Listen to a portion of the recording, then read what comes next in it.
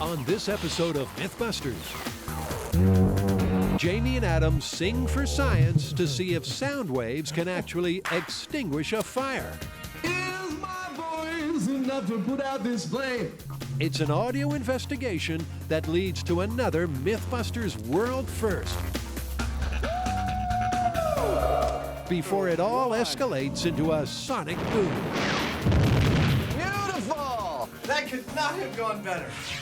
Then Tori, Carrie, and Grant test hypnosis myths. Sleep.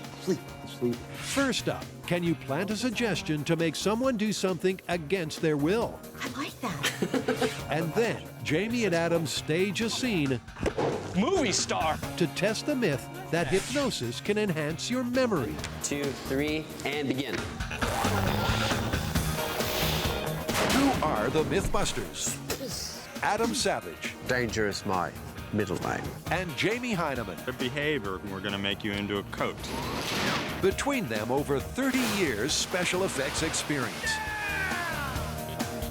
Joining them, Tori Belleci, Carrie Byron, Don't try what you're about to see at home. and Grant Imahara. He's alive! They don't just tell the myths, they put them to the test.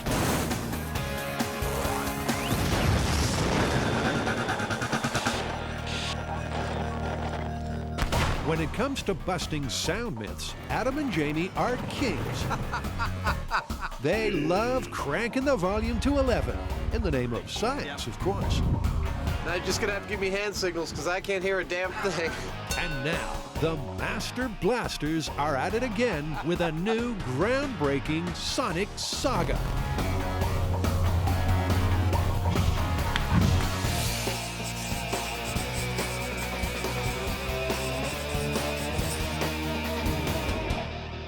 What's the myth? Quite simply, it's that you can extinguish a fire using only the power of a human voice. You're making that up. I am not. It actually comes from an early 20th century naturalist named Charles Kellogg, who claimed far and wide that he could put out fires using only his voice. And didn't he also invent cereal or something? No, wrong guy. Charles Kellogg, unlike the cereal guy, was a vocal genius. In the early 1900s, he traveled the states in a hollow redwood tree and wowed audiences with his bird impersonations, which could supposedly put out fires. He claimed he could do this not with his exhaled breath, but with the sound waves themselves. As sound travels through air, it creates pressure waves. These pressure waves can cause air molecules to vibrate, and if they vibrate enough, a flame can apparently be blown out. Do we have a plan?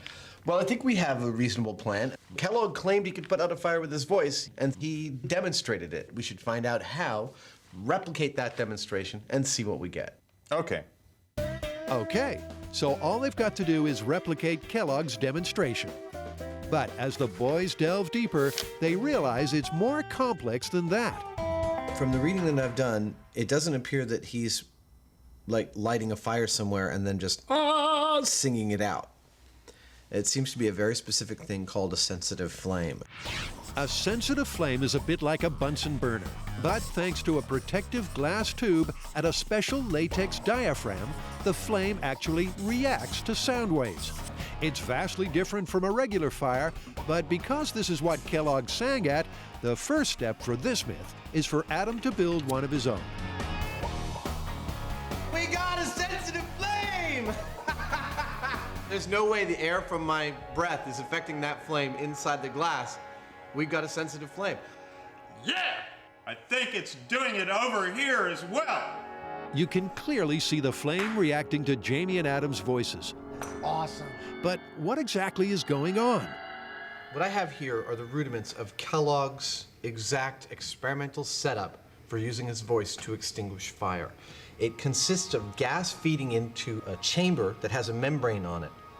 And the membrane moves in relation to the sound in the room and affects the pressure of the fire. You can see as I'm talking, the fire is moving, and it doesn't have to do with my breath, it has to do with the sound of my voice.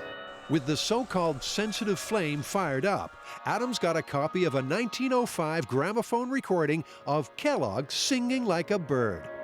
All right, here's a little history.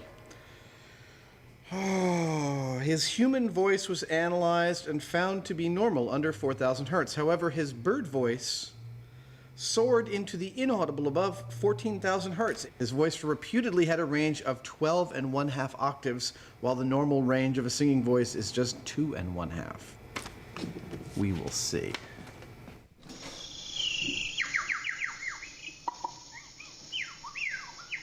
Kellogg's bird voice is astonishing. I don't care whether he's whistling or grabbing his neck and doing this or whatever.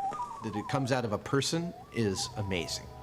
The high-frequency bird voice makes the flame go ballistic, but extinguished it ain't. That's kind of spooky, actually. Isn't it? There's a specific, like, bird call of Kellogg's that makes the flame, I think, do the largest sort of differential dance, like bango, bango, bango, bango, like that. Is he saying red rum? Despite their lack of success, all is not lost. It's possible that Adam's CD of a recording made over 100 years ago is simply not good enough quality. I'm going to try to put this flame out using my dog voice. So to keep testing this myth, the boys must come up with a way of replicating Kellogg's full vocal range before Adam goes barking mad. No, my dog voice doesn't work.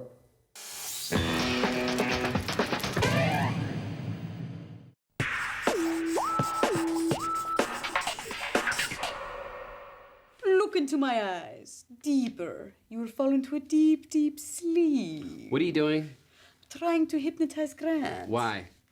We're working on hypnosis myths. Hypnosis has long sparked a spiral of myths about its so-called powers. Myths that are about to get the MythBusters treatment, starting with an all-time classic. An evil hypnotist can plant a post-hypnotic suggestion that forces you to do something against your will. Ah, you mean like in the movies when there's like a sleeper agent and they give him a code word, he wakes him up and he kills people? Exactly. Except we probably won't kill people. Who is the most effective assassin? Well, I would think anyone who manages to conceal his identity as an assassin. One who doesn't know he's an assassin. It's another mad movie plotline. An evil villain uses hypnosis to plant a trigger that turns an ordinary person into the perfect assassin without them even knowing. I must kill Pap Schmier.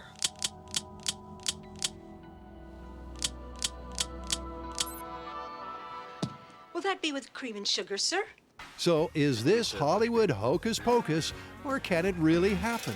All right, so which one of us is going to get hypnotized? Unfortunately, it's not that easy. Apparently, not everyone can be hypnotized. So I think, first of all, we need to go find a hypnotist, find out which one of us is susceptible. And whoever that is, that's the person that gets the post-hypnotic suggestion. Great. Let's go find a hypnotist. To put this myth to the test, the starting point is to see if any of them can actually be hypnotized in the first place. Here we have a hypnotherapist and a neurotherapist. They're going to figure out which one of us can be hypnotized. For this test, we need post-hypnotic suggestion. And if none of us can be hypnotized, we're stuck. And first up is Tori. The plan is that Carrie and Grant will monitor his progress with the help of neurotherapist Cynthia and her EEG machine. So what's this, like if I get a wrong answer, then you shock me? While clinical hypnotist Seth will try to put him under her spell. Just keep on focusing on my hand, noticing that your eyes start to feel heavy. Allow that feeling of heaviness to get more and more heavy. She's using a common technique called progressive relaxation. That's right. And just let a gentle wave of relaxing energy go from your head all the way down to your feet, to your toes. A gentle wave. Carrie and Grant will know Tori's been hypnotized when the EEG machine shows his brain's electrical activity has halved. Do you know what percentage of people are able to be hypnotized? Easily 85%. 85? To some degree. Despite the odds, they're not off to a good start because even after 10 minutes, Tori's brain activity has only dropped by 5%. I would want to see it get to about half. of what it was. So if he was about 9.5, I'd like to see it at about maybe 4. Tori's inability to relax means he's out of the race. So next up is Carrie, and the boys have high hopes for her. I actually think that she's a reasonable candidate to be hypnotized. Why? I don't know, it's kind of a gut feeling. Could you tell her to do things and she does them? No, that's definitely not the reason why. But their hopes are ill-founded because Carrie won't go under either. I think I would start to get relaxed enough that I was almost in a sleep-like state, but then I'd be like, oh, I'm trying to be in a sleep-like state. I'm trying so hard. So it's almost like I couldn't let myself completely relax. So with the score standing at 0-2, it all boils down to Grant. But will Mr. Science submit to Seth? Deeply, deeply down. More and more relaxed. Despite Grant's initial discomfort, after 5 minutes, things are looking good. Like a rag doll, deeper down. The EEG machine shows Grant's brain activity has already dropped from a level 9 to a 4. I think he's in a deep state. I think he's more hypnotizable.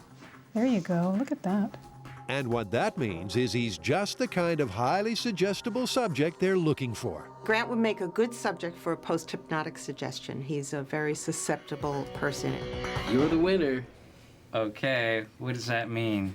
Well, you know what that means. Now we're gonna see if we can hypnotize you and see if we can get you to do something that you wouldn't normally do. She's not gonna embarrass me or anything. Don't worry, it won't be too humiliating.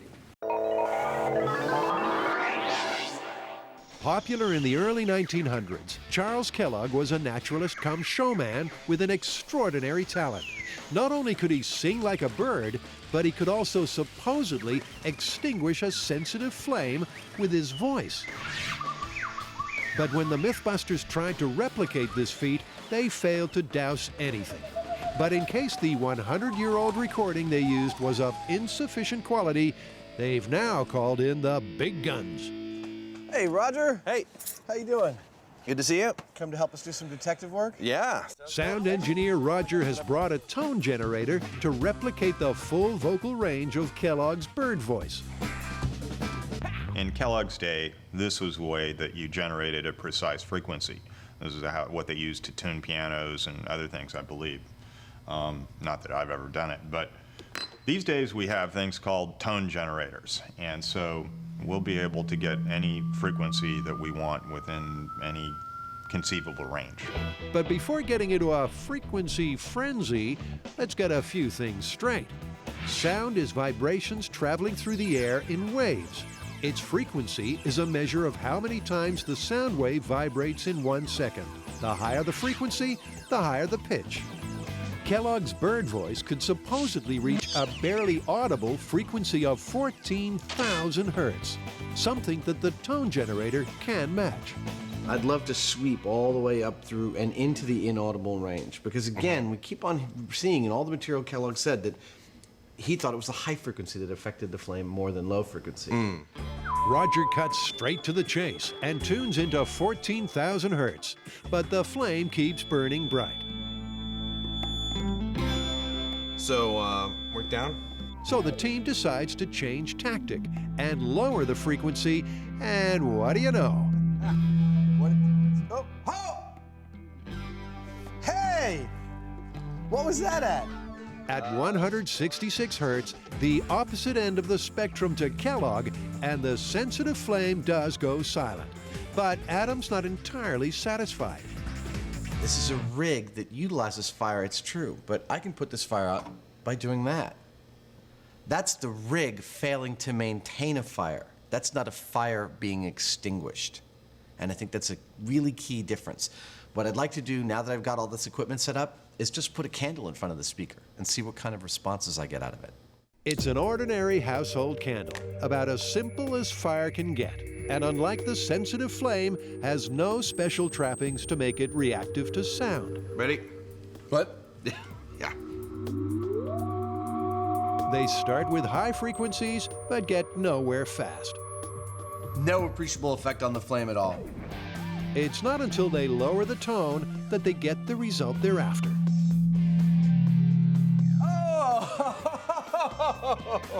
So at low frequencies from a tone generator, a flame can be extinguished with sound. The low-pitched sound sends out a pressure wave which vibrates the air so much that the flame gets snuffed out. My question now would be, could you and I replicate that with our voices? Can we pipe our voices through this thing? Yeah. So, can the human voice replicate this feat? Time to tackle this myth karaoke style. Just like in real life, Adam is loud, but he's not very deep. And the candle keeps candling on. That's as low as I can go. Will Jamie be able to do any better? Ladies and gentlemen, right now I'd like to bring up to the mic a very good old friend of mine, Mr. James Heineman. Let's bring him on up. Come on.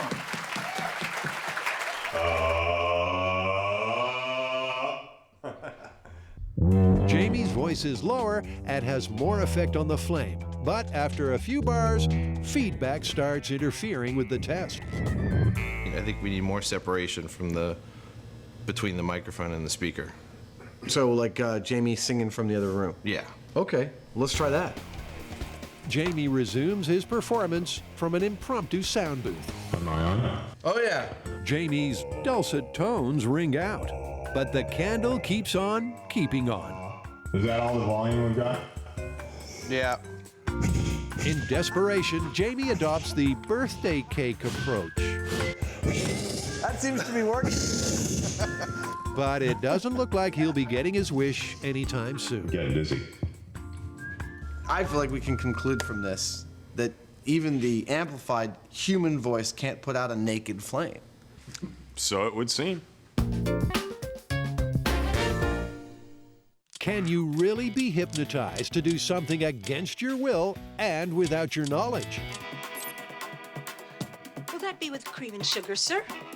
The team has already determined that Grant is a suitably susceptible subject. So, all that remains now is for Carrie and Tori to figure out what they want him to do. I'm a little apprehensive as to what the other two might have come up with in their little minds. And apprehensive he should be. There's no way he would ever do anything goofy or feminine to his robot, like paint a big heart on it. What if that... Carrie and Tori's brainstorm has yielded 2 post-hypnotic suggestions to place in Grant's brain. I like that. The plan is when Tori says the words quantum physics, Grant will suddenly decide to draw love hearts on his beloved robot, Deadblow, something he would never normally do. And when Carrie yawns, he'll jump up and down, something he might normally do. It's back into the chair for Lab Rat Grant, and it's only a few minutes before the souped-up EEG machine shows that Grant's brain activity has dropped by 50%. It's kind of creepy. He looks like a zombie. Seth wants to make doubly sure he's feeling compliant before slipping him the post-hypnotic suggestions. In a moment, I'm going to ask you to tell me your name. When I count to the number 3, you will not be able to remember your last name. 1, 2, and 3. What is your name? Grant? And your last name? It's working. He can't say his last name. With Grant well and truly under, Seth plants the seeds of post-hypnotic suggestion, starting with one he would never normally do. When you hear the words quantum physics on your robot, you're going to draw a beautiful, feminine heart. Oh my God. She just gave him the command, and he agreed to it without cracking a smile. He can't. I know he's not that good an actor. So far, so good. Now for the much easier second suggestion. Whenever you see Carrie yawn, you are going to have this uncontrollable urge to jump up and down. He looks like he's putty in her hands. I'd like you now to get ready to come back. So the seeds have been sown. They'll have to wait until tomorrow to see if they've taken root.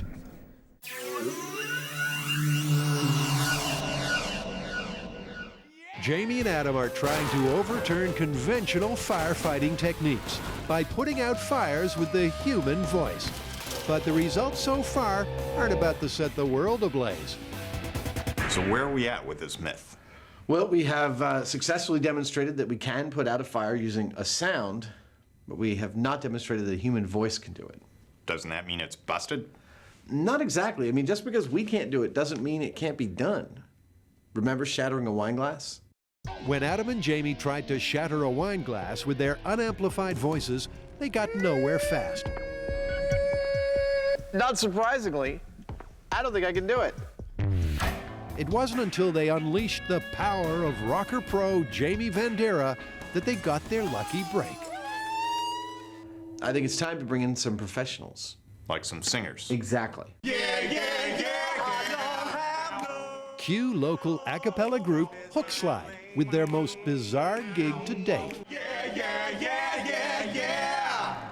All right, guys, so instead of entertaining crowds of people, it's a physics problem today. Today's challenge is to extinguish a candle using their voices, with a little help from Roger. Whenever you're ready, take it away and try and put out that candle. Sure, they can hold a harmony, but are they firefighting material? One of you hit a really specific note. Once again, it's the low frequencies that have the most effect, so bassist Jonathan gets his chance for a solo. At first, even his lowest low doesn't work. Do the buzz, see if you get the beat. But as the saying goes, if at first you don't succeed, well... Now, what's he doing to make that sound? I'm doing two things at once. Firstly, I'm just singing normally. And then I'm also buzzing my lips together, pushing air through my lips. And you do them together.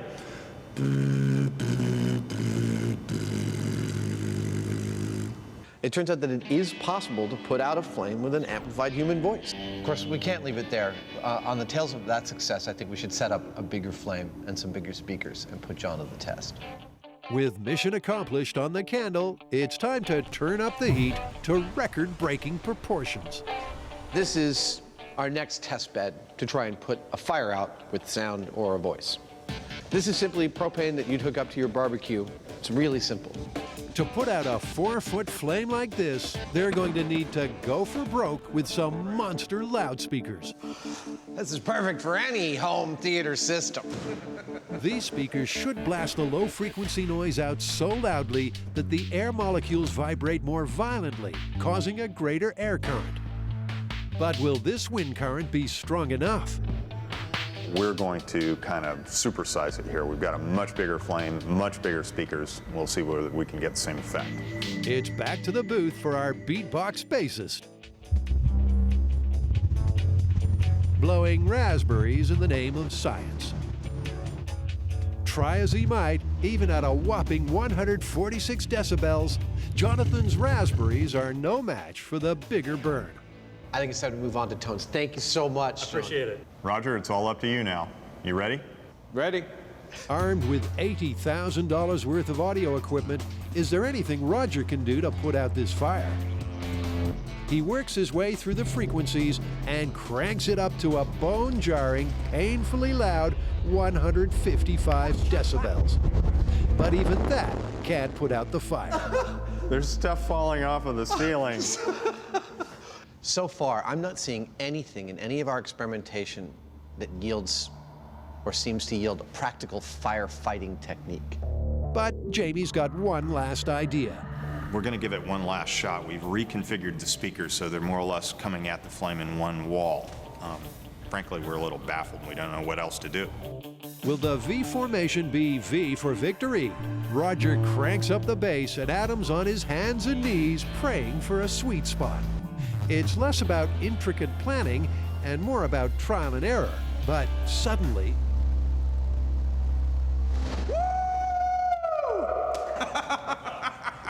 Oh my God. It's a red-letter day for science, because at 55 hertz and a room-shaking 149 decibels, they've achieved a world first. No one has ever put out a fire of this size with sound until now. This is yet another in a long line of cases in which I completely didn't expect the result we got at the very end of the day. Everything we'd done up until we got that flame to go out was telling me not going to happen. Difference between a candle and a real fire is significant, and we were not going to get any positive results, and we did. That's stunning. I love being wrong. But it's not over yet, because before this myth is extinguished, there's an explosive twist to the tale.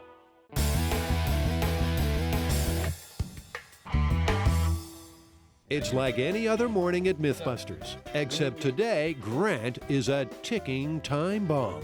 Yesterday, he was implanted with 2 post-hypnotic suggestions. It's time to see if those seeds have taken root. All right, so the 2 triggers are, one, we're saying quantum physics, and that's going to cause Grant to pull out his marker and go draw hearts on his robot. And then the second one is Carrie's going to yawn, and that's going to get him to jump around. So either way, it should be a very entertaining day. Neither Carrie nor Tori have spoken to Grant about yesterday's hypnosis session. As far as he's concerned, he's designing a Diet Coke and Mentos rig. So, bring on the trigger words. You know what I can do is make something that will just push them all in really quick. That just seems like a lot of extra work.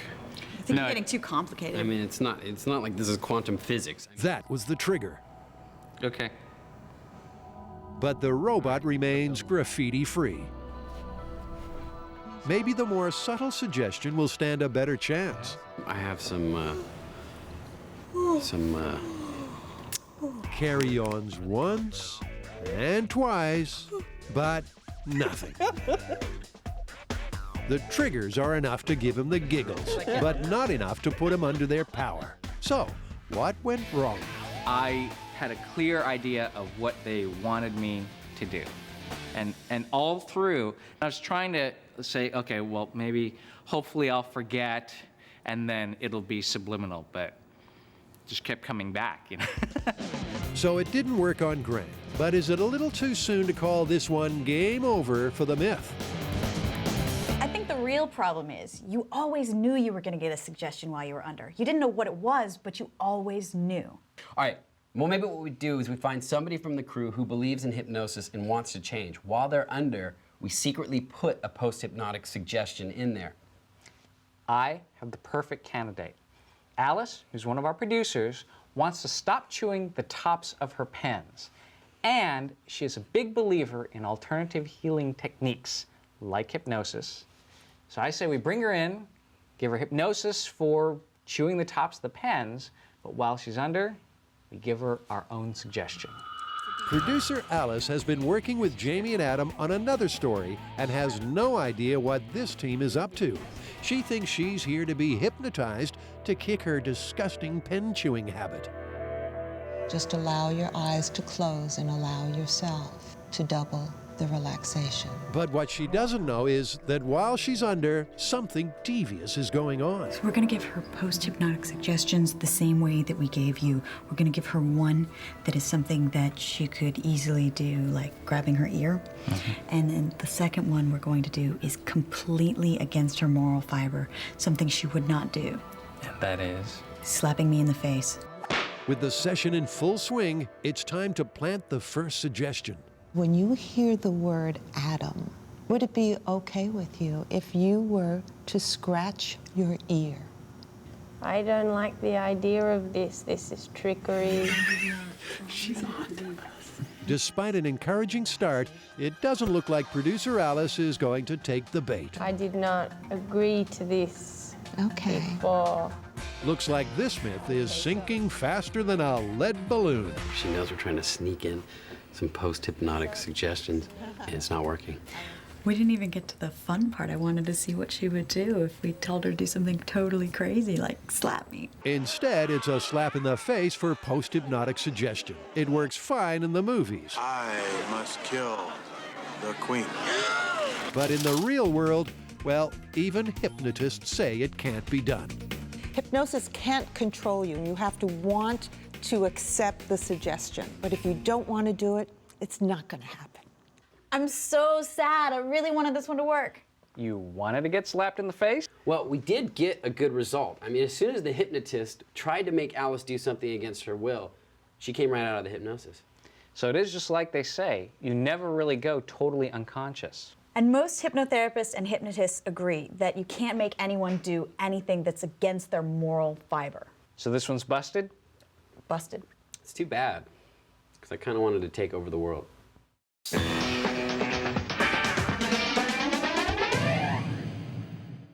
Grant, Carrie, and Tori have been having so much fun exploring hypnosis myths Like it's quantum physics. that Adam and Jamie can't help but join them. What are you doing? Carrie, Grant, and Tori are doing hypnosis myths. And as long as they're exploring the subject, there is one I have always wanted to try. Now, what's that?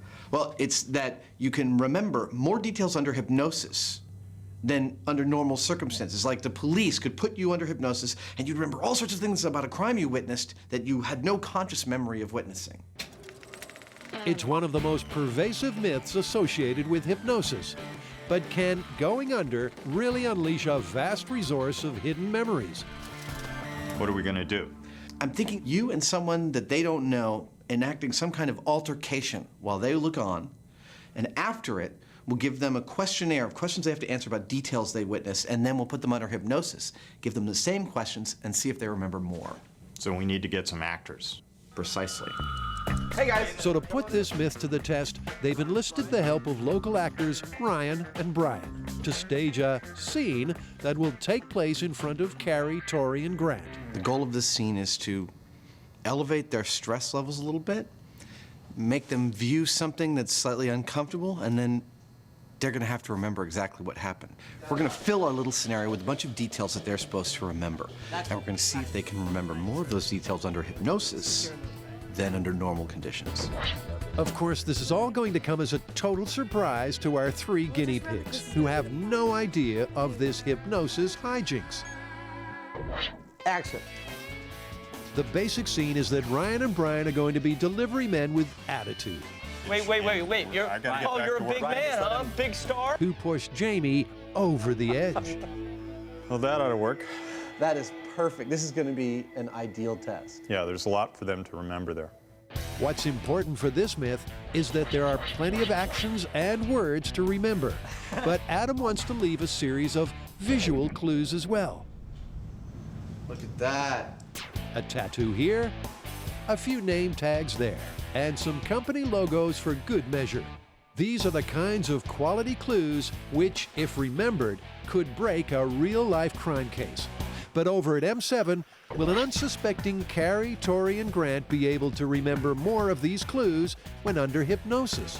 Only the camera crew have been let in on the little secret, so they can record it going down. So, let the scene be seen. I have a package for M7. I can take it. You're that guy, man. Hey, how's it going? This is the guy from the show, right? You're from the show where they blow stuff up and stuff? Yeah. Oh my God. You mind if I get a signature though? A whole array of clues are being dropped as the scene gets underway, but are any being picked up by the team? Cool. Just put something like, live the myth, live the dream, or something like that. You gotta be kidding me. No, I'm At serious. first, they don't take much notice. Can I take a picture of you and me? I'm gonna wear the beanie. Until things escalate. Wear the beanie. Leave the hat alone. It's cool. Oh, what? We gotta get What? back You're to work here. Big TV star, huh? Yeah, you don't Now, the scene has got their undivided attention. You know what? You know what? Screw that. What? No photo, Just no sign. package. God, movie star. Vlad, somebody's got time for this. Vlad. When was that? The only way that any of that would make sense if some music started and he started taking his clothes off or something. If it was like a... With the show over, it's time to let them in on the scam. How did you like that? That was pretty funny. It was crazy. We constructed that whole scene to give you guys a bunch of facts to try and remember. The myth is that under hypnosis, you might remember more about a crime or an event that happened in front of you than you would under normal conditions. That's So we wrote down a whole bunch of details about the physical appearance of those guys and about the narrative of exactly what happened, and we have those questions in here. We're going to ask you guys this questionnaire, not under hypnosis, and then under hypnosis, and see if there's a difference in the results. None of us had a clue. None of us were in on it. It's just going to be an interesting test to see if we do better before and after the hypnosis. Well, now that I know it's a memory test, I'm hoping that I paid close enough attention to these people to be able to describe them. Time to find out as Tori, Carrie, and Grant submit to the MythBusters memory exam. I feel like I'm back in high school. No, because if you were back in high school, you'd be cheating off of me. I'm going to cheat off of you. I'm going to cheat off Grant. Ready? 1, 2, 3, and begin. They're going to be asked the same set of questions before and after hypnosis. Right. Questions about the culprits' names, their distinguishing features, and even their smell. That's a weird question. We'll test their range of recall across all the senses. I think that's it. I'm done. I can't remember anything else. So how do they rate their recall? I mean, I know there's a lot of details that I probably got wrong. I remember things, but I don't remember specifics about those things. He's not kidding. Although they could all remember some general info about the scene, no one was able to recall anything critical that could lead to an arrest in a real-life case. But will hypnosis help paint a clearer picture before this case goes cold?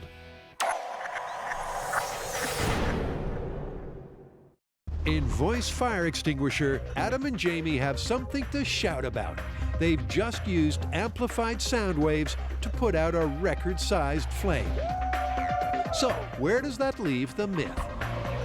Are we ready to call this one? I think based on what we've gotten so far, yeah.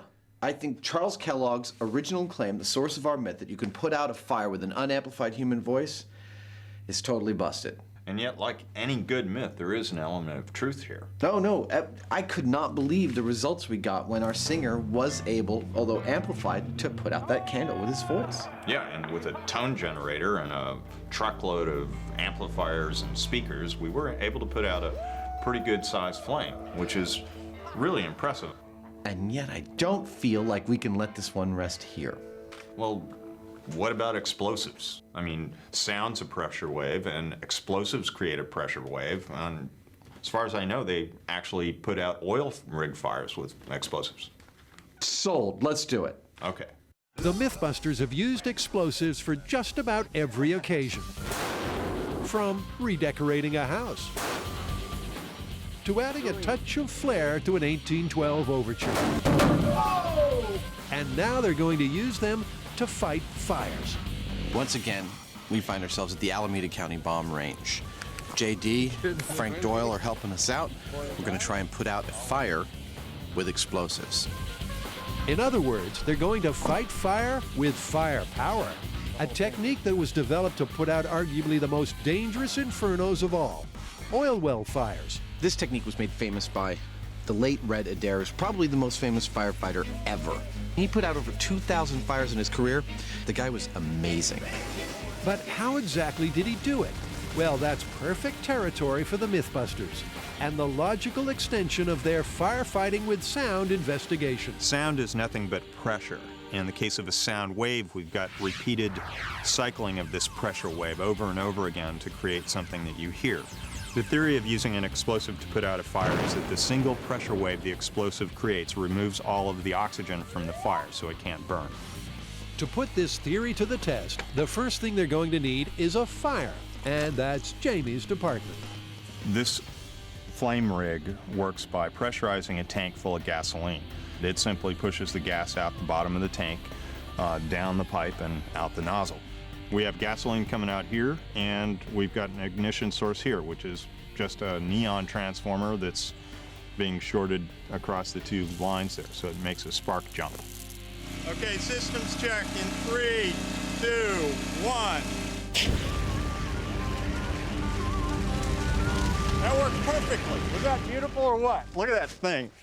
Yeah, it doesn't get much neater than that. With the fire rig fired up, Adam works on an explosives delivery system.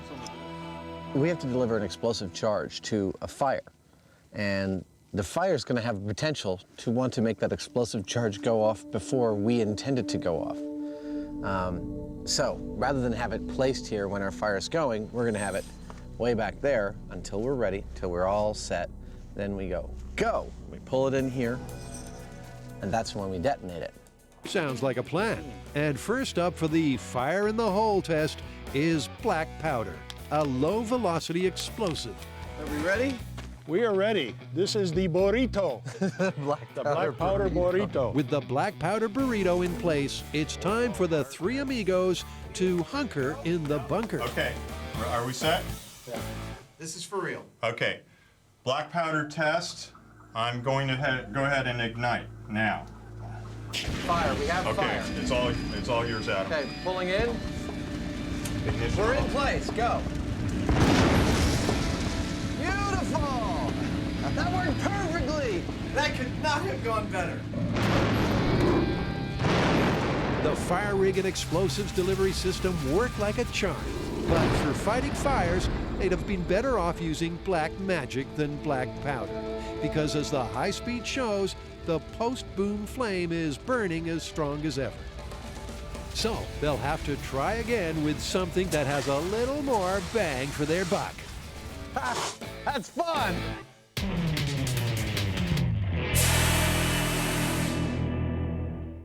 So far in tackling the myth that hypnosis enhances memory recall, Janie and Adam have staged a scene. Leave the hat alone. It's cool. We got to get back to work here.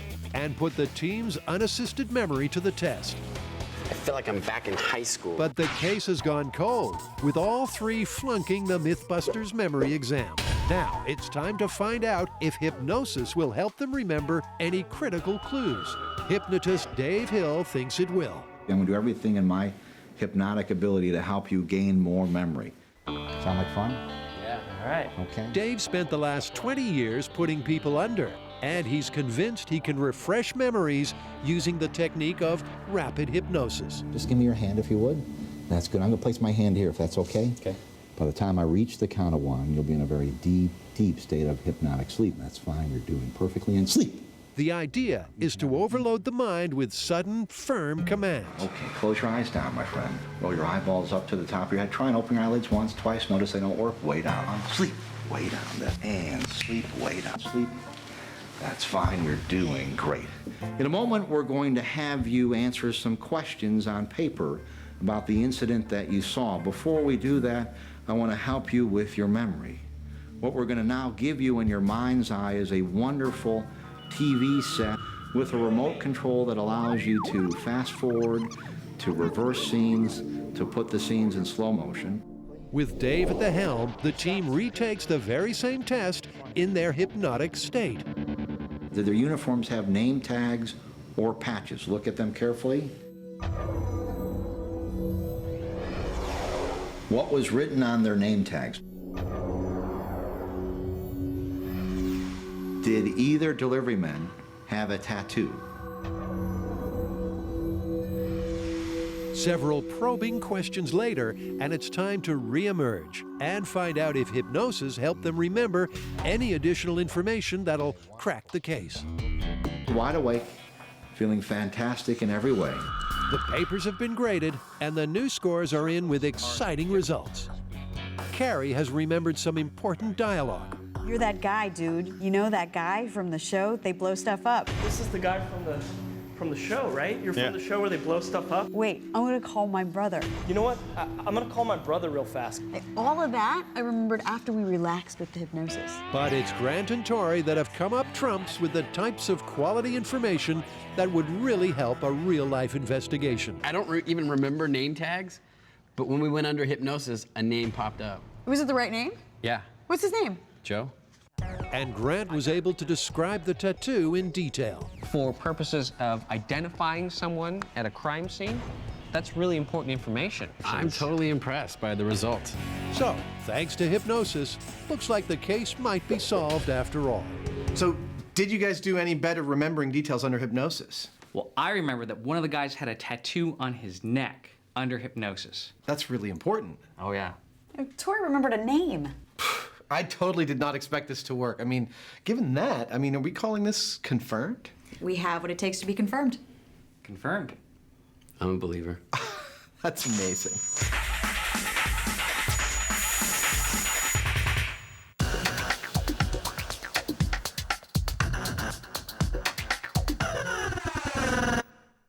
At the bomb range, the MythBusters are trying to put out fires with explosives. A I'll let Adam explain why. We have already tried putting out fires with sound. We started out with our voice. Then we moved on to sound generating equipment. Now we're trying explosives. We have already tried black powder to put out fires. Now we're going with high explosives. The throughput here, the key point that travels through all these experiments, is attempting to use waves, either sound waves or shock waves, to put out fire. And next up in this thread, it's the MythBusters' favorite. We've used high explosives a number of times on the show. Exploding safe, exploding pants. And then there, of course, is the granddaddy of them all, which was 22,000-foot fall. The 1,000 pounds of high explosives triggered not only the biggest blast in MythBusters history, but also, rather alarmingly for this test, set the surrounding hillside ablaze. Now, in a reversal of fate, Jamie and Adam want to know if the same ingredients can be used to put out fires. That's high explosive, huh? That is a high explosive. Wow. It looks more like a taco. So why would high explosives work when low explosives fail? Is there a real qualitative difference between a high explosives shockwave and a low explosives shockwave? Oh, very definitely. A high explosive shock wave is much more intense. It's more of a wall. It has more push and more speed. It's that push, that immense pressure wave, that should apparently be able to extinguish the flame. Once again, they'll be using the explosives delivery system so that the charge will arrive in the fire at the precise moment. And after a quick reset, electric's good to go. They're ready for blast number 2. Fire in the hole! Fire in the hole! This is Can We Put Out a Fire with High Explosives? 3, 2, 1, go. There We it got is. fire. Okay. Taking out spark. Spark Moving off. explosives into position. It's in. And firing. Wow! Oh, that was awesome! Woo!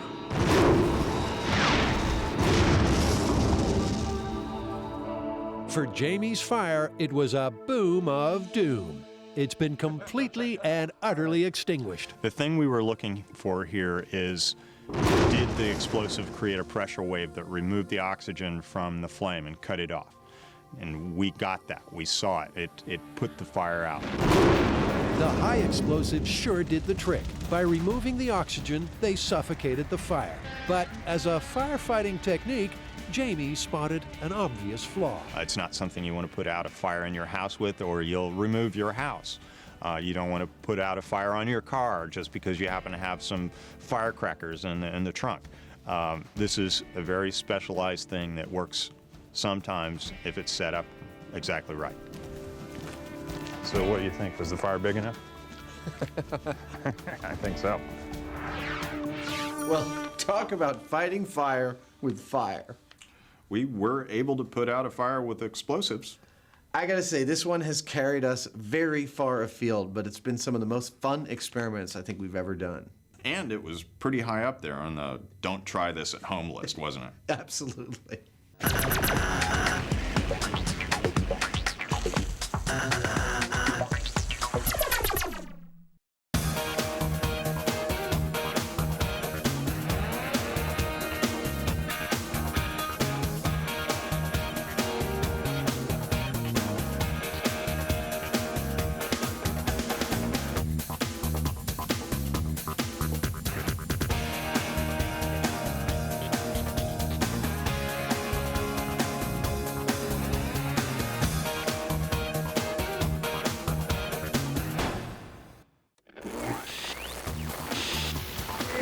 On this episode of MythBusters, it's a dog's life. The team is on the trail of 3 canine conundrums. It's a dog-eat convict world out there.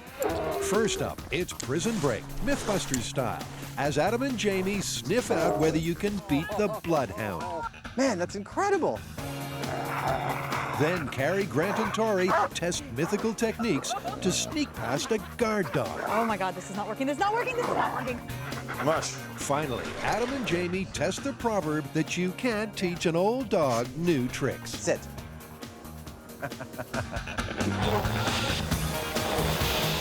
Who are the MythBusters? Adam Savage and Jamie Heineman. Gets me all worked up just looking at it. Between them, more than 30 years of special effects experience. That was heavy. Joining them, Grant Imahara. Are you feeling lucky, punk? Tori Belleci. Somebody order some exploding pants. And Carrie Byron. High explosives and electricity. Woo! They don't just tell the myths, they put them to the test.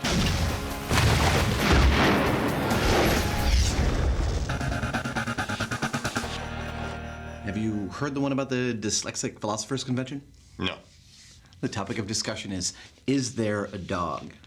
What are you going on about? It's time. We're doing an all dogs MythBusters dog special. We have been inundated with myths from the fans and on the website, and now it's time to put them into a show. Okay, it sounds like fun. Yeah.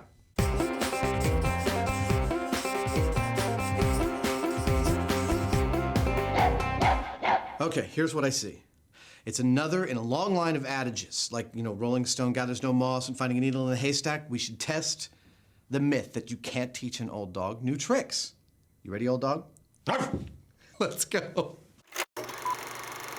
Man's best friend. They're smart, they're talented, and crucially, they're quick to pick up new tricks. But the question is, are our canine companions learning days behind them when they reach old age? What's that you say? What's the plan? Excellent question. I think it's pretty straightforward. I think we bring in a couple of dogs and we see if we can teach them some tricks. Well, they got to be old dogs, because after all, that's what this is about. Maybe we can each take one, we'll train them separately. They should be also as close in age as possible. I mean, preferably they're from the same litter, couple of brothers, brother and sister, something like that. And we can do some kind of, like, a dog show. What do you think? A MythBusters dog show at the end? That's perfect. Let's do it. And just as perfect are these beautiful old dogs, Bobo and Cece, an untrained 7-year-old brother and sister pair. Bobo and Cece appear to be Alaskan Malamutes. Now, this breed is notoriously difficult to train. They're headstrong. So, if we can train these old dogs, this being the worst case scenario, we should be able to train any old dogs. Mush. Adam and Jamie have just 1 week to get these homeless fur balls pulling in the right direction. So they're going to need some expert help.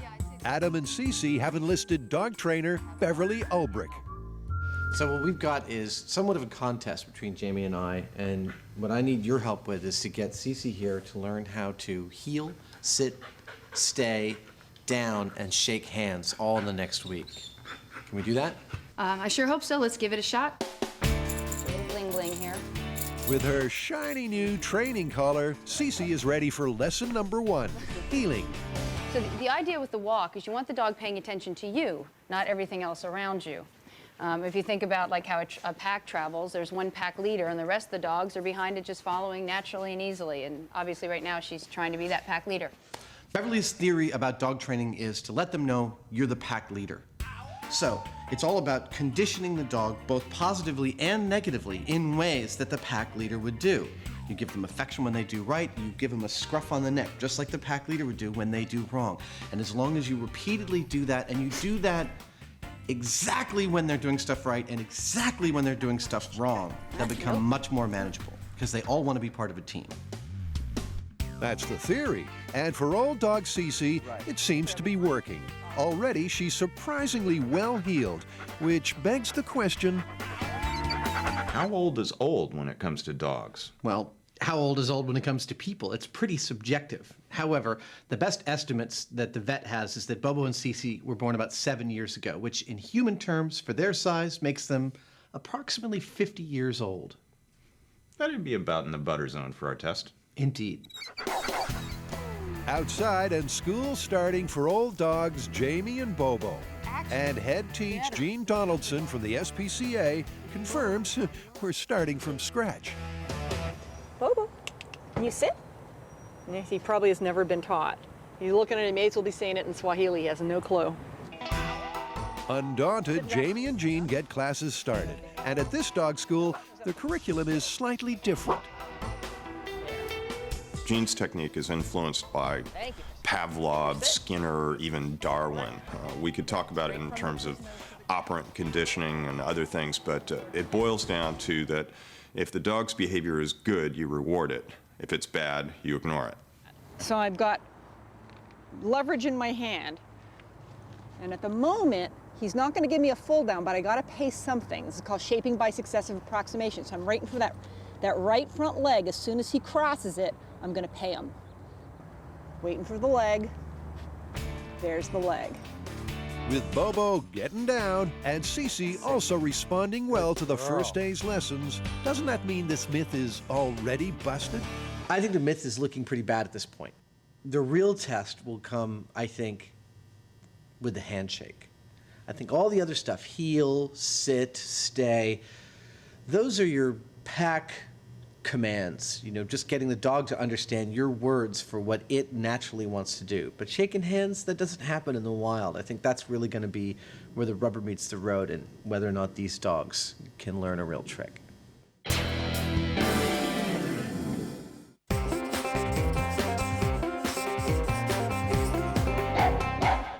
Our next myth could get you ripped limb from limb. Cool. What is it? We're going to the dogs. It's time to test mythical ways to get past the guard dog. Oh, cool. Like throwing them a big juicy steak. We have a whole list of ideas for trying to get past guard dogs. Man, this sounds dangerous. All right, we're in. When it comes to breaking and entering, the MythBusters are, unsurprisingly, experts. Their criminal record includes safe cracking, climbing air ducts, and beating laser beam alarms.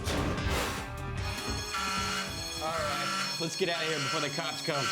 But today, they're filling the gap in their criminal CV by testing mythical methods to bypass a guard dog. Okay, guys, what's the plan? I think the first step is obvious. We need to get ourselves a dog, and I don't want to use just vicious pets. I want to go find a guard dog training school and get a real guard dog. This is gonna be fun. Oh yeah, as long as we don't get bitten. Yeah. The researchers have found just the place to get this myth off the ground. Whitmer Tyson Kennels, where police and guard dogs go to school. And in case you're wondering who let the dog out, Mike the handler did. This is Iwan. He's a 5-year-old German Shepherd. And what we can do is we can give you a demonstration on how he stops people. One of our main trainers here is Jim. He's going to play the bad guy, and he's going to try and escape. Wow.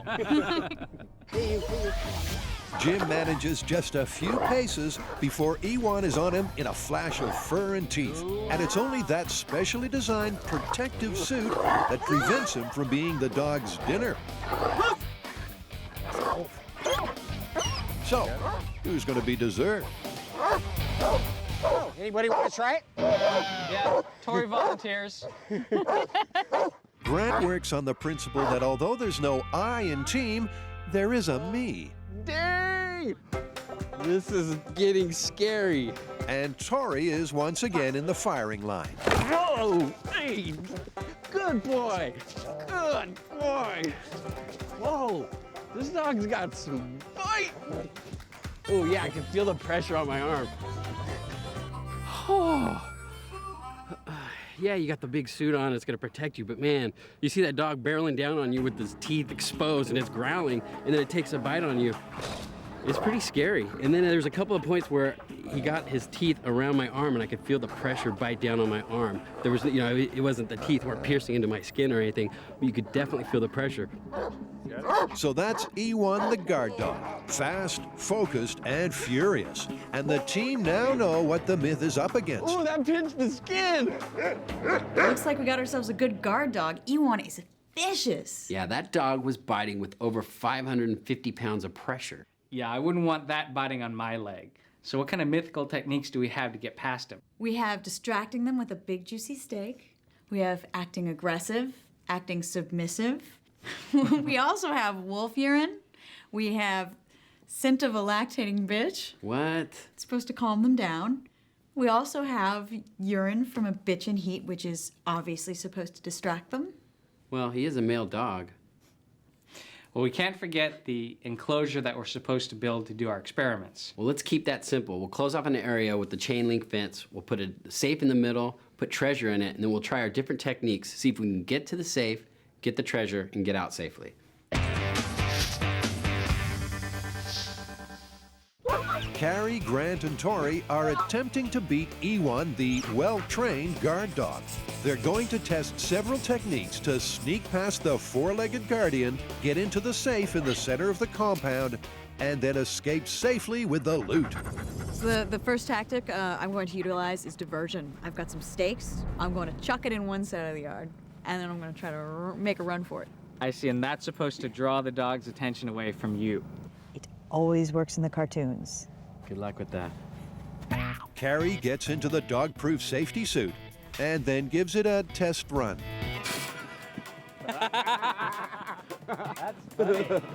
With Carrie about as mobile as a dog's chew toy, she adapts her heist plan.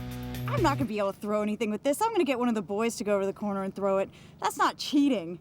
Everybody's got a partner in crime. Tori gets the plan underway by interesting Ewan in his meaty treat. Oh, look, he likes. Oh, you looking at it? He like. Oh, you like these. You like the meat. I think you guys should probably go for it now, no? Tori's tasty T-bone taunting has bought Carrie enough time to get to the safe.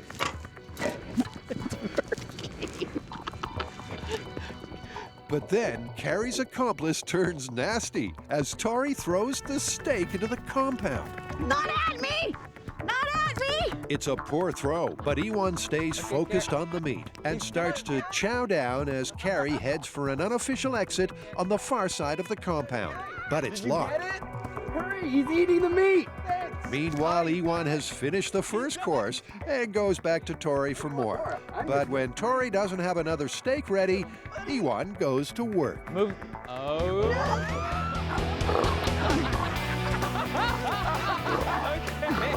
Okay. Get him.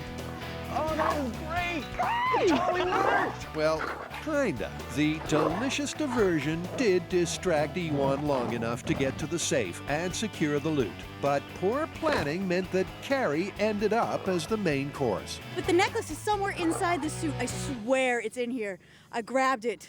So it's plausible to distract a guard dog with tasty treats. But without that suit, Carrie would have been breakfast.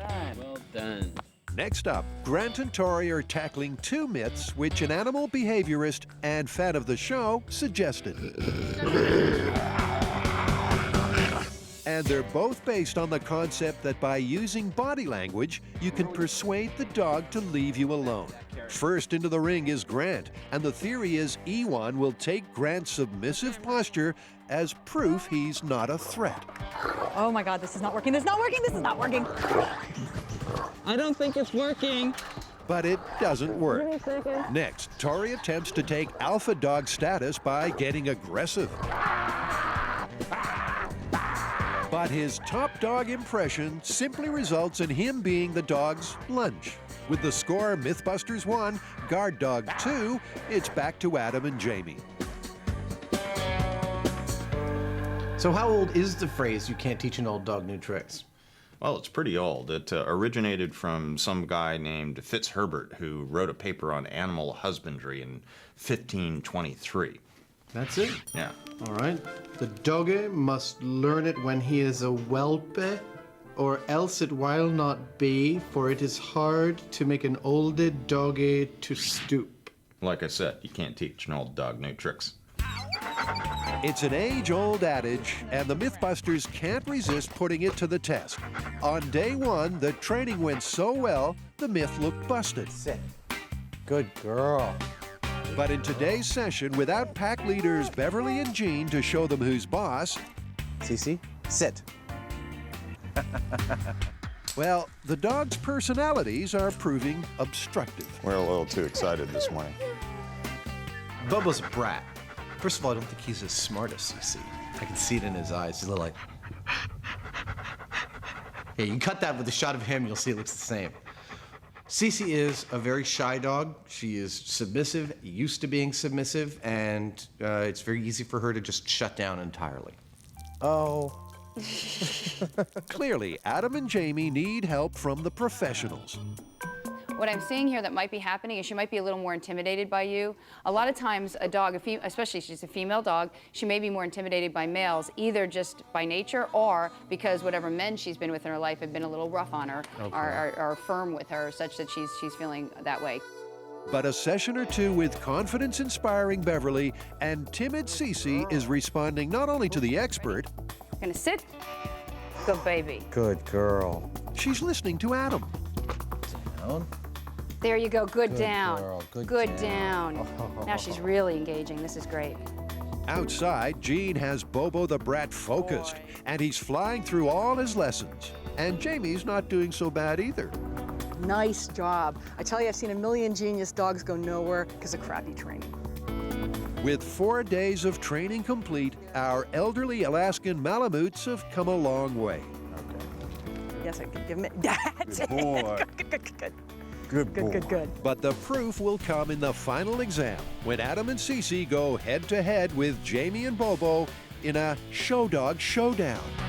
Bobo, you gotta behave or we're gonna make you into a coat.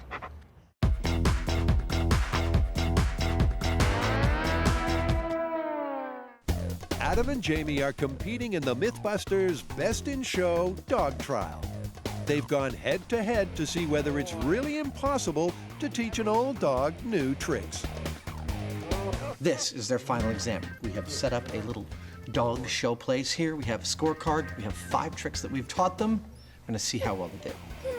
With Myth-Turn Jess in position as judge and jury, everyone and every dog is ready. All right, everybody, and welcome to the Old Dog New Trick final exam. Adam and Cece, you're up first. Let's start with the heel.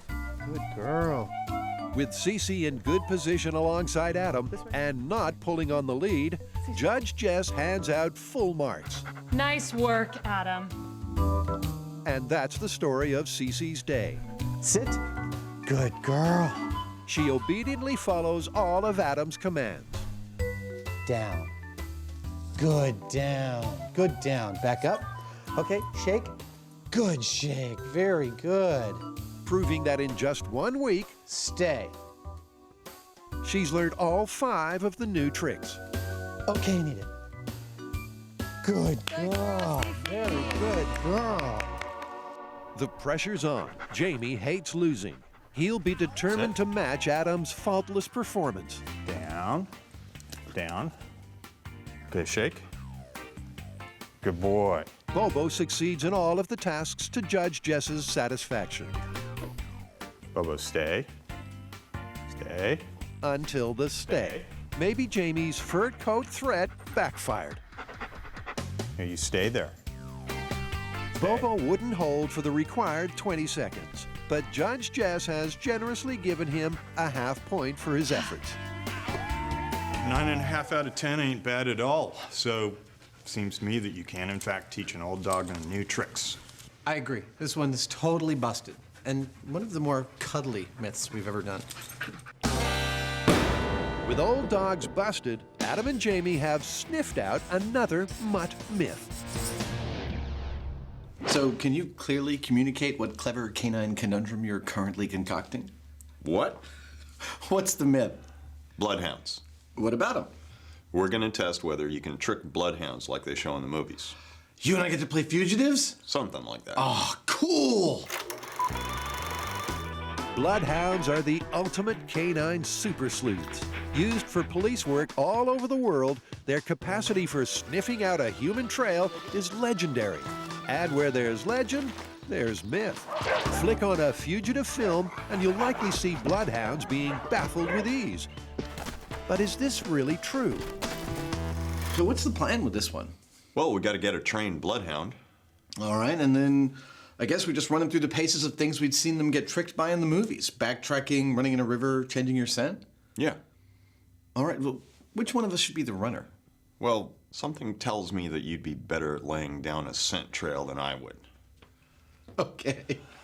I'm going to say yes just because I want to do it. Let's get straight into this. Straight into it? Sure. Can you guess what my role is today? I am the chasee. And I'm going to go over there and try every trick in the book to throw these dogs off my trail. We're going to see what works and what doesn't. Prison breaky Adam's all suited up to be the fugitive. And here's what he's facing.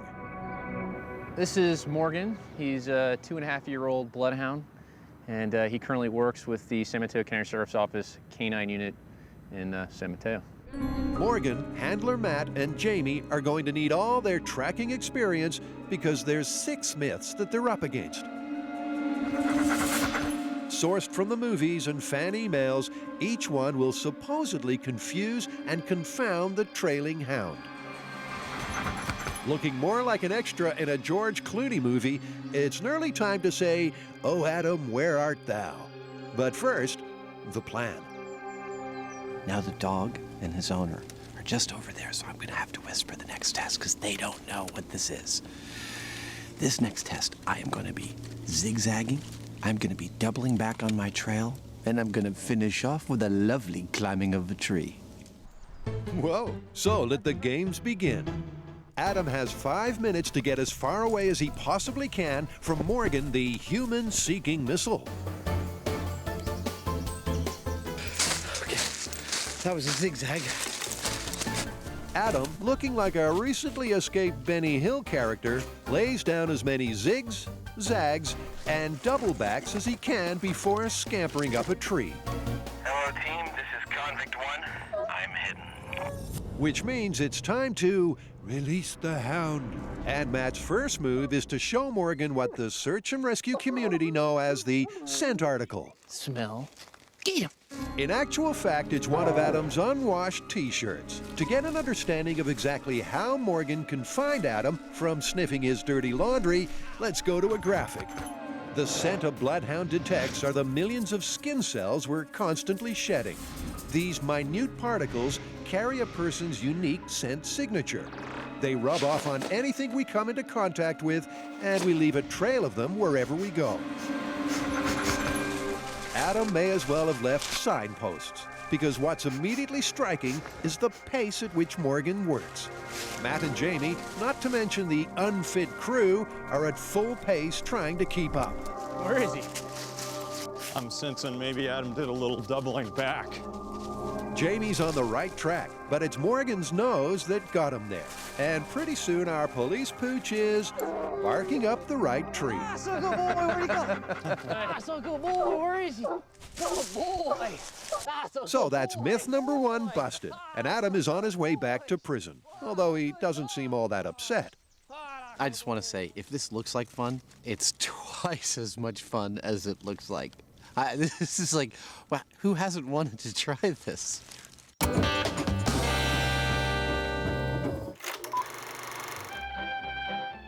Put a puppy in a hat and get it to yodel, and it's no wonder that dogs are a man's best friend. But as Carrie, Tori, and Grant are finding out, that's not always the case. They're testing mythical ways to beat a vicious guard dog. Distraction by dinner proved successful, but changing their behavior was a dog's breakfast. So the next thing we're going to move on to? Scents. Scents. Makes Makes sense.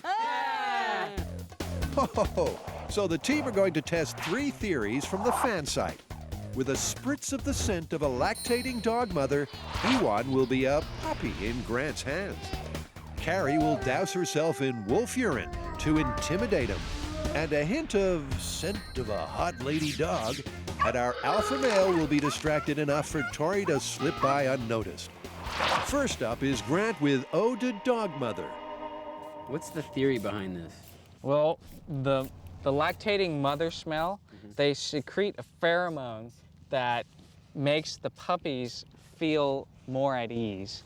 It calms them down. So this is supposed to calm the guard dog down? Yeah. Grant and his pheromones enter the compound, but Ewan is no one's puppy. It's not working. It's not working. That's another one busted. What's next, Carrie? Now, this is a myth that quite a few people believe, so I'm really interested to see if it's true, see if it works. Wolf urine.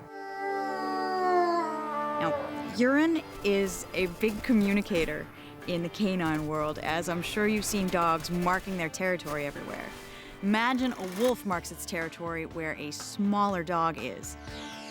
Basically, with a splash of stinky wolf wee, fresh from the internet, where else do you get it? Carrie's trying to intimidate E1 by smelling like the big bad wolf. And at this point, you can feel lucky you're on the other side of the screen. That's strong. But will our guard dog be scared off? Wait.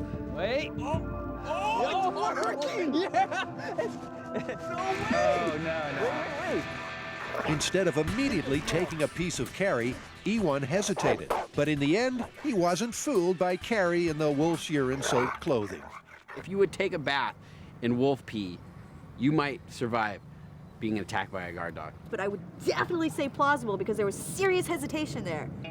Next, and the guys are going to try and distract E1 with Ode to Hot Lady Dog. This is fresh from the kennel, bitch in heat urine.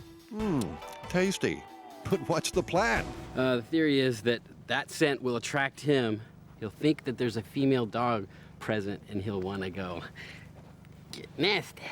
And then I will sneak by him while he's looking for that female. Carrie wafts the tempting odor under the guard dog's nose. Oh, yeah. And suddenly, E1 has his mind on another job. Come on, big boy. Come over here. You smell that? He's definitely interested. And Carrie ups the stakes with a urine-soaked rag and a little trail of scent along the fence line. Tori tippy-toes inside, and incredibly, the plan appears to be working. E1, oblivious to the intruder, is simply thinking hot lady dog thoughts. Look at the drool coming off of that dog. Those chops are soaked. I can't believe it. We just did bitch and heat, and it worked. The dog was totally distracted. He had his face down in the urine the whole time. Every once in a while, he would look up, check me out, see what I was doing, but then he would go back to the urine. I just slowly walked over to the safe, got the jewels, and slowly walked out. I mean, he didn't even act like he was gonna try to attack me. It's pretty impressive. Yeah! Yeah! It worked! Bitch and heat. Give it up! Nice! While Tori shakes his booty after securing the booty, the final results for beating the guard dog are in. But this shaggy dog story ain't over yet. Many MythBusters moons ago, in the story of the salsa escape, Adam proved that he's a dab hand at literally breaking out of prison. And I escaped! But now the team is testing the myth that on the resulting manhunt, Yeah, zigzagging didn't work at all. the bloodhounds can be foiled with a few fiendish tricks.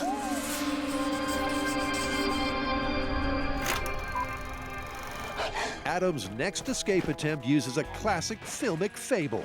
It's the old cross a river to trick a dog technique. So, gentlemen, this is like a game of hide and seek to space the tree. Jimmy, let me know every minute. You know that I'm gone up to 5 minutes. Okay? Okay. I'm trying not to look at dogs, see where I'm going. Okay. Look at the tree, bro. And he's off.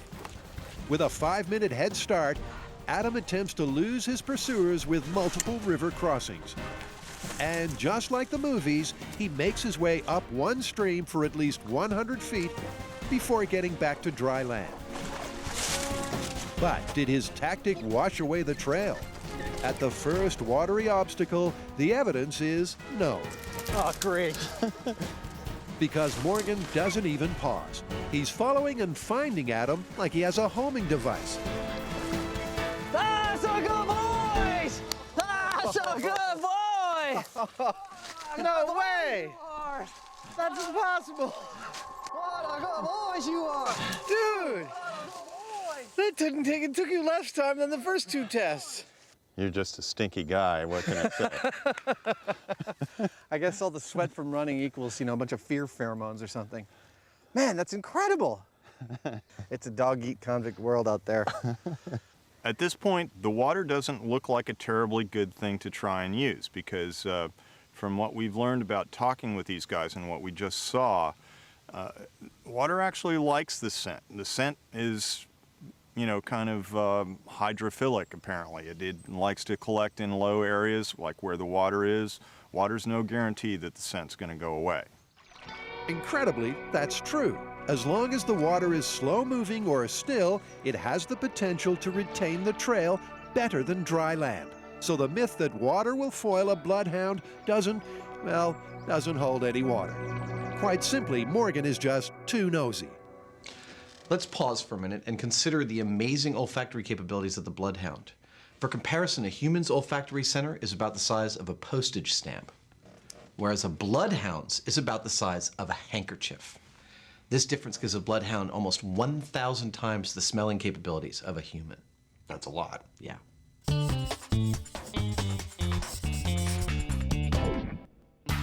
Adam is once again on the run. Maybe he escaped before he had a chance to use the prison gym. Seeing as he won't be able to outrun Jamie and the Bloodhound gang, he once again uses film folklore. In Cool Hand Luke, hero Paul Newman conjures up a cloud of peppery spices that, when inhaled, supposedly blind the dog's noses. Could this be the method that messes up Morgan? This time I used MythBusters brand ground pepper. I had a confidant of mine stash it in this barn where I knew it would be. And I sprinkled it all over the floor of the whole barn, and then I jumped out the window. And the theory, this is right from the movies, is that the dog smells pepper. Can't smell human smell anymore. With his trail trap of nasal disaster set, Adam hunkers down in his hidey hole. And Morgan and his team of human handlers, ignoring the spectacular scenery, soon arrive at the barn. Where'd he go? Where'd he go? Couldn't be in there. Let's go. Come on. Let's go. Where'd he go? But after a couple of circuits and no sneezing, Morgan finds the trail leading away from the shed and right to a very busted Adam. You found me. Despite the peppery problem, Morgan once again gets his man. Well, I think we've proved that it doesn't work. Yeah, well, it didn't hurt Morgan. So what's next? I got another one up my sleeve, but I'm not going to tell you what it is. I can't wait.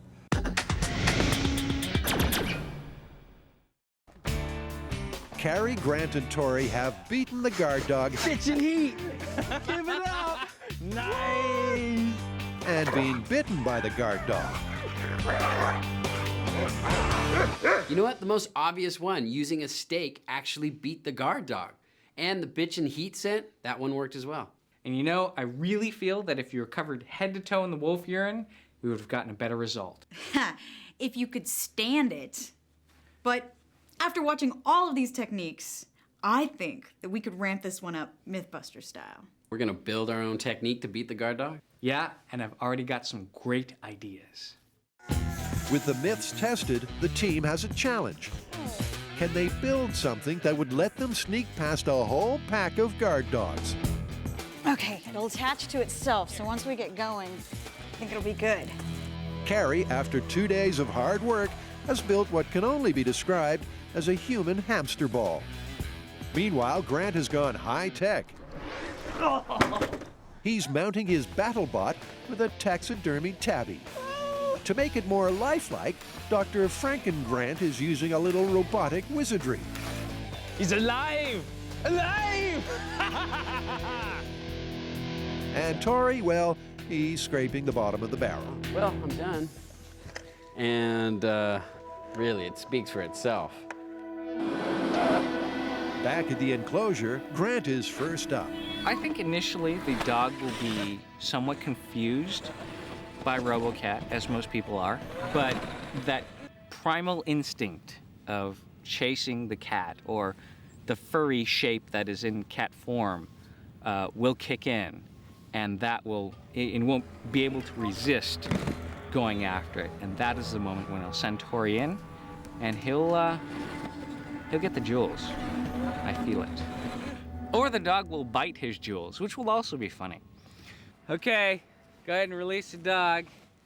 E1 is released, and that age-old cat and dog story begins. Cat runs away from dog, dog chases robotically controlled dead cat. It's a perfect cat burglar plan. Until one little misstep by remote control kingpin Grant means accomplice Tori is brunch. Run, run, run! Run, run, run. Okay. Yeah, it's kind of hard to run with an 80-pound dog using you as a chew toy.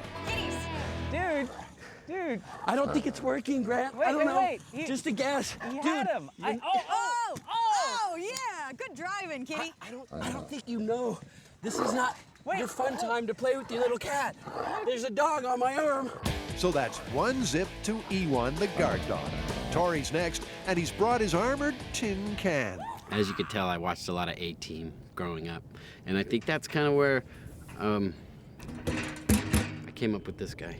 It might be a barrel of laughs and Tori, but for this test, he isn't wearing the safety suit, so there's a real element of danger. Okay, here it comes. Coming at you, but doesn't know what to do. It's all going according to plan, but there are a few scary moments. How's it going in there?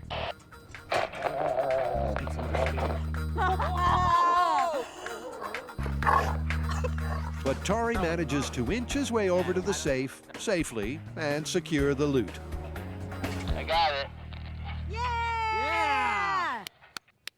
It's during Tori's slow crawl home that Ewan works out by gripping the wheel, he can get more leverage. Out! Here! And Mike the handler calls it off before Tori gets injured by Ewan's 550-pound bite force. I got it! No, you didn't. Man, you threw the towel in too soon. I was robbed. I could have been a contender.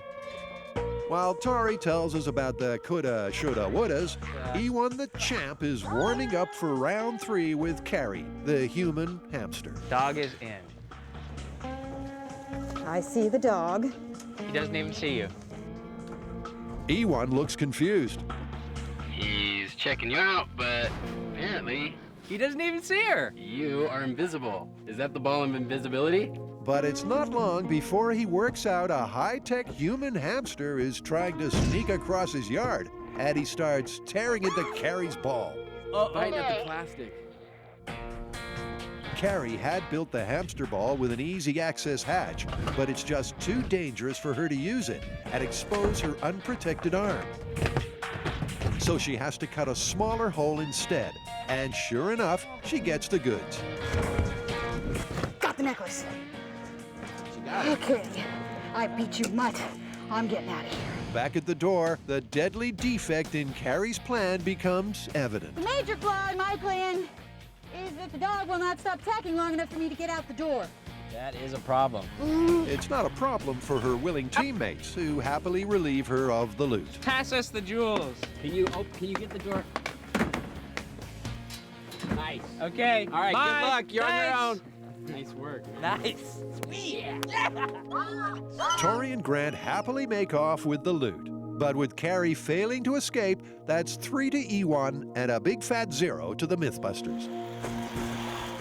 You know, guys, I think this could work if we worked in conjunction with each other. Well, it looks like our techniques for beating the guard dog had a few design flaws. Like trying to get out of the hamster ball? You know, I thought my barrel was gonna work, but looked like the dog had figured out a way to tip it over. And he wasn't fooled at all by RoboCat's lifelike appearance. Yeah, I know I was. Well, I think people totally underestimate these dogs. They're really well trained. Yeah, Mike was saying that you can actually train these dogs to ignore things. So I bet if we did this test again, they wouldn't even look twice at that steak. All I know is that I don't want to be anywhere near these dogs without the bite suit. They're vicious. Well, taking that and all of our techniques into account, what do you guys want to call this one? I think we have to call this one plausible. Yeah, I agree, because we can distract the dogs, but you don't know how long they're gonna stay distracted. It's just too risky. And crime doesn't pay.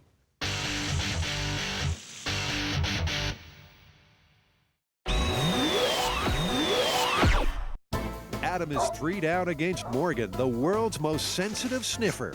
But that's no surprise, because his hooter has over 1,000 years of breeding behind it. You found me.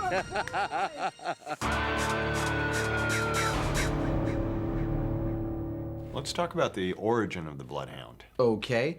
Well, we have citations referring to sleuth hounds hunting men as early as the 13th century. Yeah, but back then, noblemen mainly used them for hunting deer or boar. And it is commonly believed that the breed was refined and originated at the St. Hubert Monastery in Belgium in the 11th century. Huh. What's next is washing off and changing my clothes. We have a secret location about 2 minutes from here. We've got a wash basin and a whole new set of clothes for me. I'm gonna find it, wash myself off, change my clothes, take off in a different direction. We'll see if that fools the dog. I have no doubt he can find my wash basin. The question is, can he follow me from there? As predicted, Morgan finds the wash location. Oh, what a good boy. That's a good boy. Where'd he go? But for the first time, our intrepid trackers are stumped. But it's not because Adam has washed his scent off, it's because there's too much of it. I'm guessing he took a shower. This just might be a lot of scent. I don't know if we're having trouble getting out of it or what. Adam's odor is overwhelming because of all the water and the amount of time he spent there. I know, where is he? Matt realizes this and works Morgan over the area looking for the exit point. Meanwhile, Adam, with some time on his hands, relaxes. But Morgan remains focused. In fact, the bloodhound is famous for being patient and stubborn, characteristics that have been selected for just this purpose.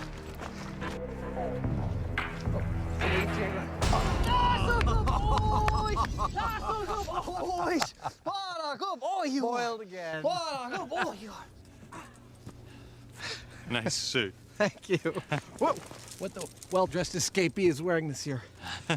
Morgan did really well on the test overall. It looked like we had a little bit of a problem at the shed, but actually, in reality, the thing I liked about it is Morgan never gave up. If you can see on the tape, he's always looking for the scent. He's always searching for it. And the two trails that went in and went out were actually, I think, from the way he worked, really close together. So he just kept working until he found the way out. Once he found the way out, he nailed it. How many more tricks do you have up your sleeve? I have exactly 2 left. Well, good luck, buddy. Thanks.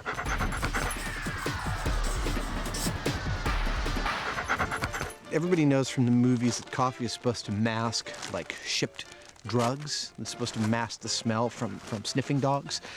And it is a very strong scent. And so I guess the theory is that it will overpower the dog's olfactory abilities and he can't start to pick up my scent. And the cologne, again, is also, something that we're hoping will overpower my odor and throw him off the trail. Did you smell that? Even I can smell that one. Unlike the spicy pepper experiment, which was designed to blind the dog's sense of smell, this coffee and cologne test is all about masking Adam's odor and confusing poor old Morgan.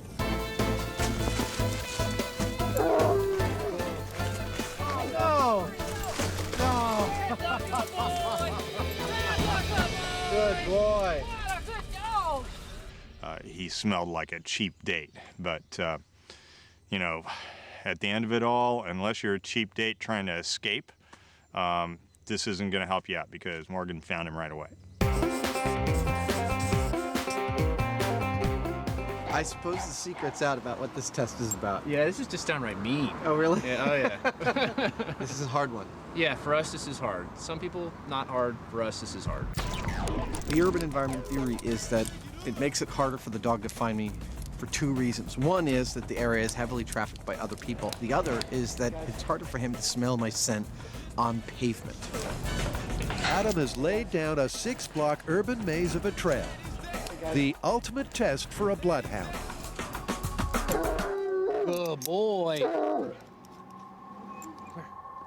Smell. Get him.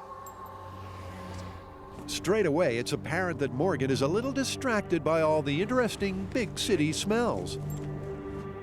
Leave it. Let's go. Where'd he go? Leave it. Let's go. Get to work. Too much stuff going on here. Matt, realizing Morgan has lost his focus and the trail, Leave it. Let's go. Get to work. brings him back to the start in an effort to pick up on the scent again. smell. Get him. Let's go. The team have clearly followed a different route to Adam, but after 90 minutes of false leads, they finally find their furtive fugitive. It's a good boy. An incredible find, but as Adam points out, there was an element of luck involved. Well, I'm amazed that you found me because I didn't go that way. I came that way. I came through a car park, and in fact, I even left a couple of scent pools for you. I got down on the ground and grinded around, give you a little gimme, and then I came through an alley back there and came this way. I wouldn't chalk this up to sheer luck, but I wouldn't call it 100% find either. I'd say it's somewhere in between, and Morgan's still a young dog, still work in progress, still learning what he's doing, and this is, without a doubt, the most difficult environment for him to track someone in. Morgan and I haven't yet concentrated on urban environments. It's just possible that if you did it with a dog with more urban experience, you might get a different result. It's true, there are plenty of documented cases of bloodhounds successfully following a trail through heavily populated areas. But there's no doubting it's tough. I don't know about you, but I've had enough running for like 3 myths. I'm gonna change back into civilian clothes and sleep for a couple of days. All right, let's clear out. As the team head home after a hard day hunting and being hunted, Jamie decides that the old film industry proverb, "never work with animals," is totally busted. This has been really a wonderful experience for us because, you know, working with an animal like this that is so amazing. I mean, Morgan was, it's like magic what this dog can do. It's also really impressive to see a man working with the dog. It strikes me as something that's more like an art. This isn't just like a machine that's picking up scents. This is a combination of the man and his relationship with the animal, taking advantage of what the animal can do, picking up those little tiny hints of what's going on and trying to pull it together into, a composition that ends up catching the bad guy. It's really something special. Let's recap all the ways we tried to beat the bloodhound. Backtracking, zigzagging, climbing a tree. Busted. River crossing. Busted. Washing off your smell and changing clothes. Busted. Covering your tracks with pepper. Busted. Masking your scent with cologne and coffee. Busted. And urban environment. That would be plausible. He did amazingly. Yep, a good dog's hard to fool. Correctamundo.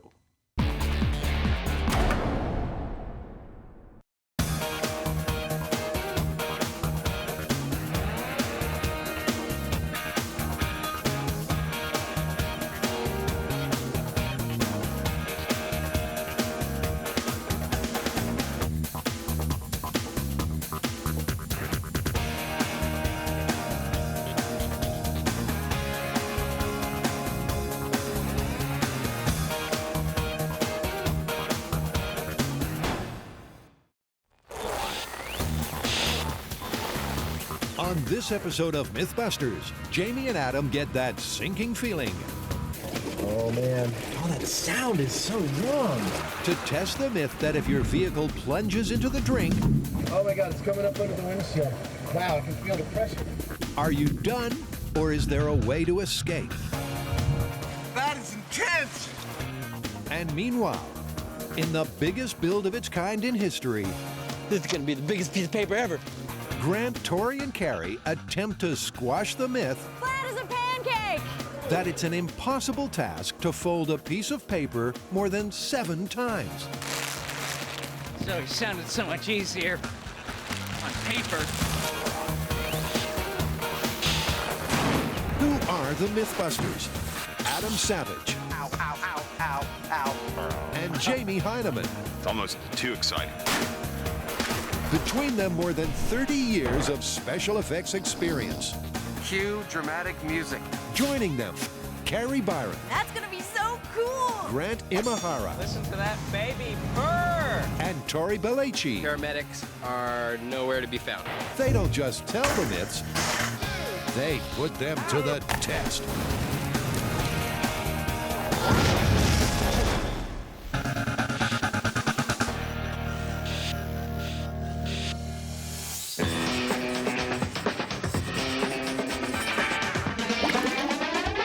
Underwater car escape. Something tells me this involves a car in the water. shockingly, that is true. This is one I've been wanting to do almost since we started doing this show. The myth is that you're in a car, it goes over the side of a bridge or something into the water and it starts to sink. The myth is you will not be able to open that door until the cabin of the car fills up with water, and then you can open the door and escape. Sounds like you might be cutting it kind of close, though. That's exactly what we're going to find out. It's the stuff of nightmares and spectacular movie stunts. But this sinking scenario is a real-life life threat. So, if you're in a vehicle that takes a dive into the drink, is it possible to escape, or would a watery grave be your fate? The myth is, if you're trapped in a sinking car, you have to wait until the cabin fills up with water and the pressure equalizes before it's possible to open a door and swim free. I think it's pretty obvious what the plan for this one should be. Yep. We got to get a real car, we got to put it in the water, and get inside it and go down with it. Really have always wanted to be the dude in the car. You got to let me be the dude in the car. You can be the dude in the car. Yes! Dude, better you than me. But before he gets his feet wet, Adam first sets up a small-scale pressure test. He fills a 3-foot-deep cylindrical tank with water. It's an interestingly improvised, rubbery contrivance that makes perfect sense to him. On the right here is a box which represents my car. And like a car, it will let water in, but slowly. It'll leak out of a lot of the corners and edges. And when you see that happening, hopefully this unit will demonstrate that the pressure's higher here on this drum that's in the open water than it is on this drum that's in the car. Adam places a small piece of Perspex loosely on the underside of the box that will represent the door of his car. Ready? Yep. Each foot the drum is lowered is equivalent to half a PSI of pressure. In the real world, that's a crushing 1,000 to 2,000 pounds of force on a door. That's the pressure inside the car, that's the pressure of the water outside the car. If you're inside this car, you're trying to open this door, you can't, because the pressure outside is higher than the pressure inside. Pressure differential. It's happening. Pressure differential occurs because water exerts greater pressure than air. When a vehicle sinks, the water presses on the doors, holding them shut. When the cabin fills with water, the inside pressure becomes the same as the outside, and it's only then its grip is released. After building up and up, the two lines finally meet. Watch this door, watch this door. And release. There it goes. To test this theory in a real-life situation, the plan is to suspend a car from a crane. Adam will be the trap driver in front, while Jamie will be in back wearing a rebreather. Then the car will be lowered into the watery depths, with safety divers monitoring the entire operation. Fresh from the classifieds, Jamie has found a classic American sedan with power windows. It runs great. Never to start again. Now to pull it apart. First thing we need to do is remove the engine from the car because any oil, any fluids that would foul the water is going to be a problem. First, he cuts the welds that hold the engine in place. Wisely putting safety before style, Jamie torches without his beret. Then he ties a chain around the engine that is attached to a forklift. Time to give it a gentle tug.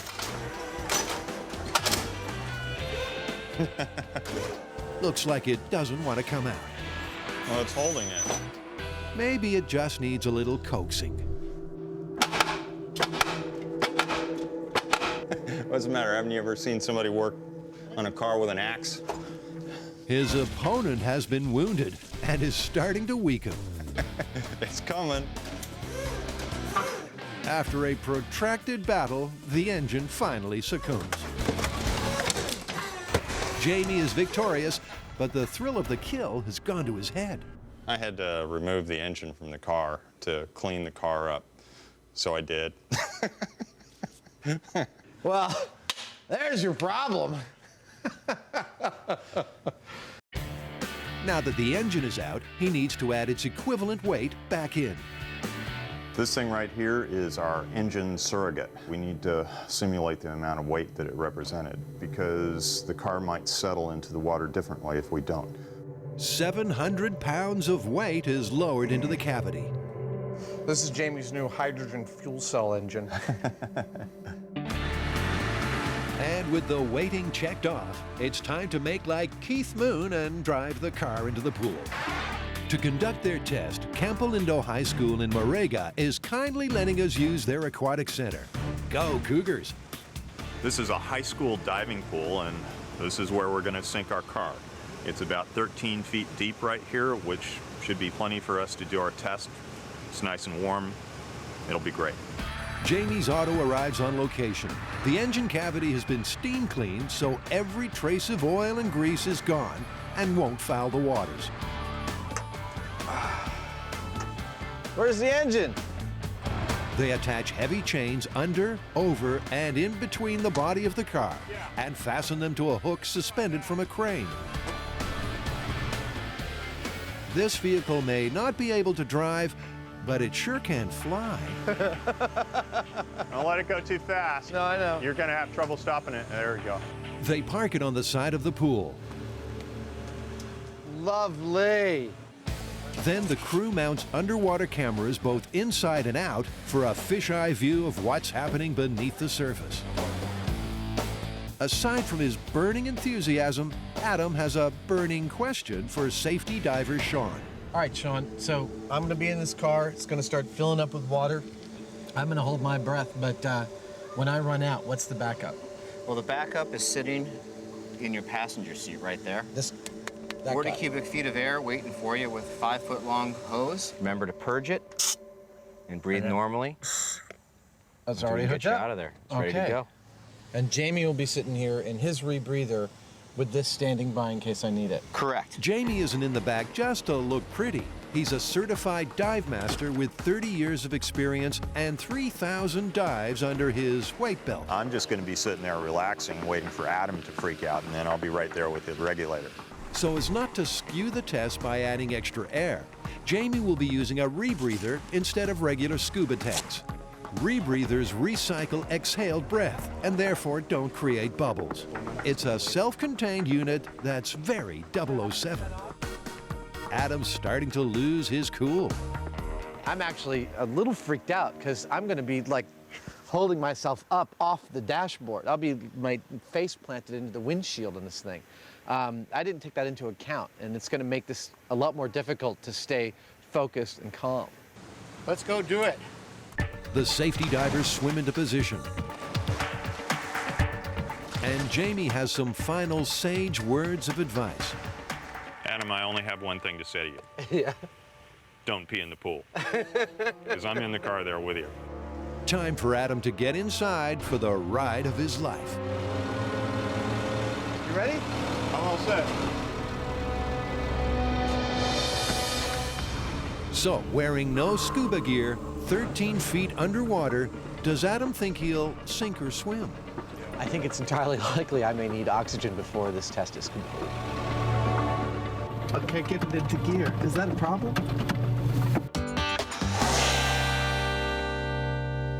Jamie and Adam are testing the myth that if your car swerves off the road and into a body of water, to get out alive, you have to wait until it's completely submerged and full of water before you can open the door. So did you know last year, AAA estimated 11,000 vehicles went off the road and into the water, and as a result of those accidents, 300 people died.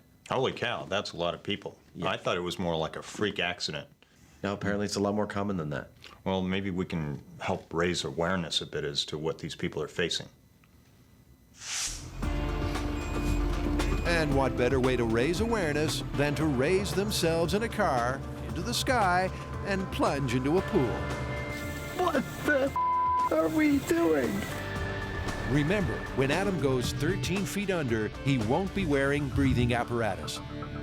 The paramedics are on their toes, and Adam has his escape strategy all worked out. I'm going to try to start opening this door the moment I see the water get above my glass. Now, if the myth is true, I won't be able to open that door until the water level inside the car gets to the same point. Deep breaths, Adam, deep breaths. It's way too late to put on the brakes. I couldn't stop now if I wanted to. As the water rushes in, Adam is getting that sinking feeling. Oh, man. The crane chains go slack, and the car is sinking on its own. The 700-pound fake engine is taking it down nose first, exactly as it would in a real situation. The water's up to my butt now. All right. Okay, it's coming past my waist. Now I can start to see under the water. Oh my God, it's coming up under the windshield. Wow, I can feel the pressure. All right, I only have a couple more breaths here. Adam's never this quiet. So what's going on down there? The water is leaking in from every open crevice in the car, and Adam is now fully under. He holds his breath, tugs on the door, pushes his whole weight against it, but nothing happens. Finally, he can't hold his breath any longer and signals for Jamie to pass him the regulator. When the pressure ultimately equalizes, he opens the door and swims to the surface. But it was too late.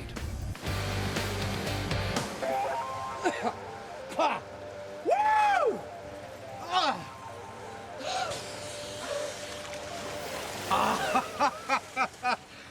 That is intense, no matter how you slice it. I died. Let's just put it that way. Well, that's put a dampener on things. From the time the water hit Adam's knees to when he surfaced took just 1 minute and 51 seconds. But that's a long time when you're drowning. The fact is, even though you do go vertical, you don't feel like it because the water is filling the cabin at that point. So you're kind of floating. I held my breath, I don't know, for what felt like 30 seconds, trying to push open that door, using my legs, bracing up inside the cab. Well, you died. Yeah, I died. Jamie's passive observer view was a little eerie. I'm just sitting there watching the guy drown. He's like just going nuts on that door. He's really using up his oxygen, and it didn't take him that long to run out. You don't want to be in a car when it goes down like that. It's scary. The bottom line is Adam ran out of air before he could open the door. That myth is confirmed. I could not open that door until the cab seemed to be full of water for a while. Yeah, you were giving it all you could, and you just weren't able to do anything with that door until we started to level out. That's the point that you opened the door. Yeah. And that was quite a while. Differential pressure can be such a downer. But now, let's cut to a new myth. All right, this myth has been around forever. Okay, what is it? You can't fold a piece of paper in half more than 7 times. I don't believe it. Let's do it. That's why I brought a piece of paper. All right, let's see. Show us. All right, that's 1. This myth is a MythBusters fan site special request. It's a theory that most people first hear in elementary school, and Carrie is finding out it isn't child's play. Don't break the table. There's 7. Come on, Carrie, 1 more. 1 more, you can do it. Pump it. Not giving up yet. Yeah. Yeah. 8 does. I don't think 8 worked. I think that's 7. You know what, there's got to be a way to fold this piece of paper more than 7 times.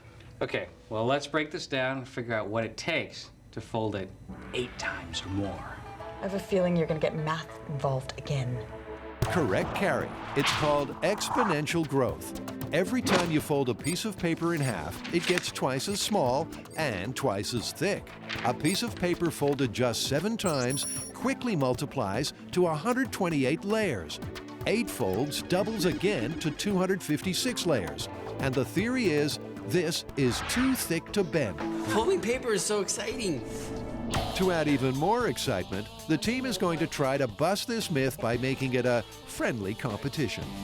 Okay, so the challenge is each of us has 2 hours to take these pieces of paper and see how many times we can fold them. The person that folds them the most wins. Using standard letter 8.5 by 11 office paper, our first contender, Tori Balachi, steps up. First, you must massage the paper to get it relaxed so that it'll fold easier.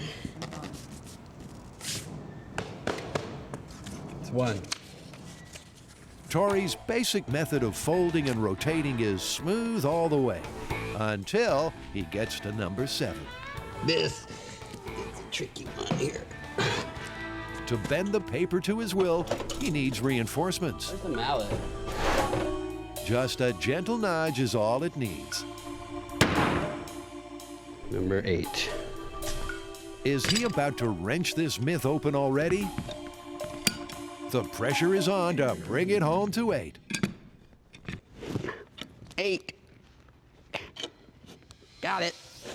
Or did he?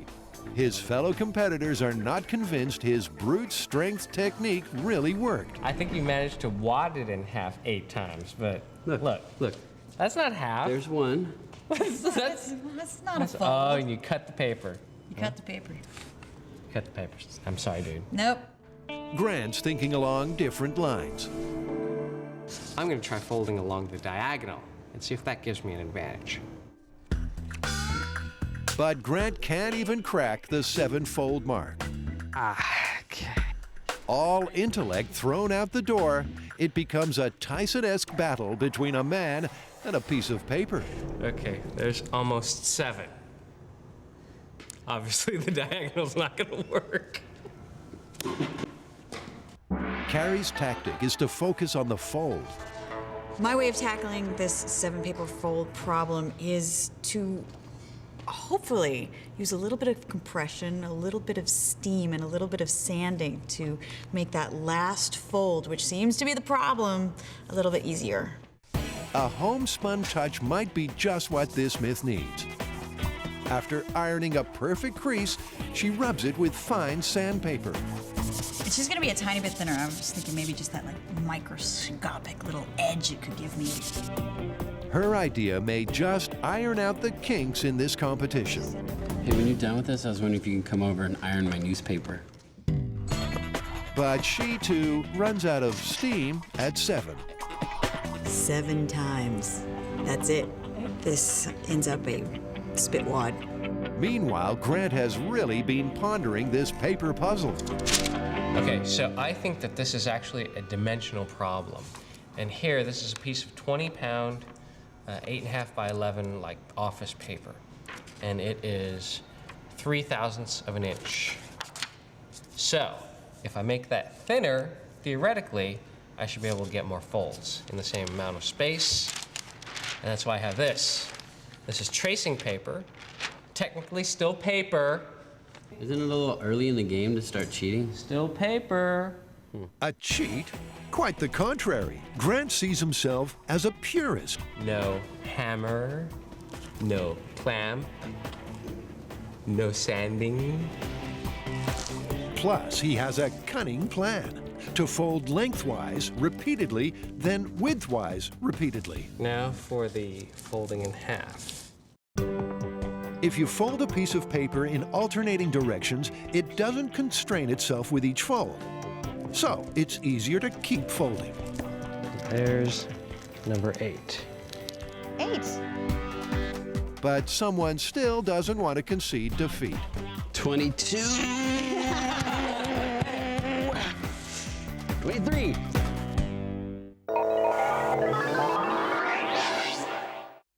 Grant, Tori, and Carrie are trying to burn a hole in the 7-paper fold myth. You got something you want to say, Grant? As a matter of fact, I do. I think it's clear that I won the competition with 8 folds, and not only did I win, I busted the myth. You know what, though? You got 8 folds, but you changed the method of the folding.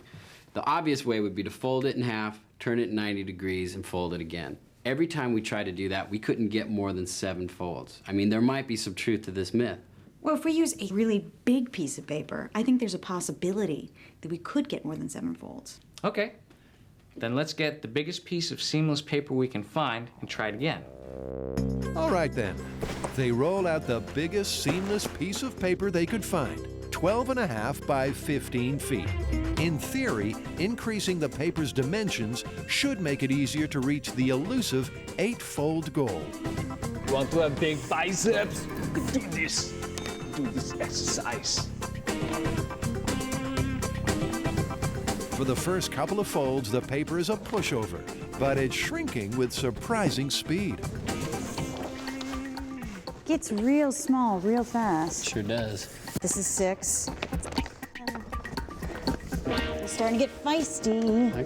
I don't know about you guys, but it's not looking good for the MythBusters. They reach the 7th fold. Now to go for the number 8 and break the myth. All right, you're making a mess of my paper. So this is 7. We're supposed to get one more fold? Maybe. Good luck. But no matter what sick methods of intimidation they try, the paper doesn't break. I like to use the method, don't you? Ladies and gentlemen, the pulp is victorious. I have to say this is not looking like an honest 8. It's looking like an honest 7. But unless it just stays in that folded position, I think this 8 might be a little sketchy. We're stretching it. The team is all torn up, even using a piece of paper the size of a room, 288 times larger than the letter-size paper. They couldn't crack the 7-fold ceiling. So now what? This is 6 times thicker than the tracing paper. If we could learn anything from this little exercise, it would be we need to go thinner and we need to go bigger. Bigger? You got it, Carrie.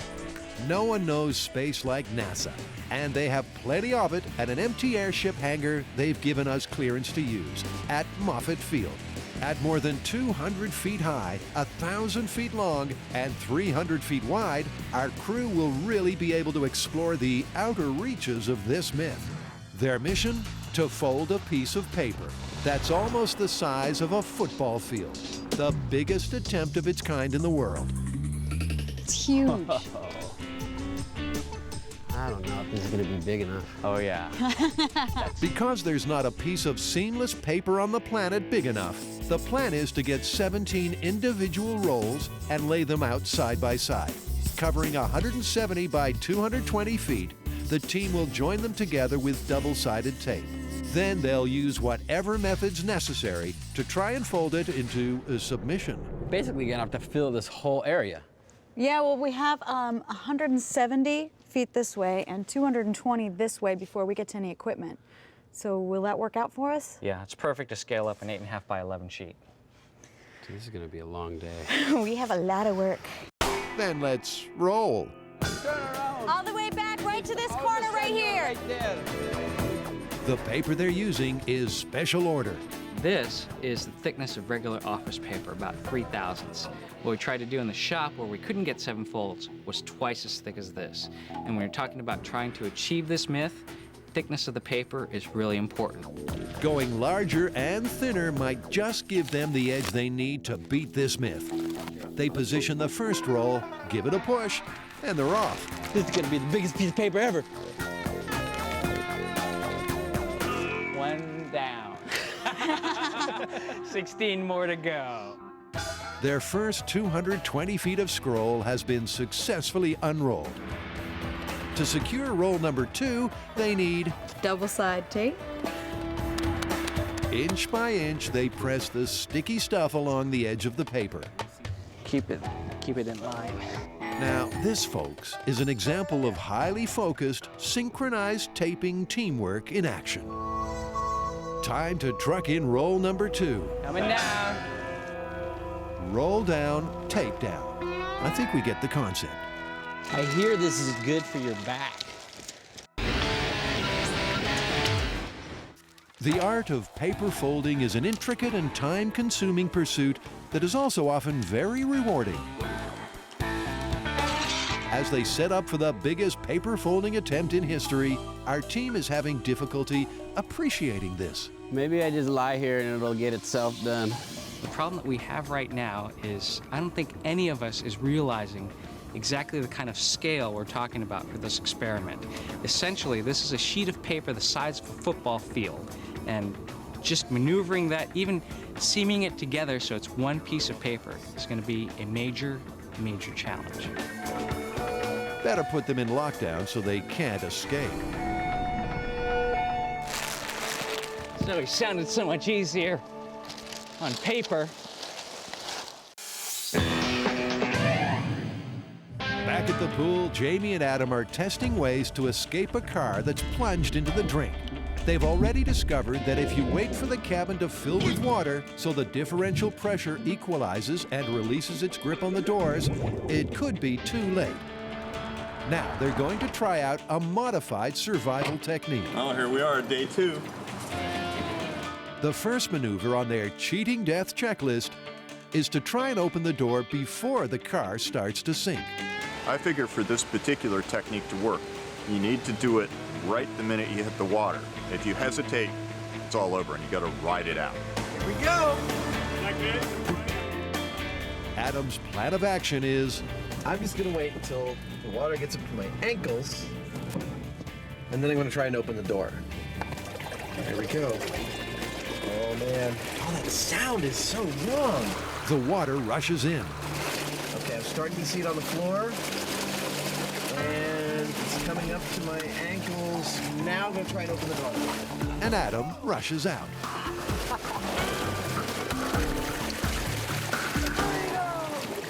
Surface exit via the door, totally viable. I waited until the water was up to the top of my shoes, and I was still able to push this door open. The water rises slowly upwards. Next, he's going to wait until it gets to his waist. Okay, past my shoes, halfway up my shins. All right, now I'm looking at, my God, it's at my knees. I'm not gonna be able to open this door. All right, wait. This one's no pushover. As the water level climbs, so does the amount of pressure. And Adam has to brace himself against the opposite door to force it open.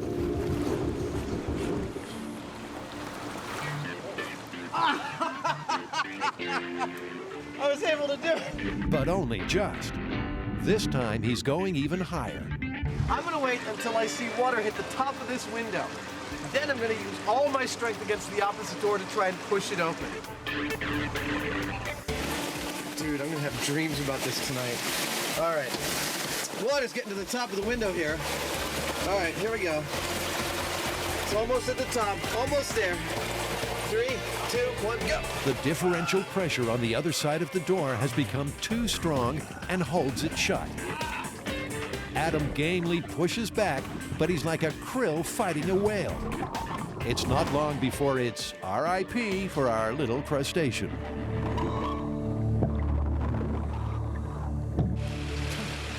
I think we found the cutoff point.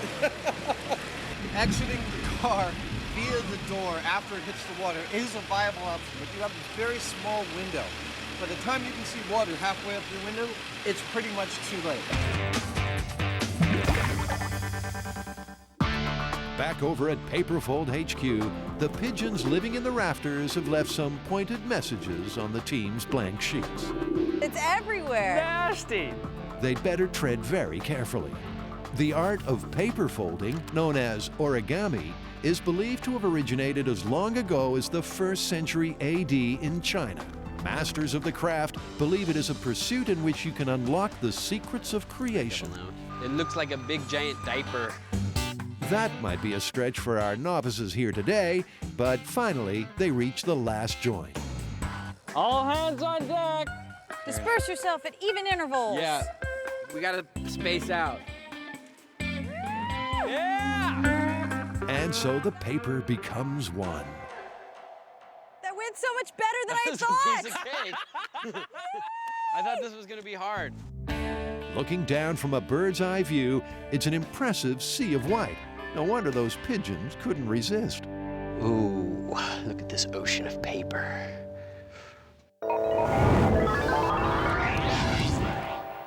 I think this is going to be probably the biggest attempt to fold a piece of paper more than 7 times. Actually, in 2002, there's this high school student named Brittany Gallivan, and for an extra credit project, she did the 7-paper fold and got more than 7 folds. What? How? She used toilet paper and folded it lengthwise, but the toilet paper was 4,000 feet long. How many folds did she get? She got 12 folds. She had to use a shopping mall, and it took over 7 hours to fold. Wow, that's impressive. She may have beaten the 7-paper fold, but she did it lengthwise. I still think the spirit of the myth is folding it in half, turning it 90, and folding it again. That's true, and within the parameters of the spirit of the myth, that record is still up for grabs. I say we do it. We just gotta be careful we don't get any paper cuts. With the paper build finished, they can finally begin folding. It's socks only as the whole MythBusters crew grabs an edge. Everyone ready? Ready. All right, here we go. Slowly. Slowly. Slowly, they pull back the paper, being very careful where they step. But the pigeon droppings aren't their only worry. My new worry is that this paper's gonna rip when we start trying to fold it. I mean, it's really thin. And the size of these pieces of paper, so heavy, I just see ripping for days. Is there an ill wind blowing? It's already a really, really difficult task. The paper has got the littlest breeze and it starts to fly. One rip and their best laid plans will be shredded. Uh-oh, we got a situation. If you drive your car into the drink, you can't get out alive unless you open a door at precisely the right moment. So is there another window of opportunity? So we know it's pretty much impossible to open the door once the car is submerged and underwater. The question everyone asks after that is, well, why didn't you open the window? That's what I'm going to do a shop test to find out. I have one electrically powered window and I have one manual powered window. I'm going to put them under the same kind of strain that they'd experience underwater and try and open them. The 350 pounds Adam is adding is equivalent to the pressure the window would be under at a depth of just 2 feet. I do not know of a more visual way to make clear how much pressure you're dealing with when you put things underwater. Then he tries to crank it open. I should point out that I'm in a really good position for leverage to open this window. There's not even a sliver of a crack. There it goes. It just failed. Yeah, the gear just slipped. Under that kind of pressure, there's so much force pushing the glass against the frame of the car that the manual lever is going to break. Maybe electric windows have more power, but the common perception is they don't even work underwater. This is the electric door, and the first thing I want to do is dump the electric door in this container with the battery and see how long the electrics hold out for. Okay, here we go. Battery's on the bottom. They let it steep. After 45 minutes, surprisingly, it's still going strong. So you shouldn't be counting on the electrics to allow you to open up the electric window, but it certainly doesn't short out immediately like I thought it would. So it's not out of the question that power windows could still work underwater. But what about the effect of differential pressure? You ready? Uh-huh. The burden of 350 pounds pressing down on the glass is a real pain. No, it's not budging. You can see it flex. Yeah, you can see it trying, but it ain't going nowhere. So with electric or manual windows, neither would you. Automatic windows, you are just as screwed as you are with manual windows. 350 pounds of pressure. That's only 2 feet underwater. It's like the bare minimum you'd be encountering. As long as there's still air in the cabin of the car, you would not be able to open this window. But Adam isn't prepared to expire a third time. Now that we know you can't open that window because of the pressure, the question remains as to how to open that window. And I'd say you break it. The question is how. Their plan is to try to break the glass using various items you'd likely have within your reach inside a submerged vehicle. For starters, keys. All right, you ready? Go for it. Adam smacks the glass, but it doesn't crack. I'm actually able to get a good solid hit on that. Nothing. I'd say keys are busted. Next on call, a cell phone. You're just pounding for your life. You're screwed.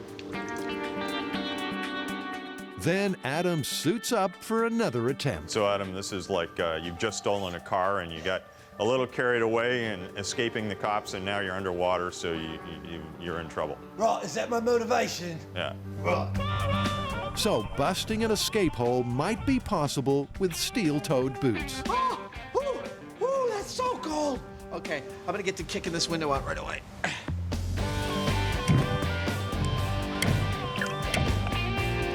But the window doesn't crumble. If he had just carried out his community service sentence, he would have lived. No. Nothing? No. None of the items that would be laying around randomly in your car worked for us to break a window. So we get to try the commercially available ones. This is a hammer thing with a point on it, and this is a spring-loaded punch. They tried the underwater emergency hammer first.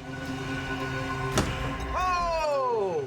What a difference. Wow! One hit. That was instantaneous. I'll be darned. Well, that works. Amazing. A product that does exactly what it says on the box. Next up is a store-bought center punch device, a tool that's normally used to dent a surface prior to drilling. Put it up against the glass and push, and it does that. Yeah. And luckily, I have one more car door. A new door is submerged, and they're ready for the count. 3, 2, 1. Wow, my hand just went right through. The reason the store-bought products work is because car windows are made of tempered glass. This means they've been heat-treated so that their surfaces are under compression. Fracture it, and this tension shatters. That's lovely. The products meant to get you out of that car did exactly that perfectly on the first try each. It doesn't take much, but it has to be the right thing. Yeah, exactly. The guys are completely sold on the commercially designed escape products. Well, I've got a center punch in my toolkit, and I think one's going to find its way into my glove compartment. At last, a release. Back over at NASA, our team is finding out that folding a football field-sized piece of paper isn't exactly a breeze. For instance, the fact that it turns into a giant windsock with the littlest bit of a breeze. There's air trapped underneath it. But they managed to rein in the billowing parachute without any tears for an official Fold 1. Let it fall. Pull the slack. Oh, that was beautiful. They reposition for the next crease. We're gonna fold that direction. It's like trying to fold the world's biggest bed sheet. It's crumpling in weird ways. It's not folding smoothly. But the team manages to smooth out the wrinkles and make folds 2, 3, Hey, notice we're all getting a little closer? 4, 5, Everybody to this side for 6. and 6. Neat and tidy tuckings. It's actually like an airbag. However, with each pass, the additional layers make it harder to heave over. And at Fold 7, everyone and everything is starting to puff. A lot of air. Yeah, and it's not going down. There it is. Yeah, push your foot. 7 is squashed out. Now, the team is about to go for 8. If they achieve this, they will bust the 7 paper fold myth. See how everybody's very quiet? Because we're all anticipating busting this myth. We folded it 7 times. We're about to go for number 8. Here goes number 8. Looking good. I think we're gonna do it. The paper tries to dig in its heels, but is losing its grip. Come on. And we did it! Yeah! 8! That is 8! 8! It sure feels satisfying to beat a paper myth to a pulp. If you draw a line all the way down, you'll be able to intersect every layer, and that is a true 8 folds. And that busts this myth. There's no stopping our out-of-control paper pushers now. If it's worth doing, it's worth overdoing. Carrie trucks in a giant rolling pin to flatten this piece of puff pastry some more. Flat as a pancake! As smooth as rolled dough, it folds back easy as pie. 9. 9! To achieve double digits, the paper is too heavy for the team to lift themselves, so they stick a fork in it. Drive in. Drive in. Whoa. That is a definite 10. Topping 10 is going to be tough. Thanks to their buddy Exponential Growth, the paper is now 1,024 layers thick. It takes every ounce of strength they have to bend it. You got it? That feels like an honest 11 to me. Nice! Yeah! 11!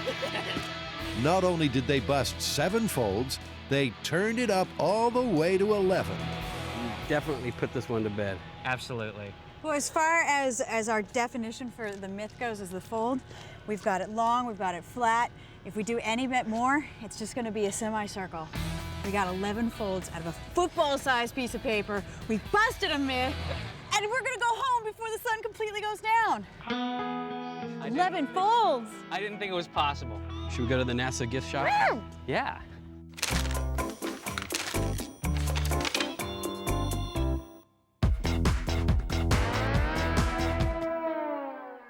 If you drive into a body of water, you don't get more than one chance to escape. So is there a best hope scenario? Jamie and Adam are trying to find out. Something tells me we're not quite done yet, are we? No. No, we have a whole roster of survival techniques that we've heard about for getting out of a car once it's sinking in the water, and I think we owe it to the fans to try them all out. So we're going back to the pool? We are. Okay. I'll get my wetsuit. Excellent. They've done their homework at M5. But it's way more exciting diving back into real-life situations. Next, if your windows jam or it's too late to get them down, you've got to go for broke. The next survival technique we're going to try is breaking the window. Unfortunately, we can't break the window because it's a pool and, you know, people would get glass in their feet or something. So what we've done is rig the window with a lubricant and with high voltage so that we can really positively pull it down. The high voltage trigger should be enough to counter the differential pressure. All right, here we go. That sound again. Here we go, rushing in past my feet. Wow, we are dropping really fast. All right, I'm sinking really fast now. I'm about to hit the switch. In 3, 2, 1. Adam hits the switch and water enters the cabin like a flood. But he rides out the torrent and escapes. I lived. The water rushed in just as I thought it would, and it was quite intense. But I held my breath. I only had to hold it for a few seconds because pretty much very quickly the cab filled up. I was able to just go out the window and come to the surface. By smashing the window, Adam survived. So in case of emergency, break glass. As the silent observer of Adam's numerous dunkings, Jamie has had time to meditate, and he's had a vision. He calls his revelation simply patience. The idea being that if you sit there, you relax, you conserve your energy and therefore your air, you'll be able to apply your energy when you need it, right at the last minute when the car's equalized and there's not going to be any problem getting out of it, instead of sitting there fighting the whole way and then you drown. Adam is at peace with Jamie's guidance. Let the car fill up. Let it settle on the bottom. Then casually open the door and swim to the surface. It's the maximum conservation of energy technique. It's very Jamie. I've gone through this before. You totally relax. Adam centers himself inside the cabin. As the water level rises, he goes with the flow and serenely lets the car fill with water. He's under just as long as he was in the first test, but now he's not using up oxygen trying to yank open the door. The emergency air tank remains untouched. Now that's calm under differential pressure. When the cabin equalizes, he gently pushes open the door.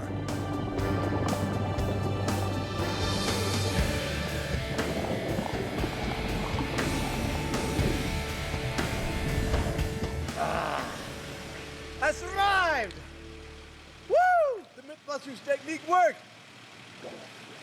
Woo! How many minutes was I down? 1 minute 37. 1 minute 37. I could have been down for another 15 or 20 seconds. That was beautiful. It was so, it was very cool. The longest period of time actually for the car to level out. Once it did though, I still felt like I had plenty of breath. I just cracked the door, gave a thumbs up to the camera, and sauntered up to the surface. Jamie has a final, watery rumination. Of course, in the real world, this technique's a little more problematic. Everything's happening so fast, you don't know what the depth of the water that you're in is. Best is to open that window before you get water up to it, and then you're golden. In the words of a Zen master, in the beginner's mind, there are many possibilities, but in the expert's mind, there are few. Looks like the guys have narrowed down this myth, just so. Well, how are we going to wrap this one up? Well, the original myth we started with, that you can't open the car door until the cab is full of water, is absolutely confirmed. And we've actually looked at 4 really viable survival techniques. Of course, the best one is just don't drive into the water in the first place. I'll try and remember that. My personal favorite is your Zen technique. It worked. It worked like a charm. That was awesome. I was just sitting there watching you go. You're looking at your watch. You're kind of chilling out. Totally. Actually, I find it really relaxing to chill out. I'm going to finish up by doing a little more meditating in the car at the bottom. Okay.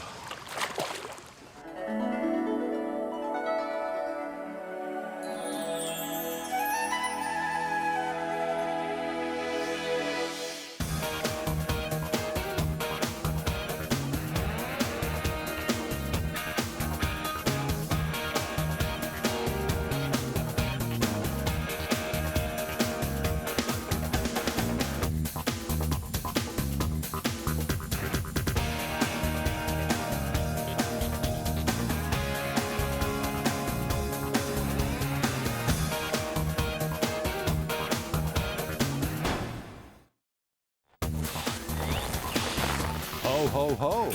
On this episode of MythBusters, I caught these monkeys just this morning. 'tis the season to bust holiday myths. It's alive! As Jamie and Adam overflow with goodwill.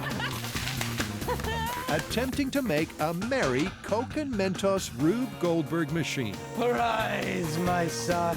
And Carrie, Grant, and Tori break it down to find out how to keep your tree evergreen. I like to style the tree. I give it a little bit more fullness right around, here. Cook a festive roast on a radar. That is so funny looking. Should we all be wearing our lead aprons? And find out if falling frozen turkeys can be terminal. That is messed up! Who are the MythBusters? Adam Savage. Ow, ow, ow, ow, ow. And Jamie Heineman. It's almost too exciting. Between them, more than 30 years of special effects experience. Cue dramatic music. Joining them, Carrie Byron. That's gonna be so cool! Grant Imahara. Listen to that baby purr! And Tori Belleci. Paramedics are nowhere to be found. They don't just tell the myths, they put them to the test.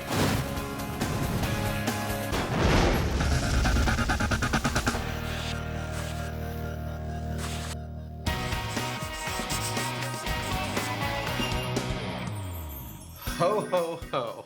Ho ho yourself. It's Christmas. We have to do something about it. It's not really my bag. What are you going to be doing on Christmas morning? I'll be in the shop like always. See, if you're already going to be there, let's shoot a Christmas special. Okay. Excellent. Christmas myths, here we go. Whether you think the Yuletide season is the most magical time of the year or a bunch of bah humbug, it's full of fables Jamie and Adam can't wait to unwrap for you.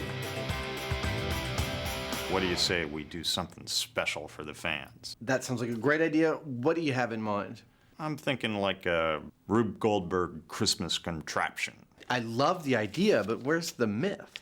We don't need a myth. We can just have some fun. It's Christmas. We can make this big machine that's got Mentos and soda going off. It's a Christmas theme, all sorts of mechanical stuff, explosions, you name it. We'll throw it in. I love it. Let's do it. Great. But what the heck is it? A Rube Goldberg machine is a series of elaborate mechanical things. Like a domino effect, each activates the next to a very simple conclusion, like peeling a banana. The EP Birds made a version recently using that gushy marvel of Diet Coke and Mentos. And their popular internet creation is about to get a whole new MythBusters makeover. The guys have made Rube Goldberg machines before for big budget commercials. And they've learned the most important element of all is a plan. So the plan starts off like this. You've got a Mentos candy that's rolling down a ramp. It falls into a soda bottle. That erupts. It knocks a paddle wheel, which... Let's move it along. We don't want to spoil the surprise. The float comes up and turns the Christmas tree lights on. And that's how it's all going to work. Phew. Now, to add to the holiday season rush, MythBusters deadlines are way tighter than Hollywood's. The biggest constraint for this is time.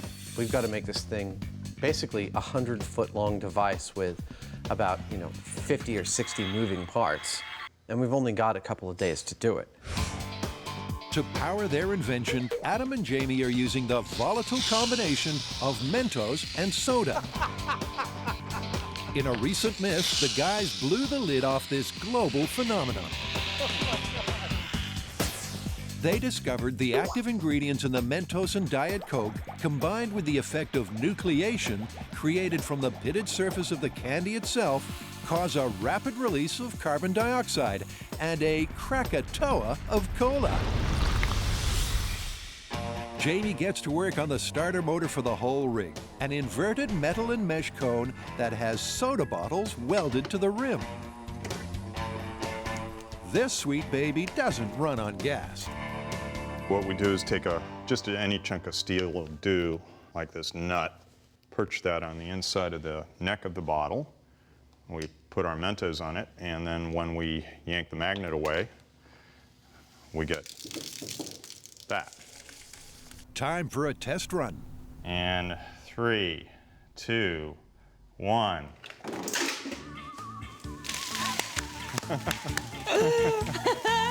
Jamie, it's excellent. Sort of. I'll get them up. Quickly. It's going for my steel rack. For his next trick, Jamie attaches a float control valve to a bottle of soda. There we go. I found that dropping a Mentos into the soda, if you release the pressure slowly, you can get just gas. And that's cool. The gas inflates Jamie's plastic party favor very nicely. Adam, come here. That's great. Some more holiday joy arrives, special delivery. There you go. Oh, they're hideous. Oh.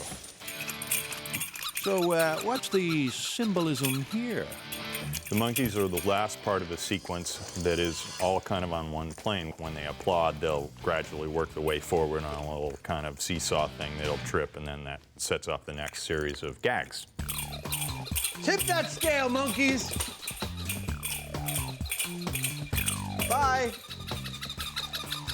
Goodbye, my little friend. And you too. The guys still have a long way to go. Time to quit monkeying about. Come on down to Jamie's Monkey Warehouse. We got the monkeys all day long.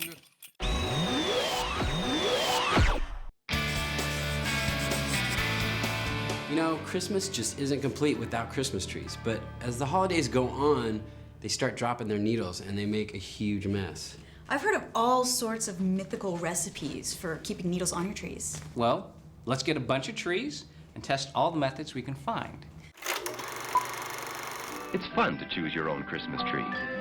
Jerry likes the spruce tree. Jane likes the tall pine with long needles. Nothing evokes the feeling of the holidays like the smell of fresh pine on a real tree. But sometimes all the debris they drop makes you wish you'd gone with plastic. To put to the test mythical miracles touted to keep your tree fresh, Grant and Tori head off to go Christmas tree shopping, while Carrie stays back to make needle catchers. Basically, it's gonna be a little platform with a ridge so the needles don't blow away, and a little hole where we can sweep all the needles into a little clear plastic container, and we can measure the volume of them by day or by week, depending on how long it takes for all the needles to fall. She staples 6x6 pieces of thin plywood to wooden base frames. Okay, 1 down, 9 to go. As she continues building, the guys arrive at the Christmas tree farm. But as they drive through the gate, they run into a little problem. Tori and Grant are used to being stopped at the door, but that's usually when they're trying to get into a fancy restaurant. It's not exactly a great first impression. Yeah, just go down to the tree farm and get us some trees. Luckily, John, the owner, is an easygoing guy. John, nice to meet you. I'm Tori. Grant, nice to meet you. Sorry about the sign. No problem. No problem. Heard it. John's preferred method of keeping his trees moist is plain and simple. We put them in water. Water? Yeah. Anything you put in there is apt to impair this physiology of this tremendous suction developed by the capillary action. Water is the best you can use. So what does he think about other people's crazy concoctions? I think people will go for their thing that they like best. They empathize with this tree, of course, and they want to feed it something they like. Grant and Tori pick out 10 Douglas firs, all the same size. Okay, definitely not that one. No? When I was a kid, we couldn't afford ornaments. Their trees selected and measured, they cut them down and load them into the truck. Before they leave, they have to do one more thing. Put John's sign back up. A little more! Stop! Not again. Sorry. Did that sound good? That didn't sound good. It's not exactly a great last impression either. Really, I'm fixing it. John, here's some gratis airtime to say sorry. It's beginning to look a lot like Christmas as the team painstakingly pieces together a holiday-themed Rube Goldberg machine. Jamie and I are building a kind of mechanical Christmas pageant machine. We're trying to make it something that's both filmable and interesting and involves all these different things. Mentos and cola, Christmas, mechanical stuff. It's alive! Let's go indoor bowling with Jamie.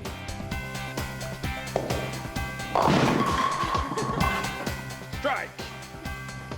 For this setup, Jamie builds a mini bowling lane, then suspends a bowling ball from a tightly wound cord. Ready? Wait, okay, now I'm ready.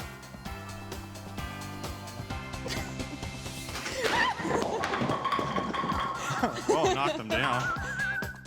Next, he makes a device that will power his ball.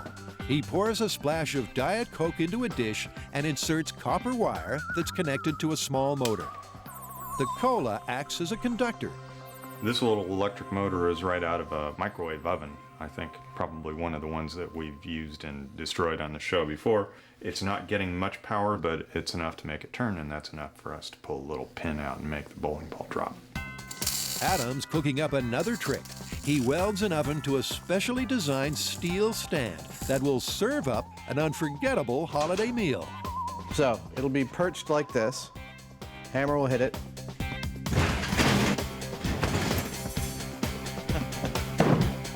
All right, there's a couple of kinks. Just a couple. But if they iron them all out, it's going to be a great show. We've got liquids squirting all over the place. We've got chemical reactions. We've got, wheels spinning. We've got balls rolling. We've got things going off, cannons exploding, electrical arcs jumping. Arise, my son. And Buster in a pear tree. Oh, it's awesome. It's like a ballet. So, step right up, folks. The spectacle is about to begin. Back over at M7, the team is prepping their Christmas trees for the Great Needle Drop Fest. So I've taken the advice of the expert. He said to cut an inch above our original cut. This is going to open up the cells and allow whatever we put into our trays to be absorbed into the tree. The trees are inserted through the holes in Carrie's needle catchers and secured to their stands. All righty. Then Grant vacuums up any debris. We just want to make sure that when we do officially start the experiment, that we start everything with a clean slate. All the needles we collect from then on will be the ones that we're judging our experiment. One tree will be kept as the control and fed only water. 7 others will be treated with a different anti-needle dropping remedy, from the ordinary to the out there. First is a plant-friendly additive, fertilizer. Nice. Tori adds a ratio of 5% to a gallon of water and pours it into the stand. All right, time to kill a Christmas tree. Tree number 2 isn't so lucky. It gets to suck up a 5% mix of bleach. Bleach contains the toxin chlorine that kills bacteria, so maybe it'll keep it sparkling. My prediction is this thing is going to be brown tomorrow. Next is a libation that's a whole lot more refreshing. Lemon, lime, and soda. I'm guessing that why you would use this versus, say, regular water would have to be either sugar, carbonation, or preservatives, because otherwise it is just water. Now, people seem to think sugar, maybe because it makes them hyper, will perk up the tree. Then Carrie crushes up and dispenses a popular pain reliever that some people believe stops the headache of cleaning up fallen needles. There we go. Next is a little blue pill that's a mystery product. I'll let Carrie set it straight. I'm trying to dance around how to say this because people might have their kids watching. Santa's little helper, Daddy's little helper, maybe Mama's little helper. Santa's little helper contains nitric oxide. In humans, it increases blood flow, so it might help plants feel more vigorous, too. It's got to take a little time to take effect. I don't know, does it? Another possible trick of holding things firm is to use hairspray. So I am applying hairspray as a needle retention device. And what I think is going to happen is I spray this all over the tree, and it creates a little barrier that will keep the moisture in and keep the needles on. You know, I like to style the tree. I give it a little bit more fullness right around, you know, here. Put the hairspray. Very nice, very nice.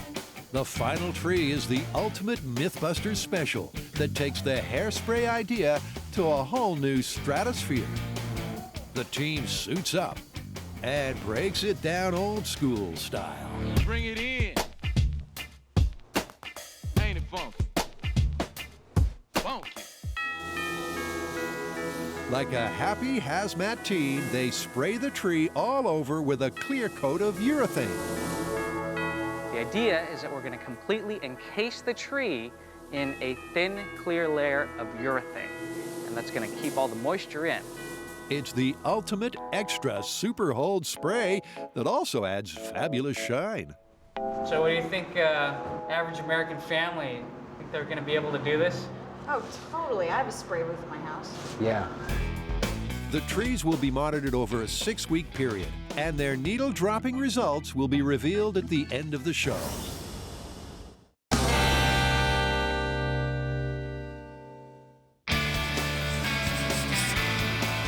Okay, Christmas is coming. It's time to think about getting the bird. Well, unlike my bean curd substitute turkey, there's all sorts of stories and myths about the dangers of the frozen turkey. I've heard it's cracked floor tiles, like broken toes, and even caused the death of some pets. Well, why don't we separate fact from fiction and see how lethal these frozen turkeys are?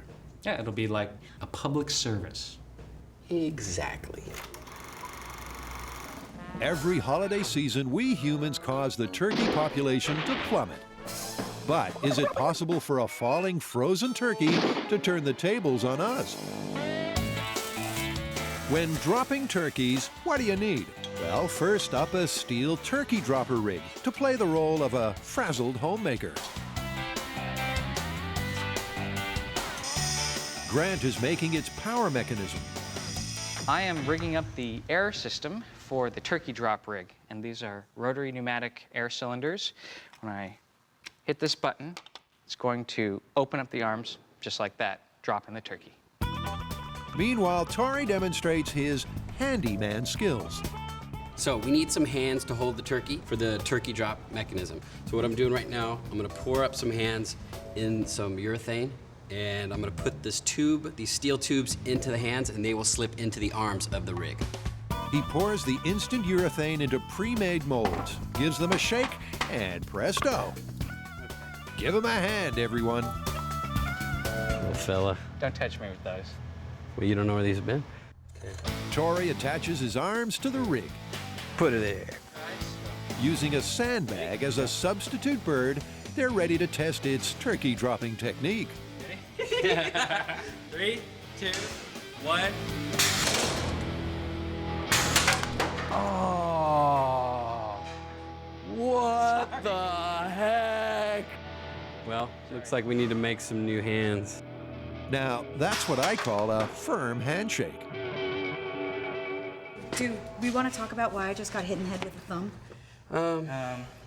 No. While the guys make their modifications, Carrie is creating some feet. Adam already has made a mold for our steel cap boot experiment in the past, and I'm going to use this because it makes a great skeleton foot.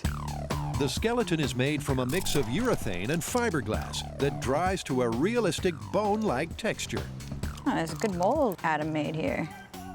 This one fits into here. This one. Then they're encased in a foot-shaped mold of ballistics gelatin. Nice. Her feet are definitely suffering from fallen arches, but they'll do just fine. Okay, just go stick these in the fridge till we use them.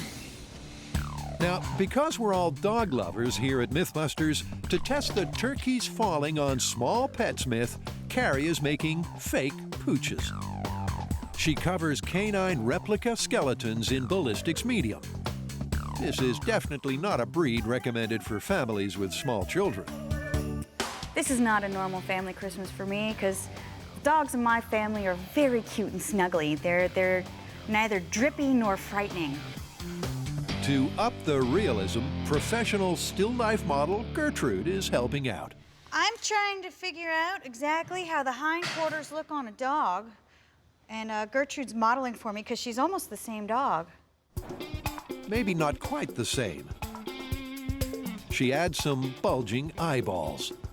Yeah, this really doesn't have anything to do with the myth, but it's a flesh-eating zombie dog. So it needs some flesh-eating zombie googly eyes. I'm so wrong. I started out making a dog. I love it. Nice doggy. Grant, you might want to sleep with one eye open tonight.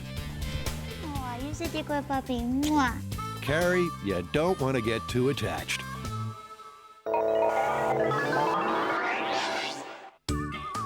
Over at M5, it's going to be a gas. Jamie and Adam are finally ready to activate their Rube Goldberg machine, a 100-foot-long holiday miracle with 60 moving parts. Just to make the point, I wouldn't even walk fast near a lot of this stuff, so nobody breathe on this one, all right? I can see you're really getting into the zen of this thing. I'm thinking about it with everything I see these days. Well, it's time to do it. We're all done. It's the moment of truth. Let's go do it. Okay. It's the moment of truth, but how's it all going to work? Pay close attention because here's exactly what's going to happen. At the top of this cone are 10 bottles of cola. At a prescribed moment, Jamie will yank on this string, releasing a Mento into each of those 10 bottles, which will then spray cola down into this funnel, down into this tube, up to this pair of wires, which will make an electrical contact, which will release this motor, sending this bowling ball spinning down. It'll stop, but the bowling ball will keep on spinning, release itself from the screw, fall down, hit all 10 Santa bowling pins, which will yank on the string, send the skiers down. The skiers going down will yank on this magnet, which will release this soda bottle, sending the party favor going going like this, boom, releasing this Mento all the way down into the basket, releasing this Mento all the way down into this basket. This ball will go down here, tunk, tunk, dunk, release the train, woo woo, all the way around into the present. Boom, the present closes, releases Mento into this bottle of soda, sending this robot, pushing the candle under the string. The candle will burn through the string will release the hammer will hit the stove, which has roast in it, will release its roast onto this seesaw, onto the dinosaur platform, jiggling this thing, releasing the two little doodads here, which will send this seesaw going this way, releasing a ball into this robot, turning him on. This robot will find his way eventually to this hand, which will, boom, turn this switch on, sending the Jacob's ladder, like Frankenstein's monster. That will set off this fuse. Boom, setting the cannon off. The cannon will release the pirate's hat. The pirate's hat will turn on the monkeys. The monkeys will go down the ramp, releasing the nut from this nutcracker's mouth, which I just did, releasing another Mento into this bottle of soda, sending this thing spinning, pulling a string out, which lets this foot kick the broken crutch here, sending Buster crashing into the ground, and that's what's gonna happen. Happen or not, you've just witnessed the longest piece to camera in MythBusters history. This is Rube Goldberg, run 1. In 3, 2, 1. Jamie pulls the wires. The soda bubbles up, but the machine comes to a stop. Something needs flushing. Come on. There's something blocking it. That's the problem. The end was above the level.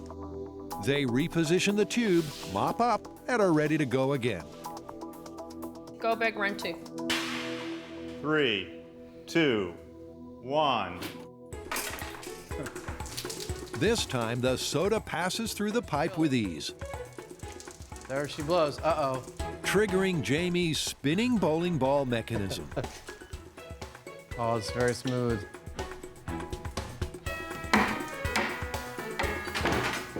That hits the set of pins, but the skiers are stuck on the slope. Here we go again. All right. Well, that's the nature of it, of the beast. Reset. With all this pent-up tension, Adam needs a release. The main constraints we're working with is there's no cheating here. Each mechanical gag leads to the next one inexorably. So if something messes up, we have to reset everything and start from scratch again. Let's leave them alone to figure out what went wrong this time. This is all your rig, isn't it? Yeah, you got something you want to say about it? Just wait and see. Can a falling frozen turkey do this kind of damage? To find out, the team are about to test the pummel power of frozen fowls with their mechanical homemaker. Seem about right? Pulling the turkey out of the freezer? Yeah. Somewhere around there? You've got to imagine like you're pulling a turkey out of the freezer, so the normal height is around 60 to 69 inches. A force plate is put in the drop zone. And that's going to tell us how much energy the dropping turkey is going to impart on your foot. So, how many people is Mom catering for? An 18 3/4 pound turkey. This would probably feed, I don't know, a family of 4, 2 if they're really hungry. It's time to stop talking turkey and drop them. Excellent. Yep, good. In 3, 2, 1. Wow. Okay. Right in the middle. Woo! The bird dived like a boulder, but how hard did it hit? So you can see here the initial hit is 1,901 newtons. And that is 427.3 pounds. wow. Dude, that could break your foot. Let's find out, shall we? The plate is removed, and Carrie puts her foot down. This is very, very dangerous. This time, they position the turkey pointing down. It might do more damage. 3, 2, 1. That was a perfect shot. You can feel that. Ouch! Call your podiatrist pronto. The pointed turkey pounded the foot with more than 770 pounds of bone-crunching force. Brutal. That broke the middle of the foot. That's horrible. That threw the thickest bone right here. That was pretty thick. That's a strong part. That was a great shot. The reduced surface area of the pointed turkey applies more concentrated force to the foot, and therefore ups the ouch factor. With a smackdown that strong, you definitely wouldn't be doing this for a while. Now we're going to move on to the next step in our myth, which is small pets. And I've made this ballistics gel zombie dog to illustrate our point. Zombie Dog is underfoot of the cook, prime falling scraps position. Does anybody else feel kind of bad about this? It's kind of cute. It's not a real dog. I know, but I'm getting attached. 3, 2, 1. Did you hear that sound? Did you hear that crack? Poor little fella. A giant frozen turkey was not the treat he was hoping for. The gang checks the high speed, and it's not pretty.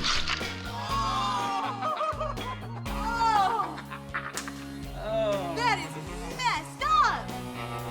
He's still smiling. Didn't break his spirits. Legs look like they broke, back caved. Okay, let's move on to the next one, because I think it's gonna be worse. In the name of due diligence, they put another gel pet in the danger zone. In 3, 2, 1. Oh! This reminds me of my Christmas. This drop is a real eye-opener. Oh, the head snaps around. His little eye. Legs snap off, the eye comes out. I was sort of like half stoked, half creeped out. I'm all creeped out. Our zombie dogs need urgent medical attention, so the team takes them to a veterinarian to see exactly what kind of injuries they sustained. I dropped a turkey on my pet dog. And then we deep fried it. I can tell. You're just like a regular vet, and so you're probably not used to zombie dogs. No, I'm not used to zombie dogs at all. But we'll see. We'll take a look. Mind if I hold him? Yeah. Oh, he's cute. There you are, little man. The models are measured and x-rayed just like real dogs would be. Some of the other patients are not amused. Dr. Moran delivers his prognosis. I'm afraid it's not good news. Aside from the multiple spinal fractures, which the dog has a poor chance of recovering from, the right rear limb is shattered, the left rear limb has multiple fractures, and there's going to be a lot of surgery, and even with that, he may not come through it. I know this is a fake dog, but you're sort of depressing me right now. Yeah, the prognosis for this dog is not great. So, is a falling frozen turkey dangerous to your pet? Plausible? Oh, yeah. Well, obviously, because these aren't real dogs, we're not going to be able to test this for real, so it would have to be plausible. It's a little sad, isn't it? It is a little sad. Even though they're not real. I'm going to feel real bad about these guys. Yeah, I could tell. you seem real broken up. Broken up, that's a good word to use. Bye. Bye. Bye, guys.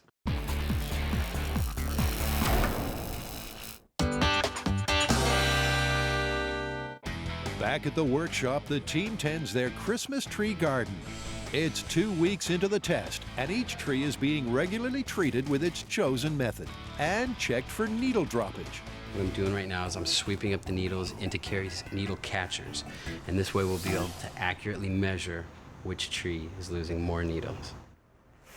I have to control my breathing, because if I breathe too hard, I might knock off more needles. Carrie and Grant inspect the trees for both needle retention and aesthetics. Last week's pick was soda. Hairspray was my pick. He's doing good. Santa's little helper's doing pretty good. Color's not so good. Okay, if you were gonna just judge on color, the control is the greenest. Yeah, the one that we haven't added anything to is looking really good. The reasons for the results may be the soda is adding sugar that gives the tree a boost, and the hairspray is helping keep moisture locked in by gluing the pores of the leaves shut. Surprisingly, the one that's performing the worst is fertilizer.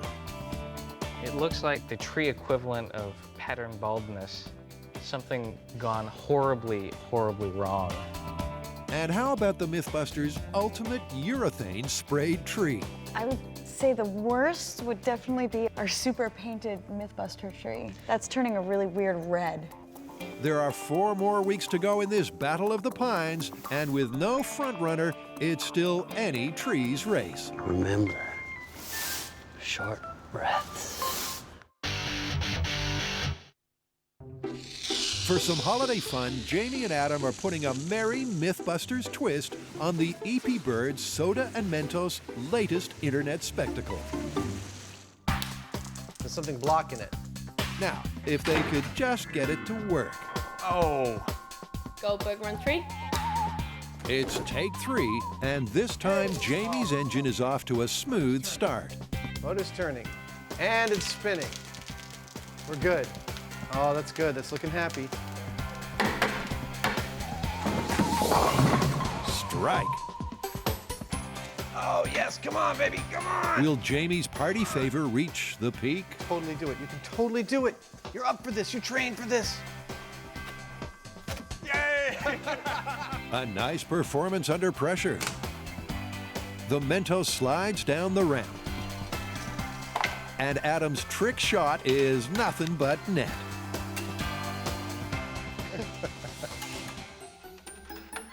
The ball boards the train, comes to the end of the line, and triggers their soda swinger. Come on. Come on. There we go. Come on, baby. That's it. Red Robot Man marches into position. Go, robot. Goes. The turkey roll is perfection.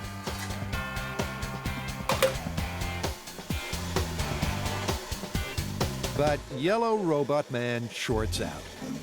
Why is he stuck? He's never gotten stuck before in his life. Adam is discovering this time of year can be very stressful. Jamie and I have both done rigs like this for commercials before. And when we've done gags like this, I mean, we've had between 2 and 8 weeks to build all the gags, and then like between 3 and 4 days to shoot the whole thing.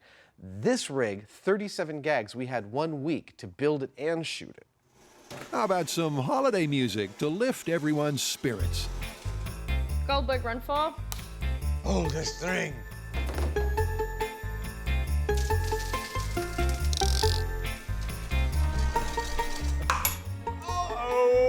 Goldberg, run 5. Fingers crossed.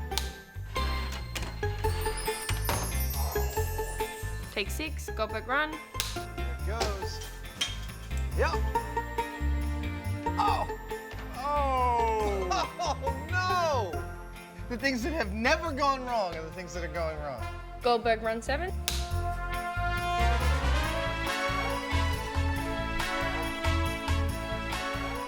What the? Someone's goodwill is fading fast. All the ones that seem totally bulletproof are the ones that are now giving us trouble. In fact, everything that I thought we didn't have to worry about at all are the things that are going wrong with it. Goldberg, take 8.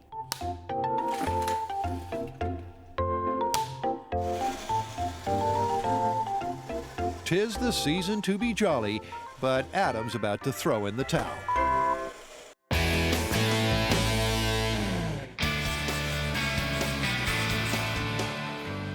All right, you guys, all this talk about Christmas is making me hungry. Funny you should say that, because we actually found a myth that involves cooking a turkey. Apparently, there's enough radiation coming off of a radio antenna to cook a turkey just like in your microwave at home. You have got to be kidding. No, I'm serious. What sad person cooks their Christmas dinner in the microwave? Everyone's sad at the holidays. Every happy homemaker has their preferred method to truss, stuff, and roast a holiday turkey. But for this recipe, you don't even need an oven. A microwave heats food by emitting electromagnetic radiation that travels through it in waves. The waves vibrate water molecules that raise the temperature. Radio and TV towers also send out this kind of energy, so maybe they can also bake a bird. To put the tower theory to the test, the team takes a scenic drive to the tallest broadcasting antenna in San Francisco, Sutro Tower. At 977 feet, it's going to be a long climb to bake their bird, but the view should be spectacular. Hi. How you doing? I'm good. How are you? I'm Tori. Hi, Tori. Turkey and industrial tape in hand, the team meets General Manager Gene Zastro. So, Gene, what we want to find out is whether microwave energy can cook a turkey. So what do you think of us jumping up there and taping a turkey to it just to check? I don't think that's possible. No, permission is denied. And Gene can't be sweet-talked. But what if I said pretty please with sugar on top? No with sugar on top. No, no, no, no, no, no. It really is too dangerous to go up there with the antennas active. Hey guys, maybe the warning signs strung up all over the site should have been a clue. So does Gene think the TV tower cooking method would have even worked? Microwave transmitters that the stations use are very low power. They're in the neighborhood of a couple of watts, as opposed to a microwave oven, which is, 700, 800, even up to 1,200 watts of power. Plus, it's very confined. Looks like this myth may be plucked. So now what? I think we might have to resort to another plan. Okay. Another plan? Now that's a plan. How about a broadcast news van? You gonna let us try to cook a turkey on top of your van? Yeah, sure, why not? That's how I warm up my coffee. E&G vans use microwave signals to send images on location back to the studio. Video journalist Yoli shows Tori how the beam is sent out. It gets bounced off of here. So the beam is actually being shot out of here. Out of here. And then it sends it out. Okay. Tori puts a bird fresh from the refrigerator on its mark. All right. And checks its temperature. We're looking at 40 degrees Fahrenheit. Then the dish is raised to the sky, and it's time to go live. We're gonna let it roast for an hour, right? 1 hour. Okay, just tell me when. Okay, 3, 2, 1. Turkey doesn't have much to say. He may not have the right personality for television. This should work. Yeah. It's in the right frequency range, and it's about the right power. Okay. It's just the beam's so tiny, it may only be heating a small So it's portion. just gonna cook a little section? Yeah. After an hour of airtime, it's time to see how much he heated up. All right, 1 hour. It has gone up to 60 degrees. His temperature rose 20 degrees, but that was only from standing in the hot sun.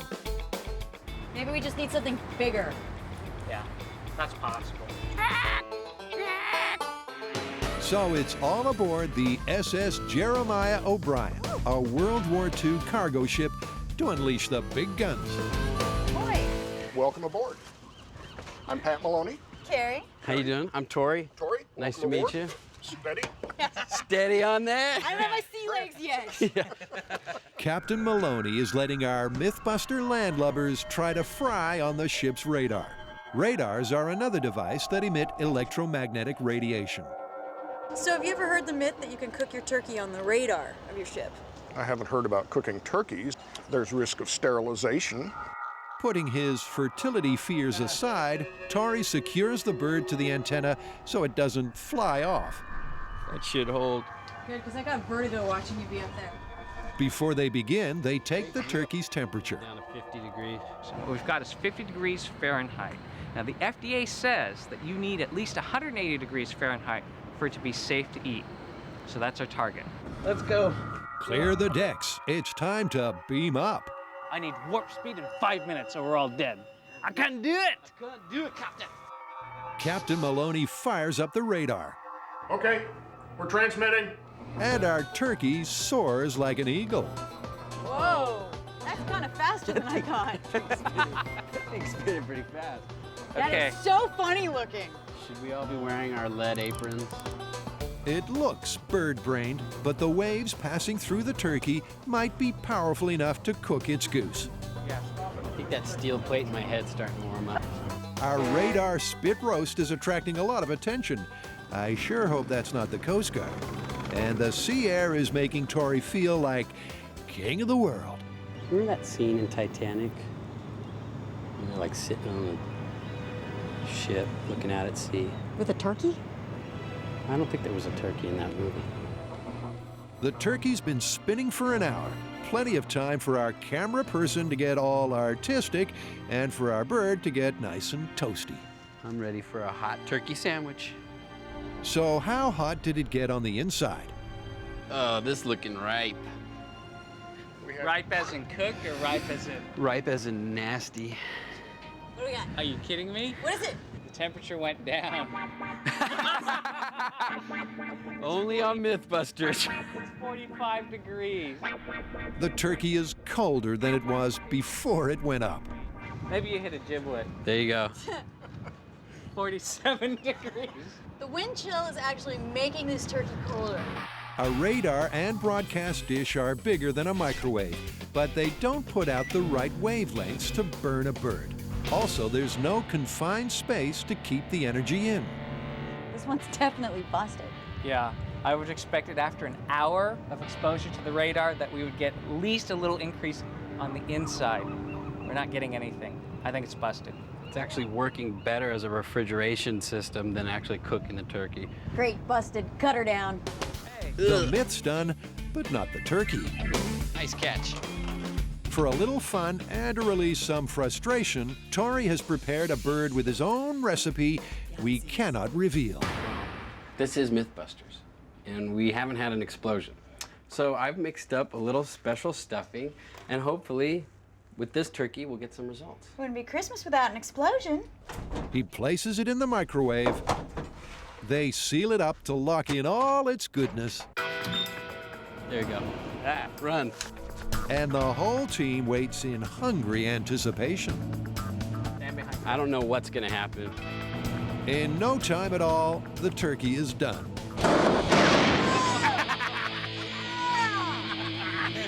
Finally, dinner is served, MythBusters style.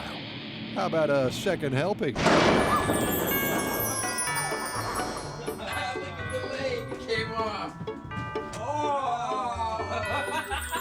Merry Christmas, you guys. That is the most disgusting turkey I've ever seen. Let's eat.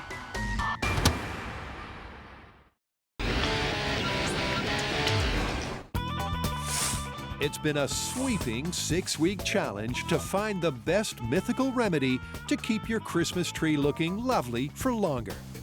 The fallout has been carefully collated and counted, and it's time to reveal the winner. It's been 6 weeks since we started this needle drop experiment.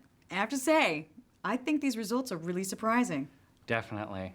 I mean, it's obvious that the fertilizer is probably the worst remedy to keeping needles on a tree. Yeah, I would have never have guessed that. And it was only a 5% mixture to the water, but it lost 4 times as many needles as the control. I mean, there's a bucket filled with needles. We couldn't even get them all in our tube. More interesting to me is the fact that every other treatment that we tried did better than just water alone in the control. And you know what else is surprising is the bleach and the Santa's Little Helper, they lost the least amount of needles. Yeah, but I think this myth should also be about aesthetics as well. And while the bleach kept a lot of needles on the tree, it turned it a really funny color.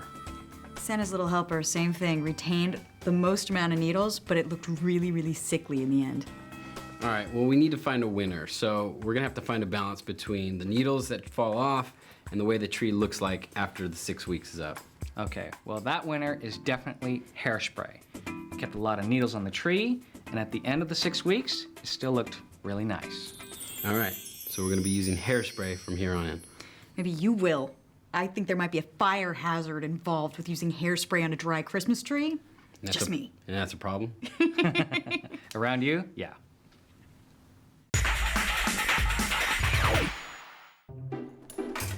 All Jamie and Adam want for Christmas is for their soda and Mentos-powered Rube Goldberg machine to work all the way through, just once. Why is he stuck? He's never gotten stuck before in his life. Until now, there's been little joy. But this is the season for miracles. Nice one. There it goes. We're good. Oh, that's good. That's looking happy. There goes the skiers. There it goes. It's going. It's going. It's going. Come on, baby. Yes! Mentos going. Mentos going.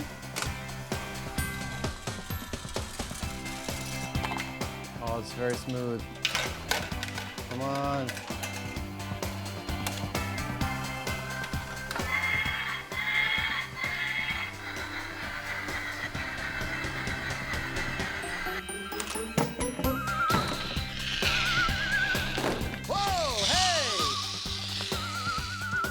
There it is. Come on, baby.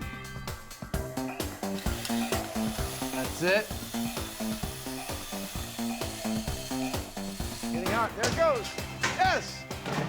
Yes. Come on, baby. Come on. Come on. Come on, robot. Find your home. Your home is there. That's it. Oh, yes. Get ready for the bang. The monkeys are going.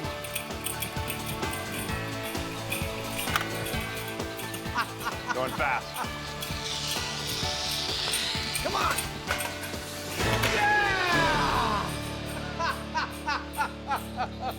Here's hoping you like your gift and have a holly jolly holiday season.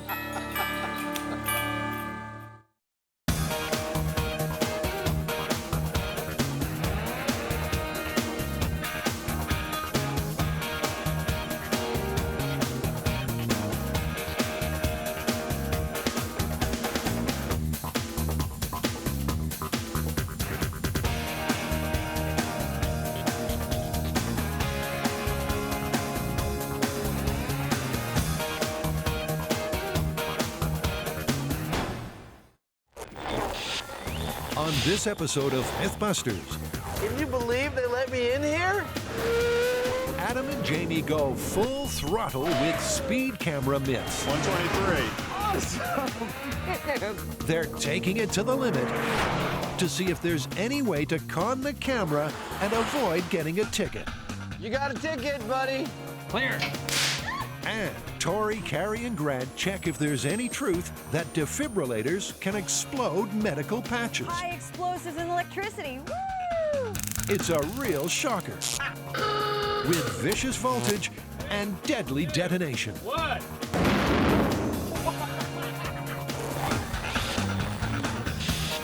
Who are the MythBusters? Adam Savage. Danger is my middle name. And Jamie Heineman. Between them, over 30 years special effects experience. Joining them, Tori Belleci. I'll miss you, buddy. Carrie Byron. Don't try what you're about to see at home. And Grant Imahara. I'm pumping as fast as I can. They don't just tell the myths, they put them to the test.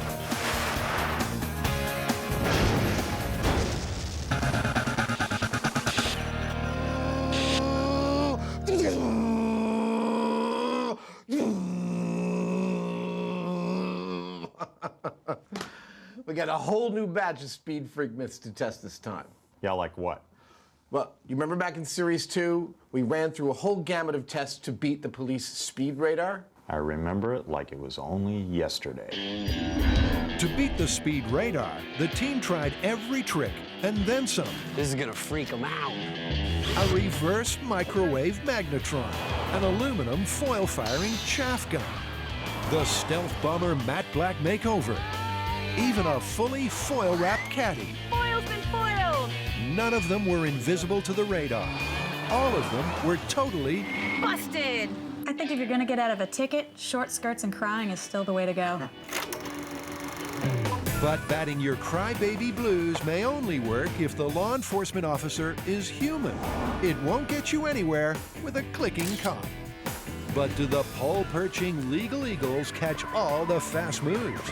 Can a speed camera ever be outstripped? Feeling the need for speed, viewers have sent in 3 mythical ways to beat the camera cop.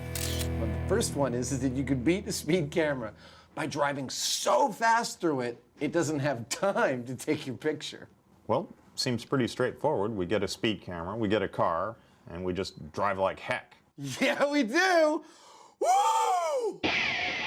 So, viewer myth number 1. You can beat the speed camera by driving so fast it can't see you? That'd be time to cue the souped-up supercar. But before we go high speed, Adam wants to test the theory in this car. This is a perfect car for the test because while it may not be the fastest car on the block, it is definitely representative of a totally average American car. If this myth is at all true, it ought to be true for your average car. Now, if you're worried about Adam and Jamie maxing out a very average car, this is a pair of 5-point racing harnesses. You're not alone. Because we've got to drive it at such high speeds, the insurance company requires we put some safety measures into it, and that's what I'm about to do. And so is Jamie. But how gas-axing a hole in the rear makes the car safer is anyone's guess. Once the bumper goes back on it, it'll be fine. Nobody will know until they have a crash. But I won't tell them. If this car can go half as fast as it's going in Adam's imagination, flip on the afterburner. It should be able to beat the sound barrier, let alone a speed camera. And I'm out! You ready? Yeah, I'm totally ready. Let's go. Let's go beat the speed camera. Speed cameras work like sonar. They send out radar pulses. The time it takes for the pulse to come back to the sensor registers the speed of the vehicle. If it's over the limit, a signal's sent to the camera to take a photo. The myth is, if you can drive faster than the pulses, it won't detect your vehicle. We got to beat the speed camera. And the only place where we can shoot this is our favorite tarmac at Alameda Naval Base. It's about 1.75 miles of perfectly flat road. It's absolutely ideal for our purposes. 2 men, almost 2 miles of runway, 1 myth, 1 car, and no speed limit. It's just another day in MythBusters paradise. At least until it's time to meet the speedster's arch enemy, the speed camera, and the mastermind behind it. Hi, Adam. Good to meet you both. Adam Teuton's cameras have been the bane of every leadfoot's life since 1987. So basically what I'm looking at here is a radar unit attached to a camera, a storage device, and a processor. Correct. That's amazingly simple. We try to make it as simple as possible. Over the years, how many tickets have your systems issued? I'd have to say millions. With millions of tickets under its belt, will Jamie at full throttle be fast enough to get in under the radar? And just how fast can an average auto go? This may look like a ray gun, but in fact it's a radar gun.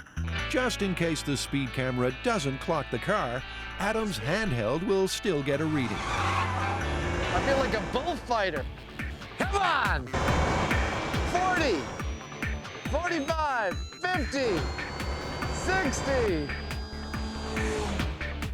60 miles an hour. From a standing start, the average auto speed is, well, average. A longer run-up should show what it's got.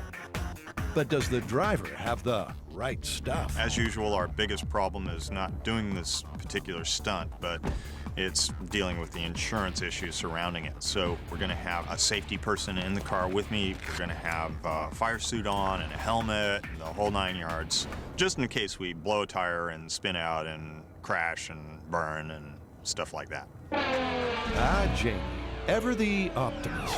Based solely on my intuition and not any practical experience whatsoever, I estimate that we can get this car, or that Jamie can get this car, to just over 100 miles an hour. Is it enough to beat the speed camera? I suspect that it isn't, but I'm curious to find out. Let's go fast. Jamie's going to put the pedal to the metal while Adam tries to keep up in the safety car. The mustachioed maestro soon leaves Adam in his dust. But did he dust off the speed camera too? Did you get him? We got him. What kind of speed did you get? 100 miles an hour. 100 miles an hour. There he is. Not bad. Oh, and you got his license plate too. Let's see Jamie bat his crybaby blues now. Well, how'd I do? Ticket or no ticket? Oh, you got a ticket, you speeding scofflaw. We got you red-handed right here. One picture says it all. Jamie's been booked fair and square. Just for me, so we have a data set of more than one, which is always a goal on this show. Let's do it again. Do I have to? You do. Go.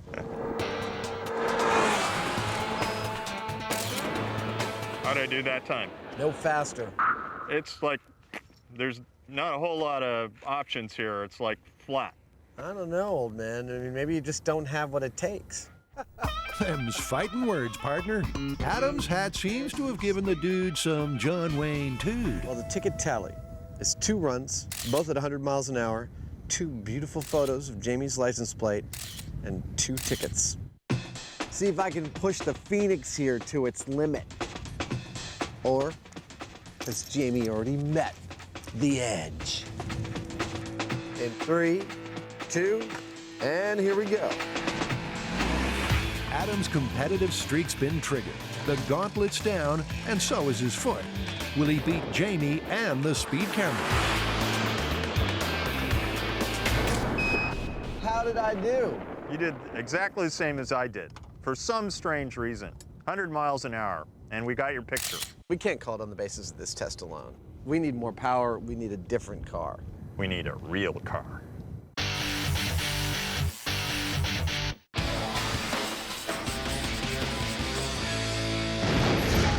Okay, guys, I got a myth that's really gonna shock you, because it's about defibrillators. Okay, that's like in the EMT shows with the clear. Yeah, but that's only half of it. It's also about nitroglycerin patches. Nitroglycerin? That's explosive. It's for heart patients, right? Yeah. The myth is that if you're wearing a nitroglycerin patch and somebody defibrillates you, the patch will explode. Electricity and explosives are not a good mix. But because nitroglycerin is a powerful medicine as well as a powerful explosive, they can get shockingly close. Nitroglycerin patches dilate arteries, increase blood flow, and when placed on the chest, relieve heart pain. But can these patches be detonated by the electricity from a defibrillator? It's true that these machines come with a warning to remove such patches before shocking a patient. But what happens if you don't? Well, first step in this explosive myth from the ER is to get a defibrillator. But already there's a problem. But wait a minute, who's gonna let us use their defibrillator? I mean, we break everything we touch. Okay, let's borrow one, we'll characterize it, and then we'll make our own. When you say we, do you mean you? Yes. Now, making a do-it-yourself defibrillator isn't all that hard. All you need is a degree in electrical engineering and a knowledge of just how vicious voltage is. It's going to be potentially the most lethal thing I've ever built. Grant's defibrillator will take AC power and boost it to more than 4,000 volts. The high voltage will then be stored in a capacitor, so that when it's triggered, it can instantly dump a heart-jumping charge into the patient's chest. This thing, if it works, will definitely kill you. We're making Frankenstein's laboratory. While Grant deals with the diodes, Tori and Carrie make the electrical ER safer. We should be safe. With the ER rubbered up and ready, Grant's cooked up a unique pair of defibrillator paddles. Check this out. Like, clear! What's with the serrated edges?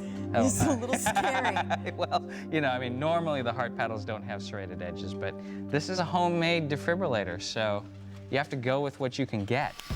Once Grant's defibrillator is up and running, the plan is to unleash it on some nitro patches placed on a torso, made of that MythBusters favorite, ballistics gel. Well, that came out easier than I expected. But before all that, the team first needs to see if Grant's gizmo works. In theory, it's capable of delivering a bigger shock than you'd get from the third rail of the subway track. Everybody ready? More than enough to kill you if you're not careful. 3, 2, 1. Wow, that was great. Okay. That was a good one. I think it's ready. That goes into your chest? So Grant's DIY defibrillator is certainly sparking. Okay, bring on the body. But for the explosive tests to be valid, it's crucial that his machine has exactly the same capabilities as this, the defibrillator used in ERs up and down the country. Dang. Ready to put the heart paddles in? Yeah. To find out, the team inserts 2 copper heart paddles in the torso's chest, which are hardwired to an oscilloscope. All right, are you ready for your test? It'll register precisely how much juice is jumping, first from the commercial defibrillator. Everyone clear? Clear. Got it. Did you get it? Yep. We can start testing. Nice. The oscilloscope is telling me that it had a peak of 4 millivolts. Now, it's also saying is that the event lasted for 2 microseconds. Yeah. Do you think I'll get first place in the science fair? Easy. Now they know what they're aiming for. Grant's patty-flipping paddles are attached to the torso to see if his DIY defibrillator can deliver the same result. This just doesn't look dangerous enough. Should we get some buckets of water to stand in, or maybe set off the sprinkler system? Just put your safety glasses on, Mr. Safety. Just hope this isn't the before moment. Oh, we should probably set up the high speed on Carrie. Now remember, 1,000 volts. They built their own defibrillator so as not to wreck the real one. 2,500. But is it safe to use? Now might be a good time for Carrie's family and friends to turn away. You're at 4,000. Pull the switch. Turn off the power supply. Okay, Carrie, are you ready? Everybody clear? Can I have your toolbox? 3, 2, 1. She's alive. She made it. Okay, you're good. Good job. I was worried for you for a second. Yeah, I'm sure when my mom watches this later, she's gonna be like, oh, not again. We just did the first test with Grant's homemade defibrillator, and to say I was a little bit scared going into it. It looks very Frankenstein-y, and I mean, all the laws of physics said not gonna get shocked. I'm holding on to wood, I'm standing on rubber, but can't help the heartbeat going, what if, what if, what if? The good news is this proves that it does deliver the shock into the ballistics gel body. Yeah, that's great. How's your heart? Is it still pumping? Yeah, it's going like. So Grant's defibrillator has passed. It's as good as the industry standard. Homemade defibrillator coming in. But before trying to explode some nitroglycerin patches, they've got a defibrillator mini-myth they want to put to the test. Clear. You see it on every ER drama. The myth is you'll be killed if you touch a patient who's being shocked. But do you really need to stand clear? Okay, so here's the setup. We've got the patient on the table. The patient's going to receive the shock from the defibrillator. He is connected to the observer right at the wrist. That goes up to a pair of heart paddles that are placed in the most likely conduction path. The heart paddles are then connected to the digital storage oscilloscope, and that's going to tell us what sort of currents flowing through that heart area. There's a possibility of somebody being electrocuted here. Hopefully not one of us. Ready? Remember, what they're testing here is whether you'd drop dead if you were to touch the patient during defibrillation. 3,500. To make sure the team avoids friendly fire, there's still an inch of rubber between them and the floor. Oh, and the paramedics are on standby. 4,000 volts. Pull the switch. In 3, 2, 1, clear. That was kind of anticlimactic. Whoa, look at what registered. Yeah, how anticlimactic do you think it is now? That looks just like when it got directly shocked. Yeah. That could stop your heart. It takes 6 milliamps to kill somebody. That's 13 milliamps peak right there. That could have killed him. And okay. He wasn't, yeah, and that was heart paddles all the way in the other guy. That's pretty impressive. I would say that's clear test confirmed. There's a reason why they say clear. Seems pretty clear to me. That's clear test confirmed. So now it's time to bring on the explosives. It's open season on speedsters. First, there was the squad car, then the radar, and now they've raised the bar with speed cameras. Adam and Jamie have tried to beat it through speed, but until they get a faster car, that myth's on hold. That leaves plenty of time for viewer myth number 2. Well, next up is a whole set of products which we call plate blockers. These are things that you would put over your license plate that would obscure it only to the camera when it tried to take your picture. Therefore, they don't know who to send the ticket to. So what, we just go out and drive by them with this stuff over the plate? Yeah, actually, not so fast. I think I'd like to try some scale tests out on these guys. Put them down in the shop with my digital camera and my flash and see if I can't get the results that they claim here in the shop. Adam has 5 plate blocking devices in his sights. All claim to somehow prevent the police paparazzi from tracking you down. First up is this thing, which supposedly has microcrystals to reflect the camera's flash. See what it does? Here I am. Now I'm gone. Oh my God, where did I go? Oh, here I am. Adam's clearly unimpressed, and reading the small print doesn't help. The manufacturer and retailer assume no responsibility for any use or application of this product in violation with any applicable law. Before installing this product, please check your state and local laws and regulations. I'll save you some time. It's probably illegal. Illegal? Maybe. Effective? Let's see. This is glitter license plate with the flash on. I don't have any problem reading that. Oh, man. You know, it's funny, but it also makes me really mad. It's ridiculous. Let's do due diligence on this piece of crap and try it from far away. The thing is, the microcrystals don't seem to be reflecting much at all. It's pretty much totally readable. I can see it's trying to reflect a light, but it's not succeeding because I can still read California, June, no doubt. I can still read the license plate. In this case, all that glitters definitely ain't gold. So what about plastic plate blocker number 2? They've spared every expense in manufacturing this. This is like one of those reading magnifiers, you know, that you can get at the museum store. And it is, I'm not kidding, scotch taped to this license plate cover. Oh, I see what it's doing. I'll eat my hat if this is legal in even one state. Oh, I'm ever so slightly side on to this thing. And it's definitely obscuring a couple of the letters of the license plate. There's no doubt about it.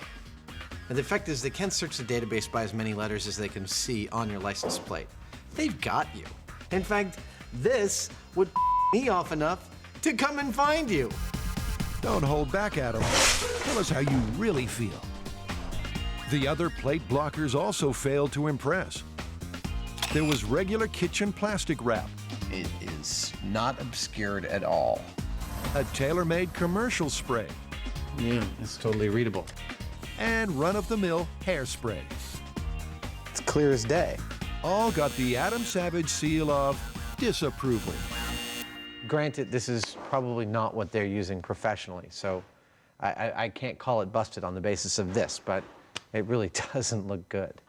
So for a definitive test, they'll run the plate blockers past the same setup that's used on the streets. The microcrystal glitter plates first up. Mr. Heineman, you are go for launch. Okay, I'll fire it up. I'll be right there. He's got to fire up the pre-burners, and he's got to wind up the Phoenix engines, open up the feeder tube, kick the throttle, open up the thrusters. Then, of course, he's got to kick in the afterburner.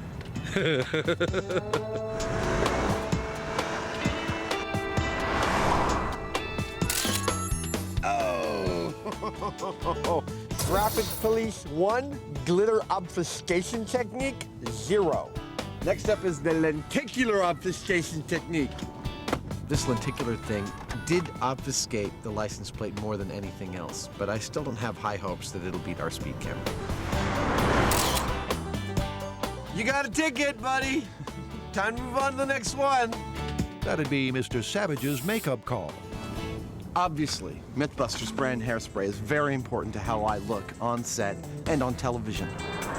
But although it looked good on Adam, it didn't cut it with the speed camera. And neither did the commercial spray. Starting to see a pattern here. Yeah, plate blocker zip, speed camera 4. Make that 5 with the plastic wrap. Clear as a bell. Clear as a bell. Cling wrap is busted. Not a single one of the plate blockers has worked. So it's plate blockers 0, speed cameras 5. Now, although they might not con the camera, one of them at least does have a hidden talent. Ow. I went like this, and it magnified through and burnt my shirt, and then it burned my skin. I felt this sharp pain. So it will burn your skin, but it won't save you from a ticket. With the plate blockers well and truly busted, the boys are counting down the viewer speed camera minutes. It's enough to make your hair stand on end. Electricity on its own is lethal. Put it near high explosive, and you're just asking for trouble. But that's exactly what our brave band of MythBusters are doing. 2, 1. Nitroglycerin is found in dynamite, but it's also used to treat heart patients. But according to this ER myth, if you hit a nitro patch with an electric shock from a defibrillator, it'll explode. With explosives, electricity, and MythBusters, it's time to move the whole shebang to the bomb-proof backyard bunker. It's finally time to start our nitroglycerin patch tests. Now we're going to start with the modern nitroglycerin patches. They're the most common to get. And we're going to use one patch, and we're going to defibrillate our patient here at 200 joules. With a cataclysmic catastrophe on the cards, they're taking no chances. For this one, the Ballistics Gel Torso and Grant's DIY defibrillator are going to be home alone. We've taken a few safety precautions so that we can do it remotely. We have our paddles. They are clamped to the body, and then Grant has the remote trigger outside of the bunker. So we'll set it all up, charge it, we'll get out of the bunker, set it off remotely. So if there is an explosion, none of us get killed. Sounds good. The only trouble is it's pouring with rain, and the bunker ain't exactly waterproof. Hey, you guys, we got a little problem here. Little problem. What's going on? It's raining on my neon transformers, so we need to... Is that a problem? Yeah, kind of. You want an umbrella? Oh, geez. Something. That seems really, really, really dangerous. Yeah, it's not entirely safe. In fact, let me unplug this. Okay. Diagnosing the problem was easy. Fixing it, well, that's a different story. If it explodes, it's safer than being in the shop. Pools of water, massive amounts of electricity. I don't see a danger in that at all. With the deluge finally diverted, Grant's confident it's safe enough to proceed. Just remember, go to the light. Okay, see it. See you on the other side. In general, yes, water and electricity don't mix, particularly high voltage electricity. But as long as we take the proper precautions, standing on rubber, make sure nothing's wet, we should be fine. Now, if this were a movie, you'd pretty much know something terrible was about to happen. 2,000. But this is MythBusters, 500. factual television, real life. Nitroglycerin patch test. 200 joules in 3, 2, 1. I didn't see any explosions. I didn't see any arcing, anything at all. Nope. Like I said, this is real life, real results. In this case, an awful lot of nothing. We didn't get any explosion at 200 joules. Let's ramp it up to 360. Give it the maximum power. But cranking the power to the max, No explosion, guys. even putting the paddles right on the patch, It arced, it sparked, it didn't ignite. Well, I think one of the problems here is it's just not going to arc to the plastic. It's just not going to do anything there. And there is an old nitroglycerin patch that has sort of an aluminum in the plastic. Maybe that would arc from the spark. More conductivity would definitely give it a higher likelihood of arcing. Should be easy to get a couple of those, no? Actually, Tori, that's a no. Aluminum-backed nitroglycerin patches were phased out in the 1980s. So Carrie's making some of her own. And this is You see? conductive? That's what I was gonna let you find out for me. Ooh, look at that. Oh, that's cool. Now, I'm sure that stun gun Tori's using comes with a warning. That is cool, look at that. Something along the lines of, not a toy. Look at it burning. Use with caution. Look, I wrote my name. Keep out of reach of children. Oh, Tori, are we gonna ever have an episode where you don't hurt yourself? I didn't think it was gonna hurt me. Thought I had that one under control. Also not under control is the weather. Oh, great. The water level has risen. Outside and inside the bunker, the big wet continues. It doesn't do a lot of good to have rubber mats when they're submerged in water. A bit of electricity and a lot of moisture. What could possibly go wrong? Okay, try not to stand in the water. What is it? The first day of rain we get for the entire year is going to be on the day that we're using high explosives and electricity. Woo! 2,000 volts. Now, does anyone else find this somewhat alarming? Raincoats, volumes of voltage, and a welter of water. Look at it, it's arcing from the screw to the wood. Okay. Stop. Tori's on hairdressing duty to keep it dry enough to prevent shorting. Well, that's the theory. I got water pouring down my back. Folks, it goes without saying, never, ever, ever try this at home. Somebody want to get a 2x4 just in case they need to knock us apart? Perhaps the least lethal thing to happen now would be if Carrie's homemade foil-backed patches exploded. 3, 2, 1. You see a spark or anything? Nope. See an explosion? No. Just like the modern plastic patches, maximum voltage, foil side up, or foil side down. No reaction. Even putting the paddles ridiculously close causes no kaboom. It arced right over that patch, and I didn't see an explosion. No explosion. I don't think that the concentration of the nitroglycerin is high enough to actually get any sort of explosion. I mean, that's it. This myth is going down. The myth may be going down, but it's not over yet. Because when it comes to the MythBusters and explosions, no one goes home disappointed. We're gonna blow that nitro patch up. You bet we are, buddy. Adam and Jamie are getting wrapped up in their quest to beat speed camera myths. Can someone unwrap me? Turn off the camera and help me get out of this thing.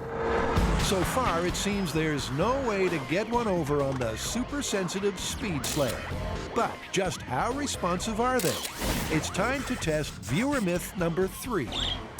You know, I heard once that those speed cameras are so sensitive that they'll pick up a bird flying past them and take a picture of it. You know, I hate to play devil's advocate on this, but I can't see it working. I think a bird is just too tiny to be picked up by the radar. We should get some trained birds and fly them through the path. Okay, and maybe a really fast trained bird. 1, make that 2 really fast birds coming up. There you go. She's got hat hair this morning, but she'll shake it out.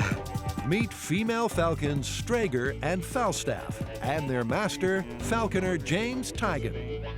People are always asking us how fast they are over the ground. In a dive, the peregrine's been clocked at 240 miles an hour in a dive. They've put G meters on them, and they break G meters at like 18 Gs. With a sales pitch like that, the birds seem more than qualified for the job. But what do they like to drive? The job is to hold on to that knot, and then I'm going to put this in here like this. Wow. Put this into your body. There you go. You don't want to look like a geek. There you go. I am a geek. Oh my God. I gotta say, of all the animals we've worked with on the show, from skunks to goldfish to octopi, this is the coolest. Yeah, they're beautiful, gorgeous animals. I think even Jamie is expressing a little awe. The birds certainly have made Adam and Jamie sit up and take notice. But will the speed camera see them? I don't think the speed camera is going to pick up the bird. My guess is based on the practicality of operating a speed camera. When you get the disc out of the camera and you're looking at all the license plates, you don't want a lot of pretty pictures of birds. Something tells me they designed that out of the system and that they don't pick up birds flying. Well, there's only one sure way to find out. I think what we'll do is we'll send my associate, Kate, downwind. She'll release the bird. I'll call the bird. We'll do a straight downwind run. She'll come right on marks, hopefully. Let's do it. With the speed camera in position and poised to take a picture, Falcon Airways Flight 001 is cleared for takeoff. I'm actually picking her up at about 40 miles an hour. Adam's radar is clocking her at 40, and the camera's preset to go off at just 10 miles an hour. She was going 40 miles an hour. If anything was gonna, if this could pick her up, that was a good speed to pick her up at. And it was right down the throat. It was, it should have got it. How'd we do? Took a picture at 29 miles an hour. But there's a big difference between Adam's radar speed of 40 and the camera's 29. So what exactly did they take a photo of? One thing I'm not sure of, whether, was he swinging the bait? He was. So you might have picked up the bait? I don't know. Well, I mean, there's an easy way to test for that. We could just have him stand farther down, the camera can't see him. Or we could just have him swing the bait with no bird in the picture. Or we could try something really simple like that. Let's do that. Yeah, that'll do. I'm gonna go sit in the trailer now.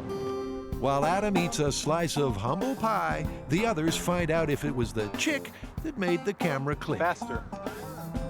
Faster. But even with the bait in full swing, there's still no camera ka-ching. So it's picking up speeds, but it's not photoing. There's not enough of a signature to give a quality threshold high enough to trigger the camera. But it seems like the bird absolutely did. Stunning. I love being wrong. But just to make really sure, Adam wants one more run to clear up the camera conundrum.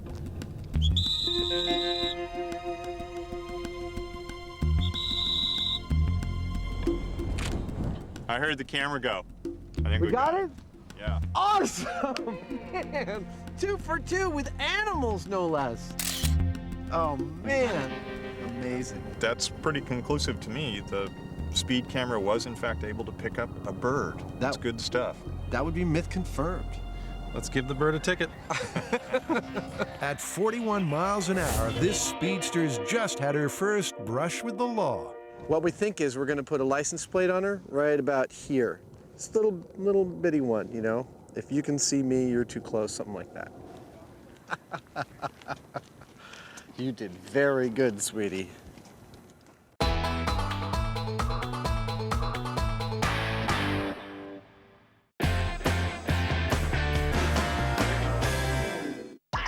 It never pays to monkey around with electricity, especially near explosives. But for Carrie, Tori, and Grant, detonating nitroglycerin medical patches with an electric defibrillator has so far only blown away a lot of time. Nothing happened. No explosion. Shocker. They want an explosion, and they want it now. Forget this medicinal nitroglycerin. Let's get the pure stuff, the stuff we all know is explosive. We'll smear that on the body and then try to defibrillate again. Well, I'm pretty sure no one is going to sell us pure nitroglycerin. I think we're already on all the watch lists. So maybe it's time to call former FBI agent Frank Doyle. You may remember Frank from such great MythBusters moments as the case of the exploding trousers, 22,000-foot fall, and the mother of all explosions when Frank totally trashed a truck.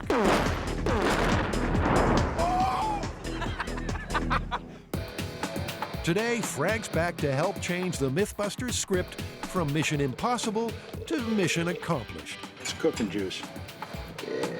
Access to nitroglycerin is strictly controlled, and it's highly dangerous to transport. Good stuff, good stuff.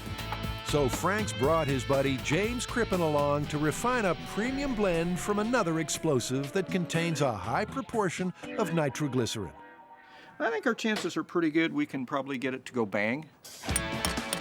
Impact's the best way to detonate nitroglycerin. So to see if Frank's batch is up to scratch, the job falls to Grant's automatic hammer.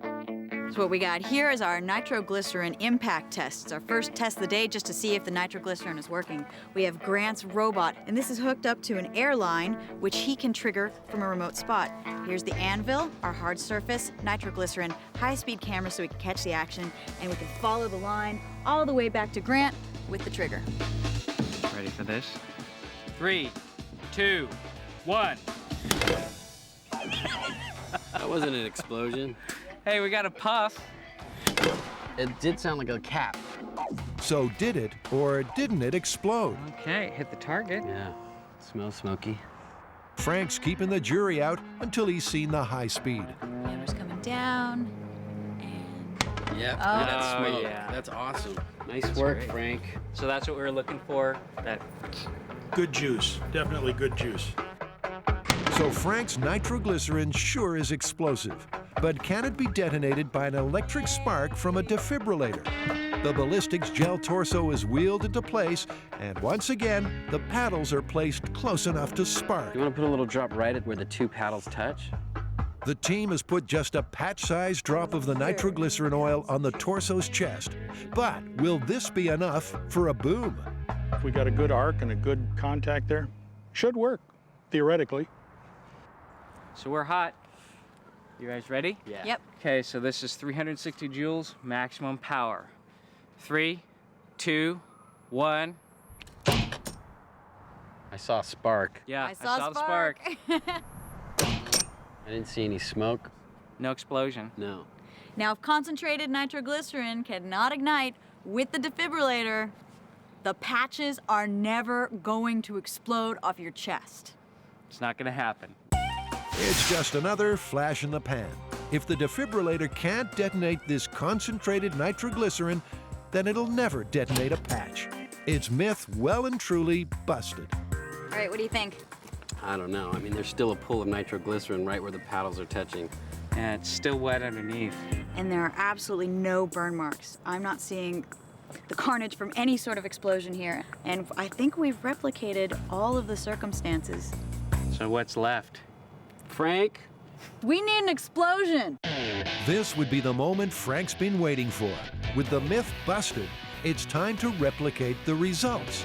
How can a defibrillator cause a kaboom? Well, luckily, Frank came prepared. We're going to shift over to some real explosive that we know that works. We're not going to use a lot. It won't take a lot, but our Jello friend there is going to probably go away. With Grant's defibrillator now past its use-by date, Should we take these back to the shop for the barbecue? all that's left is for Frank and his blow-it-up buddies to prepare our patient for a trip of a lifetime. You played doctor before? Yeah, but not with ballistics. Well, we're going to do a little chest surgery here. We're going to put the nitroglycerin in there because we want to get rid of the rest of what we have, and then we're going to put some assistance in there, some additional assistance. I get what you're talking about. To help you out with your wish. I see where you're going. For days, they've been dumping high voltage into their dummy. Now, with his liquid lunch of nitroglycerin plus assistance, they might finally turn the torso torpedo. Okay, we will need everybody to move back for safety reasons now. 3, 2, 1.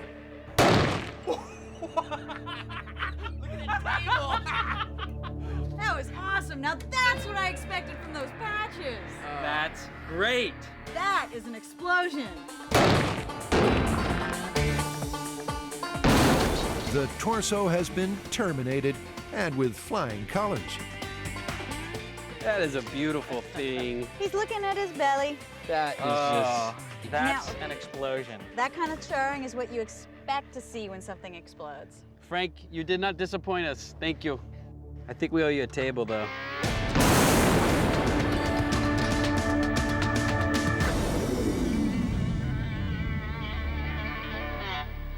Well, we finally got an explosion.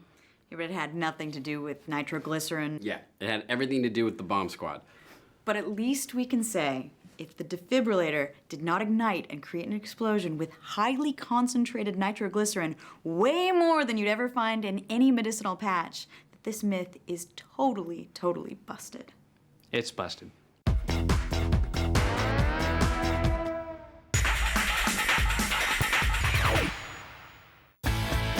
Before the speed camera, those who lived life in the fast lane had the highway patrol to contend with. Nowadays, speedsters find it hard to defy the all-seeing eye. Adam and Jamie have tested all the viewer myths, but there's still one that's not quite done. I got some great news. The researchers have found us a really fast car, so we're going to have a second go at speed. Oh, you mean whether or not the speeding car can beat the speed camera? Exactly. Awesome.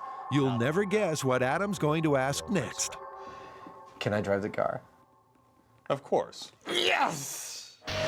In true MythBusters tradition, Adam and Jamie are going to push the edge of the fast envelope in a go-for-broke speed camera, speed car face-off. Let's come to Infineon Raceway, where I think they have something with a lot more grunt that we can put in front of the speed camera and see if we can beat it. One grunt machine coming up. Yep, believe it or not, somehow Mrs. Savage's little boy Adam has been let loose to pilot a prime piece of auto real estate. What, beat the speed camera? What? Oh, right, that's why we're here. Sure. How we doing? How's it going? Again. How you doing? But to keep us and the car safe, Chief Driving Instructor Mark will be riding shotgun. You think he can handle driving it? He might be able. We'll give it a shot. Adam hasn't had so much fun since the last full moon. I'm so ready to go. Let's go. I don't know, Adam. Can you believe they let me in here? No. What's the value of this car? 280? 280. Well, 280. I can work that off. Well, there's the next 65 years of Adam's life taken care of. I don't think it's going to work, even with a really fast car. Jamie remains skeptical, but if anything stands a chance of beating the speed camera, then it's this.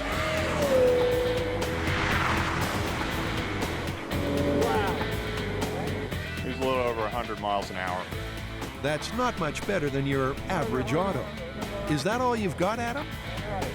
So what do you say, ticket or no ticket? Ticket. There's the evidence. So it is. There he goes again. But even with Mark urging him on, 118. It's not enough. 102. He's slowing down by the time he gets here. Adam's running out of road and buttoning off before he gets to the speed camera. Moving it closer to the start line means they can clock him in full flight. It's Adam's last chance. It's do or die. 100. 120. 123. That's Adam's best yet. Unbelievable. But is it enough? Got him. You're gonna have to go faster than that to beat the speed camera. Yeah, go. With the score running 3-0 to the speed camera, there's only one option left. Adam has to swallow his pride and hand over the reins to a professional driver. If he can't beat it, it's not gonna get beat. 120.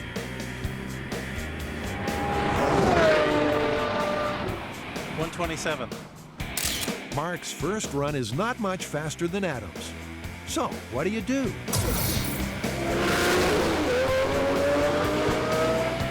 115. He's going faster. 140. 136. We got a ticket. Even with a professional propelling it to maximum momentum, 130, 440. It's still not enough to beat the speed camera. I don't know. The speed camera, it's like works on the speed of light, so the car doesn't. The car goes like maybe 200 miles an hour tops. I don't think we're gonna beat it. All that's left to do now is to gently break Adam's heart. What was our top speed? The top speed I got was about 140 miles an hour. That was when Mark was driving? Yeah. What was my top speed? About 120. Maybe 123, I forget. Well, that settles it, man. If we couldn't beat it with this thing, there's no way you can beat the speed camera, no matter how fast you're going.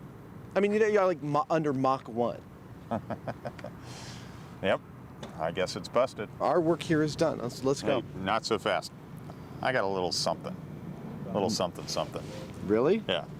Something, something? There's a lot of secret squirrel going on here. If I know one thing about Jamie, it's he's going outside the box and probably cheating. What you got here is a little bit more of a straightforward, no nonsense, no chemicals, no plastic wrap, just basic physics to beat the speed camera. Get in your car and show me what you got, cheater. Okay, we all set? The plate blockers failed. The very average auto failed. Red raw speed failed. In a sea of failure, what can Jamie possibly do to succeed?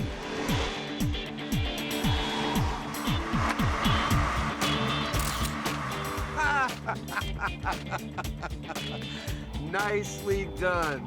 Very, very clever. Like I said, I knew he was going to cheat. So, how did he do it? Well, remember way back when the car was being made safer and Jamie was busy cutting a huge hole, turns out it was to fit the old spy car revolving license plate trick. This is just an air-powered rotary actuator. You apply air, it flips it. That is good. It's got Nicely done. Little trigger. You still get a ticket for that. And actually, I think the ticket for having that on your car is a lot worse than speeding. This one comes with jail time. What are you gonna do? Nice work, Speedy Gonzales. Let's go home. Make sure you have it on the right plate on the way home. All right.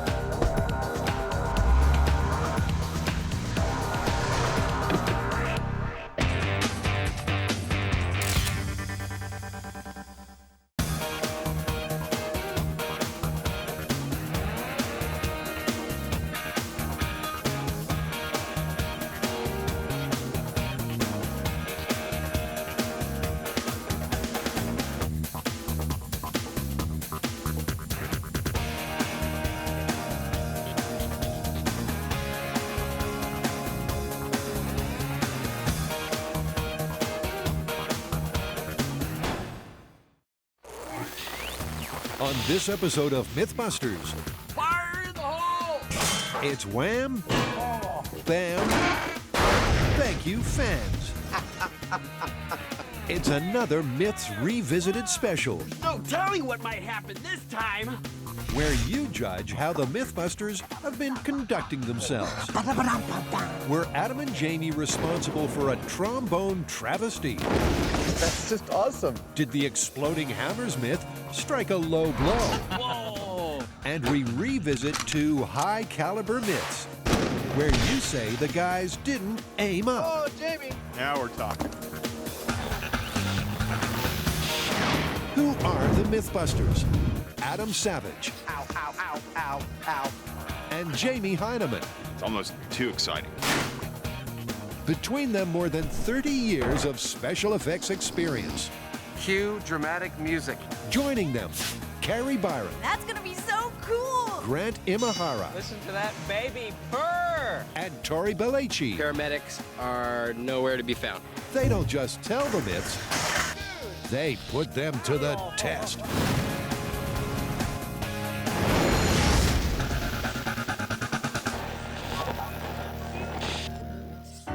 Yes, it's that time again. The MythBusters are going to answer their critics the only way they know how, by going back to the drawing board. And first on the chopping block, a myth that has long been a trombone of contention with fans.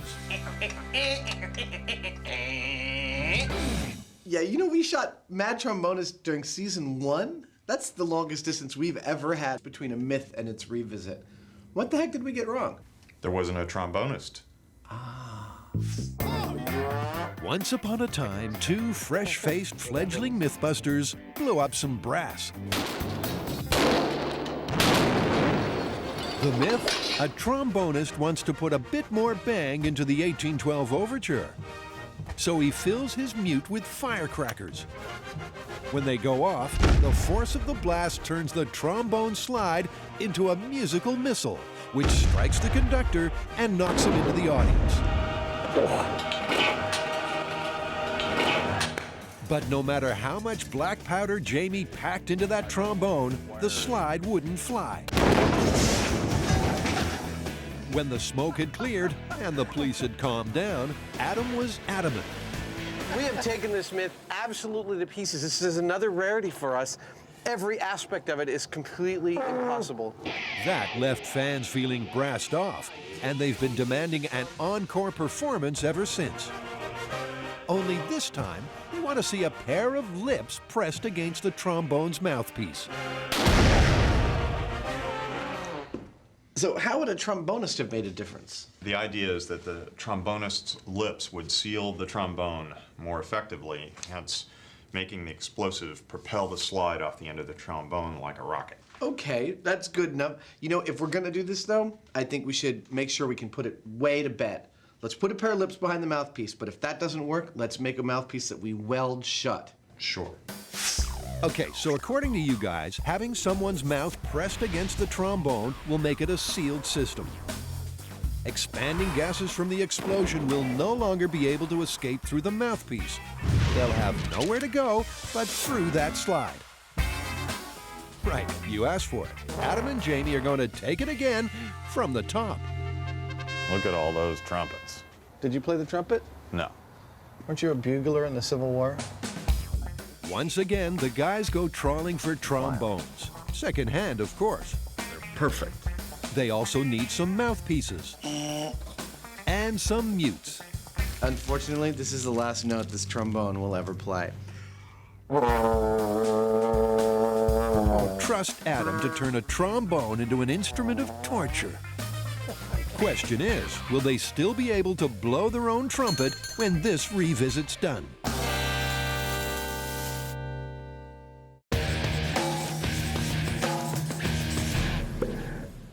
Finger in a barrel. I knew we were gonna have to revisit this one. That's the one where a gun barrel can explode into a banana peel, just like in the cartoons.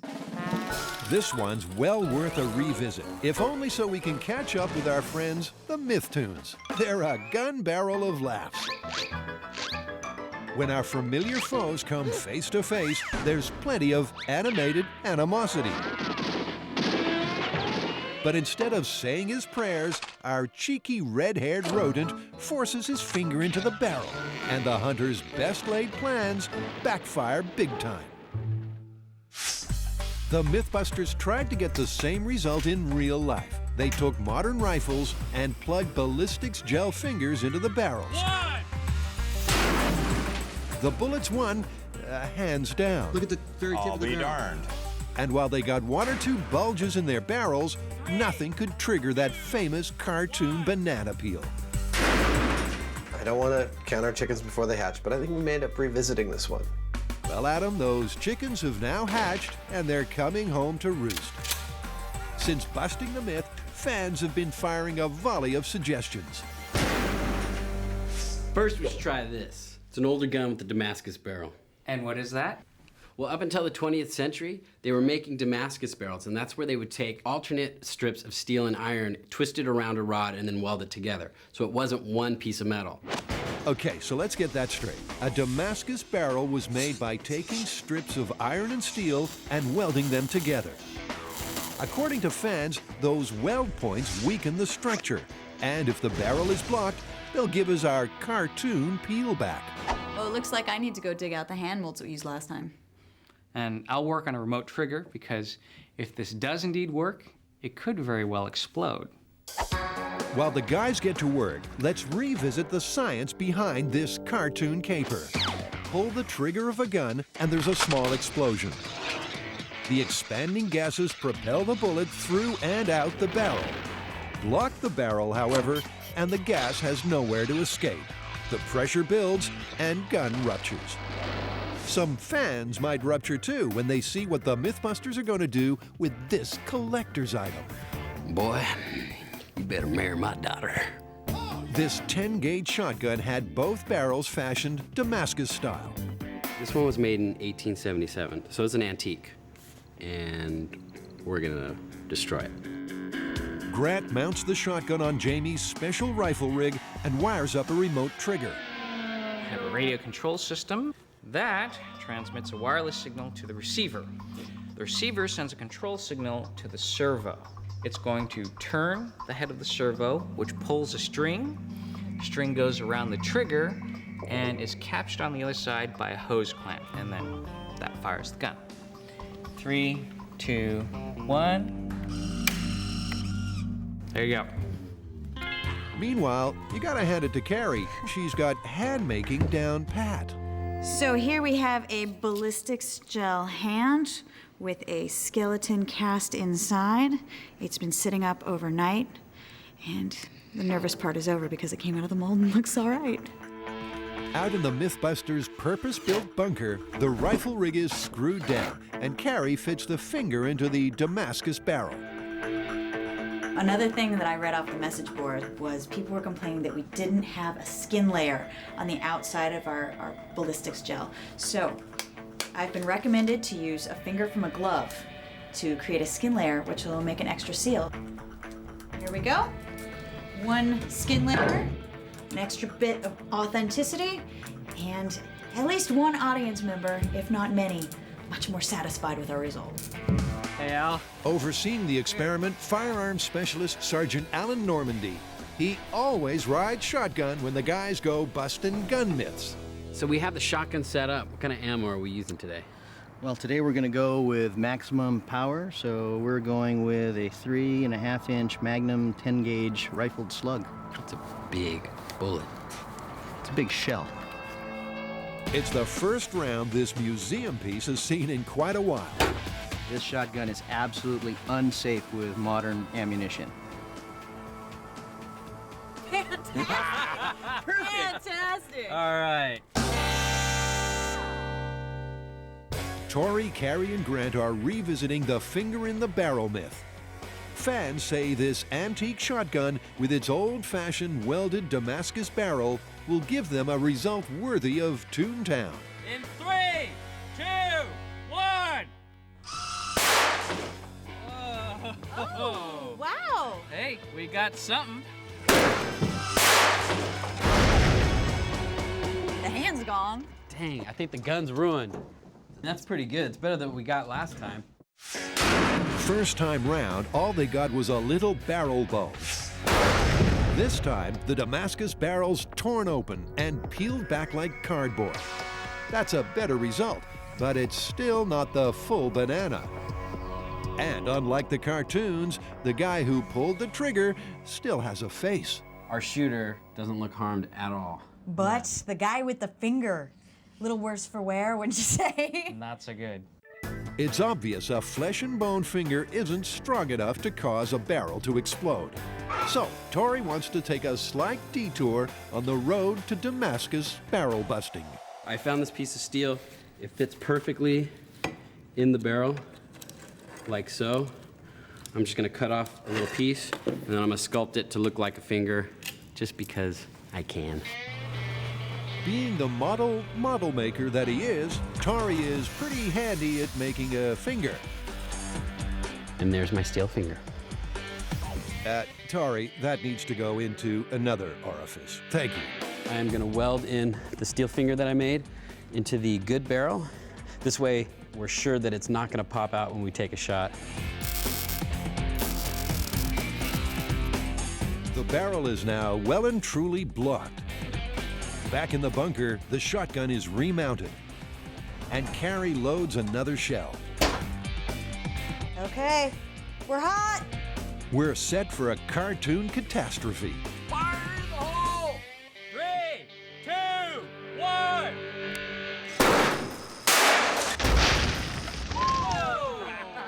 Oh. The shotgun suddenly becomes a sawn-off. That's not a banana peel. That's like loss of tip. That just total shattered the end off. But where's the finger? The end is gone. We wrecked the gun. Steel finger. Gone. Gone. All right, well, we'll find the finger later. Our hirsute hunter has suffered no ill effects, but the Damascus is done for. So in our second test with the steel plug welded into the Damascus barrel, we didn't get any banana peeling effect. Now this piece may look like it's a banana peel, but it's not actually a part of the barrel. This is just a detail piece that goes between the two barrels of this double-barreled shotgun. Once again, the finger myth gets the thumbs down.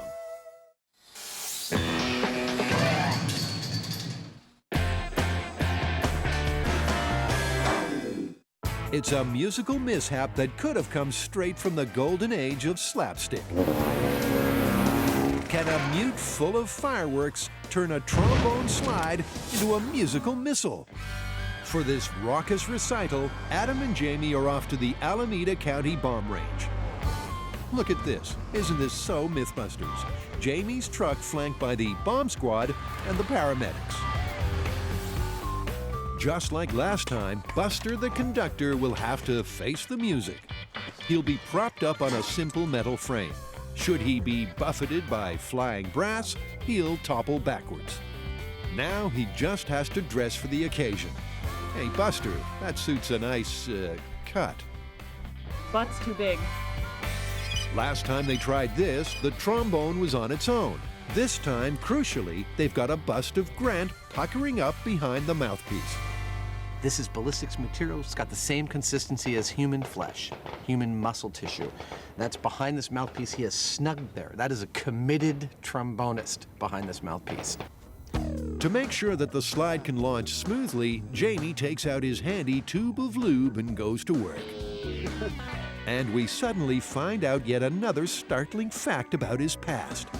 The only time I had any kind of band instrument experience was I got a hold of an old tuba, so I mounted it in the bathroom when I was a teenager, and you could sit on the toilet and everybody in the house knew what was going on. That's unique. Hold it. At this point, there are so many one-liners, my brain's about to explode. Stuff about movements, bum notes, crotchets, and wind. Oh, no! Oh, okay, better now. while we try to wipe from our minds the image of the Heinemann Cistern Symphony, let's take stock. Here is a disgruntled or very ambitious trombone player. He's decided during the 1812 overture to fill his mute with explosives for the finale. He fills them with explosives, they blow up, they send his slide shooting all the way towards the conductor, boom, who falls backwards and into the audience. That's the myth. With the bomb squad supervising, the mute is packed with black powder and loaded into the trombone bell. Places, please, everybody. We're ready to strike up the band. Good to go. This is Mad Trombonist. Lips behind the mouthpiece revisit in 5, 4, 3, 2, 1.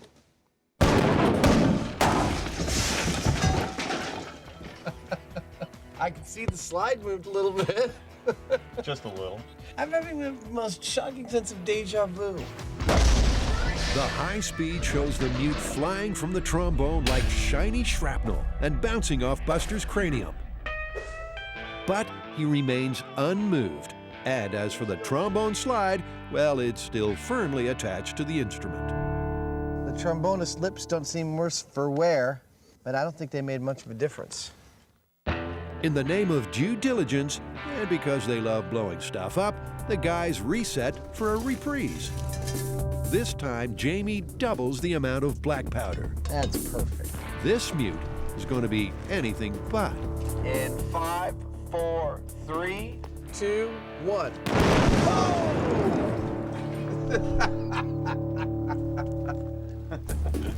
The music's on fire.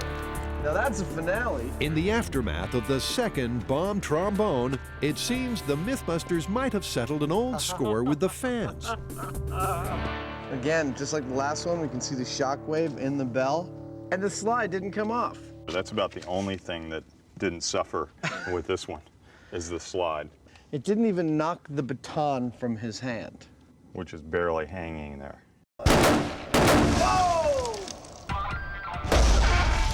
This musical myth is looking more busted than Pete Townshend's guitar. Or is it? I think there's one last thing we could do to put this to bed once and for all, and that would be to take our second backup trombone and solder or weld the mouthpiece so that no air can escape from it. Okay. Not just count on the lips, but make a complete blockage there and see if that works. If you say so.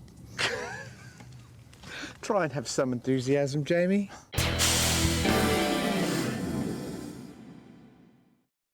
Don't believe the cartoons, friends. Shoving your finger in the barrel of a gun won't make the gun explode. Your hand, however, will. The guy with the finger. A little worse for wear, wouldn't you say? Not so good.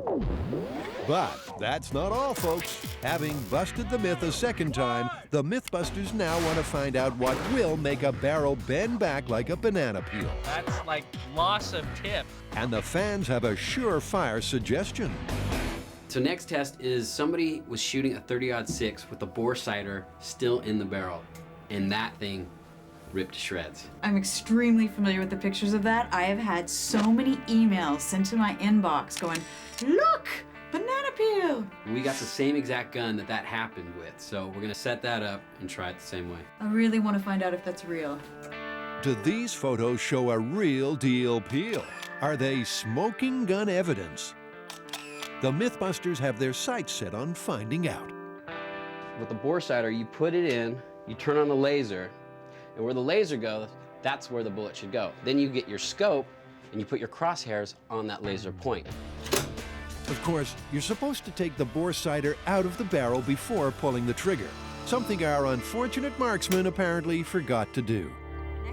Sergeant Normandy's got a theory as to how this scenario might work. Perhaps the little rubber gaskets on the bore sighter create such an adequate seal on what is a fairly small diameter for the bullet that it creates so much pressure in the barrel that it blows it up. Containment, combustion, explosion. Exactly.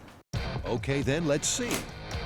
Okay, we are loaded. They've got a brand new 30-06 hunting rifle with a bore sighter stuck in the barrel.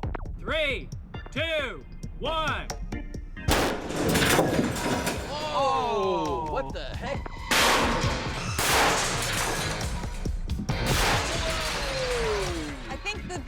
powder bounced off the bullet catcher and hit the light. Oh, wait a minute. We got a split. Did we? Yeah, it split the barrel. Wow. That's about a 3-inch split.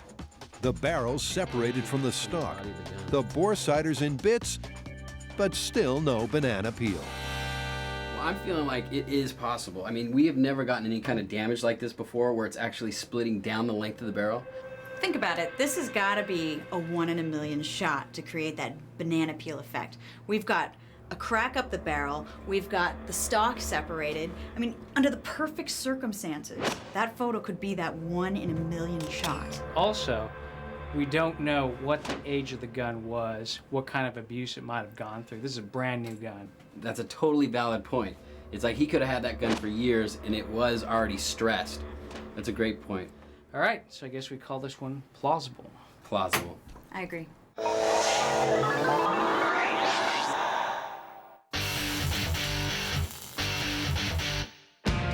From one firearm myth to another that made fans fume. Sniper scope revisit? Yeah, I am very pleased that we found some things to retest in this one, because personally, I don't really enjoy making snipers angry. Is that why you're wearing this thing? Yes, it is. So what exactly did we get wrong on the first try? Well, according to some viewers, we used the wrong rifle and/or the wrong scope. Oh, is that all? This myth goes back to Vietnam. The story goes that U.S. Marine sniper Carlos Hathcock took out his VC counterpart with a single shot straight down the scope. But when Adam and Jamie scored direct hits on scope after scope, the bullets never made it all the way through, leading Adam to conclude, We don't have the scope that Gunny Hathcock shot at, so we can't know for sure. I say we have to call this myth busted. Fans went, well, ballistic. So what was wrong with the scope? Well, fans say that we were not using a period scope, which apparently has a lot fewer glass elements than a modern scope, and thus, by extension, should be easier to get through with a bullet. Okay. What about the ammo? Yeah, well, it turns out that the modern ammo we used, while very accurate, is designed much more efficiently to kill than the period ammo, which means it breaks up much faster. That we got a letter saying the period ammo would have made it through more glass than modern ammo. It was a harder bullet. Yes. Okay, let's see how the Mythbusters aim up this time. Did that sit there like that? Fresh from helping out with Finger in a Barrel, Sergeant Alan Normandy will once again be calling the shots. According to photographic evidence, this is the exact same model of rifle that Gunnery Sergeant Hathcock would have been firing against. Exact same rifle, exact same mount, exact same scope. This is not a replica rifle. This is an actual period gun. It looks like there's some Russian writing on here. You want to see if you can translate? There's Russian writing on the rifle. Lucky Jamie studied Russian literature. Первое сражение заводе СССР в Tule, 1928. So it means that it was made in 1928, and it was the first issue of the factory, I believe. Alan's also scoped out a bunch of period-correct scopes. Put next to their modern counterparts, you can see that size does matter. You can see that there's a size difference. There's not much of a difference in functionality. There's between 6 and 8 elements in each of these scopes. The light is moving similarly through them, but the lenses in this one are much bigger, which means they're much fatter. There's a lot more glass for the bullet to get through. There's a lot less glass for the bullet to get through in this scope. Last time, the bullets were hitting the modern scope dead on, but were deflected by the heavy-duty lenses inside. That shouldn't be a problem with this scope. If we can't fire through this scope, this myth is busted. Grant's ballistic bust is on another tour of duty, this time as the sniper. His rifle and scope setup is authentic, exactly what Sergeant Hathcock's enemy target would have been using. For this test, we're going to use this 30-06 rifle with an original 1968 vintage M72 173 grain round. This is the actual type of round that Gunny Hathcock would have used in his rifle. 30-06, 173 grain. This is a solid, full metal jacket round. We've seen what these 30-06 bullets do and several times in the past, and we know that For example, this bullet right here will go through 2 thicknesses of the ballistics glass that we use to protect ourselves here. These really are powerful bullets. Jamie prepares to replicate Sergeant Hathcock's killer shot. Deep breath. Let it surprise you. Dude. Oh, man. How'd I do? Well, we obliterated the scope mount for one. That's what I can see from here. I think we wasted a little energy on some of the metal. Jamie was just off target. The bullet didn't make it through the scope. Instead, it smashed the casing. Our sniper's still a clear and present danger. It looks like the old scope isn't as easy to penetrate as first thought. It may seem like the period scope has less glass to penetrate, and it probably does, but here's the catch. The period scope has a metal ring that's actually quite thick that the bullet has to push all that glass through to get to the other side.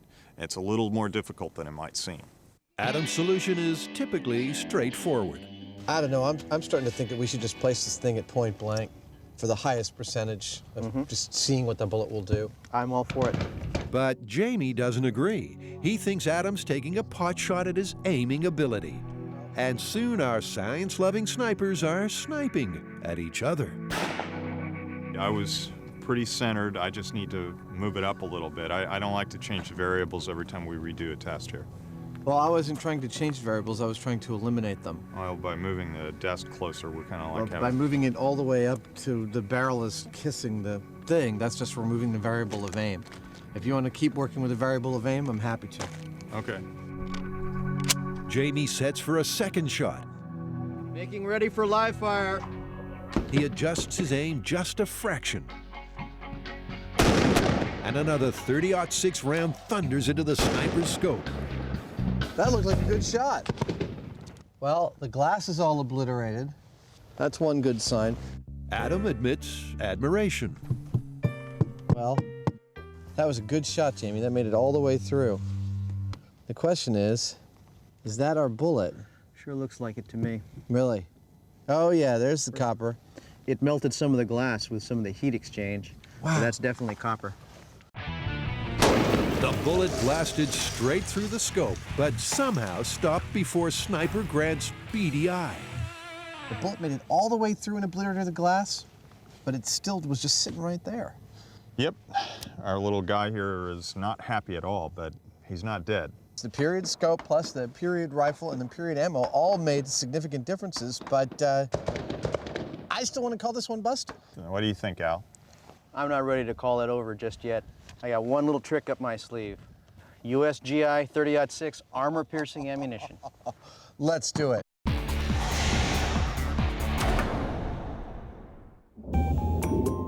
Now, the next myth ripe for revisiting is one I don't quite remember. Can a hammerhead really explode? Oh, that type of hammerhead. Got it. Sorry.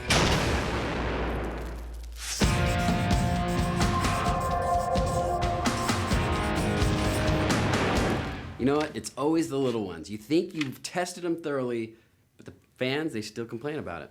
It's exploding hammer. Oh, you know, I really thought we nailed that one. I think we did too, but the people disagree. Why?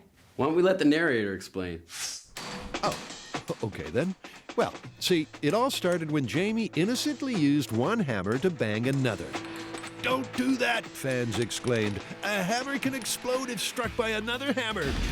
Well, of course, that sparked a frenzy of flailing tools as the MythBusters tried to blow a hammer sky high without success. Looks like the handle's bent, but no shattering. But according to fans, they got one or two things wrong. For a start, the modern hammers they tested were too soft. And when they fired up the homemade forge to try and harden a hammer, they didn't get the temperature right. Nag, nag, nag. And to top it all off, the anvil they used wasn't a real anvil. What? It was what blacksmiths call an asso, or anvil-shaped object. So it looks like we need to get some pre-World War II hammers, some modern-day hammers that we can get all the way to transition temperature and then quenched, and finally, I think we need to get ourselves a real anvil. Sounds like another trip to the blacksmith. You got it. So the guys are going to take another swing at this one. First, they'll take 2 modern commercial hammers, have them super hardened by a blacksmith, and see if it's crunch time. Whoa! Then they'll try it with antique, work-hardened hammers. Let's see if fans are right. And finally, they'll put the antique tools up against a real anvil. Now, last time around, Tori put together a top hammer-swinging rig, Like Coppolamo. It'll be like blood down. which he promptly destroyed after the myth had been busted. We need the hammer rig. Unfortunately, I've chopped it up and turned it into a chop saw table. You'd think we would learn. While Tori puts the rig back together, Carrie and Grant are off to forge a relationship with a blacksmith. You even look like a blacksmith. Amazing. Well, thank you. As president of the California Blacksmithing Association, Herb Upham knows a thing or two about swinging steel. See here where a rather large piece has broken free from the top and has probably flown off at nearly the speed of sound. Really? Really. Are you serious? The speed of sound. The speed of sound. And he has 1 or 2 hammer horror stories. The chip flew off the hammer head and cut the artery in their left arm. Oh my God. So, what happened? They needed some immediate first aid because the artery where it was severed was squirting blood directly out of their arm. Modern hammers are a blend of metals, including tungsten and chrome, which softens the tool, making it less likely to chip and shatter. To make a hammer harder, you heat it to the point where the metal loses its magnetism. That's called the transition temperature. Then when the steel cools, it's harder, and so the theory goes, more likely to shatter.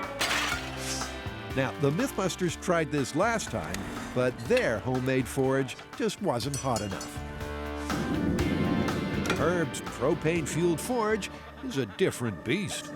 Herb, that's like the Easy Bake Oven from hell. Yes, it will toast your waffles to almost 3,000 degrees. The brand new hammers are given the heat treatment, and when they no longer hold any attraction for a magnet, they're quickly cooled. This hammer is now as hard as it's ever going to get. All right. But has the process made it any more shatter-prone?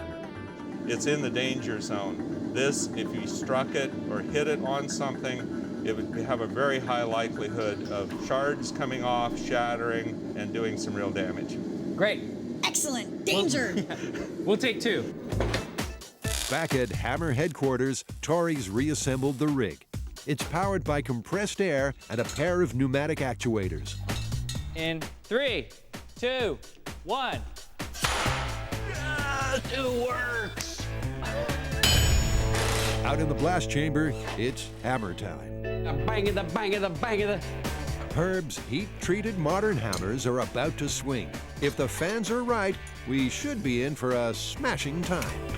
I'm gonna attach them to the rig closer to the head, so that way there's no chance of bending. All that energy will take place at the hammerheads.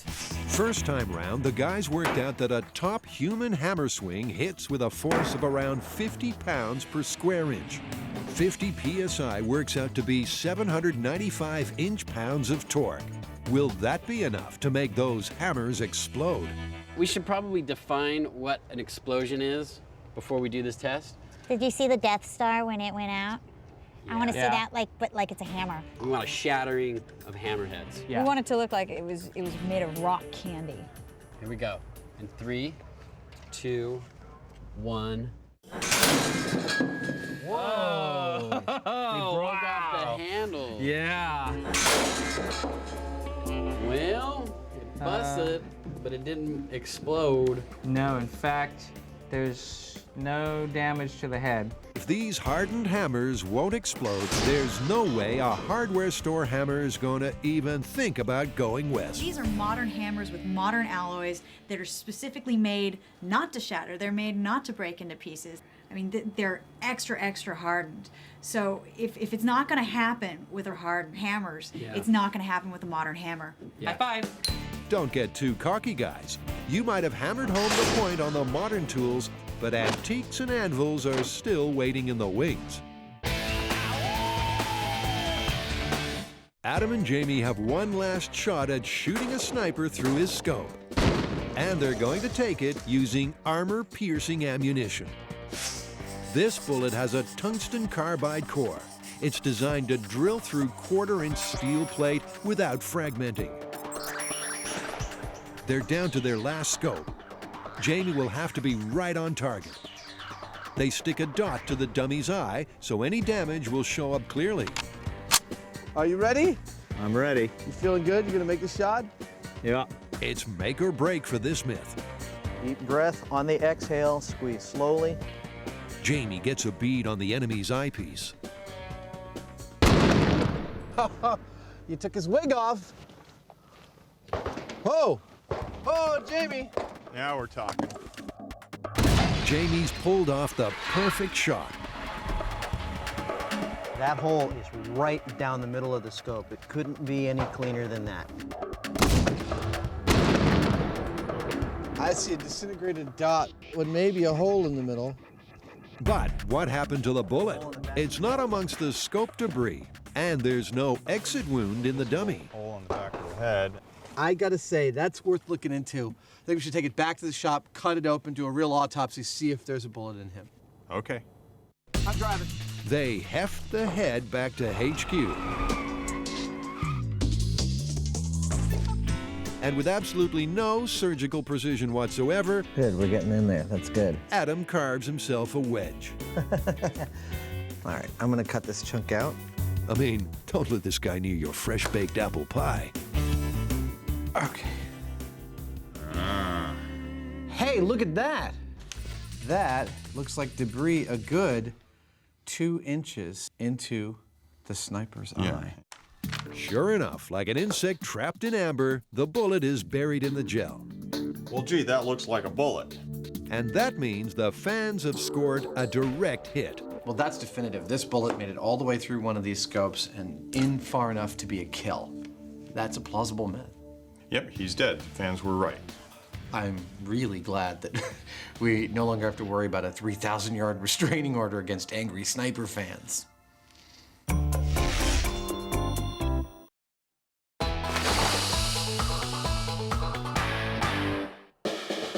The MythBusters have shown that a modern hammer, even a heat-treated one, isn't about to explode in the user's face. There's no damage to the head. So Jamie was never in any real danger. But what if our Berate banger had been using historic hammers?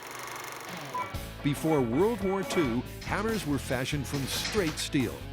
Theoretically, the high carbon content makes them more brittle and therefore more likely to explode on impact.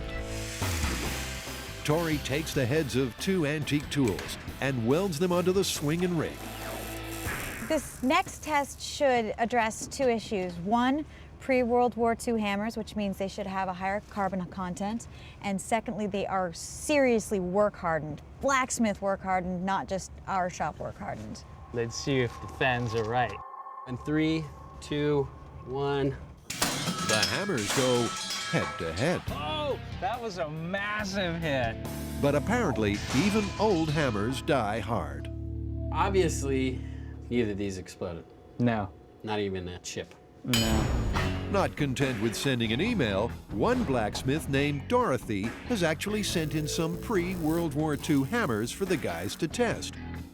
She's sure her antique tools will give the guys their big break. These have been work-hardened over many years, and she's actually retired them because she feels they're too unsafe.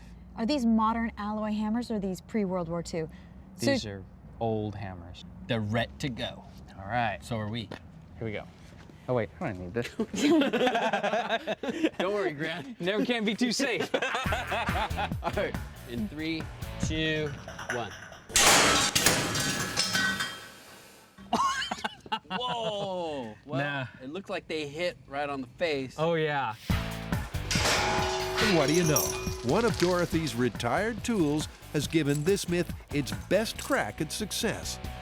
It's a chip and a crack. Yeah, that's not bad. She wasn't lying. They're ready to go. Surely, if it's subjected to a second blow straight away, it'll shatter like honeycomb. You know, this is probably our best chance of getting an exploding hammerhead. That's true. There's got some serious fissures and weaknesses in there. Yep, this is it. Here we go. In 3, 2, 1. That hammer's lost its head, but still no explosive shattering. I mean, if you hit a hammer and you saw a crack like that, you would obviously stop using it. Absolutely. You ready? Yeah. Tori, Carrie, and Grant are still trying to make a hammer explode. They've really been putting their heads together. But to date, their best result has been a single fracture. I think that does it for hammer versus hammer. Yeah. Maybe, Grant, but fans want one more test. Hammer versus anvil. And they want to see a real anvil this time, not the lightweight copy you tried to pass off in the original story. This is 260 pounds worth of heat-treated tool steel that is a real anvil. Now they're looking for a way to slam a hammer down on it. Yeah. The sharpest tool in the shed's been struck by an idea. Decapitation hazard, everybody. This powerful rotating rig was once used to cut a sword with a sword. What I need to do is rotate it 90 degrees, so that way, instead of doing this, the rig will do this. This new hammer-heaving hunk of metal will also be powered by compressed air. The really good thing about it is that it can be scaled up. We can start out at human pressure, but then it has the ability, thanks to the huge actuator, to go to superhuman strength.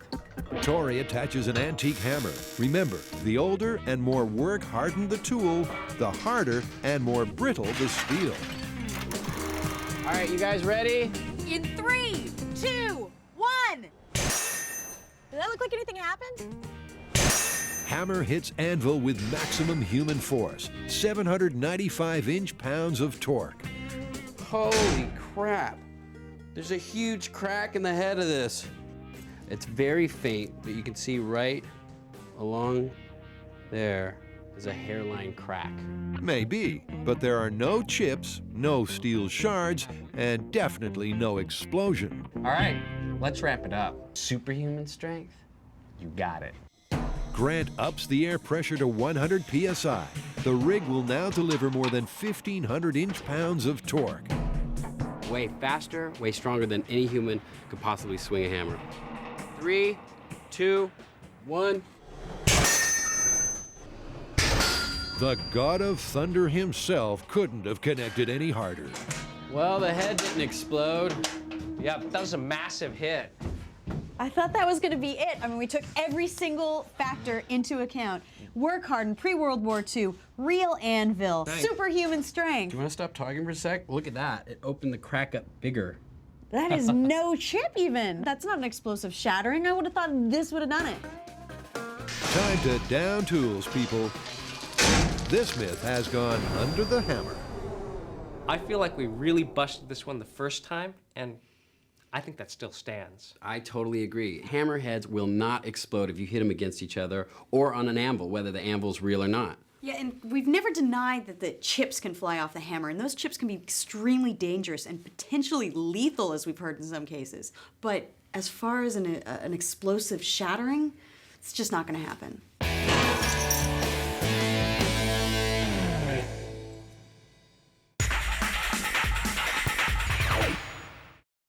Adam and Jamie have blown the whistle on the mad trombonist myth.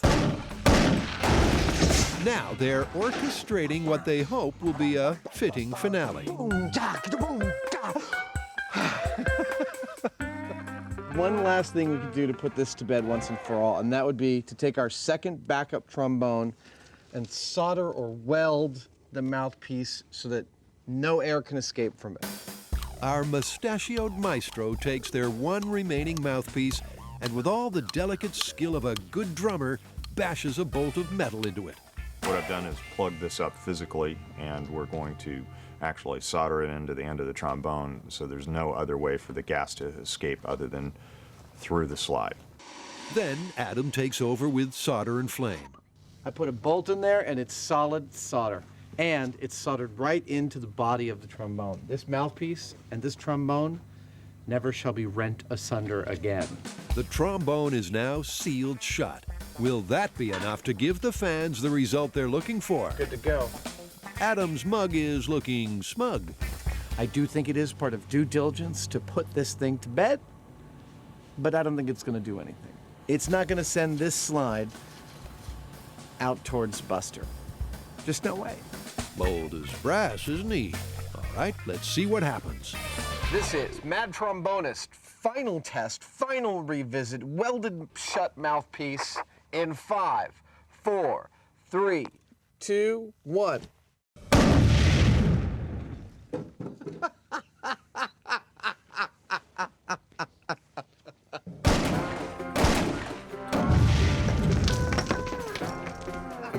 Well, the trombonist's down and Buster hasn't budged. But hang on a cotton-picking minute. The slide came off our trombone. Where'd it go? Jamie, it's up there, dude. That's right, a full 70 feet away on the side of a hill. Only on MythBusters. Well, there's a lot of people cheering at their television sets right about now. I was all arrogant and saying, no, it's not gonna work. This is just stupid. I can't believe we're doing this. That's right, he did say that. It's not going to send this slide out towards Buster. Just no way. The slide took off like a Stinger missile, somehow missing our conductor altogether, but probably knocking out the doorman. Well, that's it. It definitely did leave during the explosion. Go right past Buster. You know, it's weird having a job where you really like being wrong. That's true. But, I mean, that's just awesome. But despite that spectacular result, the guys aren't about to change their tune. This doesn't change the status of the myth. We've already shown that a person whose lips are basically tied to the mouthpiece didn't put enough back pressure to cause the same result. So only if you had a metal person whose metal lips were welded to the mouthpiece would you have had the same result. It's still busted. But it goes to show the fans are right to make overtures if they think the MythBusters are off-key. Based on what I've seen, the complaint the fans had about our diligence the first time we did this test seems to be correct. Well, I still gotta say the myth is busted. Oh, no doubt. I still put this easily in the busted category, but I am very pleased to see that the fans' concept and theory about the reason this slide could have left is actually correct. Yeah, well, we're done. All right.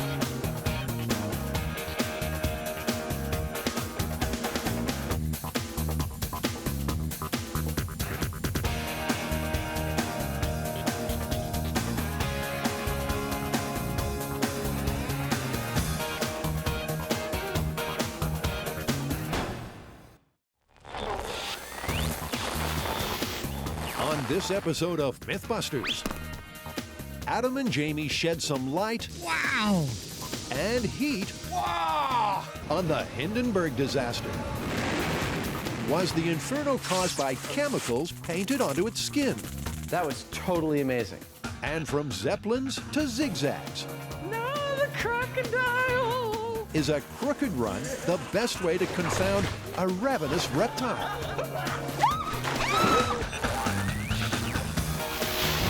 Who are the MythBusters? Adam Savage. Is everybody ready for diving? And Jamie Heineman. Gets me all worked up just looking at it. That was beautiful! Between them, more than 30 years special effects experience. That was heavy. Joining them, Grant Imahara. You feeling lucky, punk? Tori Belleci. Somebody order some exploding pants? And Carrie Byron. Picasso! They don't just tell the myths, they put them to the test.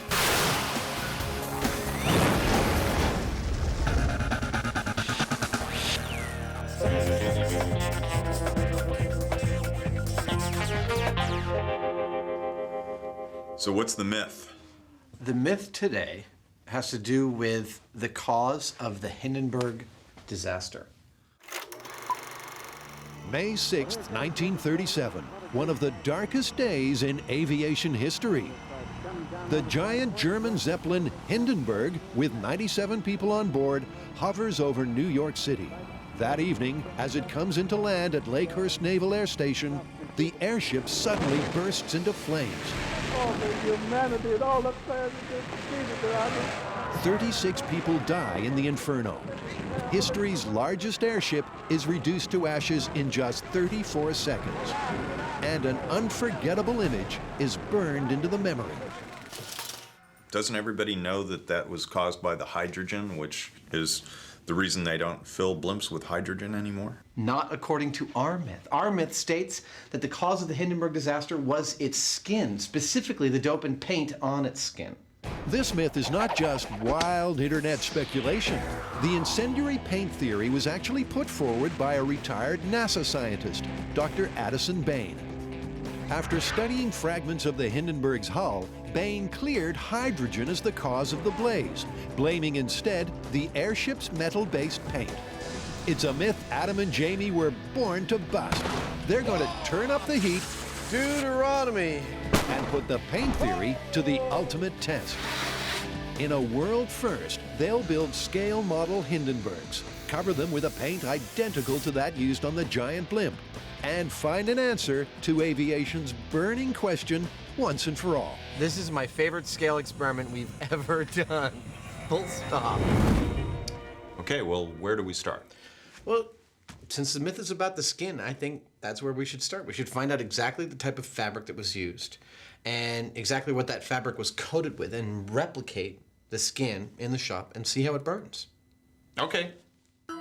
The Hindenburg skin was 100% cotton, treated with a kind of paint, or dope as it's known in the trade, which made the fabric taut and waterproof.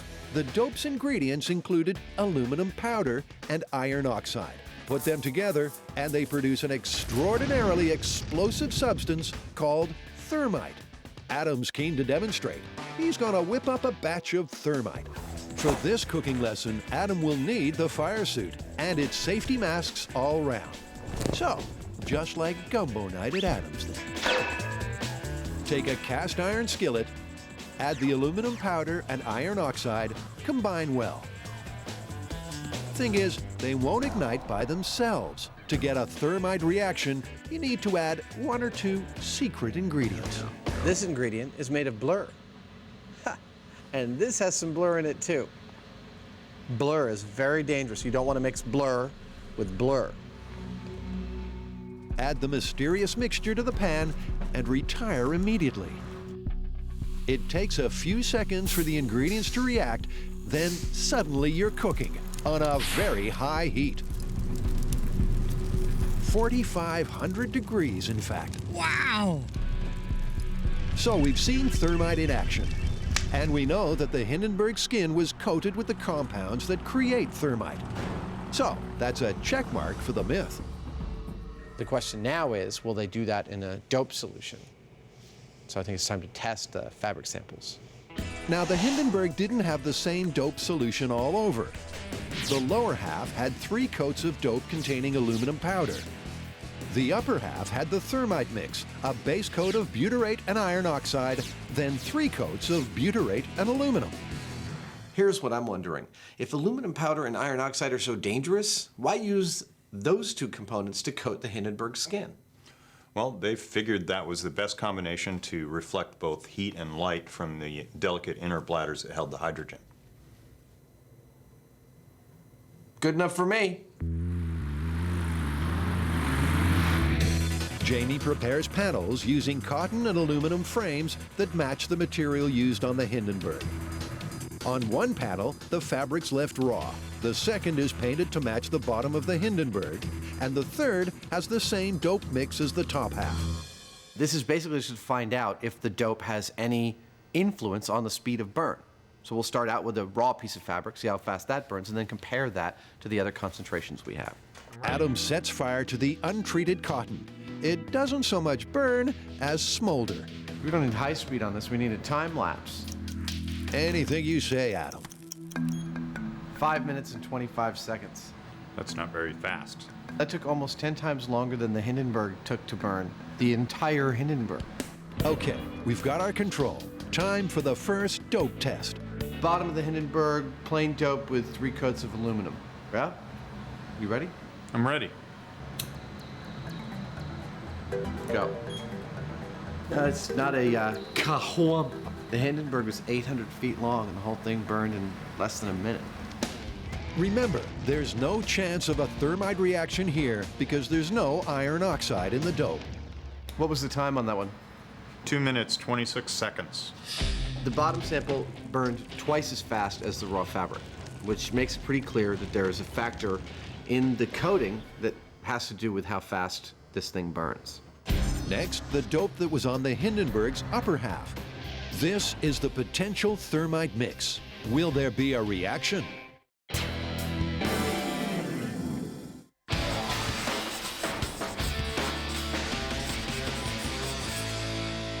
All right, you guys, get ready for this one. Crocodile myth. Is it that they live in the sewers? No. Is it the crocodiles have tears? No. This one is, if you're getting chased by a crocodile, you can easily escape it by running in a zigzag pattern, because they cannot turn corners. In the water, the crocodile is a lightning-quick ambush predator. In that explosive split second when they strike, crocodile lunges have been clocked at around 30 miles an hour. Lunging is one thing, running is another. According to the myth, if you're being chased by a crocodile, all you have to do is run in a zigzag, because their long bodies and short legs cannot make sharp turns.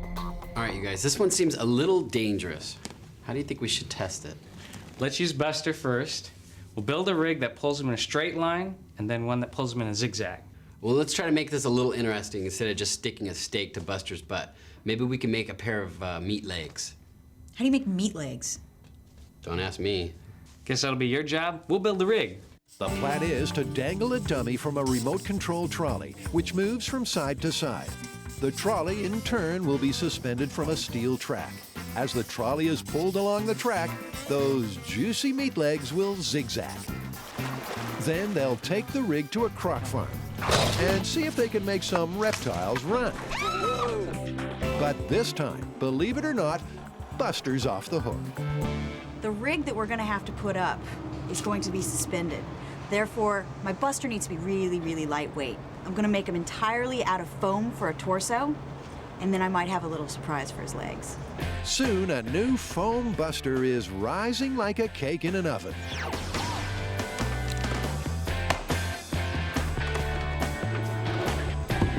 As you can see, he's very light, and it's not going to put a whole lot of strain on the rig. This new lightweight Buster hasn't got a leg to stand on, but Carrie has a pair of meat legs all mapped out. What are these? They're fishnet stockings. He'll be wearing fishnet stockings. Give me all your cash! And they'll be stuffed with quail. But these are not like any frozen bird you might find in your supermarket. See, Oh my God! I can't do this. They got feathers on them still. I can't do this. You know what? They're not even gutted. It's a quail sickle. Put it down! Put it down! No, seriously. I've never You are juggled dead quails You are before. so messed up. Put these down, go back to working whatever you're working on, because I have a really busy day of putting dead birds in sexy lingerie. Now, there's a sentence you don't hear every day. And here's another. Carrie has to choose the lingerie least likely to come apart while being chewed. You've got nylon, you got spandex, you got cotton, and I need to test and see which one of these are gonna be the best for the crocodiles to be able to hold on to. With the different stocking stuffed, Carrie takes a scalpel and makes like a crocodile tooth. I think I'm going with the 100% cotton fishnet stockings.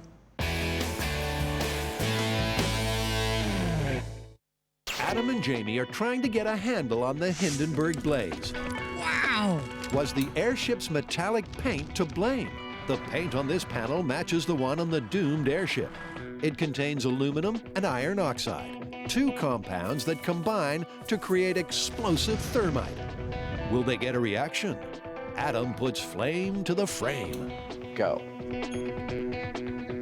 No thermite reaction, no intense heat. In fact, it takes 5.5 minutes for the panel to be consumed.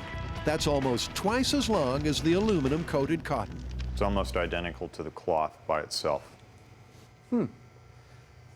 Wow. Hang on, guys. Don't write off this myth yet. That was one little panel. The Hindenburg was covered in thousands of square feet of material. Could there be a better boom on a bigger scale? I mean, maybe there's some crazy amount that could yield an energetic reaction, but it's not this amount. Obviously, the Hindenburg's designers didn't set out to coat their creation in rocket fuel. Those who pan the paint theory say the aluminum and iron oxide couldn't have formed thermite because the compounds weren't mixed that way. The recipe was completely different. So that's got the MythBusters curious. What would happen if you did paint pure thermite on the skin? It's more like a paste than a paint, but I think we can smear it on.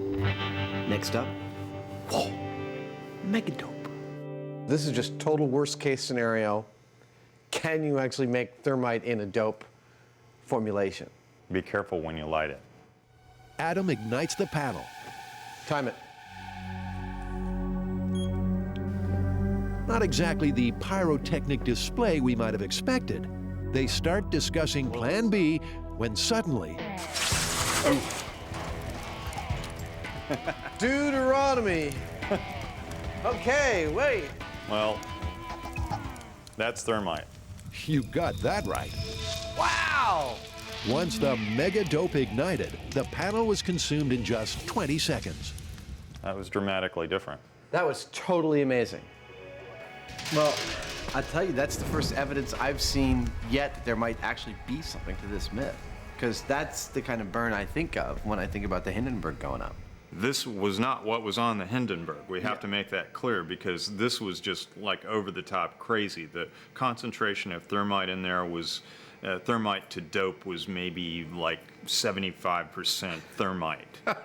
And they wouldn't have, in any stretch of the imagination, coated the Hindenburg with something like that. So you burned the skin samples, but you know, the Hindenburg was filled with 200,000 cubic meters of hydrogen.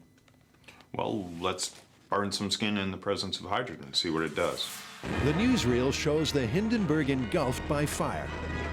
Yet high school science tells us hydrogen burns with a near invisible flame. So what are we seeing in the disaster footage? Is it the skin burning and not the gas? Adam will burn some hydrogen to see what the flame looks like.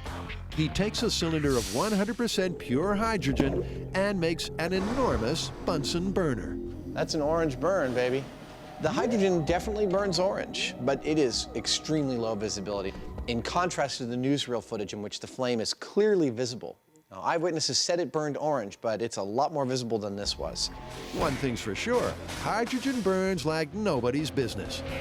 So it does sort of beg the question, You know, I don't understand why, if it's so flammable, they filled the Hindenburg with hydrogen in the first place.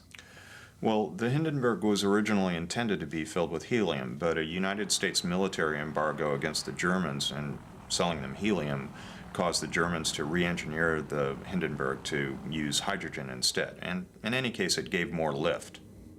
Okay, so what do we do now? The Hindenburg was filled with 200,000 cubic feet of hydrogen, which burns like this. That's an orange burn, baby. And its skin was covered in chemicals which, in the correct concentrations, burn like this. Deuteronomy!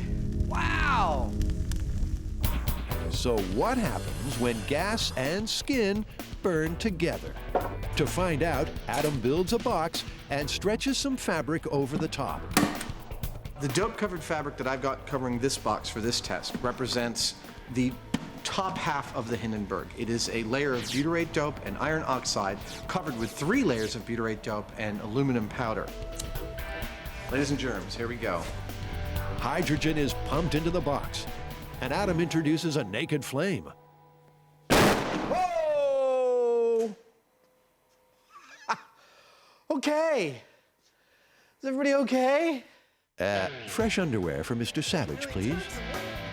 Because the volume of gas inside the box was only small, the reaction was quick and violent. To have skin and gas actually burn rather than go bang, the hydrogen will have to be diffused over a larger area. We want a slow burn. We want to see the fabric burning with the hydrogen. We don't just want an explosion here. Time for Adam and Jamie to start thinking outside the box and take their Hindenburg hijinks large scale.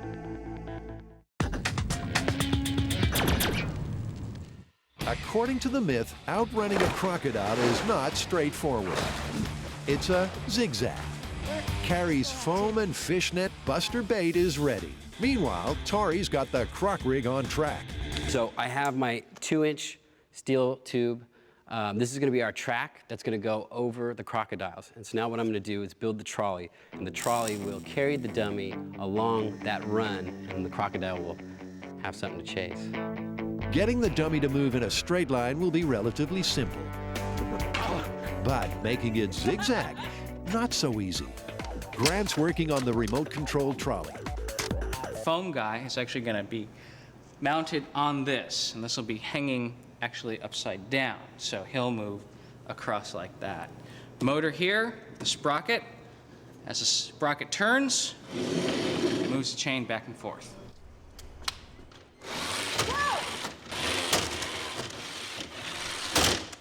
Next, the zigzag rig has to be calibrated for human speed. So what we're going to do is lay out a grid on the floor of our shop, take a shot from overhead, and just run a bunch of zigzags and see what the best time is. The grid is made up of 12-inch squares. It's 12 feet long and 9 feet wide. No, the crocodile! Question is, what constitutes a zigzag? Well, I'm pretty sure that the essence of this myth comes from the fact that they have those long, rigid bodies. So it's not sort of like a weird hopping thing like they're snapping and you're just jumping, but it's more of a... So you're going to try and hit the corners as fast as you can rather than like hopscotch jumping. Yeah.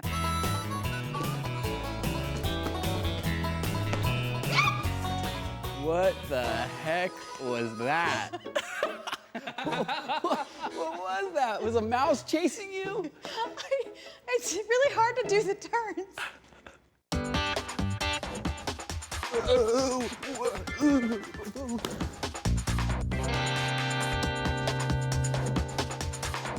One by one, the guys run a series of zigzags across the grid. What I was trying to do is actually maximize the side-to-side. You know? But it may have saved your life due to the fact that that crocodile right now is in a belly laugh. He can't even move. He's like cramping. Then Grant studies the high-speed footage. By counting how many frames it takes to move across one square on the grid, he can time each run and come up with an average speed. And it is very average.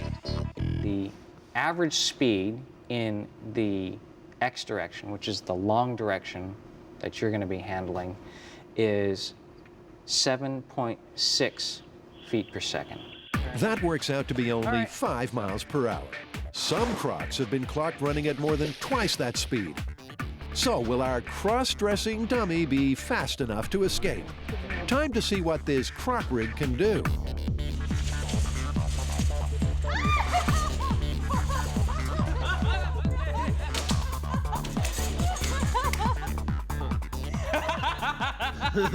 That was some crazy quail swing in action. He zigs, he zags. Unfortunately, he also sees and saws. Tori has a plan to straighten Buster up. I just want to get rid of the seesaw effect that this dummy is having. So what I'm going to do is I'm welding up some bars on either sides. I'm going to put some cables on the ends of those and put the cables through pulleys that are attached to the trolley, and hopefully that will get rid of that seesaw effect. With the guide wires in place, they try again. New improved Buster test, take one. Let's go.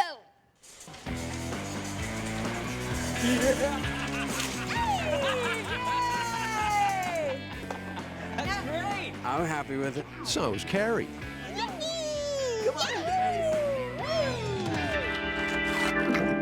So that weird Buster rig is actually working really, really good. Hey, nice meat legs, by the way.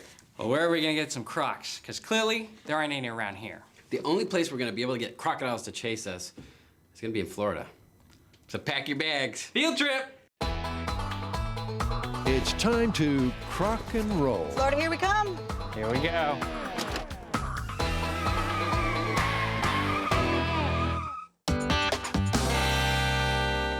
Why did the Hindenburg burn?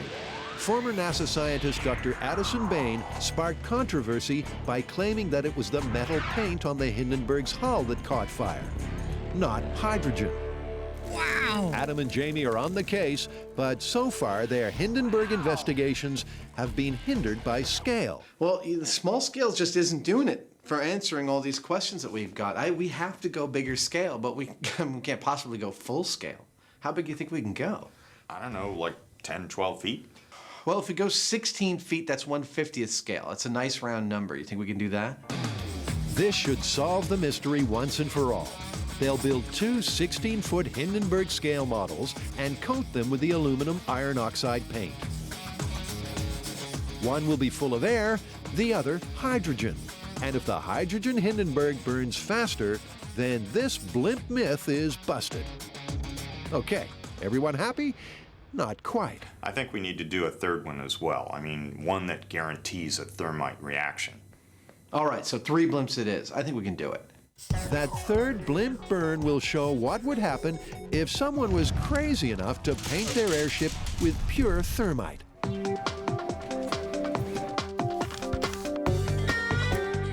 To help with the build, Adam unearthed some blueprints of the real Hindenburg. To match the original airship, the replicas will need aluminum frames, so Jamie's off to get wired. We've come to a wire stock place, and they have just about every kind of gauge of steel wire that we need. I'm going to buy some. The wire will have to be thin to keep the models lightweight, yet strong enough to prevent buckling. The last thing they want is a limp blimp. I've picked a wire gauge that is, I think, just thick enough for us to weld, and otherwise the frame, when we're done with it, may only weigh maybe 10 or 15 pounds. Back at Hindenburg headquarters, Adam and myth-turned Jess Nelson are hard at work. Behind me here, this fishbone is the guide backbone for all the concentric rings that make up the body of the Hindenburg, and then we will, once we have that laid out with all the rings on it, we will go in and weld all the long struts, and then we'll do it again. And then when we're done with that, we'll do it again. Sure, it's a big task, Adam, but spare a thought for the guys who built the original. Work on the Hindenburg started in 1931 and took 5 years to complete. The result was a mind-boggling feat of engineering. The Hindenburg was longer than 3 737s, 15 stories high, and could store 7 million cubic feet of lifting gas. The Hindenburg's designers also included a smoking room, fireproofed, of course.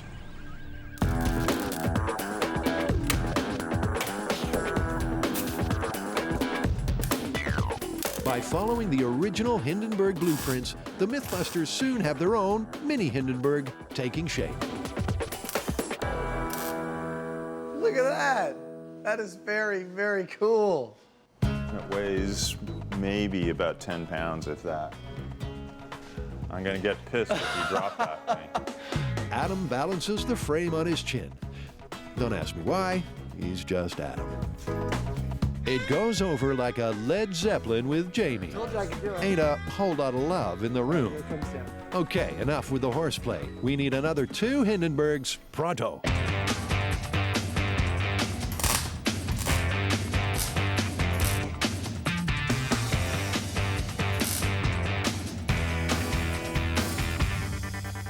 You want 3 Zeppelins in a day? We'll give you 3 Zeppelins in a day. The frames need cotton skins. Adam soon has that all sewn up. everything's going smoothly until Jamie opts for a spot of last-minute welding. And suddenly, the model is looking disturbingly like the real Hindenburg.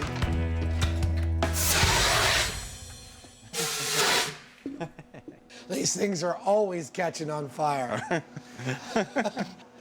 That is the textbook definition of irony, kids. The last thing they have to do is apply the dope, and the models are complete.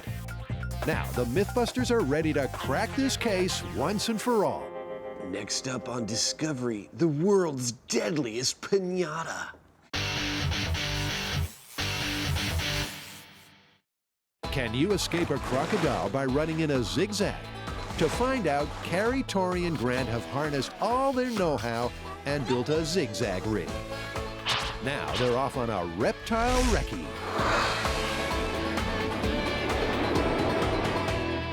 We are now here in Florida at St. Augustine Alligator Farm, and they're crazy enough to let us try our buster rig on some of these alligators and crocodiles. What does it mean when they hiss? When they hiss, they feel a little threatened because you're getting a little bit too close to them, so they're kind of unhappy with your presence right now. They're unhappy.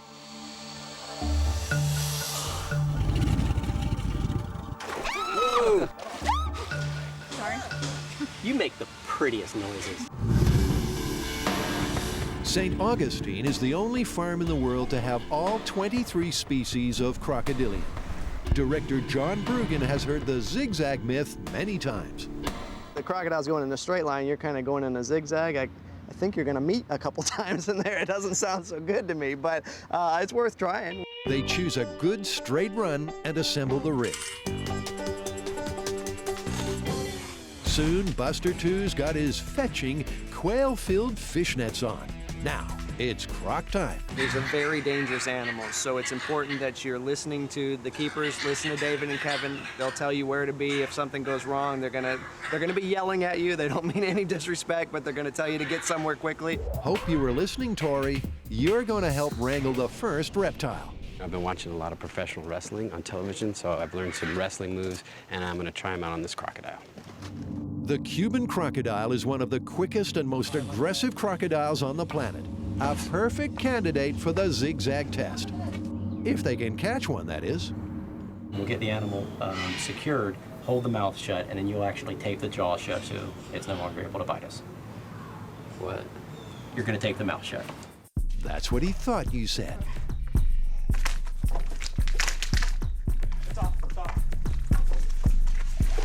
Give Kevin that mouth hole.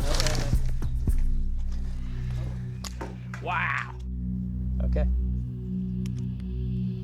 He's gonna submit in 2 seconds. Tap out. Tap out, sucker. So is that better than playing with robots? Oh my gosh. This is my new favorite job. How do I sign up? I think you just did. Okay, here we go. Can the Cuban croc catch those zigzagging quail legs? Tori's poised to pull the dummy along the track. Using the remote control, Grant twitches Buster's delicious legs. Our reptile doesn't seem tempted, although its potential speed is obvious when it suddenly rounds on its keepers. Whoa. They keep trying to tease the croc into a chase, but the beast just won't budge. Senor. So they wheel out a second Cuban. Okay, so this is the new one, the fresh crocodile. Here we go. Jiggling. Tasty. Come on. Take a bite. But no cigar. The reptiles just won't run. A big part of the problem may very well be that it knows it's not a person. How can it tell? Yeah. Conditions are perfect. Crocs are the most active at this time of the year, and the humid, steamy weather means they shouldn't be sluggish. No interest whatsoever. I'm starting to feel extremely defeated. There's a run in my stockings, and there's no crocodile running. You know what they say about children and animals in the film industry. You said it, Tori. Animal myths are notoriously difficult to bust. Remember skunk cleaning? Adam and Jamie set out to test a bunch of skunk smell home remedies. Only problem was, they couldn't get a skunk to kick up a stink. Well, it doesn't work. Can we go now? Back in Crocodile Alley, the test subjects are refusing to chase Buster's meat legs in a zigzag or any other configuration. Luckily, the MythBusters have a plan B. We're actually going to take a quail and put it on my robot here, and this is a battle-ready combat robot. So if, unfortunately, an animal gets a hold of it in its jaws, it is built for combat, so it probably will stand up. With its cargo of quail in place, Grant's robot sets out on its mission. Looking like the Mars rover, it parks near the edge of a pool, well within striking distance. Grant's poised to hit the accelerator at the first crocodilian quiver. But apparently, this croc doesn't feel like Meals on Wheels. We're having a hard time getting this crocodile to come to the surface of the water, so I'm going to try to entice it with some quail, and I'm just going to drop it right in front of his nose, or her nose. Tori ventures close and throws the bird. Nothing, not a ripple. I don't think he's coming out the water. Well, the trainers here say that they're naturally secretive animals, and what's more, they're not stupid. Yeah, he seems pretty spooked by your robot. No response to the rig, no response to the robot. You can't say the MythBusters aren't trying. You know, those crocodiles seem like they're slow on land, but shooting out of the water, they're lightning. Well, actually, I've done a little bit more research, and it turns out in almost every crocodile or alligator attack, since they've been keeping records, the victim has been in or near the water. Well, then what are the rules to avoid being chomped?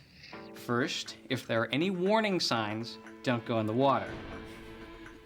Second, if you fall into the water, get out as quickly as possible. And third, never ever dangle your legs or arms over the side of the boat. I think we can handle these rules. There's only one thing left. Plan C. That's C for crazy. Tori's gonna put his behind on the line and get a croc to chase him instead. Tori, Carrie, and Grant have been wrestling with the myth that crocodiles can't run in a zigzag. So far, they haven't been able to coax a croc into running at all. You know what they say about desperate times and desperate measures.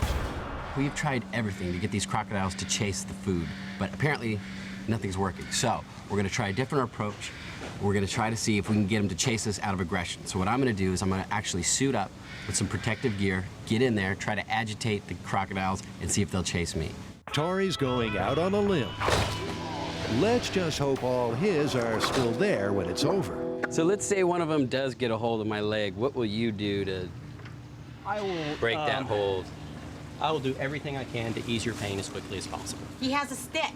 And this is actually more for knock you. me out with the Yes, stick. exactly. The quicker you lose consciousness, the better off it is for you. Yes. Tori's legs will be well protected. Unfortunately, the heavy padding will also slow him down. Wait, the safety protection caused me to fall down. Protective gear is hindering me from running away from the crocodile. Nevertheless, he's ready for a face-to-face croc confrontation.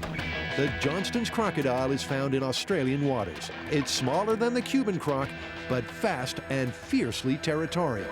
So this is the first test, chasing Tori with the Johnston's crocodile. What do you think's going to happen? I think you can catch him. Can Tori snatch victory from the jaws of defeat? Was that an unfortunate turn of phrase? Once again, provoking a croc attack proves to be a lot harder than you'd think. But if he succeeds, Tori will have to remember to run in a zigzag. Suddenly,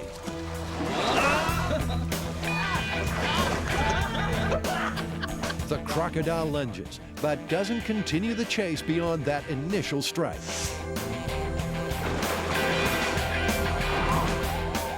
The experiment ends with Tori intact. When it came out of the water and it was just standing there looking at me, hissing and like lunging, my heart was going, 1,000 miles a minute. I was just like freaking out. And he's starting to draw some conclusions about this myth.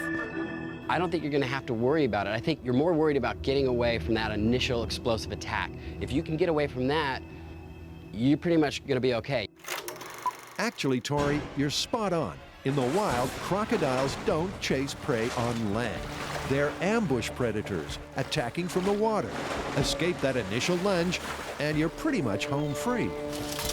That's crocodiles. But what about alligators? Grant wants to try one more experiment, swapping the crocs for their cousins. Okay, David, so up to this point, we've been using crocodiles. They haven't been going for the food. But we hear you have some trained alligators. We have 3 good candidates in here today. We have Fluffy, Skipper, and Bob. And with any luck, one of those will come at you at full speed. Fluffy, Skipper, Bob. Gee, with names like that, it must be hard not to smile at a crocodile. You should lay the food about maybe a foot in front of his head. Oh, okay, that close. Yes. Okay. That close. Using his most commanding voice, Grant calls the animal. Skipper! Skipper! I said commanding voice. Skipper! Skipper! Skipper follows the bait, but he's not setting any land speed records. So then Carrie plays Gator Baiter, trying to lure her living dinosaur in a zigzag. Oh, yes, you're just freaking me out now, Smiley. Yay! This way! All right. You're the most popular girl in the lagoon. I don't know if she's more afraid of the alligator or the bird. The alligator slowly changes direction to follow Carrie. But is that a zigzag as defined by the myth? I did a zig, I did a zag. He could follow me, but only sort of in a curvy motion, not really sharp turns, and it didn't make me get away from him any better or any faster. Let's face it, this myth is looking more and more, if you'll pardon the expression, like a croc. Man, we threw everything at this one, including ourselves. I don't know what more we could have done. Yeah, you know, I'm really frustrated. We didn't even get to try our croc zigzag rig. We were in the right place at the right time of year on a hot day with cranky crocodiles and their food of choice, and they still wouldn't chase. I mean, we even strapped quails to your robot, and we couldn't get those crocodiles to chase it.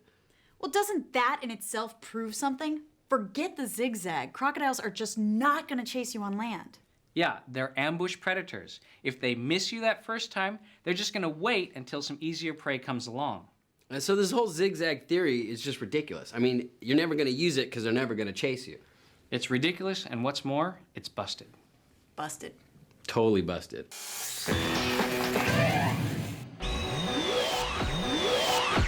For almost 70 years, it's been assumed that hydrogen was the cause of the Hindenburg disaster. But the incendiary paint theory, developed by a retired NASA scientist, lays the blame for the blaze on the metal paint that covered the airship's skin. Adam and Jamie have built some blimps, ta-da, and are set to give that theory a serious thermal workout. They're off to their home away from home, the abandoned naval base. Last time we were here, we fired an air cylinder through a wall. Shearing the regulator off the tank. Attempt number 2.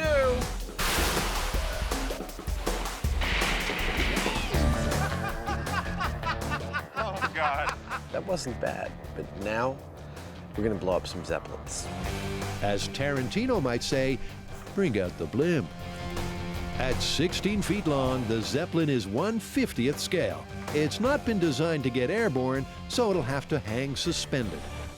We've got these figures from a train set. These are 1/50th scale. Check these guys out. That's how big an actual person would have been with the Hindenburg. This thing was massive. This fire must have been just the most unbelievable thing that anyone that day had ever seen. The myth says that the destruction of the Hindenburg was because of the skin and not because of the hydrogen. The blimp skin matches the Hindenburg's exactly, right down to the dope formula painted on its surface. The first test is just the blimp without any gas, no hydrogen, and we're just going to burn the skin and see what that does. The room will be a strict no-go zone during the test. Adam and Jamie will watch a live feed of the action outside. To set fire to the blimp remotely, Jamie rigs a blowtorch on a stand. This is a test number 1. Period, correct skin, no gas. Ignite when you're ready. Time to put a blowtorch to the belly of this 70-year-old myth. That looks good. You're right on target. It's going. That was quick. A thermal imaging camera will show the path of the fire as it rages through the blimp. The Hindenburg burned in 34 seconds. For the myth to be plausible, this Hindenburg has to be consumed in a similar time. I'm seeing little thermite sparkers, like little. But yeah, we're already at 1 minute 10 seconds. So we could have burned 2 Hindenburgs by now, and we're only like not even a quarter of the way through this. Suddenly, the fire accelerates. Oh, wow! Wow! Oh, yeah. That is so beautiful! Sparks cascade as the aluminum and iron oxide on the skin create thermite. The thermal camera shows a massive orange as the fire spreads through the blimp. Bang. 2 minutes, 6 seconds. A lot quicker than I thought it was going to go.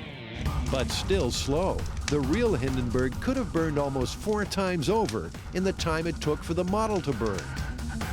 There's the unmistakable smell of charred myth in the air, but Adam still sees a spark of hope.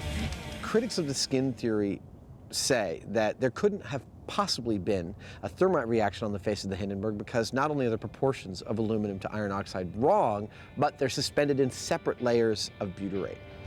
The fact that we saw a thermite reaction in this test tells me that while that doesn't prove the myth is true, it tells me the critics aren't entirely right. On to Hindenburg burn number 2. This Zeppelin will be filled with hydrogen. Now, just pumping the blimp full of gas and lighting it won't work.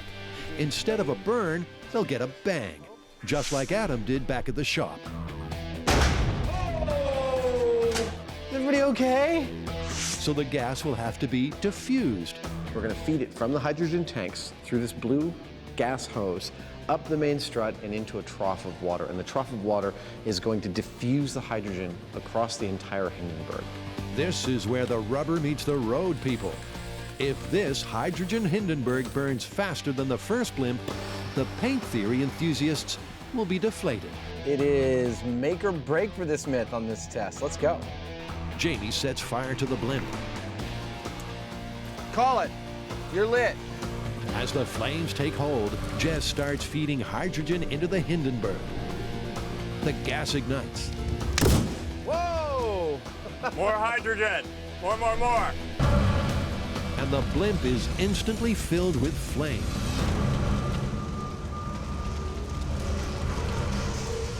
Wow.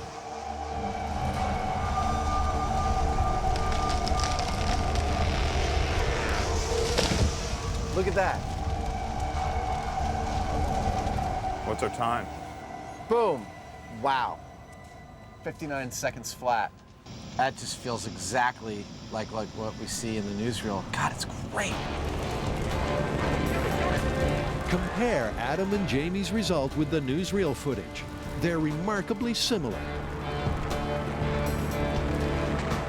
This is my favorite scale experiment we've ever done. Full stop. The burn times tell the story.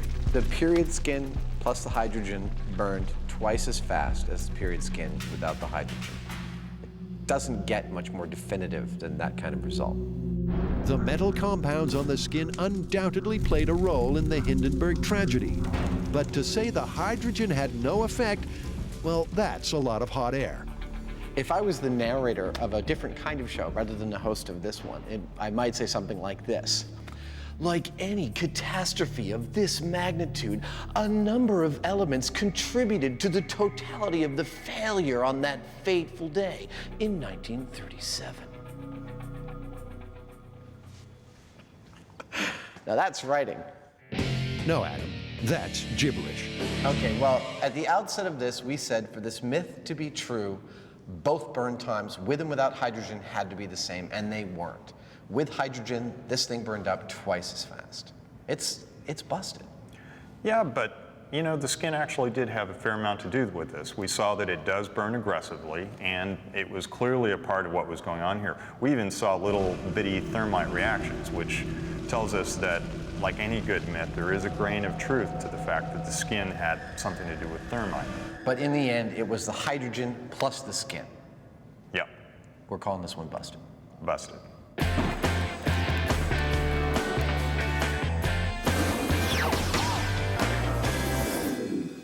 But hang on, what about that third blimp? The skin of this Hindenburg has been coated with pure thermite, aluminum and iron oxide blended in a secret, searing formula.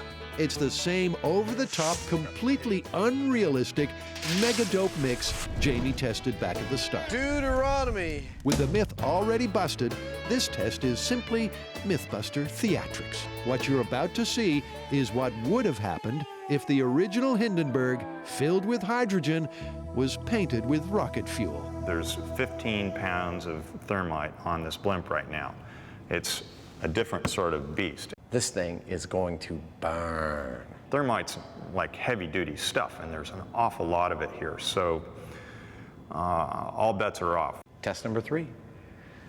Thermite megadope plus hydrogen. It's a safety red alert. You're lit. Whoa! Dude. Unsurprisingly, the flammable thermite fires up in no time. And after a dash of hydrogen, we're cooking with gas. Wow!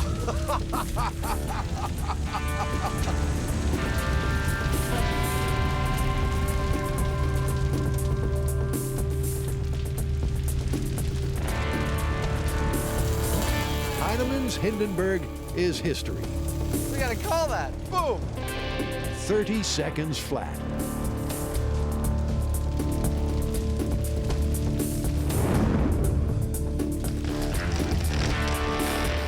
That is exactly the kind of burn that the proponents of the skin theory believe happened, except that the skin of the Hindenburg was not coated in hundreds of pounds of thermite. Yeah, that thing wouldn't have gotten off the ground with that much thermite per square foot. There's no way.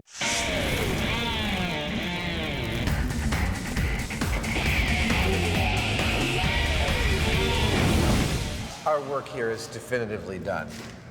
I love the smell of thermite in the afternoon.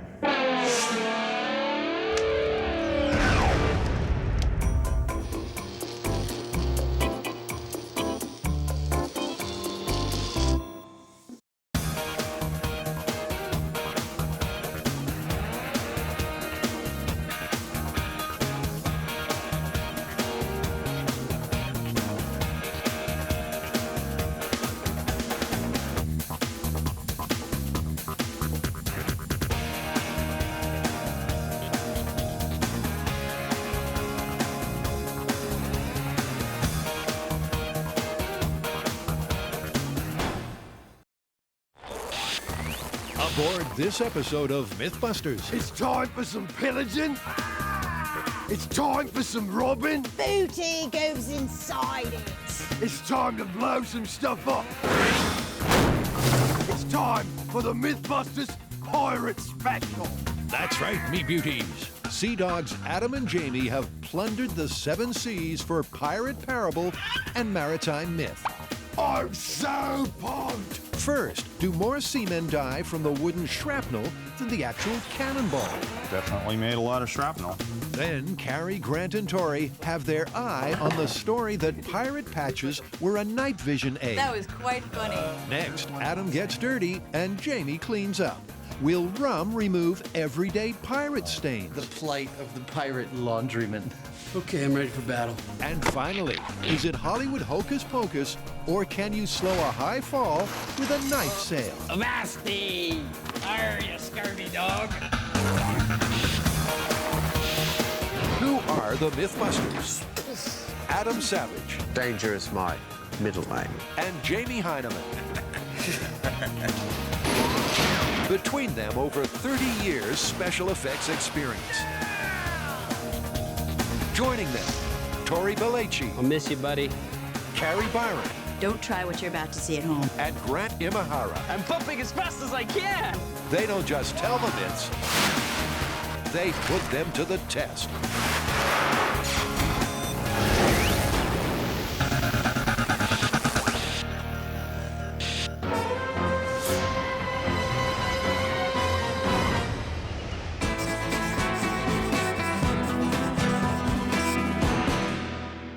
Something tells me I know the answer to this one. What's the myth? Right. The myth is that in a firefight with some pirates, in a fusillade of cannonballs that you would be more in danger of the shrapnel than the cannonballs themselves. He's speechless. Army hearties, this myth comes straight from the glory days of pirate privateers. Morgan! Skilled blackguard captains would run down their heavy, treasure-laden prey, then deliver a mighty broadside. On the approach! Fire! But is it true the deadly splinters created on impact caused more deaths than the cannonball itself? We'll close for the killing and border, and I'll dangle Uncle Harry from the far yard. So what's the plan? Well, last time we tried to find a cannon, the best we could do was find one that just shot blanks. This time we need to fire one that fires a real cannonball, and they're not going to be that easy to find, I don't think. Now, let's put the researchers on it, and in the meantime, I've got some fabulous ideas for a small-scale, air-powered cannon.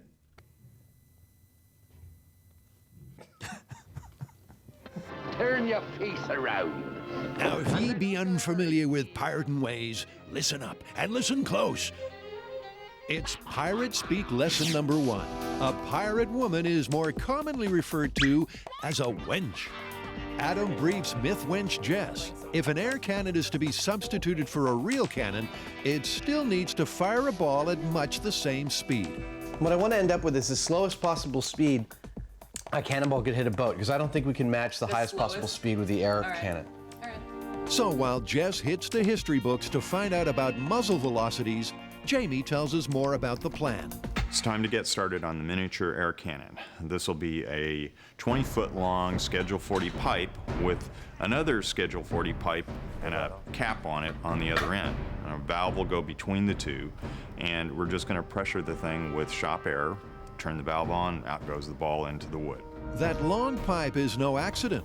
It allows the air to be focused behind the projectile and get the most possible force on the ball. This one is going to be firing a 2-inch ball bearing, not exactly what you would have had in ye olde times. They happen to be the easiest thing for us to get a hold of because people generally don't fire these things these days. While Hotshot Heineman puts together a target, old Redbeard Savage gets down to the finer plumbing. I just don't want any leaks. I don't like leaks. Grab some air. To maximize pressure, all leaks have to be accounted for. Adam displays the time-honored pipe-hugging method of checking for leaks. Of course, he could have just had a look. Myth wench Jess has crunched the numbers. For a blistering broadside, a typical pirate cannonball travels at more than 900 feet per second. That's way out of their little cannon's league. But they think 600 feet per second will be sufficient to splinter the wood in a meaningful way. So, Adam, what are you looking for from this test? There are 3 things we want to get out of this test. First and foremost is which of the woods is most shrapnel worthy. We're only going to use one of them for the large scale test, and this is the test where we'll determine which one. Second is there a death zone around the point of impact? Do splinters travel in a specific direction? And third, do they travel with enough speed to have a seemingly deadly amount of power? Do they penetrate? Pirates weren't choosy about most things, including what their ships were made of, but 3 woods seemed to be the favorites. We've got pine, we've got white oak, we've got red oak. Now, these aren't scaled to the ship, but that's because on the small scale test, we just want to look at relative splintering ability of each of these kinds of woods. Blimey! It's simple. Fire the 2-inch ball bearing into the 3 different types of wood. Examine each splinter pattern and then select the best for the full-scale test. And of course, the winner will be the wood with the deadliest spray of shrapnel. First up on the Cannonball collision course, pine planking. Okay, I'm going to go ahead and pressurize it, all right? Okay, is everybody clear from the back of the shop? We're up to pressure. Are we all set? Okay, test 1, pine, in 3, 2, 1. We're clear. Oh, the anticipation. That is cool. It's a perfect hole. A perfect hole, but did it splinter? Oh, look at that! Dude, that is an excellent thing.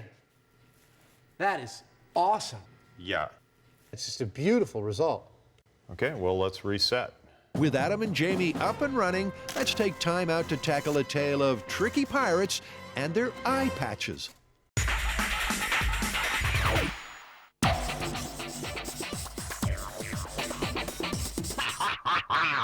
All right, you guys know the whole stereotypical pirate with the eye patch.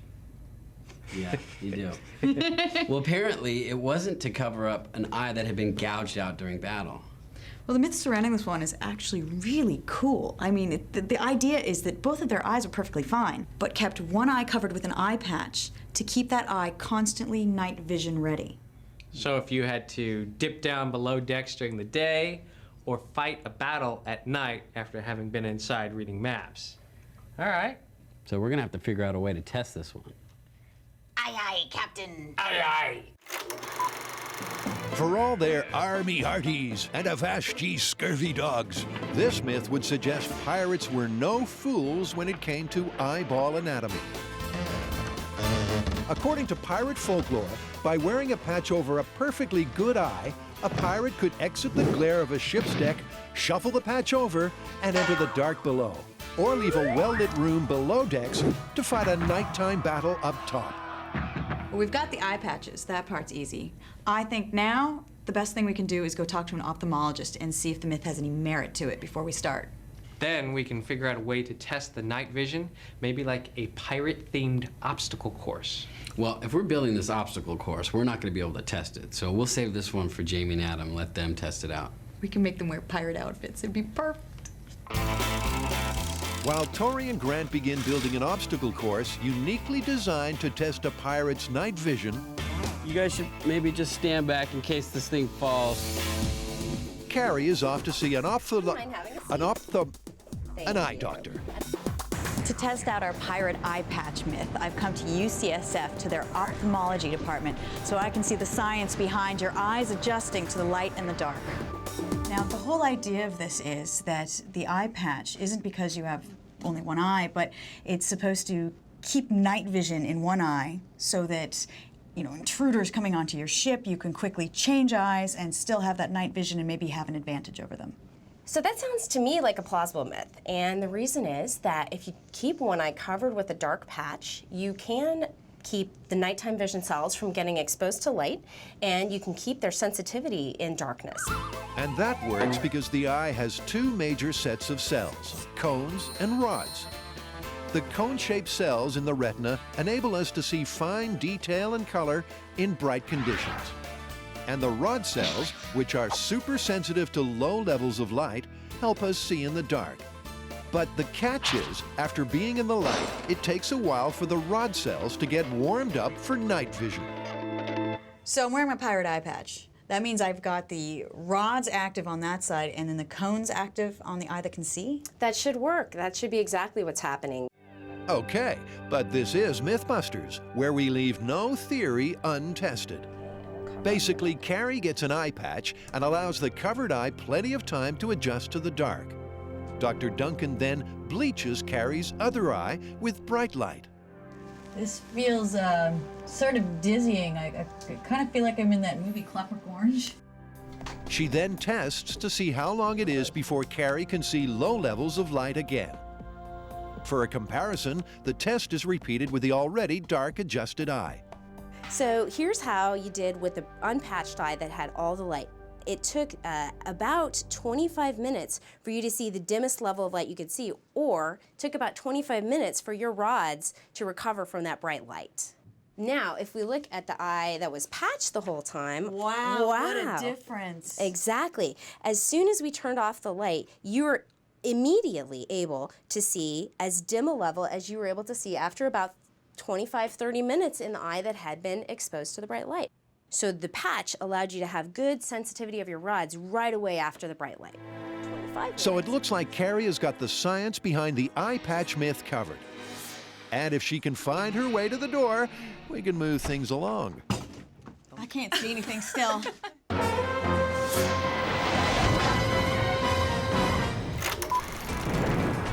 and Jamie are testing the theory that in a pirate ship battle, it's not the direct hit from a cannonball to fear most, but the splintering wood caused by the shell piercing the ship. Okay, so this is a small-scale cannon test, and since we can't fire black powder cannon inside of Jamie's shop, we built an extremely large air cannon. This is the reservoir. This is a nice big 2-inch valve, which we will activate with a switch from behind there, out of sight of this, so in case any bounce backs happen, they don't happen through our heads, through this 21-foot barrel, all the way down here, through the chronometer, so we can tell exactly how fast that cannonball is going, past these lines, which will tell us on the high speed exactly how fast that cannonball is going, into this panel, which will then be blown into splinters, which will embed themselves into these foam panels. The cannonball will rest into this bulletproof vest, and we'll be able to see what happens. Our first test with the pine was actually pretty spectacular. The shrapnel created is quite nasty. It looks like, you know, this whole area would be a bloody mess if you happen to be standing right next to it. Wow. That is awesome. Splinters aplenty, but has it achieved the 600 feet per second ball speed required to simulate a genuine cannon? 273 miles per hour. It's slower than I was hoping, but it's still pretty darn fast for a 20-foot barrel.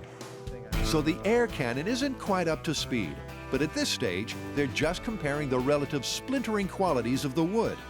And seeing as they are already achieving an impressive spray of shrapnel, they're going to move on. Next on the Cannonball Run, white oak. 3, 2, 1.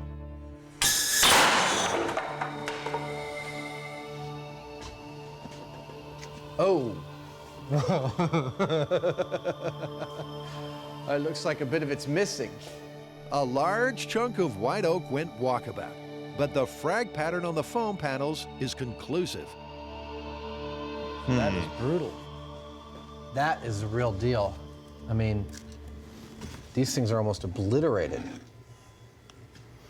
Well, it definitely made a lot of shrapnel, even more than the pine. Well, yeah, it made less pieces of shrapnel, but what it did was they were much bigger and looks like a lot more lethal.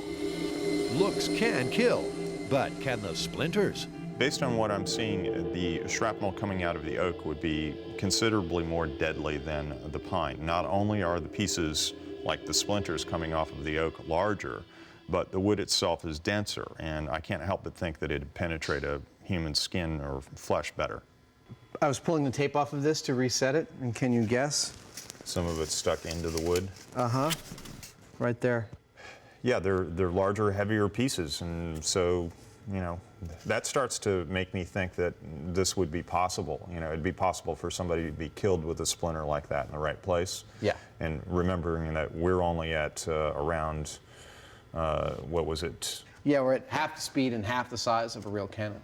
That is awesome.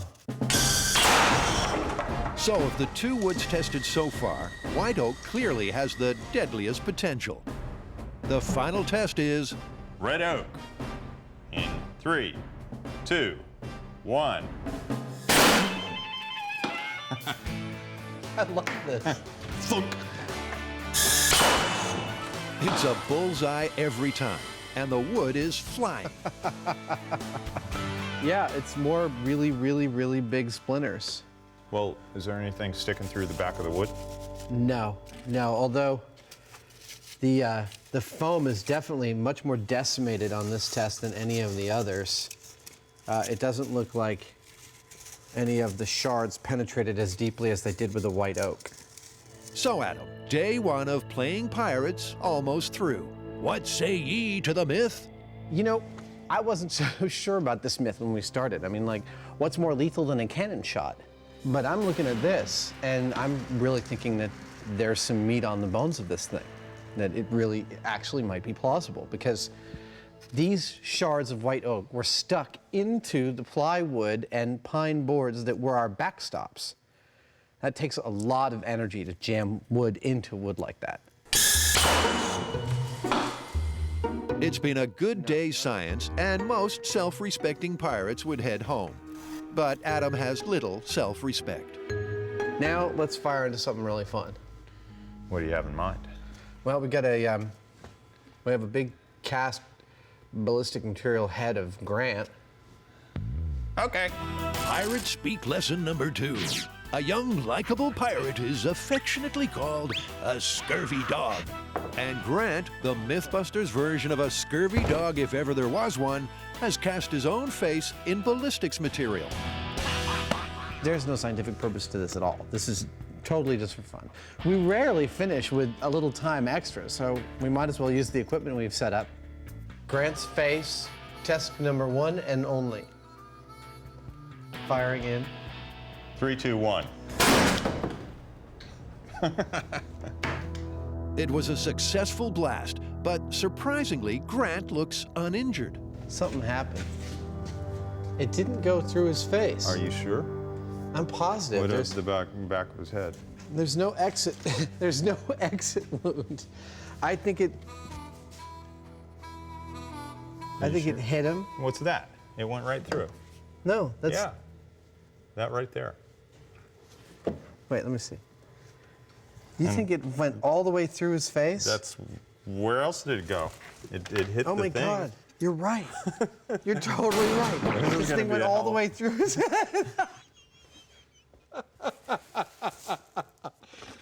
Oh, that's one of the most wrong things we've ever done.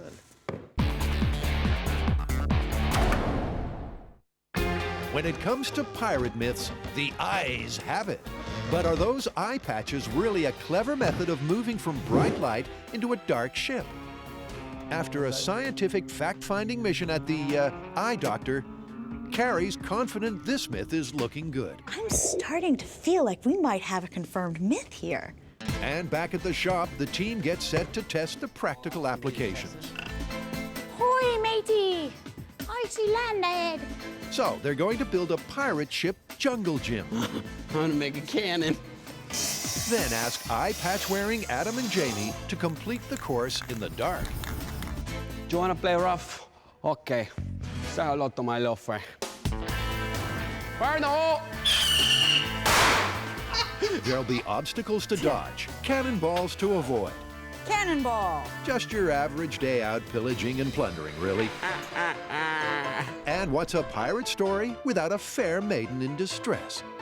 What I'm going to do now is I'm going to take all these pictures, we're going to put them on the computer, and then we're going to print them out life-size, and I'm going to make these pop-ups that Grant is going to pneumatically control, so that when they come by, poof!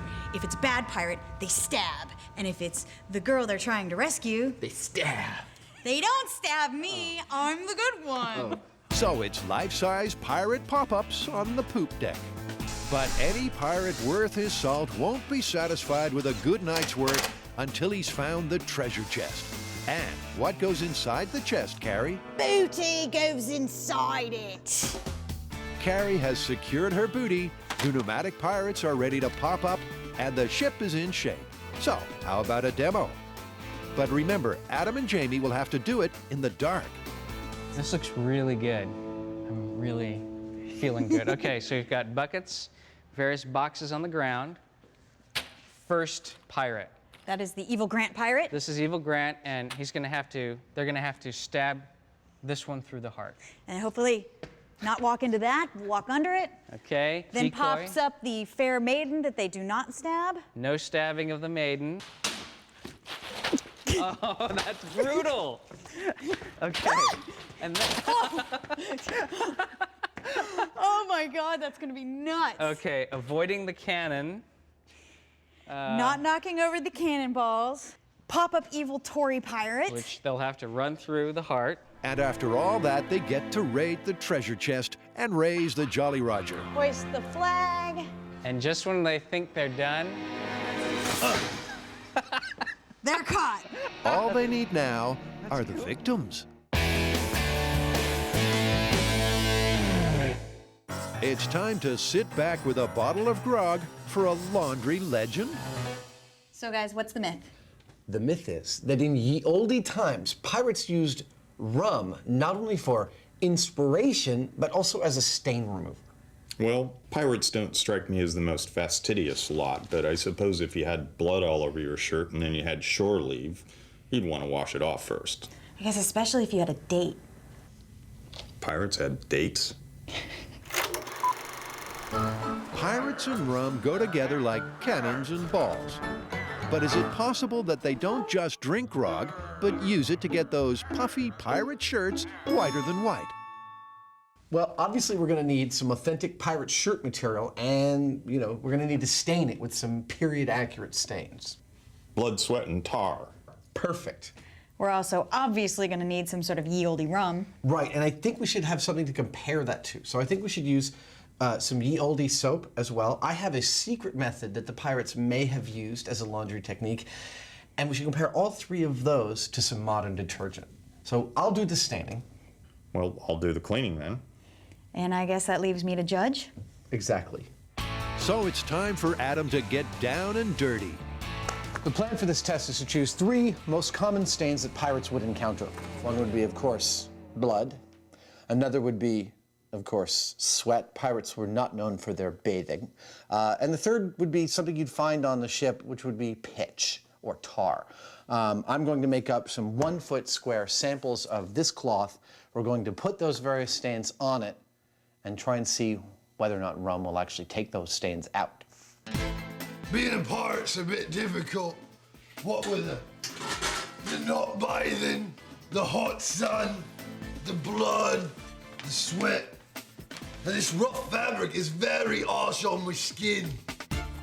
We don't have any pirate shirts from the period, but we do know that while a fancy gentleman of the age might have had a very fine weave shirt made of linen, pirates would have used coarser stuff called lock ram. The closest we could find is this bleached embroidery fabric, which has a thread count of 40. It's quite rough, but it's perfect for our tests. And I think it's the closest thing we could possibly find. The first authentic pirate stain is blood, and Adam knows just where to find some. We have it in the fridge because Jamie likes to have it every day for lunch. No. Has anyone taken my blood out of the fridge? Next, Adam takes Jamie's lunch and smears the pig's blood over 4 sample sheets. This is the plight of the pirate laundryman. Next up for our pirate shirts is pitch. Now, blood and sweat are easy choices when it comes to pirate stains, but we wanted to choose something like grime, and we know that pitch was used on pirate boats and period boats of the time. We've used it on plenty of other episodes, and it's very dirty stuff, so that's what we're gonna put on our pirate shirts next. Ta-da! We have 1 stain to go, and I'm gonna have to work for this one. Yep, Adam has a plan to sweat for science. I'm gonna do 3 things. I'm gonna get on Jamie's treadmill in my sweat lodge, formerly his mold room, and I'm gonna put on the sweatiest of the sweaty things we have, which is our fire suit. That thing is damn hot inside. I should have no problem producing lots of the correct bodily fluid for this test. To harvest the bodily fluids, Adam arranges the shirt material for maximum moisture absorption. It's go time. Adam leaps onto the treadmill, ready to stain up. But after 15 seconds on his very own wheel of death, he's gasping like an asthmatic hamster. That says I've only burned 20 calories. What is that about? Why don't we fast forward to the end of the workout? After all, who wants to watch a grown man ooze sweat stains? Now we've got 3 kinds of stains here. We got blood, pitch, and sweat. Or as pirates like to refer to it, Saturday night. There we go. But there's a problem. Adam's sweat doesn't stink or stain. My sweat stain isn't working out. It's not very visual, and I guess it's all my clean living. I can't smell the thing at all. But I need a 3rd stain to round out common pirate stains so I can try out these detergents, and I'm thinking oranges. They kept these on the ships to prevent scurvy and, I guess, for some kind of entertainment. So I'm just gonna blow these down and, you know, scrunch them on some of this cloth, and we'll see if the detergents in our various tests will take this stain out. So Adam makes like a messy pirate eater and swabs the samples with plenty of OJ. Oh, it's good oranges.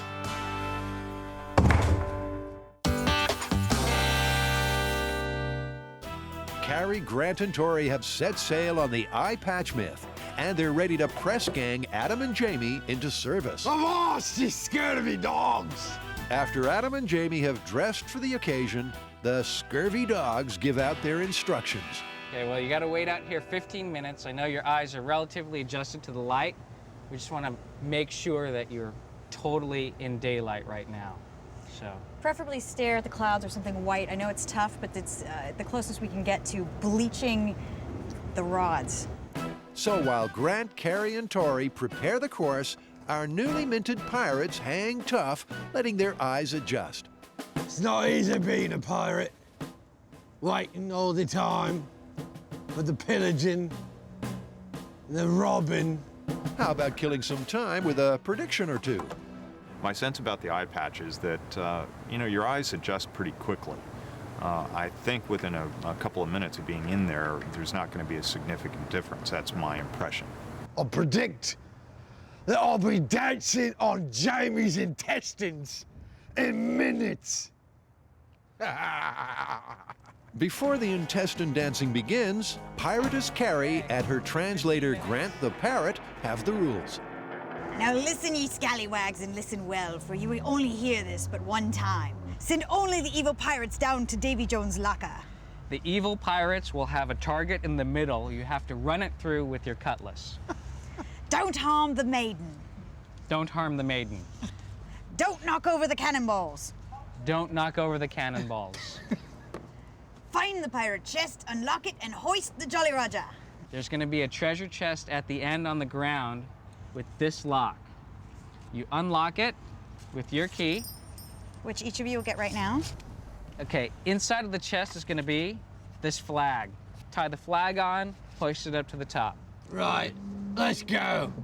The first seafarer aboard is Redbeard the Savage.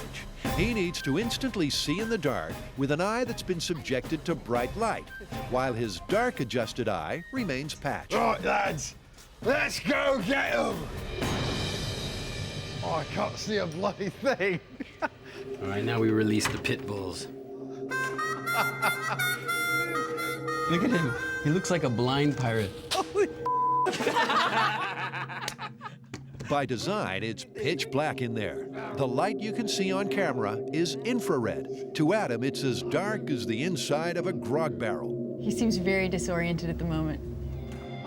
Right from the get-go, it's pretty obvious that Redbeard is having trouble finding his sea legs. When you go from bright light into the dark, you're as blind as a bat. Oh, he's about to hit his head. Oh, he's climbing over the sacks of potatoes. He's going the wrong way. The hardest possible route to take. Okay, he's coming up to Carrie. He just got hit with the bag. Adam has missed the first evil pirate and kicked some cannonballs. But when confronted by evil Tori... Sword is a key. He can't decide who it is until he has a quick feel. All right, he's not really I bet it's a pirate. There he goes. There he goes. Good one. At least he killed one of them. After a fun-filled 4 minutes, Adam's eye is starting to adjust to the dark. He now knows his port from starboard. Okay, he's opened the chest. Nice. Very good. Nice. Gonna get the flag, turn around. And the final task is noticeably easier. Oh, wait, there we go. Hoisted the Jolly Roger tonight. Well, the net missed, but that was quite funny. Adam narrowly escapes capture and makes a quick exit overboard. Nice work. Nice. Well done. You look great.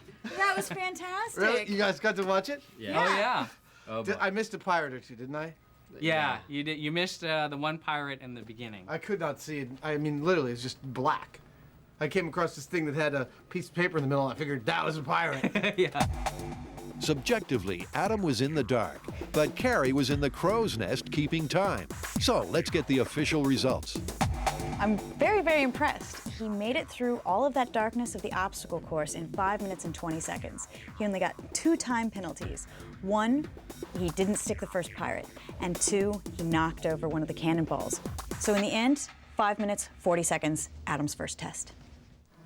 Okay, it's time for Captain Heineman to board the ship, find the treasure chest, and hoist the Jolly Roger. And just like Redbeard, he's completely in the dark. He fails all the tasks except for taking out Tori. Kill you? Yep. But after that, it's back to feeling his way around.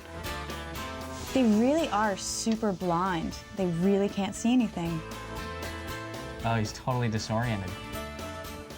Maybe. He's gonna steer the ship. It's taken a while, but Jamie finally raises the pirate standard. Caught with the net. The big question now is, what difference will it make when our myth-busting pirates switch eyes?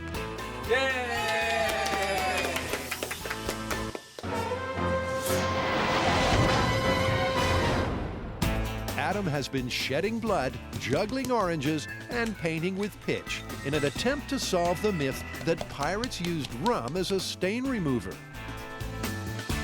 The plight of the pirate laundryman.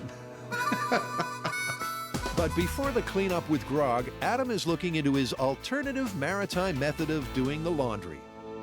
I remember hearing years ago that on ye olde ships, they would save the pirates' urine, or the shipmates' urine, in a barrel. And when urine stays around and is exposed to the air, it evaporates into ammonia, and that ammonia is then used for washing everyone's laundry. It sounds improbable, but after a quick research break, Adam confirms the story and the details. History of washing website. I love the web. The key factoid here is that over time, the urea in urine will break down to ammonia. And ammonia is a common alkaline used in household cleaning products. So Adam is ready to cook up an authentic recipe for washing with we.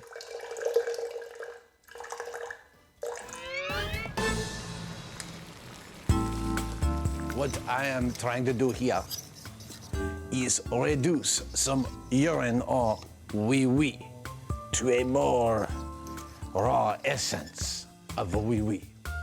The recipe for using urine as a cleaning agent, like the pirates might have, calls for stale urine. I do not have a stale urine, but I have a hot plate. So, I heat it for a while, boil the water out, I get more stale urine, or wee-wee. I can state from experience that this job does not make you the most popular guy on the boat. Just be thankful that from the safety of your homes, you can't smell Adam's eau de toilette.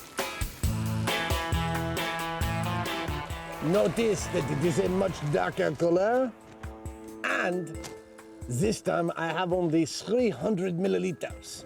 I have reduced it by half, removing mostly water, leaving the essential chemicals for washing.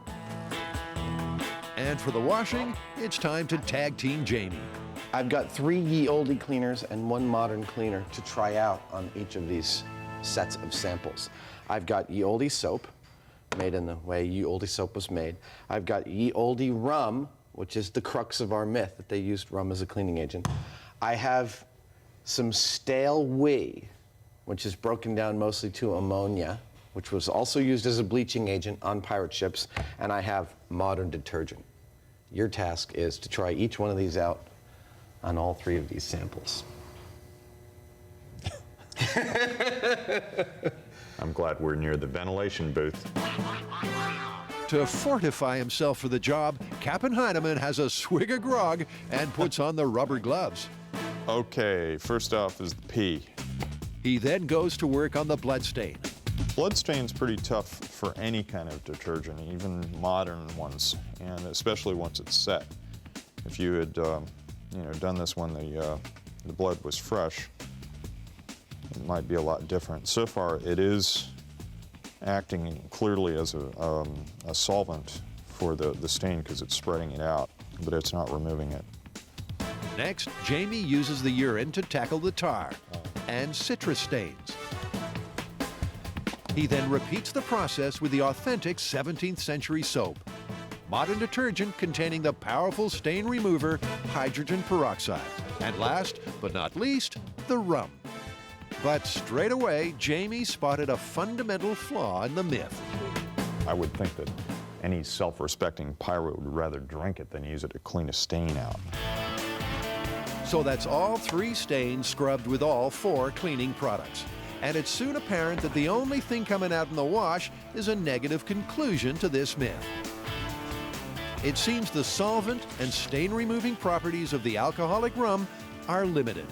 Dispatches the rum and the various stains in. I can tell right off just immediately that the rum did the least good job of all of these different products. It did less than the soap, it did less than the detergent, it did less than the urine. You heard that right. Incredibly, Adam's urine recipe is looking good. And Jamie's work here is done. So it's over to Carrie for the judging. If you're ready, Carrie, we have washed each of these 4 piles, 1 in rum, 1 in ye olde soap, 1 in stale urine, and 1 in modern detergent. And you're to look at all 4 of these and tell me which one you think got the cleanest, which one's the second cleanest, etc. Okay, light red. That one's pretty good. Little yellowish. That looks bad. Okay. Nobody got the tar out. That's, this is redder. Tar's a little better. Okay, the tar is bad on that one, but blood's really good on that one. And, okay, whatever this one is the worst. Okay, I would say that this one's the best for blood. That one's the best for tar. All right, so the worst one was ye olde rum. Ah, busted! Your best one for blood was stale urine. And the best one for the tar was detergent, the modern detergent. Yeah, those are the 2 best. The soap didn't really work well at all. Well, I think that pretty much definitively busts this. Rum as a cleaning agent, totally busted. Yeah, it's busted. I agree, busted.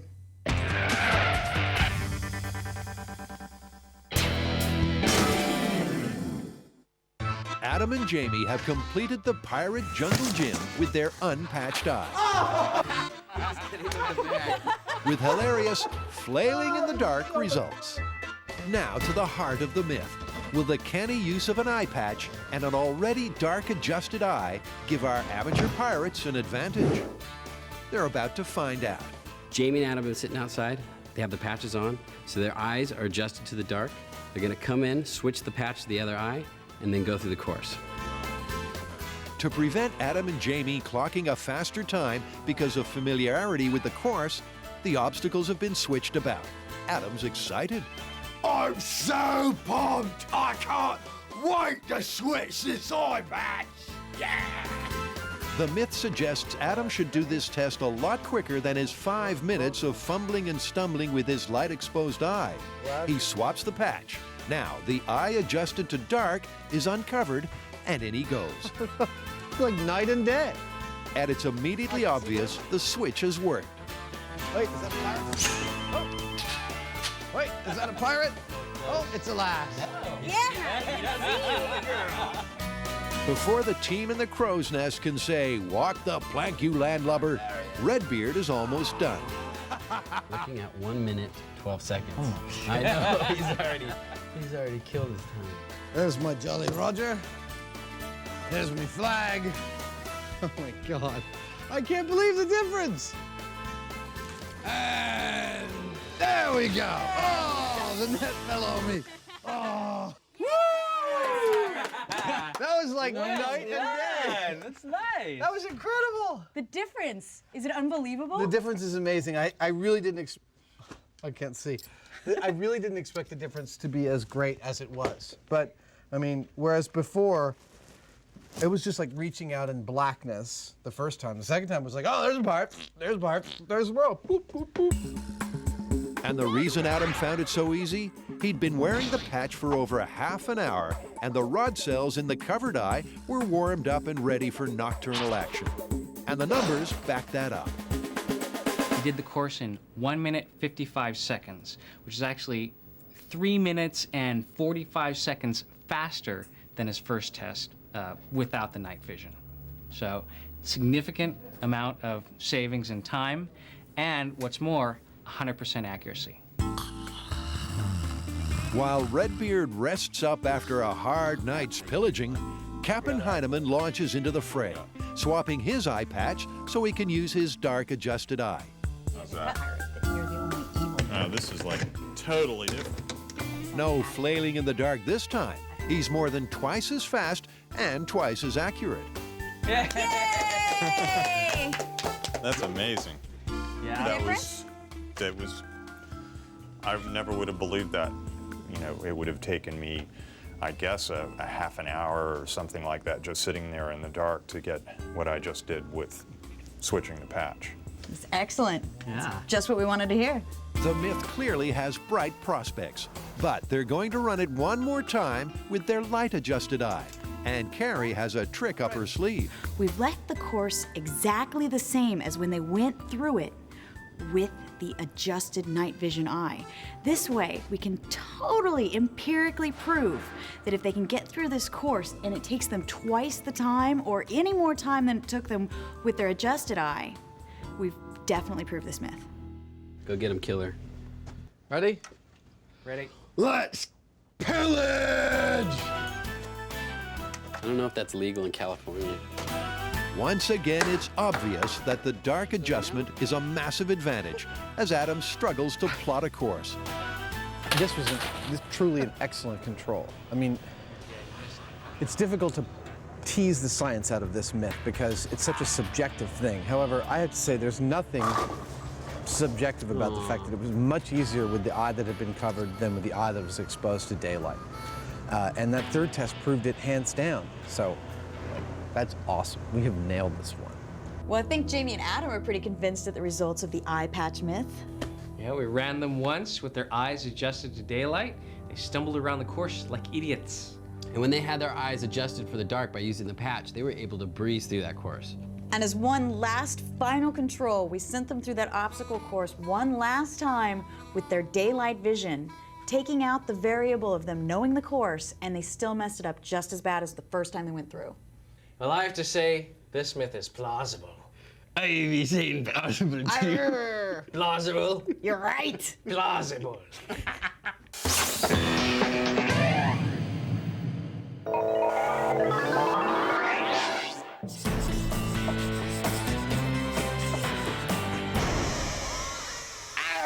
All right, so this pirate myth comes mostly from Hollywood. And this is where the pirate is in the crow's nest. He needs to get down to the deck of the ship. To get down quickly, he stabs his knife into the sail and rides it down safely.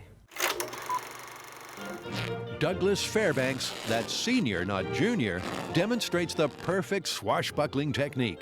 Knife in, and down ye go in a controlled slide, landing smoothly on the deck, ready to fight another battle.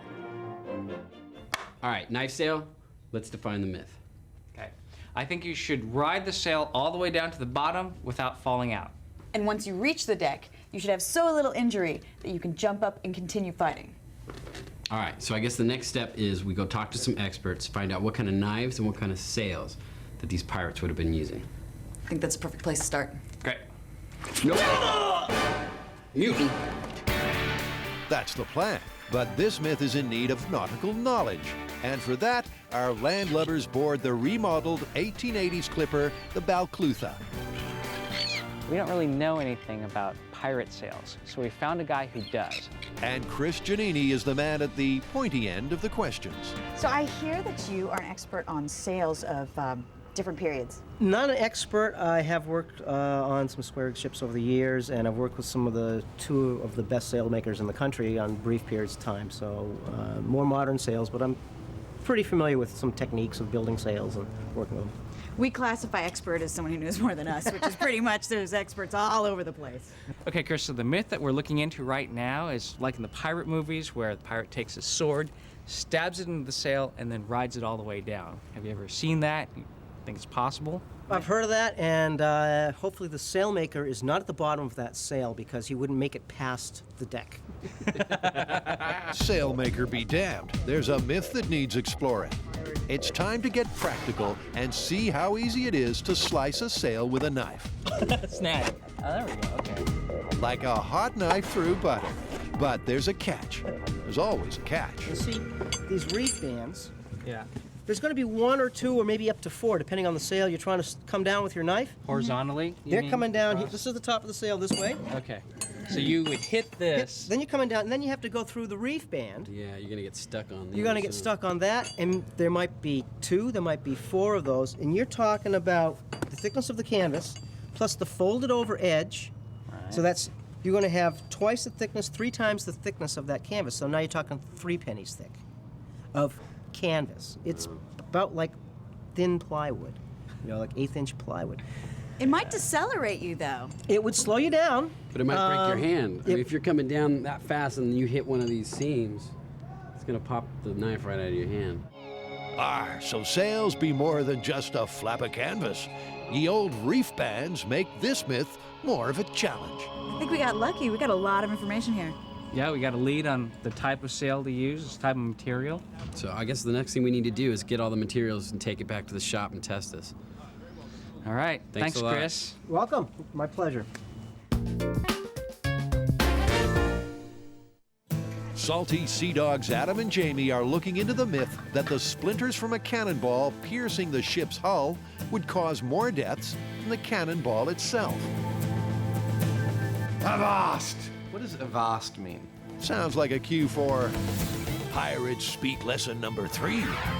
Avast comes from the Dutch translation of hold fast, but it can also be used as a greeting, as in, Avast, you old sea dog, where ye at with this myth?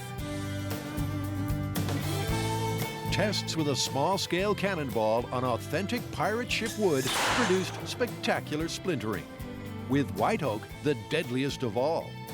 So it's on to stage 2, but with the researchers unable to track down a real cannon, the guys scale up their air cannon. The cannon's based on the fact that gunpowder, when you add flame to it, expands at this phenomenal rate. Dozens of thousands of feet per second. It's what propels bullets forward, it's what propels cannonballs forward. We're trying to replicate the speed of the cannonball by using compressed air, which is the same principle. We're keeping air into a small volume, and they're going to release it with these 2 valves, and it's going to expand. This is a plumber's paradise, but can a bigger air cannon actually produce the same explosive power as a real cannon? It's going to expand slower than gunpowder. There's nothing we can do about that. But even though those speeds are lower, I still think we're looking at a valid test here, because we're looking at the impact of metal and wood, and we're looking at the relative difference between the lethality of that metal cannonball and the splinters of wood that come off the impact. Bigger air cannon, bigger cannonball. This is without a doubt the biggest air cannon I've ever built. It's nothing but raw, awesome power, safely implemented. I am satisfied and filthy. 2 of my favorite states. Adam's in heaven, but Jamie's getting all the mail. I'm not sure yet, but judging by the weight, these are our cannonballs.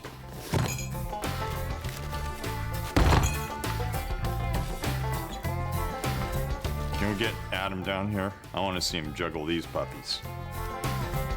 Nice. I have a question for you. Yeah. I want to juggle these, of course. What are these?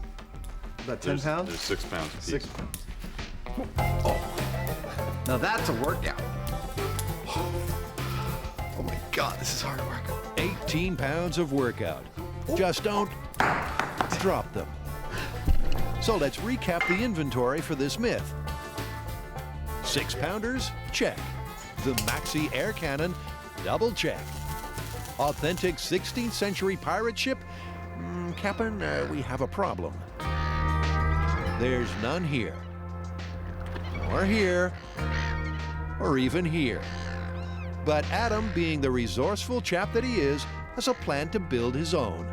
So I've come to Svensson's Boatworks in the Alameda Marina because hopefully they have an expert who can tell me about what kind of dimensions they were, how thick the wood was, how they were constructed. Adam knows pirate ships have horizontal outer planking, supported by vertical ribbing or stanchions, and thinner inner planking. For the correct dimensions of these intricate parts, he seeks the wise counsel of master shipwright John Phillips. So I'd like to be as accurate as possible with my test, and I think I'd like to duplicate both the inner and the outer planking.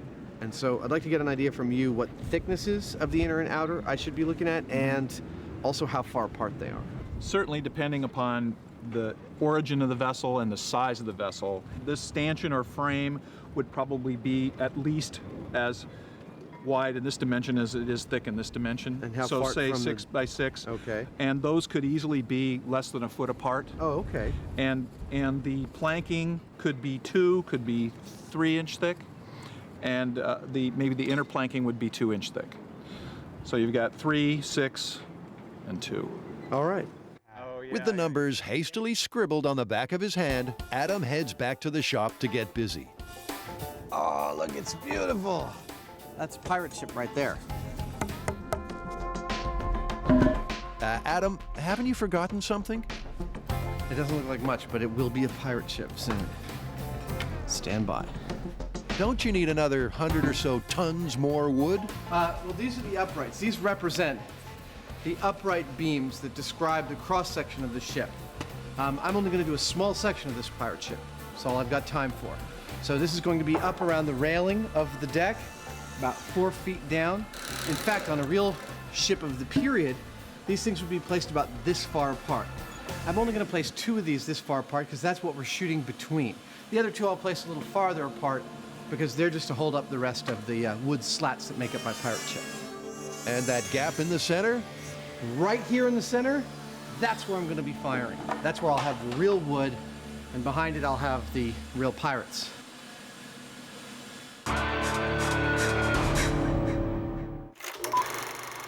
Can ye trusty dagger in a sail slow down a plummeting pirate? That's the question Carrie, Grant, and Tori are attempting to answer. So far, they've boarded the good ship Balclutha and plundered her for knowledge, and this myth won't be plain sailing. So as it turns out, it's not so easy to do this. There are variations in the thickness of the sail, sharpness of the blade, and the angle at which you hold the blade can make a huge difference. All right, so maybe before we go risking our lives and trying to ride down a sail with a knife, we should do some more tests so we can get some better data. So let's set up a test where we can use a period knife and cut through a period sail, but maybe make the knife static and run the cloth past it. That way we can take out the human element. We can test the different sharpnesses of blades and find out what the optimum sharpness is so that you get down the sail safely. So it's sail slicing 101, and Tori is the man with a plan. All right, so what we're trying to replicate is a person stabbing a sail, riding down it with a knife. What we're gonna do is we're actually gonna be pulling the sail up. And so in order to do that, we need at least the average man's weight to pull that sail up. Okay, dude. 200 pounds of pure pirate action. Okay. Got it?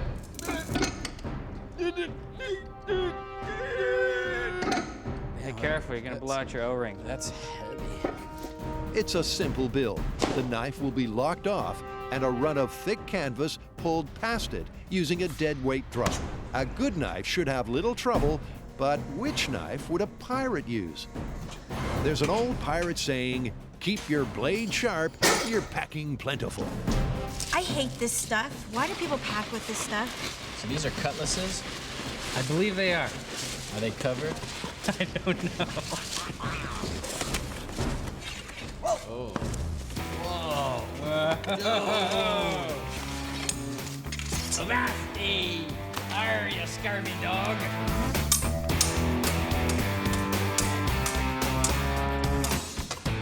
Sheath those cutlasses, boys. There's more knives in play for this myth, but ye can only choose one. Whoa! Nice! That's cool. Sweet. 3 knives have been delivered to test the thrust and parry of this sail sliding myth. A cutlass, too long. A Gurkha dagger, not too many pirates in landlocked Nepal. So it's this stabbing knife, known as the mangosh. It's not only an authentic period piece, it's the same type used by our swashbuckling Hollywood hero. All right, so, with this whole myth, it's really important to see how much speed the knife is gonna slow you down. If you're going too fast and you hit the deck of the ship, you're gonna break your ankles. That's not good. So what we're gonna do right now is we're gonna see how fast the knife is actually slowing the sail down. Remember, the pirate has to land safely on the deck after his knife-assisted fall. And these two tests with a dull and sharp knife should indicate the relative speeds of each drop.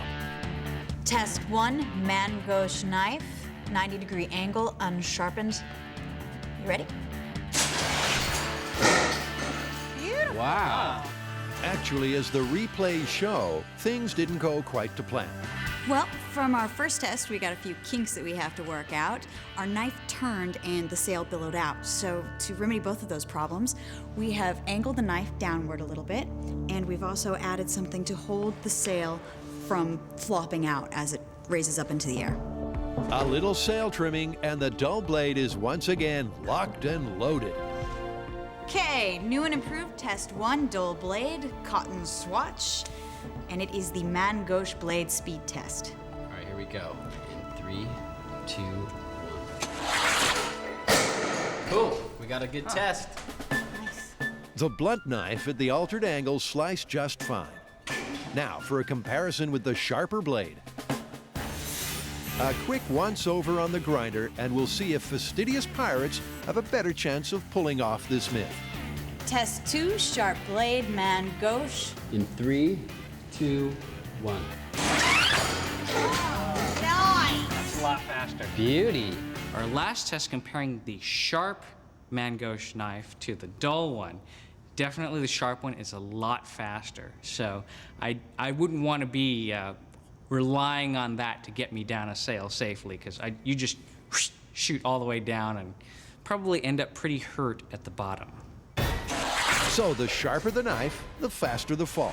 And the faster the fall, the heavier the landing. Now it's time to find out if our fall guy could hang on to the knife. Dude, that's a hot combo. The well-dressed pirate is definitely going to be wearing that this fall. Okay, I'm ready for battle. That doesn't look dorky at all. Dorky. Now there's a pirate name.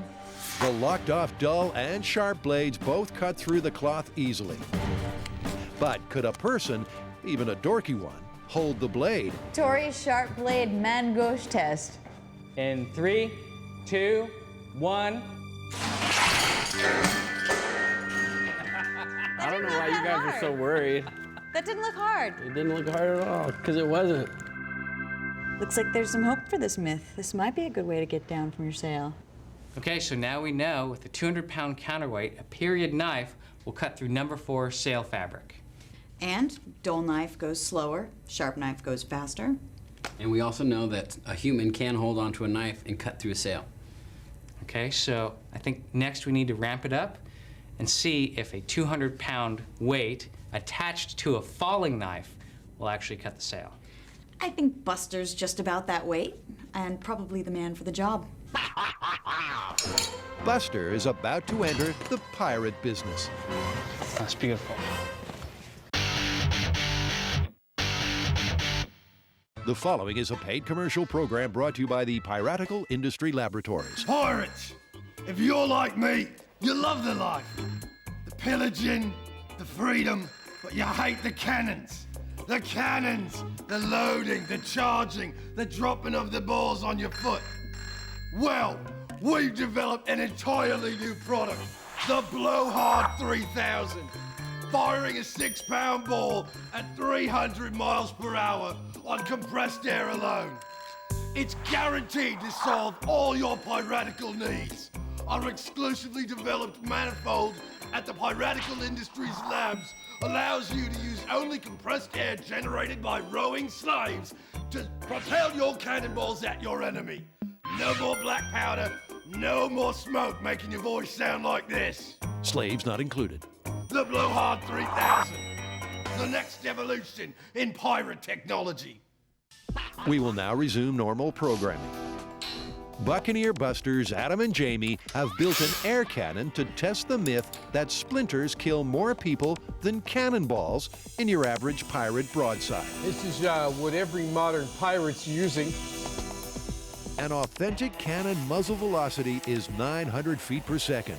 In the absence of an authentic cannon, the Blowhard 3000 needs to get as close to that as possible. What we're doing is a final pressure test. We're topping up these tanks with a very high pressure gas that gets us up into the zone we need. When they put me in a home where I can't hurt myself, this is what undoubtedly they'll make me wear. The team looks confident, but no one knows if the Blowhard 3000 will blow hard enough. This test without a cannonball will confirm the high-pressure system is working. That hurt? Okay, firing in 3, 2, 1.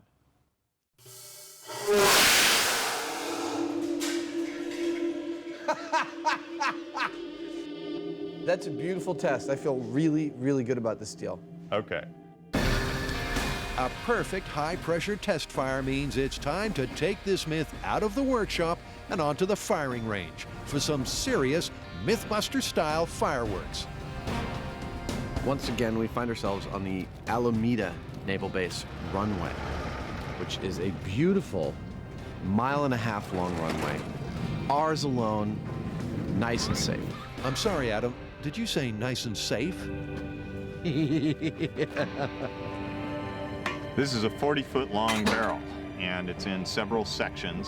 We've got the fancy thing on the end here, and there's a lot of stuff to line up. Like the earlier mini air cannon, a long barrel concentrates the energy to create the required cannonball velocity. If they can't get close to genuine cannon speed, this experiment is going nowhere. That's what we're firing. 6.5 pound or 3 kilogram steel cannonball. To achieve the velocity that we would get out of a real cannon, we'd have to reach in the neighborhood of 1,200 feet per second. Now, we know this rig is not going to do this. The theoretical max speed that we'll get out of this rig, if we were to just totally go for it, is about in the neighborhood of 700 feet per second, which is still pretty fast. In fact, it's a huge amount of force. Huge if it works. And this test, the first with a cannonball, will find out. Adam decides that visualizing a positive result will help. It's gonna build up pressure in here. It's gonna come out this barrel, it's gonna...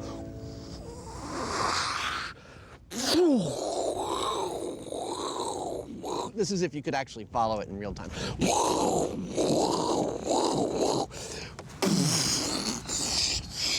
And sand's gonna pour out of here and we're gonna cackle a lot. That's pretty much what's gonna happen. We are arming the cannon.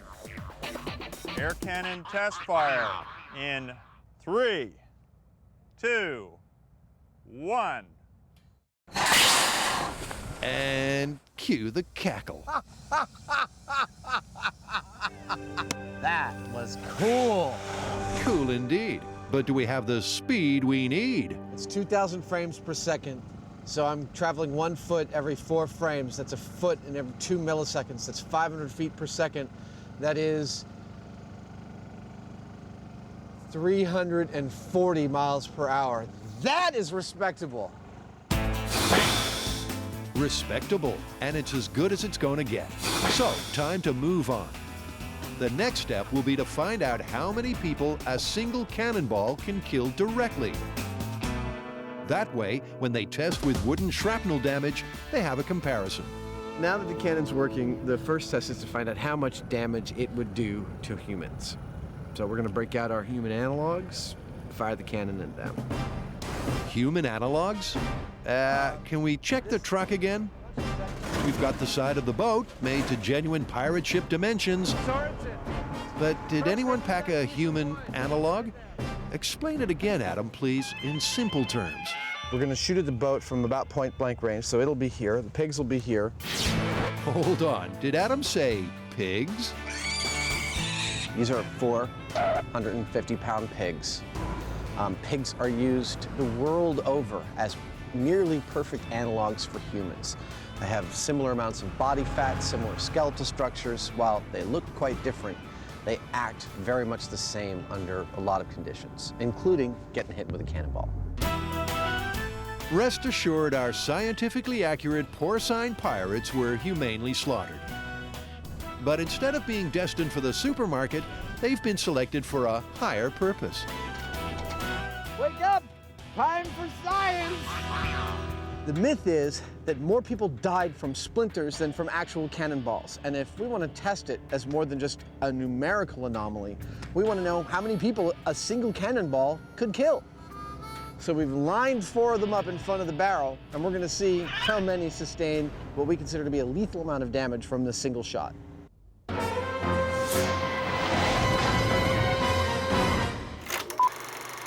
Tackling a tall ship tail from Tinseltown is Carrie, Grant, and Tori. They're asking, can you slide down from a topmast by slicing the sail? So far, they've selected their knife, tested its sail shearing abilities through plain canvas, and they know our fall guy can hang on to the blade. All right, what are we doing? What we're doing, Tori, is taking this test to the next level by introducing full-length sails with cross seams, known on the high seas as reef bands. On the good ship Balclutha, we found a pirate sail could have as many as 4 of these cross seams, and that could be a problem. This definitely changes what the knife's gonna do when it goes down the sail. When you hit these reef bands, it could just like throw you out. So the knife has to be sharp enough to get through these thick seams. But as the guys found out in the earlier tests, too sharp, and the slide down the sail becomes a free fall. So we're all ready to go. Buster's ready. He's got his hands that are going to hold the knife at any angle. Hopefully he'll hold on to the knife. We have our sail hanging from the ceiling.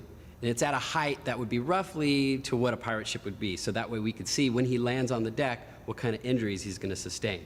So all we have to do now is hoist him up to the quick release, stick his knife in the sail, and let him go.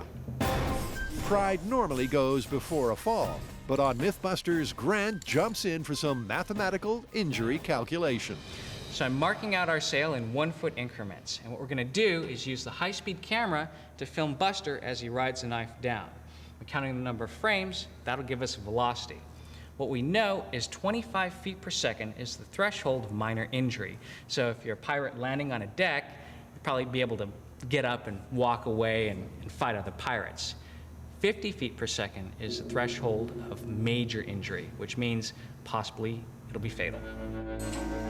So because the myth is about our hero being able to walk away, we're looking for a speed below 25 feet per second. Buster's first ride will be with a sharpened blade.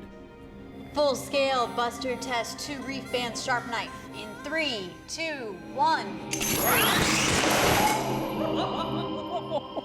I don't think that worked very well. What do you think? I don't think I want to use a sharp knife. Dang, he hit hard. Look at that. It sliced right through him. It didn't even pause at the reef bands. Too sharp, too fast, too bad for Buster. And the numbers from the high speed confirm it.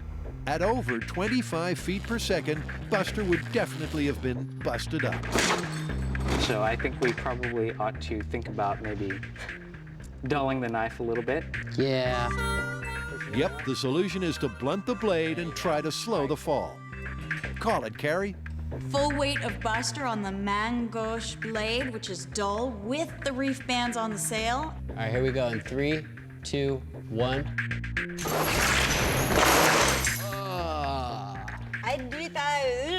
Too dull. What Carrie's trying to say is Buster's dull knife hit a snag and he fell from grace with a resounding thud. The solution is a knife that's sharp enough to cut the reef bands, yet dull enough to slow our fall guy's fall to a safe speed. But who's going to wield the knife? It's obvious that Buster's a bit of a stiff, and our mythical swashbuckler knows how to absorb a fall, something Buster never picked up at stunt school. So for the best chance of success, we need to inject some humanity into this myth. Well, let's find a safe way to do this, and then one of us, and by us, I mean you, can go up and try this out. Twist my arm. All right. Tori gets the blade ready for the final human on sail test. Not too sharp, not too dull. Either way, I'm screwed.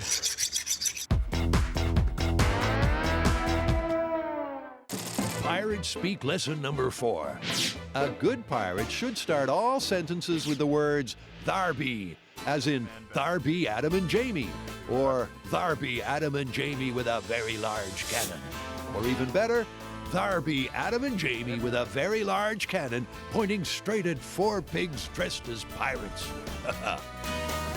Pirate ships were often packed at double, triple, or quadruple the actual capacity of that ship.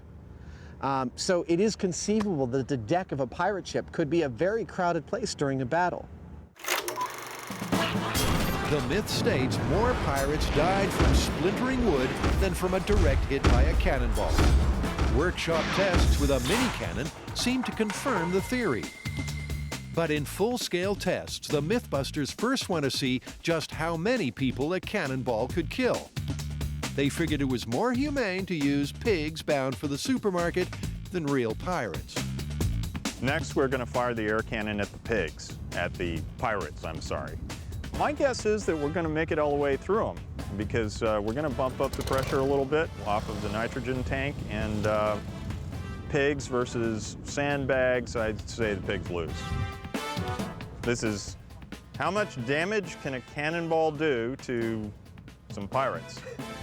Firing in 3, 2, 1.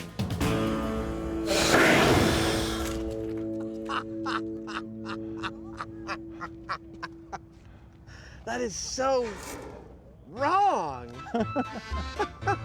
Wrong maybe, but did any of our pirate substitutes survive the broadside?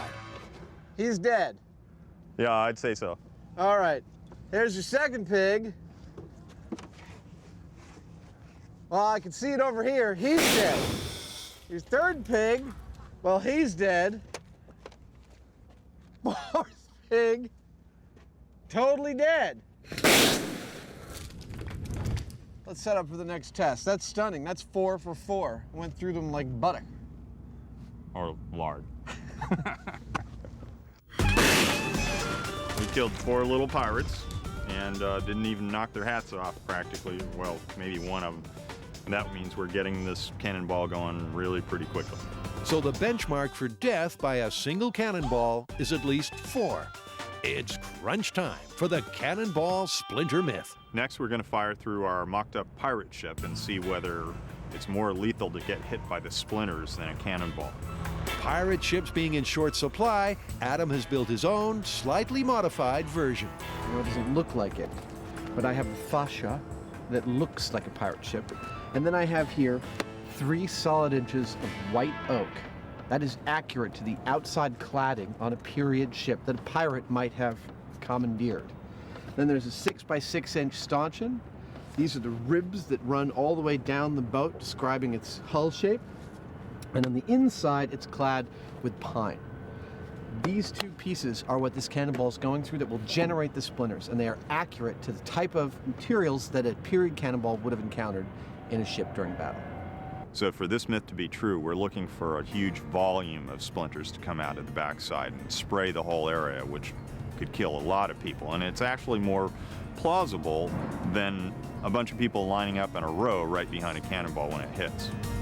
Air cannon into the pirate ship in 3, 2, 1. I hope it made it. Well, it didn't come bouncing out. Let's go check it out. All right. The air cannon once again hits her mark, but what's the damage report? Whoa! It did! It made it through! Yeah! Excellent! Oh my God.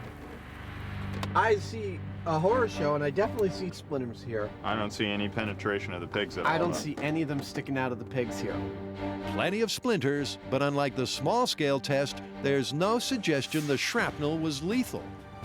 Yeah, I don't know what else to say. I mean, it drilled a neat hole right through it. If I was standing right here, I'd count my lucky stars that the cannonball missed me, but I'd be pulling splinters out of my thighs. I mean, that would suck. And sure enough, back then, you know, a big splinter going through your leg could be a lethal injury when you're talking about infection and the microorganisms that are living off the wood of the boat and stuff like that. But this is like 2 people who are slightly injured or seriously injured. Not, 10 that a cannonball can travel all the way through. Yeah, I think the scenario we were looking for was where this is such an explosion that it accelerates these particles of wood so fast that everybody in the area just gets sprayed and dies. Kind of like a shotgun or more like a grenade blast. And I'm not seeing that happen with this stuff. I think the high-speed footage tells the whole story because it's showing a massive quantity of splinters going out of the backside of this boat hull. The problem is that none of it's hitting the pigs with enough strength, enough mass, enough velocity or whatever to actually stick into the pigs. With no pigs stuck with deadly splinters, this myth is on shaky ground. But Adam and Jamie are reluctant to call it busted. Remember, the air cannon isn't quite up to speed. With a muzzle velocity of around 400 miles per hour, it doesn't match up to the real thing. We've got to figure out a way of getting things to go really fast.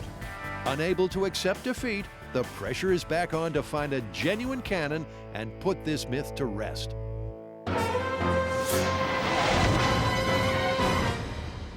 When using a knife to slide down sails, it's not the fall that'll kill you, it's the sudden stop. And Buster sucks at landing. This myth needs a dummy that can act like a person. I mean, I wouldn't want to do it. Not it. Seeing as Tori's the class clown, we're taking this myth to the circus. High trapeze, nets, all that safety stuff. And if you cast your minds back, Carrie, Grant, and Tori have been to trapeze arts before. That time, they wanted to see if a swing can spin a full 360 degrees.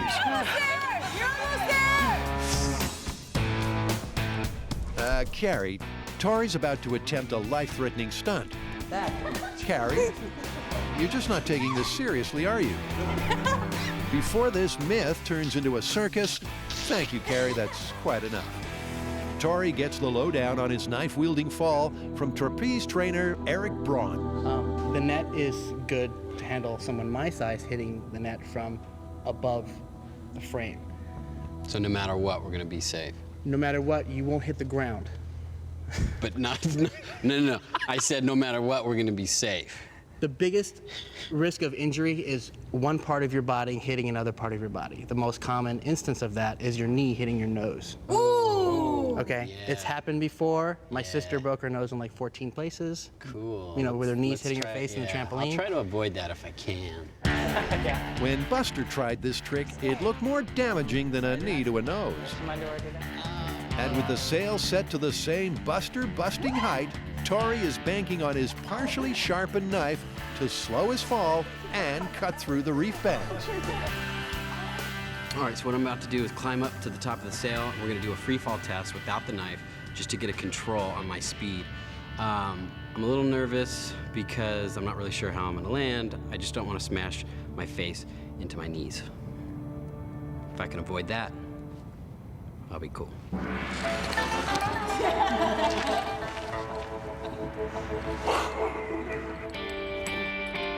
This first drop will be a knifeless test run. Then we'll stick the knife in and slide this myth home. Full-scale Tori test. This one's the control free fall. 3, 2, 1.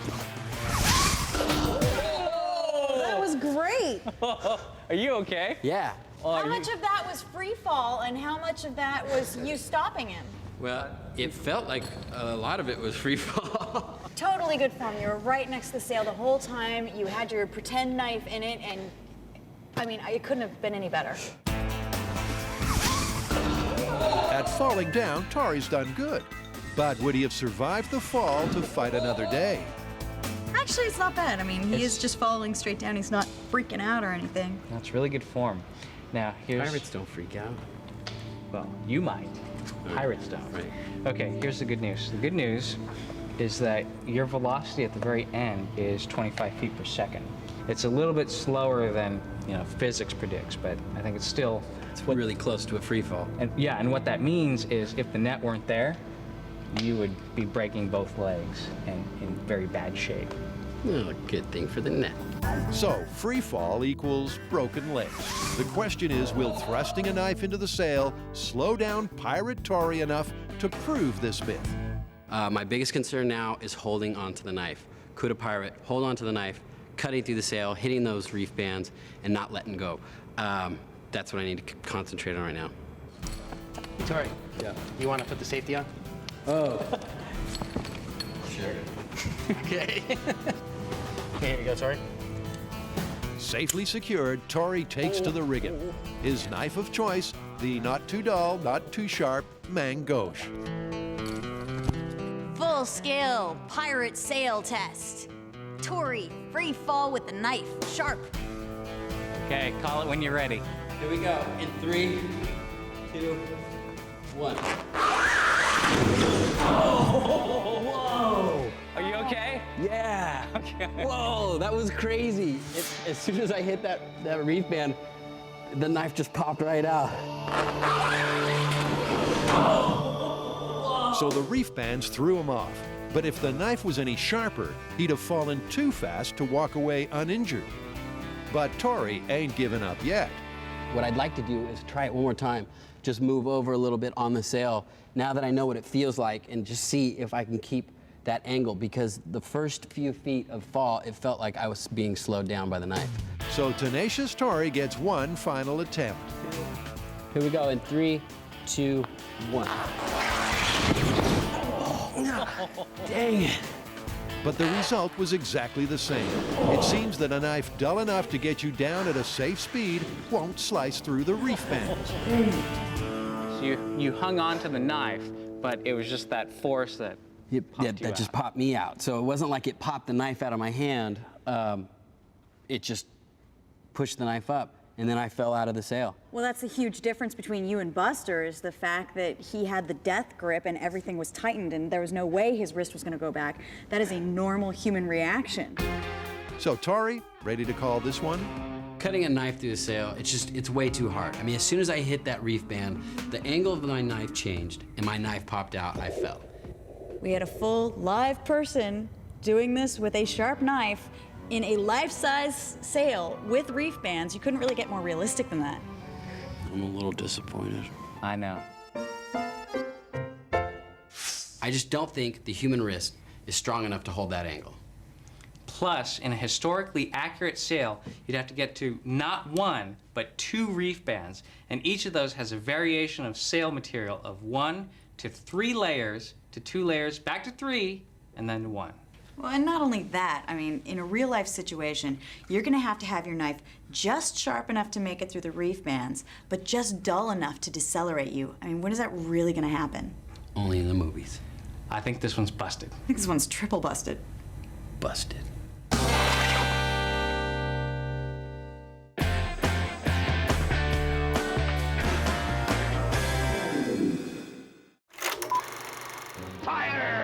It's a maritime myth of explosive proportions. Supposedly, when the broadsides strike, more shipmates die from the flying splinters than the cannonballs themselves.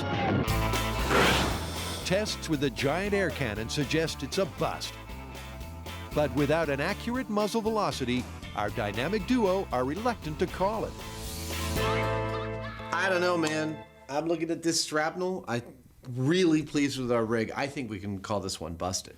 I don't know. I mean, a real cannon will fire a cannonball at twice the velocity of what we got our air cannon to do, and that translates to maybe about 10 times the actual power.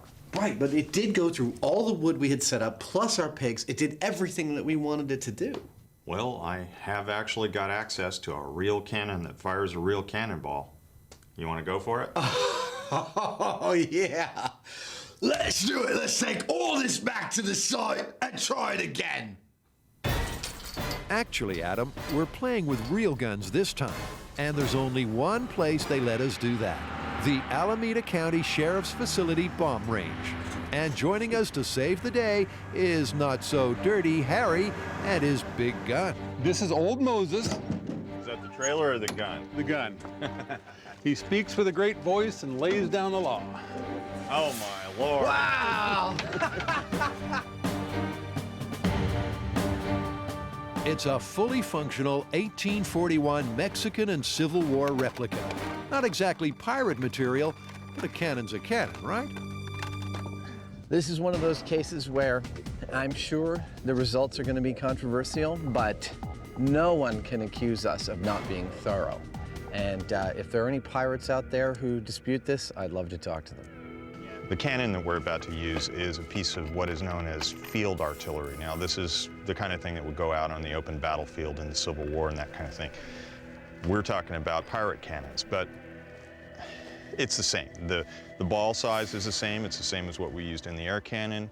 It's a proper size that you would actually find on a pirate ship. So the effect on impact is the same. This first shot into the water barrels for safety will give the team the muzzle velocity. And if old Moses hits 1,300 feet per second, we know we're dealing with the real thing. All right, let's see if this is big enough to hold a 1.25 pounds. Harry will use a 1.25 pounds of black powder to launch a 6-pound shot. Okay, not too hard. Okay, action front, time to load. Charge. In the heat of battle, a crack cannon team match speed and efficiency with precision. Correctly sized cannonballs help too. What's going on? It's too big. No. Huh? These are fresh ordered shot just for this gun, and they're cast too large, or the. Well, we have one of our little unexpected problems, something we could have never foreseen or put on a list, and it's that our cannonballs are too big for the barrel of our cannon. What I'm using right now is an ancient pirate tool, the angle grinder. The ball is ground down by 1/8 of an inch.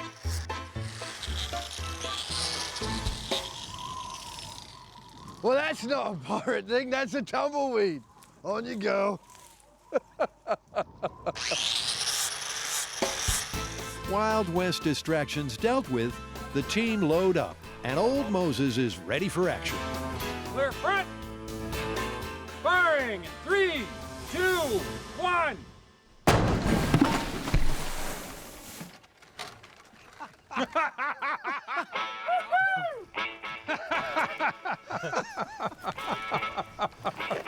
Old Moses certainly didn't hold back. A successful firing, but where's the cannonball? It's not there? It's Did it skip? If it skipped, it went over the hill. That's one cannonball missing in action, and there's something else missing. We were completely unable to determine the muzzle velocity on that test because, for some reason, at the moment of detonation, our high-speed camera's power supply failed. So we got a new power supply, and we're gonna do the same shot again. We have to know what the muzzle velocity is. We want to be able to compare it to the previous test. A little ricochet reinforcement, and it's time for shot number 2. Prime. Clear front. Firing in 3, 2, 1.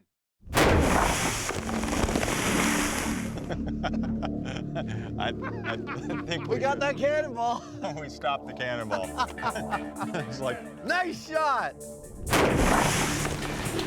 No bouncing balls this time. The hill took the full force. It's deeper than that. So, what we got there is a muzzle velocity of 1,430 feet per second, guaranteed, because I can see when the cannonball exits the barrel, and I can see when it hits the garbage can, and I know the garbage can is exactly 10 feet from the barrel. That muzzle velocity makes this blast 7.5 times more powerful than the one we produced with our air cannon. The only question that remains for us is, does that increase in power translate to an increase in deadliness for our wooden shrapnel? Mini air cannons and maxi air cannons have drawn a blank on scattered splinters, but old Moses has the mustard to truly lay down the law for this myth. Adam's authentic pirate ship prototype is lowered into place. Cue the pigs. this is our pirate crew, and for this myth to be true, they have to have a bunch of splinters stuck in them really quite deep. Get your pirate face on! We're about to shoot some cannons! I'm drooling! Drooling? You ain't seen nothing yet. Firing in 3, 2, 1. Looks from here like it put a clean hole in the oak. It definitely put a clean hole in the oak. A nice small one. Getting through the wood is not the issue. It's the deadly splinters we want. What do we see? I see even less kind of splinterage than I saw before. I mean, the splinters are clearly all over the place, but I don't see hardly a single one stuck in the pigs. Oh, there's one. Wait a second. Uh-oh. Well, that went in about a ½ an inch, and that's the most serious thing that we've seen all told, but it's still not lethal. The increased muzzle velocity definitely had a lot more power behind it. It pushed this whole thing over. It caused a lot more trauma to our pirate boat than it did on the test with our air cannon. Old Moses here had considerably more kick than our air cannon, and it threw a lot of splinters all over the place, but the result is the same. From what I'm seeing, they just don't have a whole lot of mass. They just kind of like flip off things, they bounce, they don't really penetrate. Based on this, the only thing that we can say about this myth is that it's busted. The shrapnel is not as lethal as the Cannonball. Well, let's give our pirates a good final resting place and call this one busted. Can you stop doing that? Now I can, because we're done. Maybe we need to try a bigger cannon. What do you think?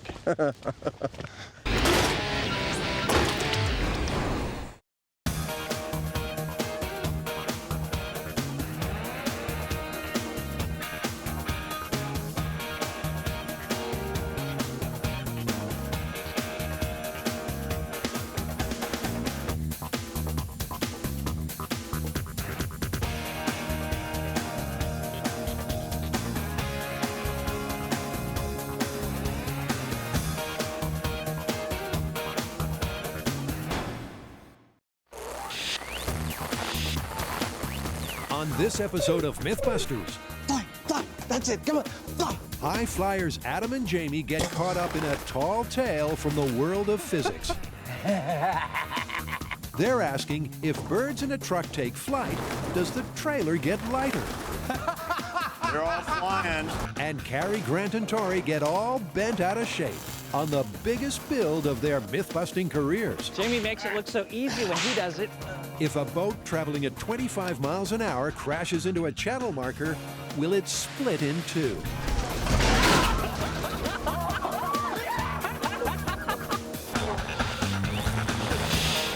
Who are the Mythbusters? Adam Savage Is everybody ready for diving? and Jamie Heineman. Gets me all worked up just looking at it. That was beautiful. Between them, more than 30 years of special effects experience.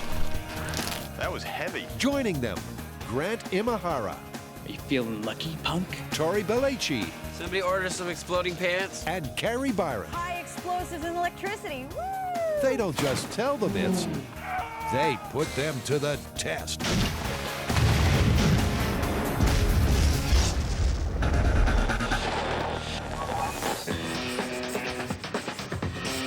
Okay, Adam, what have you got for us? Here's the story. A guy's driving behind a big truck, and every time the big truck gets to a bridge, it stops, the driver of the truck gets out, bangs on the side, and then proceeds across the bridge. He runs into the truck driver at a gas station and says, "Why are you banging on the truck?" And the truck driver says, "Well, I got a load of birds, and they're over the weight limit of most of these local bridges. So whenever I get to one, I bang on the truck, they fly around, and my truck is lighter." Clever. So the myth for us is, if you're driving around with a truckload of birds and they take flight, is your truck lighter? So the question is, will a container full of flapping, feathery friends lighten the load? For years, this simple concept has had big-brained boffins baffled. On campus, it's a conundrum that's frazzled physicists, not to mention the furor on the fan site. Sounds like a job for the Mythbusters.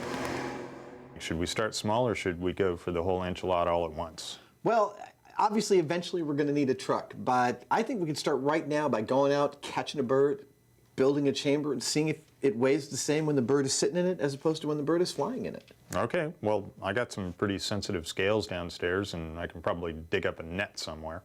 Let's do it. All right. For this myth to take flight, our dynamic duo have to land some pigeons. And in a scene straight from Hitchcock, the birds appear from nowhere. Pigeon whisperer Adam and accomplice Jamie use a variety of snares, nets, and snacks. The birds will be too fat to fly. But their pigeon stalking comes to zero, and they realize they need some help. Enter Kate Martin, pigeon wrangler. Brought you some pigeons. Awesome. Come on, you guys. 2 pigeons in an official pigeon carrier. Look at that. Finally, Adam's all pigeoned up and ready to begin small-scale testing. A clear plastic chamber will double up as a truck trailer, and when activated, a vibrating floor will encourage the pigeons to take flight. But this is your gig, Adam. Why don't you take us through it? I've got my bird flying chamber here. It's got a closed top. The bottom is a screen, which I can vibrate by plugging it into this battery.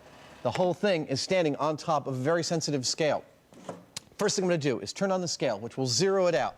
Then I'm gonna put the birds in. I'm gonna see the birds weigh a certain amount. Then I'm gonna turn on the platform, which will vibrate. Hopefully they'll fly around, and we'll see if there's any difference. So, if the myth is true, when the pigeon gets some air, the combined weight of the chamber and bird will come down. Sounds simple. Fly, fly, that's it, come on, fly.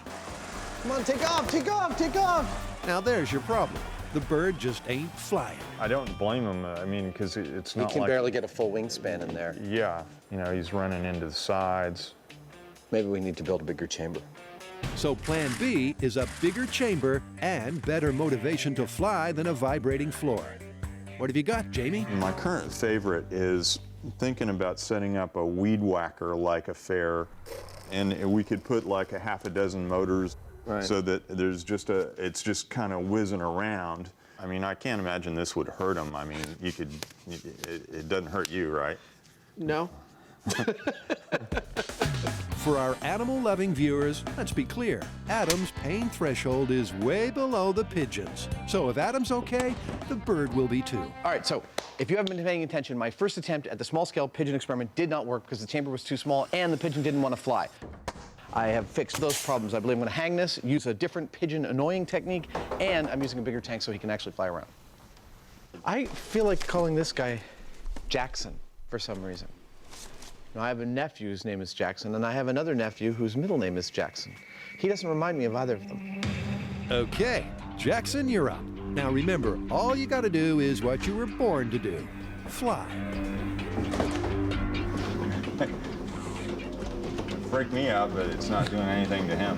Come on, come on, come on, Jackson, come on, come on, come on. That's pigeon for fly. It's also desperate because if they can't get Jackson to take off and stay airborne, this myth is grounded.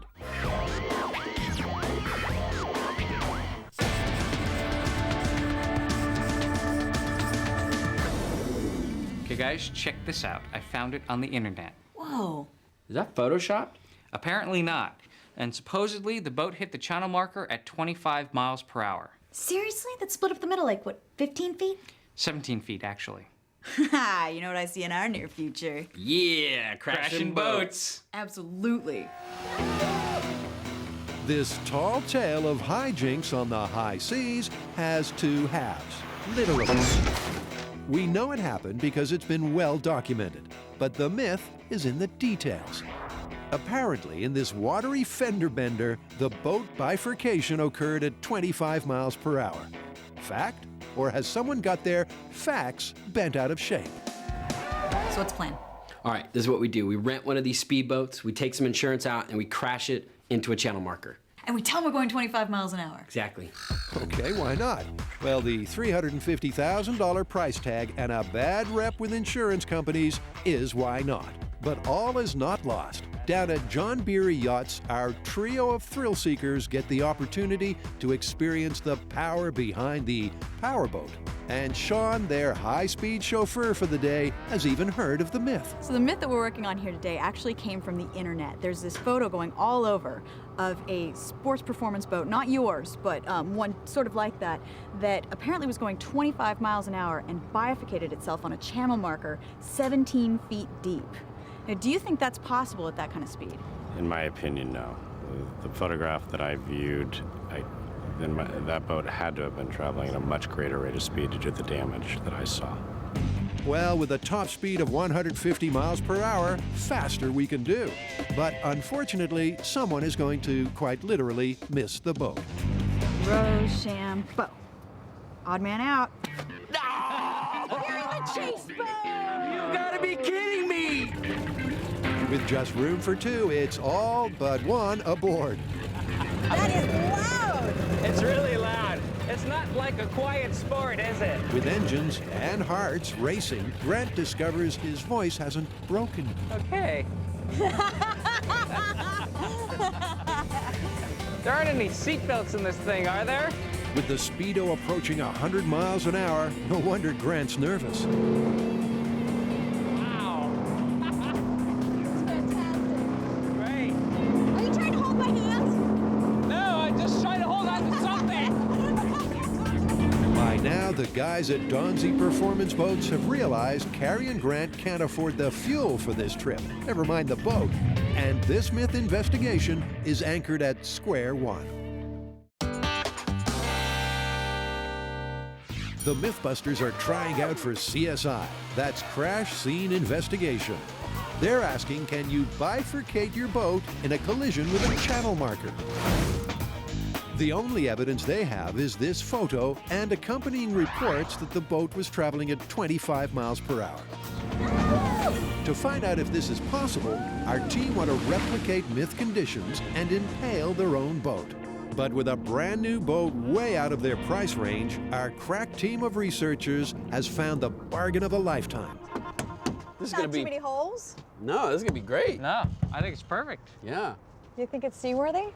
I don't know if it's seaworthy, but it's definitely crash-worthy. We got this boat for a bargain. It was only $1,500. We're talking about boats that can be up to $350,000. So we were a little apprehensive about when it showed up, what it was gonna look like. Turns out it's amazing. The structure is perfect. It may not have an engine, but we'd have to take that out anyway. So we're really, really excited.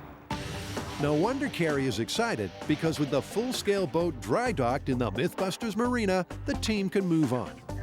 And first up are some small-scale crash tests. And this 1/10 model is a great starting point. Oh, I love this boat. It's my favorite boat. I don't want to crash it. Okay, we need to crash these boats over and over. I need to make several of them. So I need to make a mold of this particular model boat. I'll make a silicone mold. I'll paint silicone over this in 2 halves.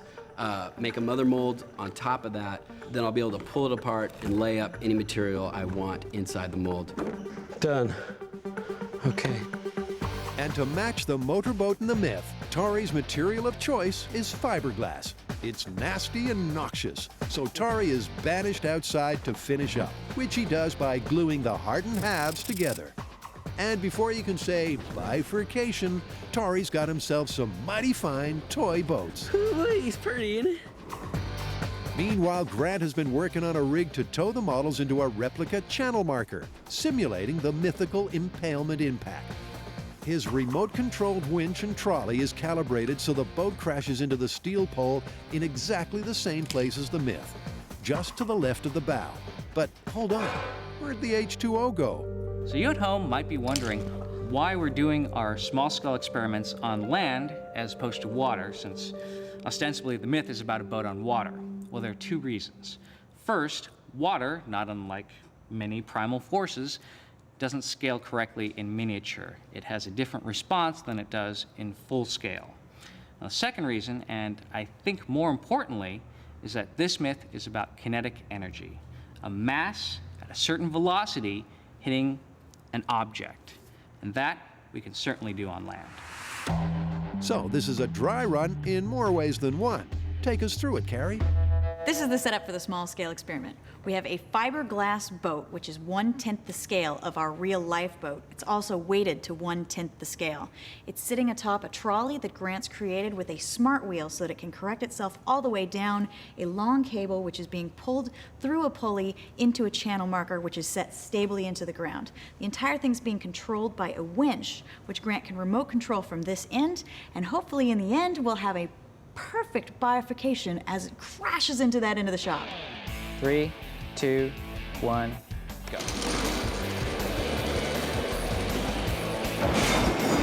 No mythical split, just a glancing blow. Well, the boat's intact. And with everything to scale, there's only one thing for it. More speed. Should we ramp it up? Sure. Unfortunately, the only thing ramping up is the frustration level, as the kinks and glitches in their system work themselves out. Well, that's not gonna work. I see one problem. It's one of those days, everything that can go wrong Oh, we bifurcated the trolley. goes wrong.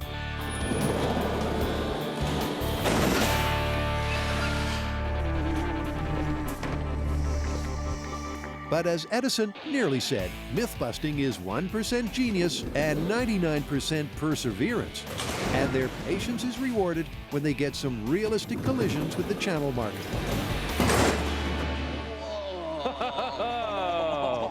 That was cool. But despite increasing the speed, the impact and resulting damage peaks at glancing blow. Oh, that was cool. But Grant's frustrated, and his OCD kicks in. That's obsessive crash disorder. He wants to see some damage and hands Tori a challenge. I will give you $5, and if you can ram this into the channel marker and break it. Ooh, $5? I'll give you $10. That's a whole week's salary, and Tori can't resist. $10. Okay, so it can be done. And the team suspect the angle of attack was key. Like in the myth, Tori was aiming to the left of the bow, and he adds a turn into the pole. If it can do right. it like that, that shows me maybe the turn is the way to go. Let me try it again, just going straight, and see what happens. With an attempted head-on collision, it's back to glancing blow. And with that discovery, the small-scale tests are back on track. To be sure, Tori once again adds that last-minute twist. And what do you know? Well, that tells us a lot. It tells us it's better to hit the marker at a turn as opposed to just going straight into it. Finally, a result. But it's been a long and frustrating day, and Carrie and Grant feel the need to let off some steam.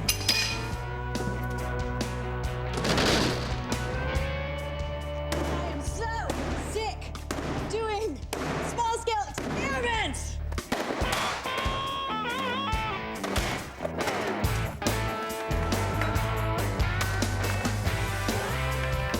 Pete Townsend, eat your heart out. Okay, so how crazy was that it took Tori smashing that boat by hand into the pole before we could find out that we need to turn at the last minute to split it? You know, I think these variables are just too tough to scale down. I think if we're going to test this for real, we need to go to full scale. I propose we do this on land because this myth is really about kinetic energy. It's the mass, which is the boat, hitting the channel marker with a certain velocity. And doing it on water doesn't buy us anything extra. Yeah, and I think it'd be a lot easier to control on land.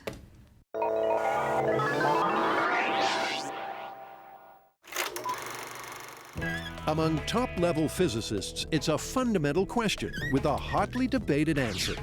If the weight of a truck full of birds is X, when the birds take flight, is it now X minus the weight of the birds? That is, does the truck get lighter? Adam and Jamie's first foray in this myth fell flat. So it's time to look outside the box. Cue the aerodynamicist to speak some geek. We need your help. We've got a story that's come up that we're testing right now. It is a question that is all over the fan sites. It's if you're driving with a truckload full of birds and they take flight inside your truck, is your truck actually lighter while they're flying around? That's actually a very often told physics urban legend. Can you tell us something about the mechanics of flight that would apply to this? I mean, we know birds flap their wings and there's lift involved, there's downward pressures. what's going on here that we need to be focusing on? Well, the basic premise of all flight, whether it be a helicopter or a plane or a bird flapping its wings or just even gliding, is that it takes air and deflects it downward, and the downwards force on the air will in turn cause a reaction force upward that will help lift whatever the object is against the force of gravity. Wait, a helicopter and a bird are actually using the same physical principles to fly? Absolutely. It all comes down to Newton's laws. So let's get this straight. To get airborne, you push down on the air beneath you hard enough to lift your own weight. And because the principle works for birds and helicopters alike, Jamie and Adam have an idea, which means the pigeons get a break.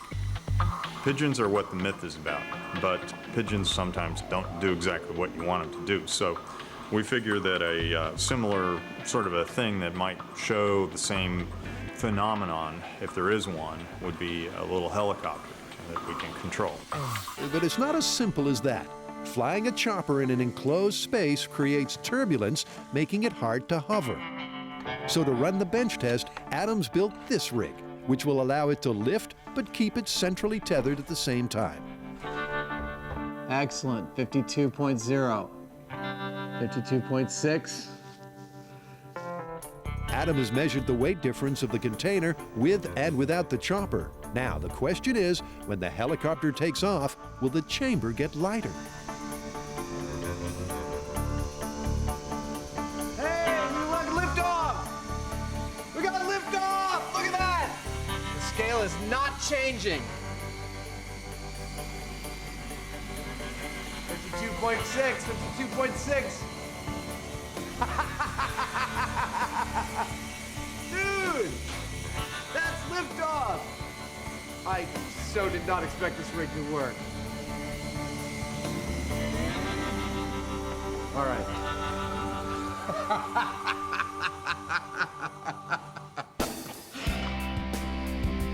In a break from Mythbuster tradition, Adam has success with a scale test. I know that my helicopter weighs 0.6 pounds. So if the myth was true, I should have seen that meter go from 52.5 or 6 to 52 flat. But that's not the whole story. This myth is about birds, and trust Jamie to get straight to the heart of the problem. We gotta try it in a truck or something close to it with the birds. So it's full scale ahead. And after a Mythbuster makeover, this trailer, standing in for the truck and the myth, will be full of flying birds for the final test weigh-in. That's cool. You look like a little animal in a circus cage. With the front fitted with clear plastic, Jess and Jamie are done. And it's time for a flight test. There are no scales yet, so this test is simply to confirm the birds are comfortable spreading their wings. If they don't, Adam and Jamie are back to square one. Hey! But it's immediately obvious there's plenty of room. So, final prep on the big rig begins. The flight motivators go in first. These rotating foam tubes are supposed to keep the pigeons in the air.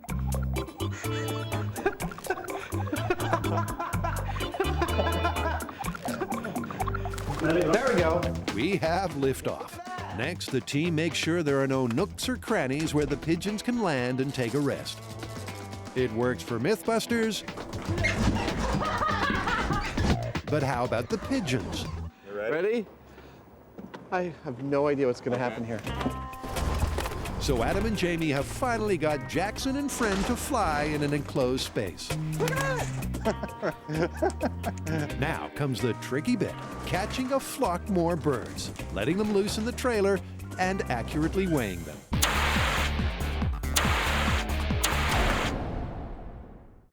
The story of the bifurcated boat has brought Carrie, Grant, and Tori close to breaking point.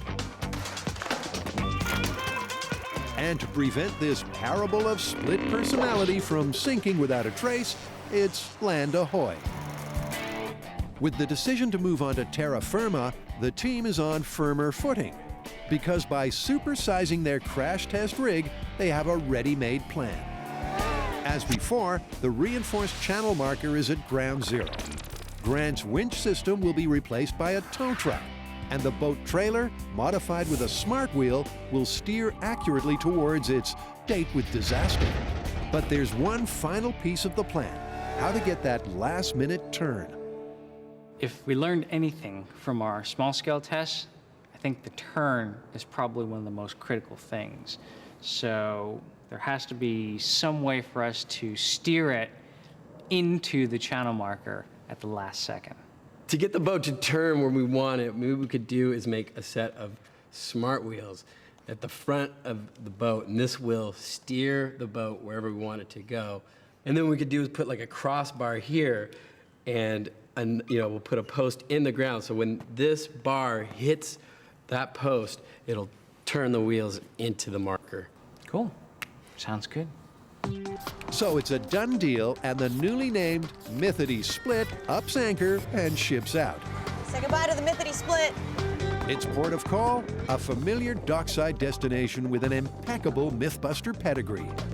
We're back here at the Alameda runway. This is the site of some of our more famous myths. And in fact, I'm sitting on the X right here, which is going to be our channel marker. It's also the spot where our compact in the end smashed into each other.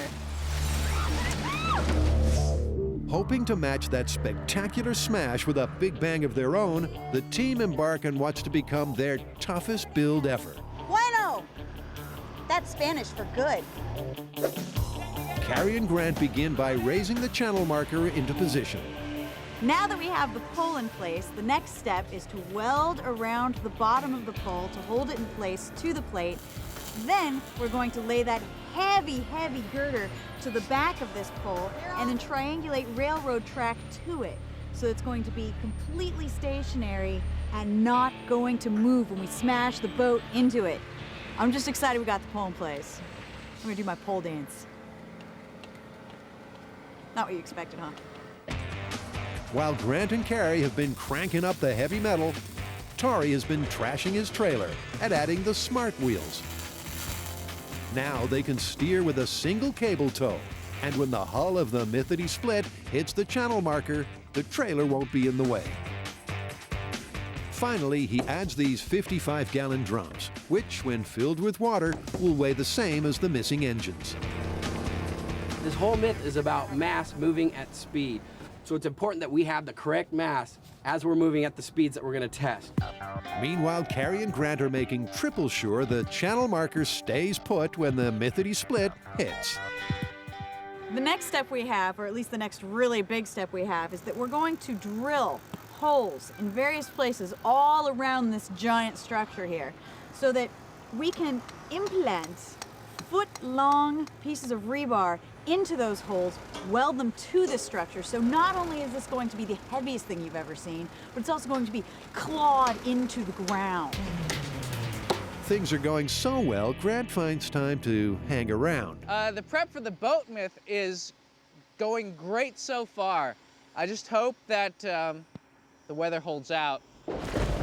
Just had to mention the weather, didn't you? And as the rain gets heavier, the problems mount, and the work on the final stages slows to a crawl. I'm so over this one. I'm pretty much over this one. With Old Testament-style flooding, maybe they could rename their boat the Ark. Yeah, I think we were a little bit worried that the fans might be upset that we weren't doing this on the water. Well, now we are. Despite the tough conditions, they pull through. Jamie makes it look so easy when he does it. And push on for a tow test of the trailer. I'm so excited. It works. It looks really cool. We got like a boat car, or a car boat. I'm not sure which one. And with just the trigger to rig for the critical last-minute turn, it's all hands on deck. We've mapped out exactly where the bow should hit the channel marker, and this, I'm drilling a hole right here for the trigger, which will turn the wheels, slam the boat into the channel marker, therein bifurcating the boat, or not. So the build is finally complete, and Carrie and Tori celebrate. The boat is moved into position, gently. No one wants the wheels to come off now. All right, now for the moment of truth. At the opposite end of the track, Grant has the truck all hooked up and ready to tow. So these are chains connected to the tow truck. Got our shackle. This is a breakaway rope for safety. And then the cable. I think we're ready to take up slack. And as twilight descends, their wet, cold, but ready to put this tail to the test. All right, take it slow and then take it up to 25 miles an hour on my count. Ready? Ready. In 3, 2, 1, go. This is it. Remember, they're asking if a speedboat at 25 miles per hour plus channel marker equals this kind of boat-splitting destruction. We're about to find out. 5 miles per hour. Can you guys go faster? 10 miles per hour. But suddenly, disaster. Did we lose the cable? Cable broke. As Tori said, that's not good. The breakaway rope that's designed to break on impact snapped under the strain of the tow. And with this last-minute failure in the fading light, Team Unity is the first casualty. So for all the other things where we tow something big into something else and it crashes, we use a breakaway rope. And, you know, there's a standard one that we've been using, which is a blue marine rope. We know its breaking strength is 6,000. But on this particular one, Tori really didn't want to use that. He wanted to use this. So, but tomorrow, I think what we're going to do is go back to what we used to use that was working. Dude, we've never used the blue rope. We always use the No, blue we rope. haven't. Yes, we do. Not for the breakaway. Yes, we do. No, we don't. Seeing as Grant and Tori are rejecting each other's reality and substituting their own, this argument is on a road to nowhere. Let's come back tomorrow. Bifurcated Boat has once again brought our wet and mild Mythbusters to breaking point. We always use the blue we rope. haven't. Yes, we do. Not for the breakaway. Yes, we do. But all that actually breaks are their voices. And in the cold dark of the next day, they once again prepare the good ship Mythity Split for its 25-mile-an-hour collision. Cool. Positions, everyone. Jess takes her place in the tow truck, and the rest of the team stand by, level with the crash zone. Okay, Jess, are you ready? Ready when you are. All right, here we go in 3, 2, 1, drive. All right, we're at 5 miles per hour. Okay, gosh. Now we're at 10 miles per hour. 15 miles per hour. Yeah! It's picking up. Come on. Oh my God, I can't believe this is gonna happen. 20 miles per hour. Oh, it's perfect. That's 25. Here it goes, here it goes, here it goes, here it goes.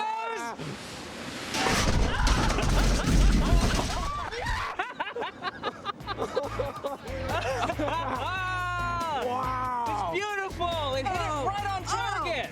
Great job, you guys. Well, the rig worked. And big things hitting big things always equals happy Mythbusters.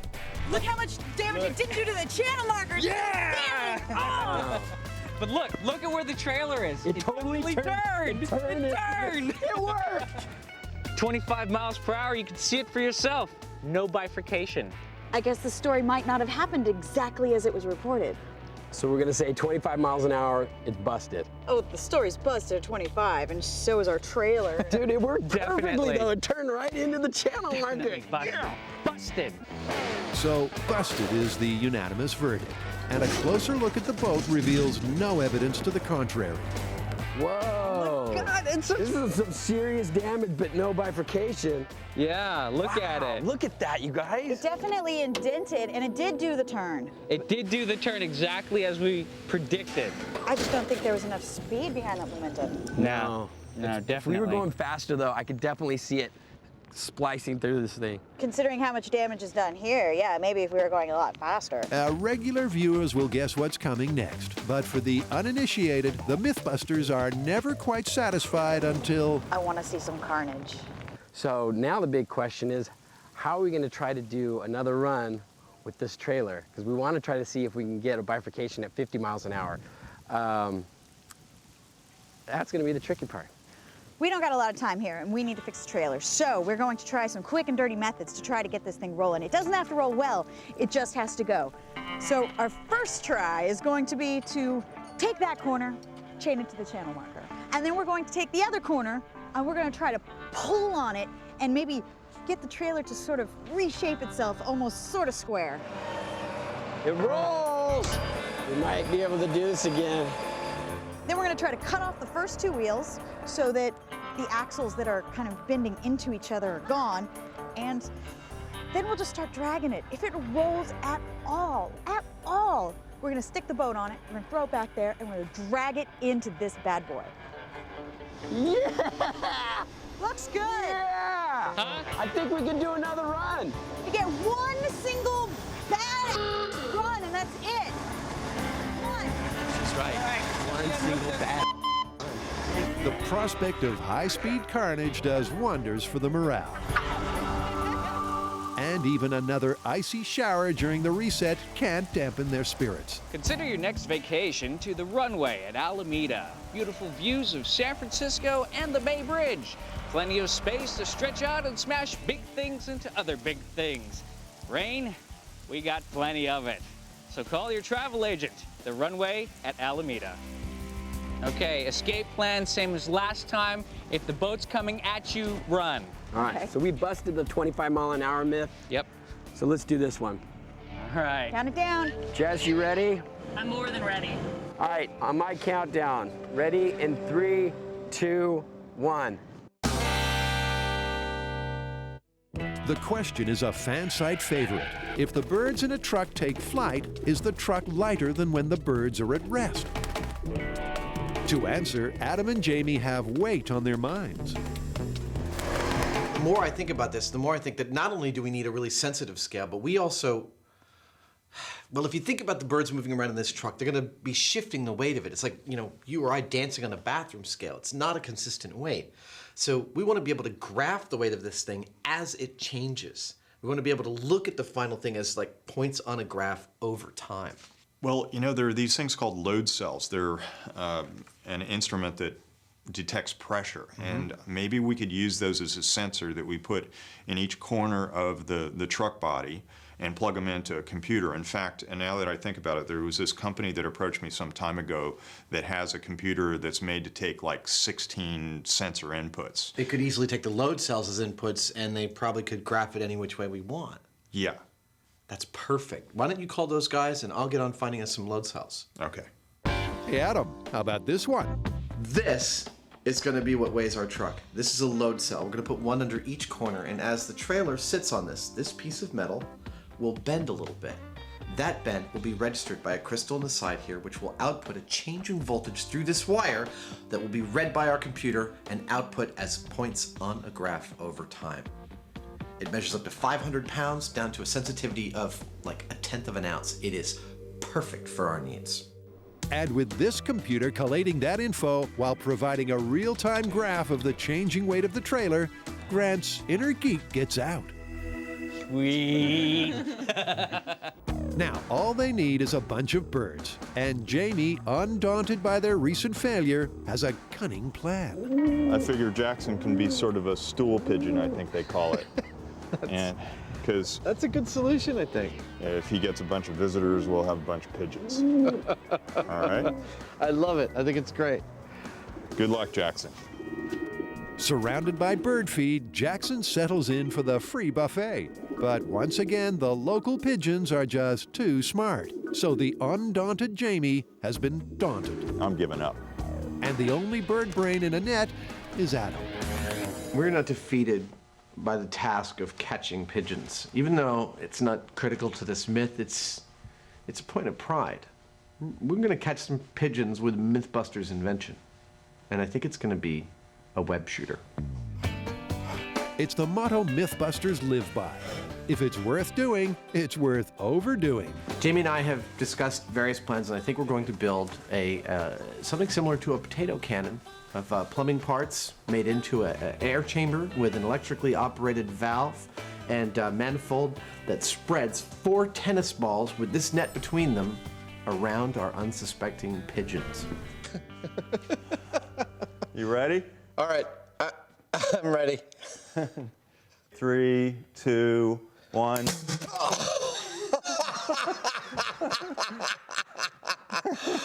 Oh, wow, that was cool. That was cool. It works on Adam, but as we've seen, the pigeons round here are a lot smarter than the TV hosts. Shh, Jamie's hunting pigeons.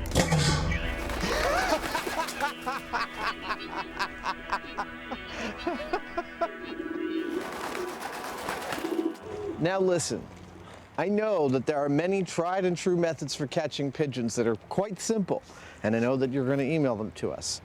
The fact is, we wanted to try a MythBusters solution. But despite hardware Rambo would be proud of, the local pigeons remain as free as, well, as free as birds. Which means en route to the full-scale test, Kate, the pigeon wrangler, gets another call. And once again, comes up trumps. How many is that? I think we got 36. That ought to do it.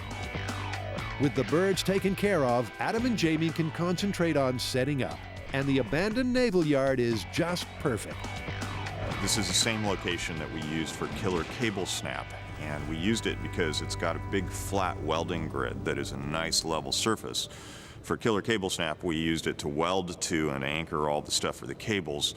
For birds on a truck, it makes a perfect platform for the trailer to be on because we need it super level. The next thing that we're going to do is jack this trailer up and put it on blocks. On the top of each block, in each corner, each of the 4 corners, will be a thing called a load cell. With all 4 load cells in position, Grant and Jess set up at the command center. They'll monitor the weight of the trailer throughout the experiment.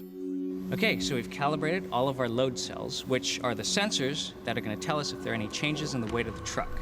Those are going into a computer. The computer's going to record all that information along with video in real time, so we can see if, when the birds fly up, if there are any changes in the weight. And with the pigeons in position and not flying, the team has starting weight. Okay, so that's a difference of 11 pounds with the birds in place. I'll zero everything out to that, and that'll be our starting point, right? Right. So if the weight drops while the birds are flying, the myth is confirmed. It's go time. Stand by, and I'm recording now. Okay, I'm spinning the motors. Jess, in 3, 2, 1, go. Welcome back. Here's where we stand. We're trying to bust the myth that if you're driving with a truckload full of birds and they all take flight inside that truck, is it lighter than when they're just sitting there? We've tried a bunch of scale experiments, but all of the chambers we use for scale experiments were too small for the birds to fly around in, so we had to go full scale right away. This is our full-scale rig. It's sitting on 4 load cells. We've got calibrated computer equipment reading exactly the weight of those birds when they're sitting there. They're all going to fly at the same time. They can't land anywhere but these foam batons that are spinning and make them fly around. We're going to test this myth for real and see if it's true. So the bird truck myth is about to shake its tail feathers. Jess, in 3, 2, 1, go.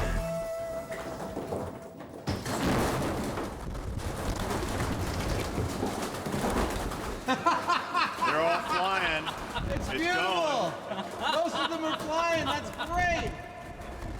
Okay, I'm ready. I'm going to call it, all right? All right. All right, we're done. Okay. And stopping. Woo! That worked better than I thought it would. They all flew for like a good maybe 15 seconds. That's great. And the high-speed camera captures the moment. All the work we did is to get this shot that you can see them all flying and be weighing it all at the same time. It's just stunning. Yeah, it's all there, and this is synced with what's on the computer. This is great. Good job, you guys. Nice work. Awesome. But getting a truckload of birds to fly isn't the point. The question is, does the trailer get lighter? So there's no difference when they were in the air.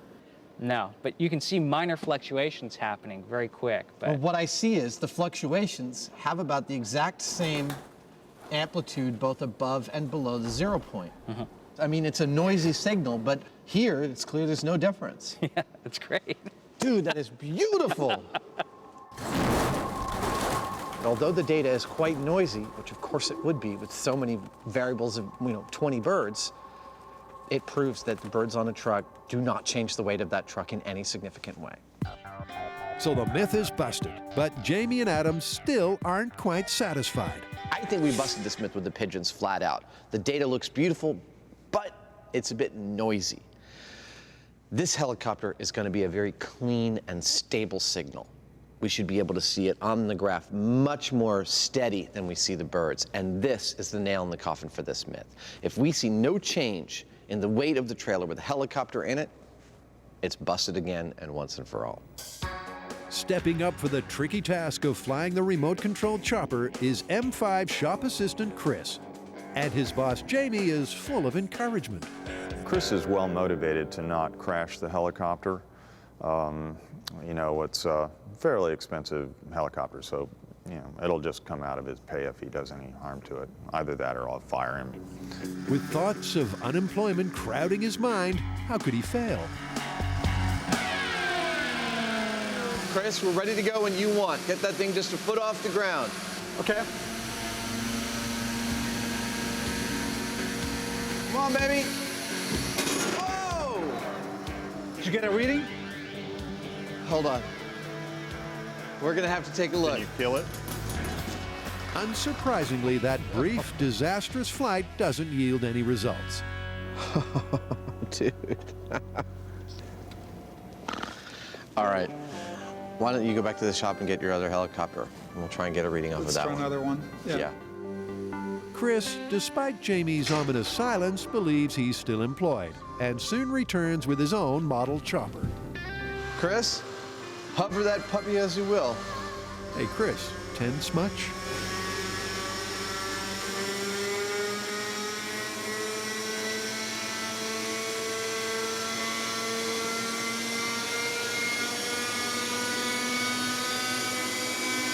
It's off. Yeah! Okay, perfect. Shut it down. That was perfect. There was no bother with that hover. But what about the results? It's off the ground. And the line's stable. The line is totally stable. And then when it gets back down. Give me some, man. That is beautiful. Perfect. No wonder they're pleased with themselves. This is the myth that just wouldn't die. This myth has been very persistent. It's been all over the fan site, it's been all over the web, and I'm glad we finally put it to rest. You can see what's going on here. It's very clear, especially with the helicopter. You know, the helicopter is sitting there, its weight is on the trailer. And at a certain point, the props speed up appropriately. The weight is shifted away from the feet of the helicopter, and instead it's replaced by air pushing down on the trailer. It's 6 of one, half a dozen of the other. There's no free lunch here. Busted. Totally busted. Well, I thought we did a great job of it. I mean, the rig worked really well. Do you think this is going to somehow curb the furious debate on the fan site? Of course not. Yeah, I bet it won't either, but man, this is the final word because nobody else has ever gotten 20 birds flying simultaneously in a truck while weighing it every 10th of a second in your face. It's busted. It's busted.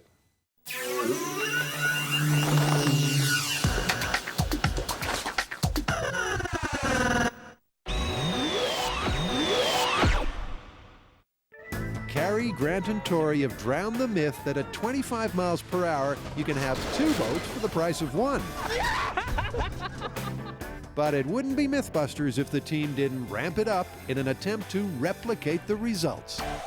So we've already busted the myth. Bifurcated boat, 25 miles per hour into a channel marker, it's busted. But that's not what this is about. This is about actually splitting the boat in 2. So we set up a tow cable on each side of the channel marker. We're going for 50 miles an hour, and we're going to get this boat to split. Absolutely. All right, on my countdown. Ready in 3, 2, 1. The target speed is 50 miles an hour, and our tow trucker has his foot to the floor. 35.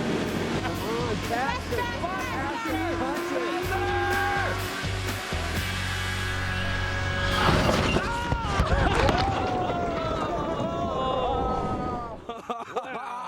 Well, it didn't bifurcate, but it was still pretty cool. Once again, the mythity split didn't. As per the myth, contact was just to the port side, but despite the increased speed, the result was still only a glancing blow. The way these are made is very, very strong. It's beautiful. It's not likely that something is going to split down the middle.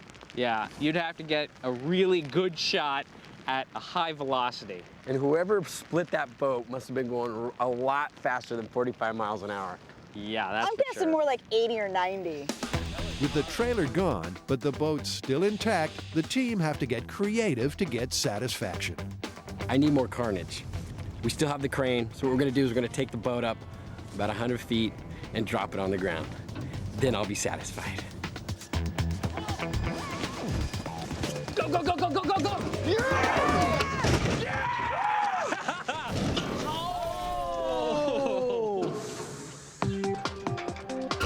Oops. I'm thinking that went down like a lead balloon with the crane driver. We are in so much trouble. Not yet. Yeah, we're kind of in trouble. A little trouble. Yep, I wouldn't want to be the one to tell Jamie. Whoa! Oh! Dang! Okay. Well, as Adam would say, there's your problem. Did we get insurance on this truck? Anyone? All right, I know we didn't get bifurcation, but crashing that boat into the channel marker, that was cool. I mean, we have a picture, we have a police report, and we know this kind of damage is possible. Even at 45 miles per hour, we couldn't get that kind of damage. So unlike the boat, this one's busted? Busted. Busted.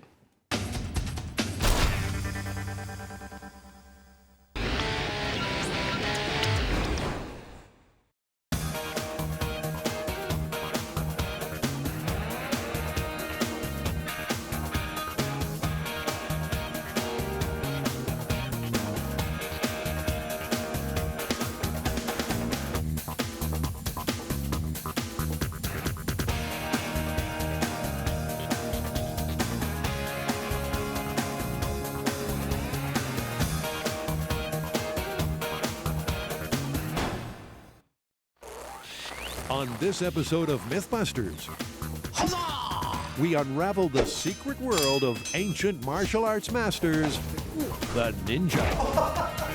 Come, silent walrus, let us storm the castle. As Adam and Jamie attempt to walk on water, snatch a speeding arrow. That's perfect. Shadow Warrior style. Robo hand. And stop a lethal samurai sword with their bare hands. Master, he hit me in the head. Who are the MythBusters? Adam Savage. Ow, ow, ow, ow, ow. And Jamie Heineman. It's almost too exciting.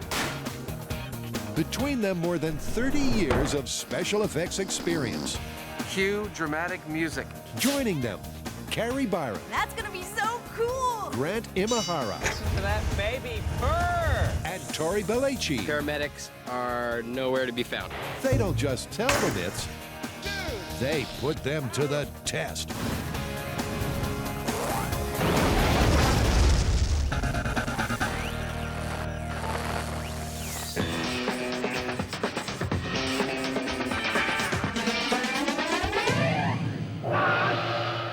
Looks like you finally got your dream show, Adam. It's a whole episode devoted to ninjas. I know, it is so cool.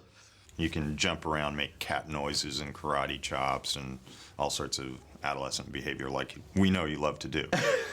I am so psyched about this one. And so you want to go change into your outfit too now? What makes you think I have a ninja costume? I don't know, something tells me. Let's look at some stock footage first. The origin of legendary Japanese warriors, the ninja, is shrouded in mystery. It's believed they were peasants who developed unorthodox combat techniques to defend themselves against the powerful samurai class. Their skills were so extraordinary, they were reputed to border on being supernatural. So, what do we got? Well, Jamie-san, we are going to be testing ninjas' agility, strength, reflexes, and weaponry by putting their supposed mythical skills to the test of modern science. You mean like catching an arrow? Exactly. And there's walking on water. What about the build team? They're gonna test whether you can stop a sword with only your bare hands. Well, maybe we should start by trying to find a real ninja. Absolutely. Let's go. Fortunately, modern-day ninjas aren't concerned about being covert, and the guys find the Bujinkan Dojo in San Francisco listed in the Yellow Pages. Okay, so let's play with that to start with. Chief Instructor Dale Seago has been teaching feudal battle skills here for more than 20 years. Hi, Dale. Oh, hi. Hey, Dale. Good to Hey, see Dale. you. So this is ninja training going on? Yeah.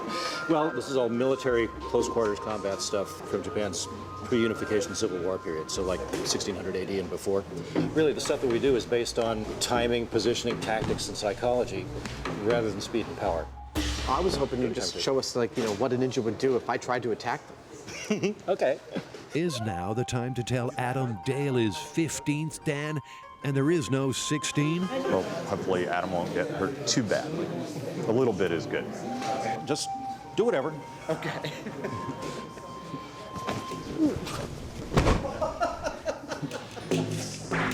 Adam hits the mat in record time. I was to do it so that I locked him up. As he falls, Dale gives Adam some pointers on the way down with the famed ninja throwing star. I wasn't actually using the points, just this, but it would say ripping out here, right? Yeah. And we took him down. I had it in here too. Right in the back. That's good. The point where he fell down, I was ripping across here, and he came down at a point where he actually was landing on it like this on the back of his neck. That's pretty efficient. It's Jamie's favorite part, watching me get my ass kicked. Adam and Jamie has enjoyed his schooling in the art of the Shadow Warrior. Will you come back to our shop and do some of this on high-speed camera for us? I'd be delighted to. Awesome. Okay, I'm done. Next, Adam disappears to get some covert essentials. Hello, how are you doing? Very good. How are Welcome you? to Tiger Claw. There's even a martial arts superstore, and it has plenty of mercenary merchandise to choose from. All right, the Ninja Row is down here. The Ninja Row. That's great. Just check out some of their red light saboteur specials. They're called tabby boots. Have the split toe, so you can climb up ropes and stuff. And they're very silent. These ninja foot spikes. They're great for walking on ice and for aerating your lawn. We have shuriken. You need lots of shuriken. Every ninja has many shuriken. These are rubber shuriken. Well, the metal ones are illegal. And for the totally 80s enigma. This is like wearing a t-shirt that says Witness Protection Program. All undercovered out. That's the whole thing? The whole kit. It's back to the lair to test their 3 ninja myths, beginning with the tale of running on water. Well, barring any magical powers, which we can't really test on this show, ninjas definitely didn't just walk on water. But they might have had some help. Our researchers have turned up a thing called Mizugumo. So I'm going to build a set of these and see how effective they are. Mizugumo, meaning water spider in Japanese, were flat wooden discs that ninjas strapped to their feet. The theory is the wide surface area distributed their weight evenly on the surface of the water, so they didn't sink. So what kind of wood would a ninja cobbler have used? I've got some pine-based light-density fiberboard here. It's pretty much perfect for our uses, so I'm going to use this as our stand-in for the Mizugumo wood. Adam measures and cuts out 2 circles of pine board. Then he slices each of them into 4 separate pieces. That's good. One by one, he stains the sections with a brown pigment and painstakingly sands them back. Paint on, paint off. Such is the mysterious way of the former movie prop maker who, for no particular reason, wants his water shoes to look worn in. Looks a bit like old wood now. Lastly, he places a rectangular block in the middle of each circle and secures the pieces together using twine. It's an ancient jigsaw that makes for a puzzling pair of footwear. I didn't expect it to fold like that. But I wonder if that's not actually part of its function. Jimmy Choo can rest easy, but these replica ninja shoes may just float like boats. I can't wait to see how these work.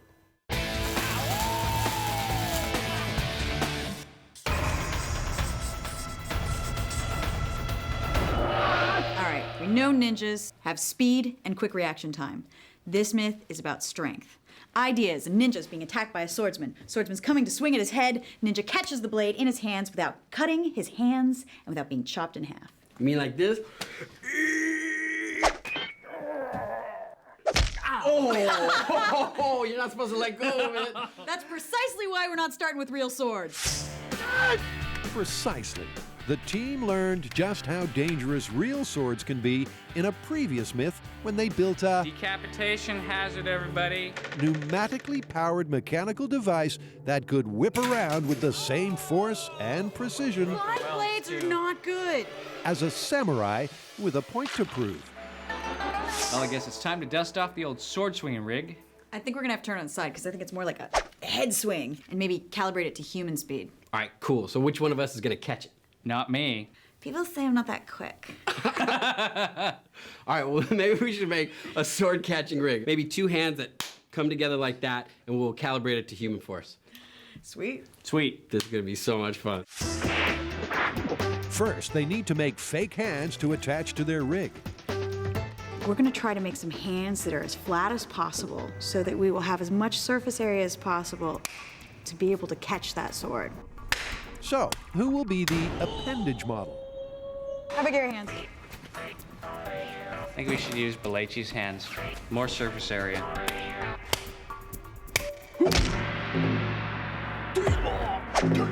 How many weeks am I gonna have to sit through watching you guys play ninja?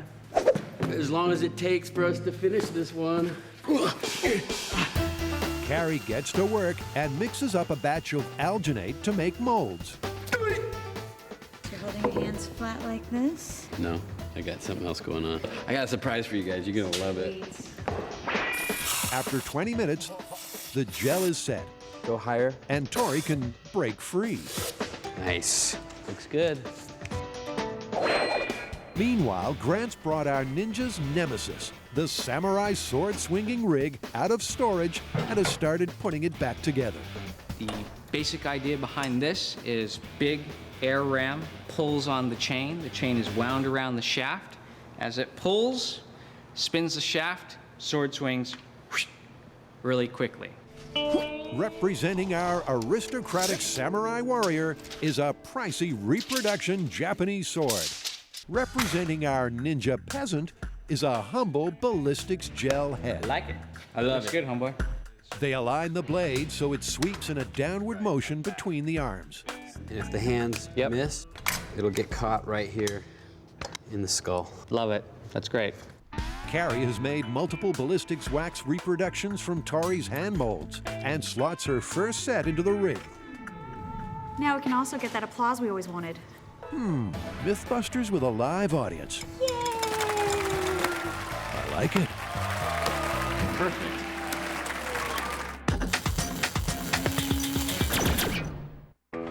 The belief that some people possess the ability to walk on water has been around for centuries. So why not the mythical ninja? Adam and Jamie arrive at the Bamboo Reef Dive Center to try out their replica feudal foot floaties. Can we use your pool for our water shoes? You bet. Go for it. Cool. Thanks. Adam vanishes into the ladies' room. And just like magic,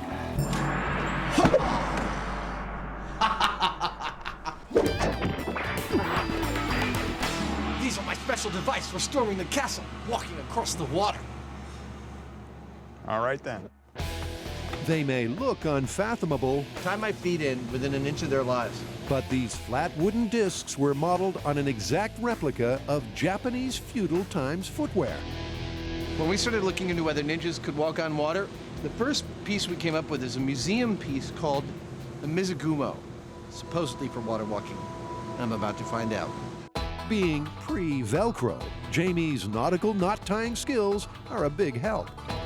Not many people know this, but Jamie comes from an ancient line of 9 generations of shoe tires. Come, silent walrus, let us storm the castle. I will don my safety gear.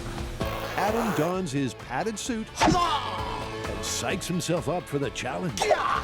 Did you ever hear the legend of the nearsighted ninja? Nope, me neither. I have a feeling how this is all gonna turn out. Just like a little intuition, like spidey sense. So what does the wise, silent walrus think of Adam's water-walking chances? I think Adam's going to sink like a stone. They are made of wood. They do float. but unless he's going about 80 miles an hour when he touches the surface of the water, he's going straight down. The pool waters are as still as glass, and all is quiet. It is time for Ninja Savage to stride forward and walk across its surface.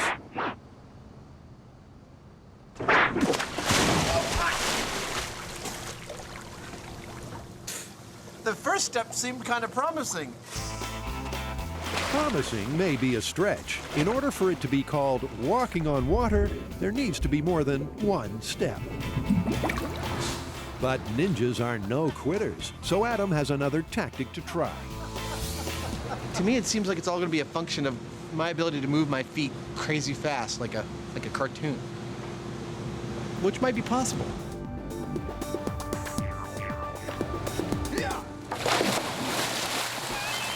Despite his increased momentum, the shoes still weren't able to support Adam's weight. But it was comical. I believe that the moment I hit the water, I was sinking in the water. These may have slowed my descent, but that's really the best that can be said for them. Looks like Adam's Ninja Turtle aspirations are all washed up. I don't know about you, but these seem a little cumbersome to me. Yeah, I don't think you're going anywhere on water with those things. The important thing is that I look damn good. Well, it turns out that mitsugumus were never really intended for walking on water. They were more for like rice paddies or mud flats, and they probably worked okay. Kind of like snowshoes. Exactly. However, you know, ninjas also were not at all above trying to encourage the belief in their supernatural powers. Ah, right, the masters of misinformation. I've heard they would do things like place posts underneath the water as they were escaping a shogun castle to make it look like they were walking on water. They wanted people to fear their magical powers. Exactly. The Mizugumo shoes may have sunk like the Titanic, but the guys might just rescue this myth yet.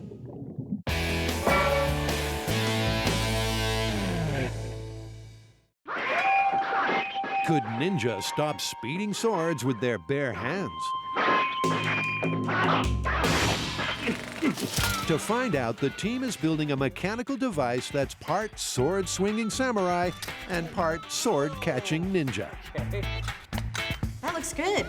To calibrate it to move with realistic human strength and speed, they need to do some tests. Grant hangs a force plate on a C-stand that represents the blade the ninja must catch. The force of the ninja's hands will be set to the person with the greatest strength. And do it like your life depends on it. Thanks for that motivation, Grant. Go. Go. Go. And with a mighty firm smack peaking at 1,000 newtons, the most determined to stay in one piece is the pain. Grant. The pain from the initial hit. Well, there you go. You're all full of newtons. You are full of newtons. Yeah, fig newtons, maybe. The team sets up for their next test to determine the speed of the sword swipe. Take this sword, throw it down as hard as you can on the ninja, and we'll see who's the fastest. Don't think of it as a competition, but it is. Your kung fu is no good! Suddenly, Adam ambushes the trio. It was a classic ninja move. Tori steps up to take the first swing. The rig will be calibrated to whoever's the quickest. Whenever you're ready, Tori, then we'll show you how it's done. Oh! I'll come back.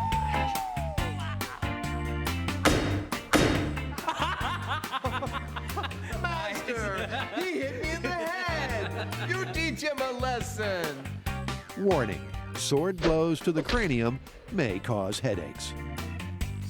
Next, will Adam's attempt have more of an edge? Master Savage sword swinging trial, take one.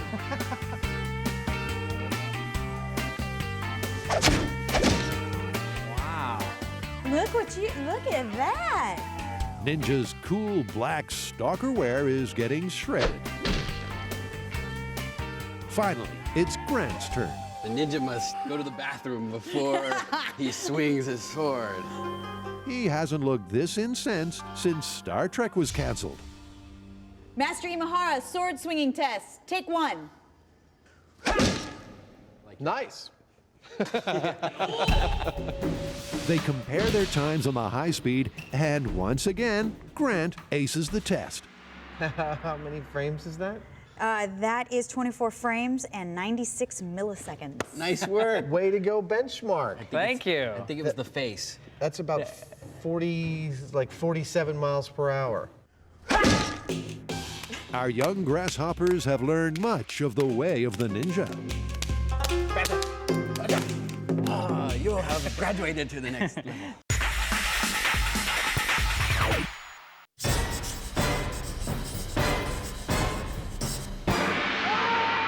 Next up in our ninja bits, can you catch an arrow with your bare hands? How are we going to do that? Well, I figure we should take some of our arrows downstairs and you can shoot them at me and I'll just try and catch them. So you'd actually let me shoot at you with a bow and arrow? Amazingly, yes. All right. Legend has it that a ninja could do this dexterous trick with ease. So Jamie and Adam want to get a feel for it themselves. I'm going to string a regular bow and set up an arrow with a tennis ball on it and shoot it at Adam, or at least off to the side of Adam. We'll put Adam in a protective suit in case I either get frisky or miss. Jamie is an experienced archer, and even though he's not using a real arrowhead, this is not something to try at home. He's going to be shooting from over there into this garbage can. I'm going to be standing here, we'll catch it on high-speed camera, see how fast I can actually catch this arrow at. Jamie marks out notches on the shaft. The further he pulls back, the faster the rod will travel. Whoosh! All right, I'm ready if you are. You want to start slow? Yep. All right. Jamie starts out at Mark 1. 2, 1. The arrow eludes Adam's grasp. I don't have enough time to anticipate. It's like by the time you let go and I've moved. Still at Mark 1. This time, Adam tries to move in sync with the arrow. Hey! Good job. You know, I anticipated when you were just about to do it, and I just started moving, and we worked, it's like working together. It's a beautiful thing. Next, Jamie ups the ante to Mark 3. But the arrow keeps sailing on by. Has the guy's unified martial arts magic peaked already? Got it! Even though Adam's form was impressive, the speed was lacking. Their tennis ball projectile was traveling at 58 miles an hour, a third of the speed of a real arrow. You've got a couple of things here that are throwing this off. For one thing, this is, what, twice or 3 times as heavy as a normal arrow would be because of that thing on the end of it. Right. I really think that we need to figure out some other solution. To test this myth at a true-to-life rate, the guys have to bounce around a new strategy. Back over at M7, the team has finished putting their mechanical sword-catching rig together. Now, to set it to move at a real-life rate. We don't want it to be superhuman, and we don't want it to be subhuman. We want it to be whatever a person could do, and then we'll be ready to try and catch a sword.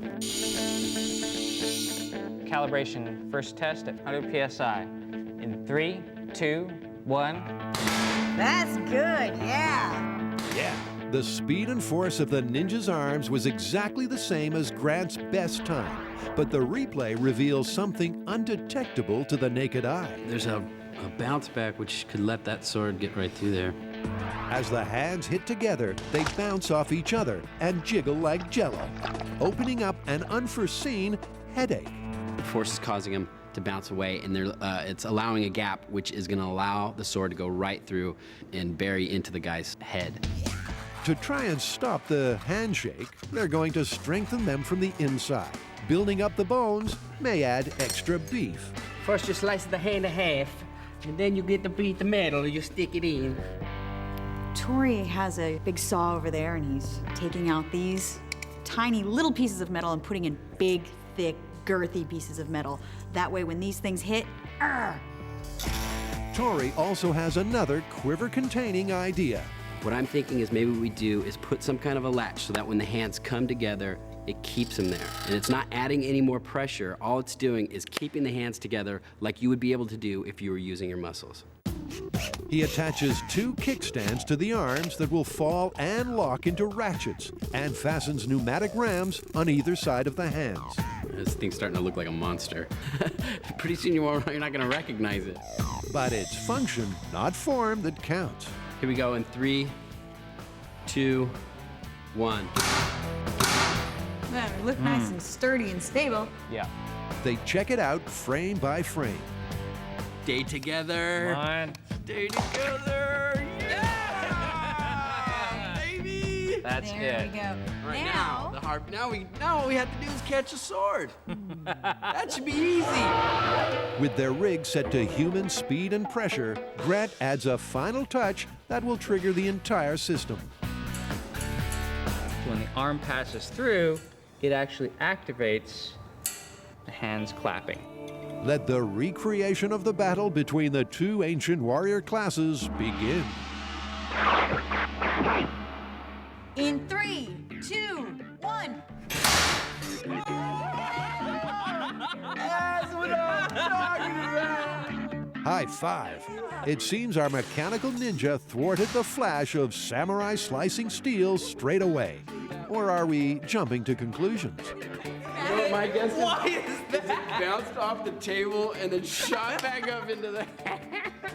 So you got it on the rebound. And everybody knows being caught on the rebound doesn't count. That's so sad. I was like shocked that we actually caught it. I was like, how is it that easy?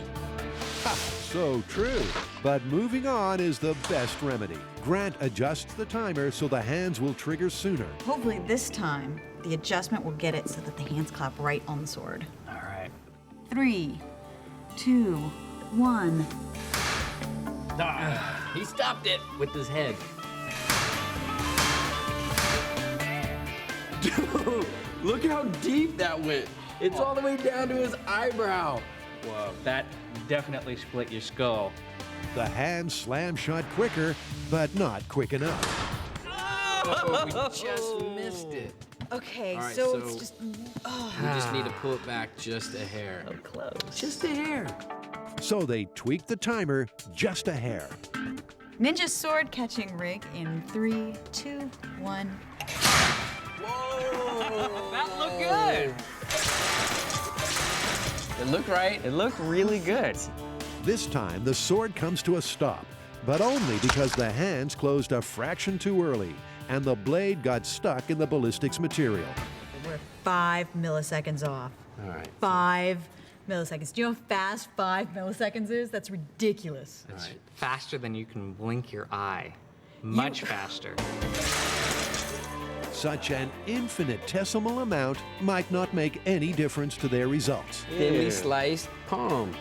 So, do they call this myth busted right here, right now, or go for absolute precision? I think maybe we have to get it the perfect timing before we can actually say anything, otherwise people will yell at us. Jamie and Adam are targeting the myth that a ninja can pluck a speeding arrow out of the air. You know, I was only able to catch these arrows at 60 miles an hour, and I'm not trained at this, but still, your average arrow travels like 3 times that fast. If we were to build a mechanical hand, I could do that. You know, I can make it grab as fast as it's physically possible to grab something. Or even faster if it turns out that's not possible. Yeah. Okay, I'll build a super accurate arrow shooting rig. You build a hand grabbing rig, and we'll see what the limit of the human ability to grab an arrow is. Okay. Before they build their new rig, Jamie and Adam want to study the physical capability of a master of martial arts. Up close and personal. Enter the Dale, our feudal battle skills expert. How are you, sir? Hi, Adam. Good to see you. Thanks for coming by. So, have you seen the supposed skill that ninjas possess of being able to pluck arrows out of the air? Well, only in the movies, because from what I've been taught in our training, the idea was to get out of the way or use cover to hide from them, or or wear armor if you're on the battlefield. Very sensible, but even so, Dale is willing to let the guys time the swiftness of his highly trained hand. When you're ready, just go like that, and we'll fire the camera and see how fast it happens. Okay, about there. Whenever you're ready. Did you get it? If you blink, you would have missed it. Wow, this is 500 frames per second, so you closed your hand in about 35 milliseconds. That's great. That gives us a really good baseline to try and get our robot to equate to. And I think it makes it a lot easier for our mythical ninja to actually catch it. Many thanks, Sensei Seago, for lending a hand to the smith. Thank you very much. Yeah, thanks, Dale. Jamie's beret doesn't come off for many reasons, but one of them is to weld. His job is to make a mechanical hand that's as fast as Dale's. This is a trick that I've used before on various kinds of movie things where I need a fake hand. A motorcycle chain is actually very sturdy, and if you run a line along one side of it that pulls taut, the whole thing wants to curl up like that. Jamie welds 5 pieces of chain together to form the fingers of a hand. Then he attaches it to a metal stand and threads the links through with long laces. These things that I'm putting in here right now would be equivalent to tendons, but instead of going to a muscle, they're going to a pneumatic actuator. The actuators will provide the force that will clamp the fingers and thumbs shut in a vice-like grip. This will be protecting Jamie's shop in no time. You have 3 minutes to comply. While Jamie completes the catch, Adam works on the throw. I've hard mounted the bow to a steel frame. I've got a trigger mount that can pull back the string, and all this will be attached to a timer, a super sensitive timer that will also trigger the hand catching. The timers will allow the guys to fine-tune the release and hand grab to the millisecond. Now, to see if his aim is true. Okay. 3, 2, 1.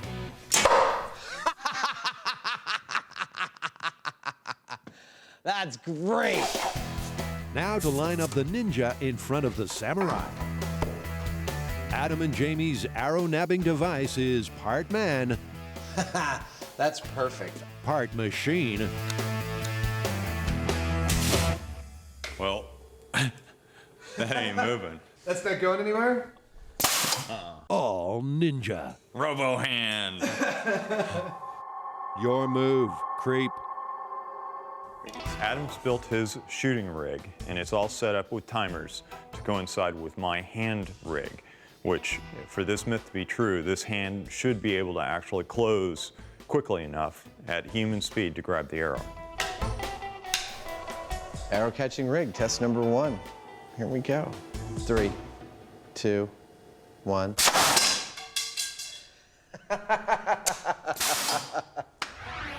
The fist closed too late.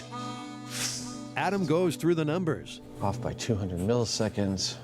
Both the arrow and hand were moving at accurate real-life speeds. The arrow clocked 170 miles an hour, and the hand grab was just 2 milliseconds slower than Ninja Dale. Given the speed that this hand is closing, it pretty much matches our ninja's high-speed whoosh hand closing. So this is actually a really good analog for a human catching an arrow. Adam adjusts the timers to his precise calculations. The arrow to release 200 milliseconds after the hand starts to activate. So that's 1, 2, and it's 200 milliseconds. That ought to do it. Arrow catching rig at human speed. 3, 2, 1. But they soon learn you don't become a ninja overnight. Oh wow, the arrow overshot the hand. The grab should be closed there. That's 30 more milliseconds. 3, 2, 1. It went over the top of it, didn't it? Yeah, it did. All right, 3, 2, 1. I wonder what happened. Too fast for my eyes. I know. Finally, they achieve a perfectly coordinated shot. But even though the rig was working at the correct human and arrow speed, the ever-elusive projectile slips through the hand's grasp. That tells me that at human speed, it's not fast enough to grab the arrow. I think that's exactly what this says. I think you're absolutely right. I think our only choice at this point is to make the hand go faster. To ramp it up. That's all there is left. All right, I'll get to rigging. Hi, ikimasho. That's let's go in Japanese. We have a technique for speeding up the hand, so this will move so quickly you won't even be able to see it move. Very ninja. The trick is to spring-load the actuators so they hit the quick release, superhuman hard and fast. Okay, now I preload the cylinders. It's a lot of force. Here we go. It's all gonna happen in 3 seconds. 3, 2, 1.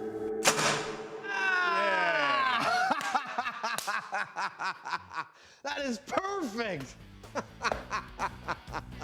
Superhuman ninja strength! Got it. At bionic speed, RoboHand finally manages to defend himself. Our robot hand is closing 5 times as fast as a human could possibly close their hand. And that's what it took. It finished before the tail feathers got there, but any slower and it wouldn't have caught that arrow. So, the hand of a mere mortal could never have achieved this feat. Myth is busted. This is what it would take to catch an arrow. RoboHand. RoboHand! Now, just all we have to do is build the rest of our superhuman ninja robot, and we can take over the world. Okay, you do that.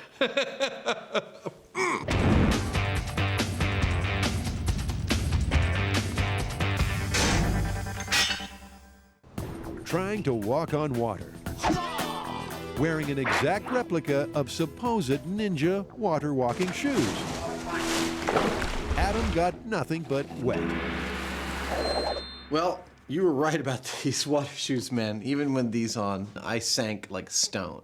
Yeah, they pretty much sucked. I guess that means the myth is busted for me. Well, it may be, but now we have to figure out what it would take to walk on water. And personally, I'd like another crack at making my own set of water walking shoes. I think it's possible. This time, Adam is thinking out of the box and making a modern-day pair of ninja shoes. His 21st century Mizugumo materials are a pair of snowboard boots, aluminum, and packing foam. This is a deadly weapon! His idea is oh so simple, yet oh so calculated. To make my water boots work, I am exploiting the principle of water displacement.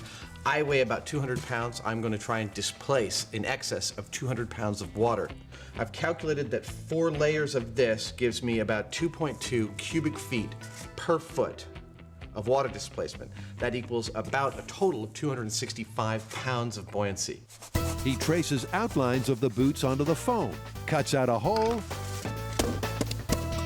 and wedges them inside. Then he sprays glue between the layers. Awesome! I could not have gone better. Sometimes the things you learn in kindergarten stay with you forever. Time to take his shoes for a dry run. Dude! His runway strut needs some work, but he thinks his clogs are kicking.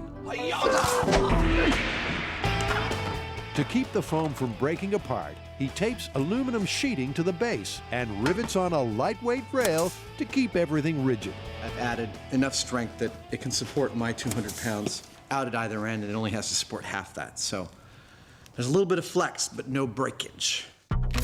To ensure a smooth gliding action in the water, he shapes the tips so they scoop upwards. The final touch is to paint them in a timeless shade of ninja noir. I'm painting these black because I want to say that I want to be invisible, right? I mean, it's like in the modern society, no one knows who you are. That is the essence of the ninja, right? Right. To find out, it's back to the pool. These look like fun. Well, this is Ninja Shoe 2.0. This is my attempt. What do you think? I think it's going to be real hard to stay upright on those puppies. There's only one way to find out. Yeah. Adam boards his tanker ships and is ready to launch.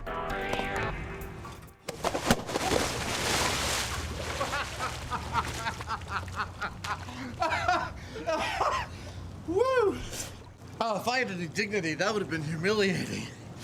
Just as well, because we want to see that pratfall again. For his next attempt, he tries a gentle sitting start. There you go. There we go. Oh, I'm stealthy as the night. Oh. Don't I look like silent death? Bringing justice in the night?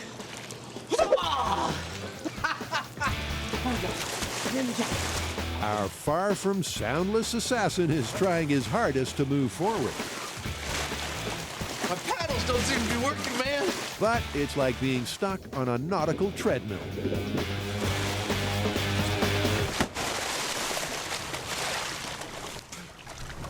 I don't know about these ninja shoes, man. What do you think? I think they suck. They don't suck. Harsh, but true. The samurai have won this mission, and Adam accepts defeat. I give up on my ninja shoes. They're not stealthy, they're not easy, and they don't move.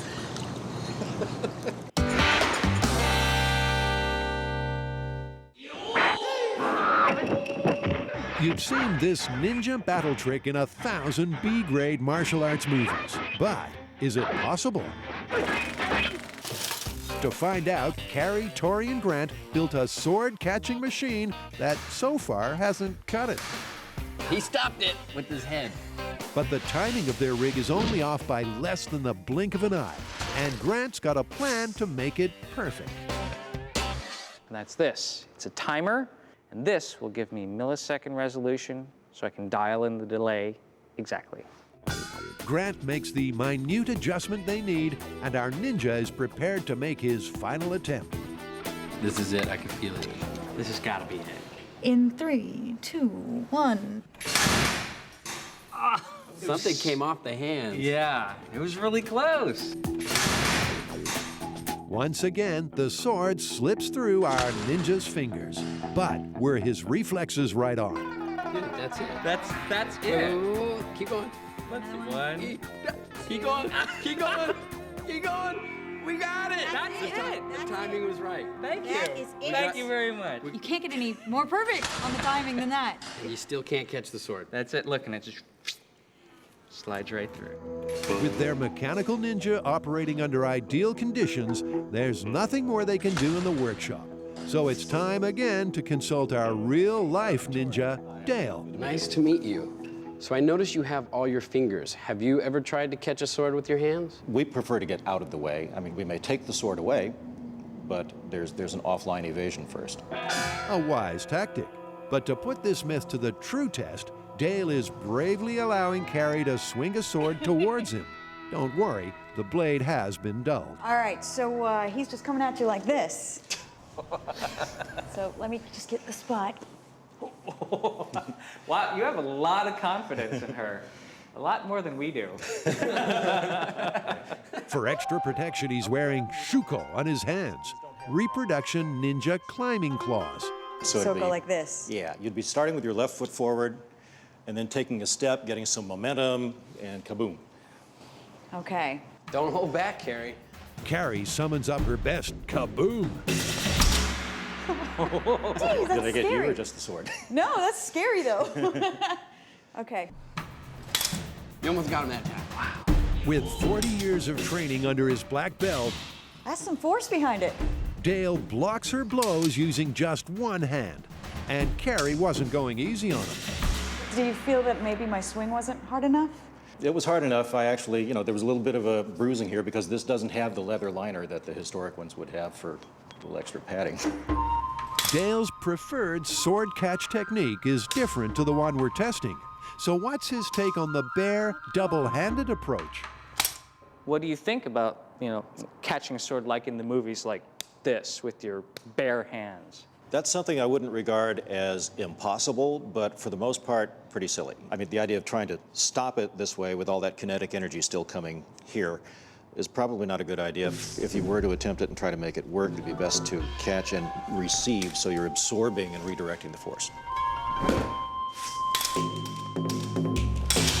shake your hand goodbye, but I think I'll just wave and thank you so much. Thank you. Yeah. Thank you. Good to see you guys. High five, huh?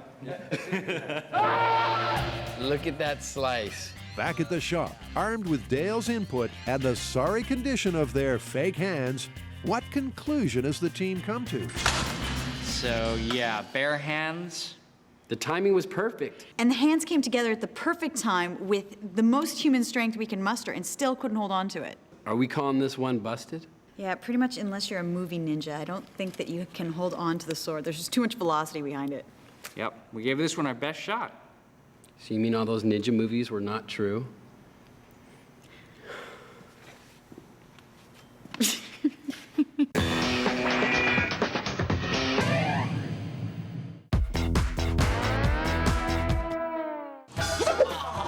Attempting the mythical ninja trick of walking on water, Adam went nowhere but under.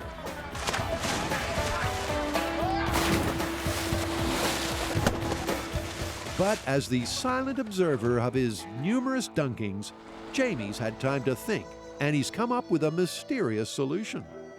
There is something that I've come up with that you can walk on it. It does have a lot of water in it. I'd like to see how that works. His covert concoction is 200 gallons of water and 1,000 pounds of powdery cornstarch. Trusted myth-turn Jess is in charge of getting the consistency just right.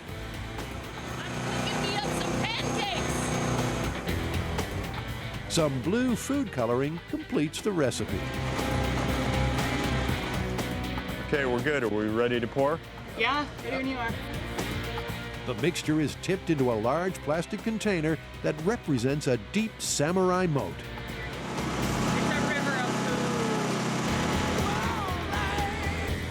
Adam is perplexed. What is this stuff? It's water. It's got something else in it, but it's water. It's a Heinemann version of water. Yeah, and you're gonna walk on it. No way. Way. There's nothing Adam would rather do than play in a giant tub of goo. Look at this!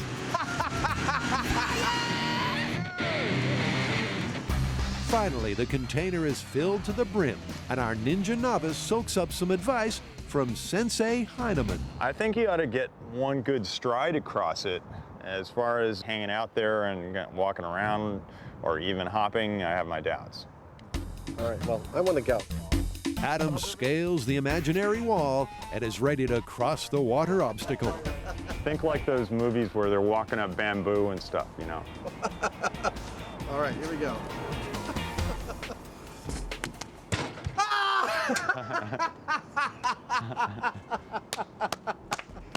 That is so cool! Hey, it worked. It sure did. Adam ran across the surface. The reason is the cornstarch and water combo is a non-Newtonian fluid, and these kinds of fluids change their viscosity. Cornstarch is made up of long chains of molecules. If you add water, it slides between the chains and separates them so it flows like a liquid. But if you add pressure, the water is squeezed out and it behaves like a solid. It looks like a liquid, it pours like a liquid. But when you want to run across it, you're fine because the impact of your feet is enough to change that balance. All of a sudden you've got a solid that you're dealing with only for a second, but it's long enough for you to move across the top of it without sinking into it. I'm just gonna go back and forth a couple times because it's really fun. Adam shatters the perception that shadow warriors don't know how to have a good time.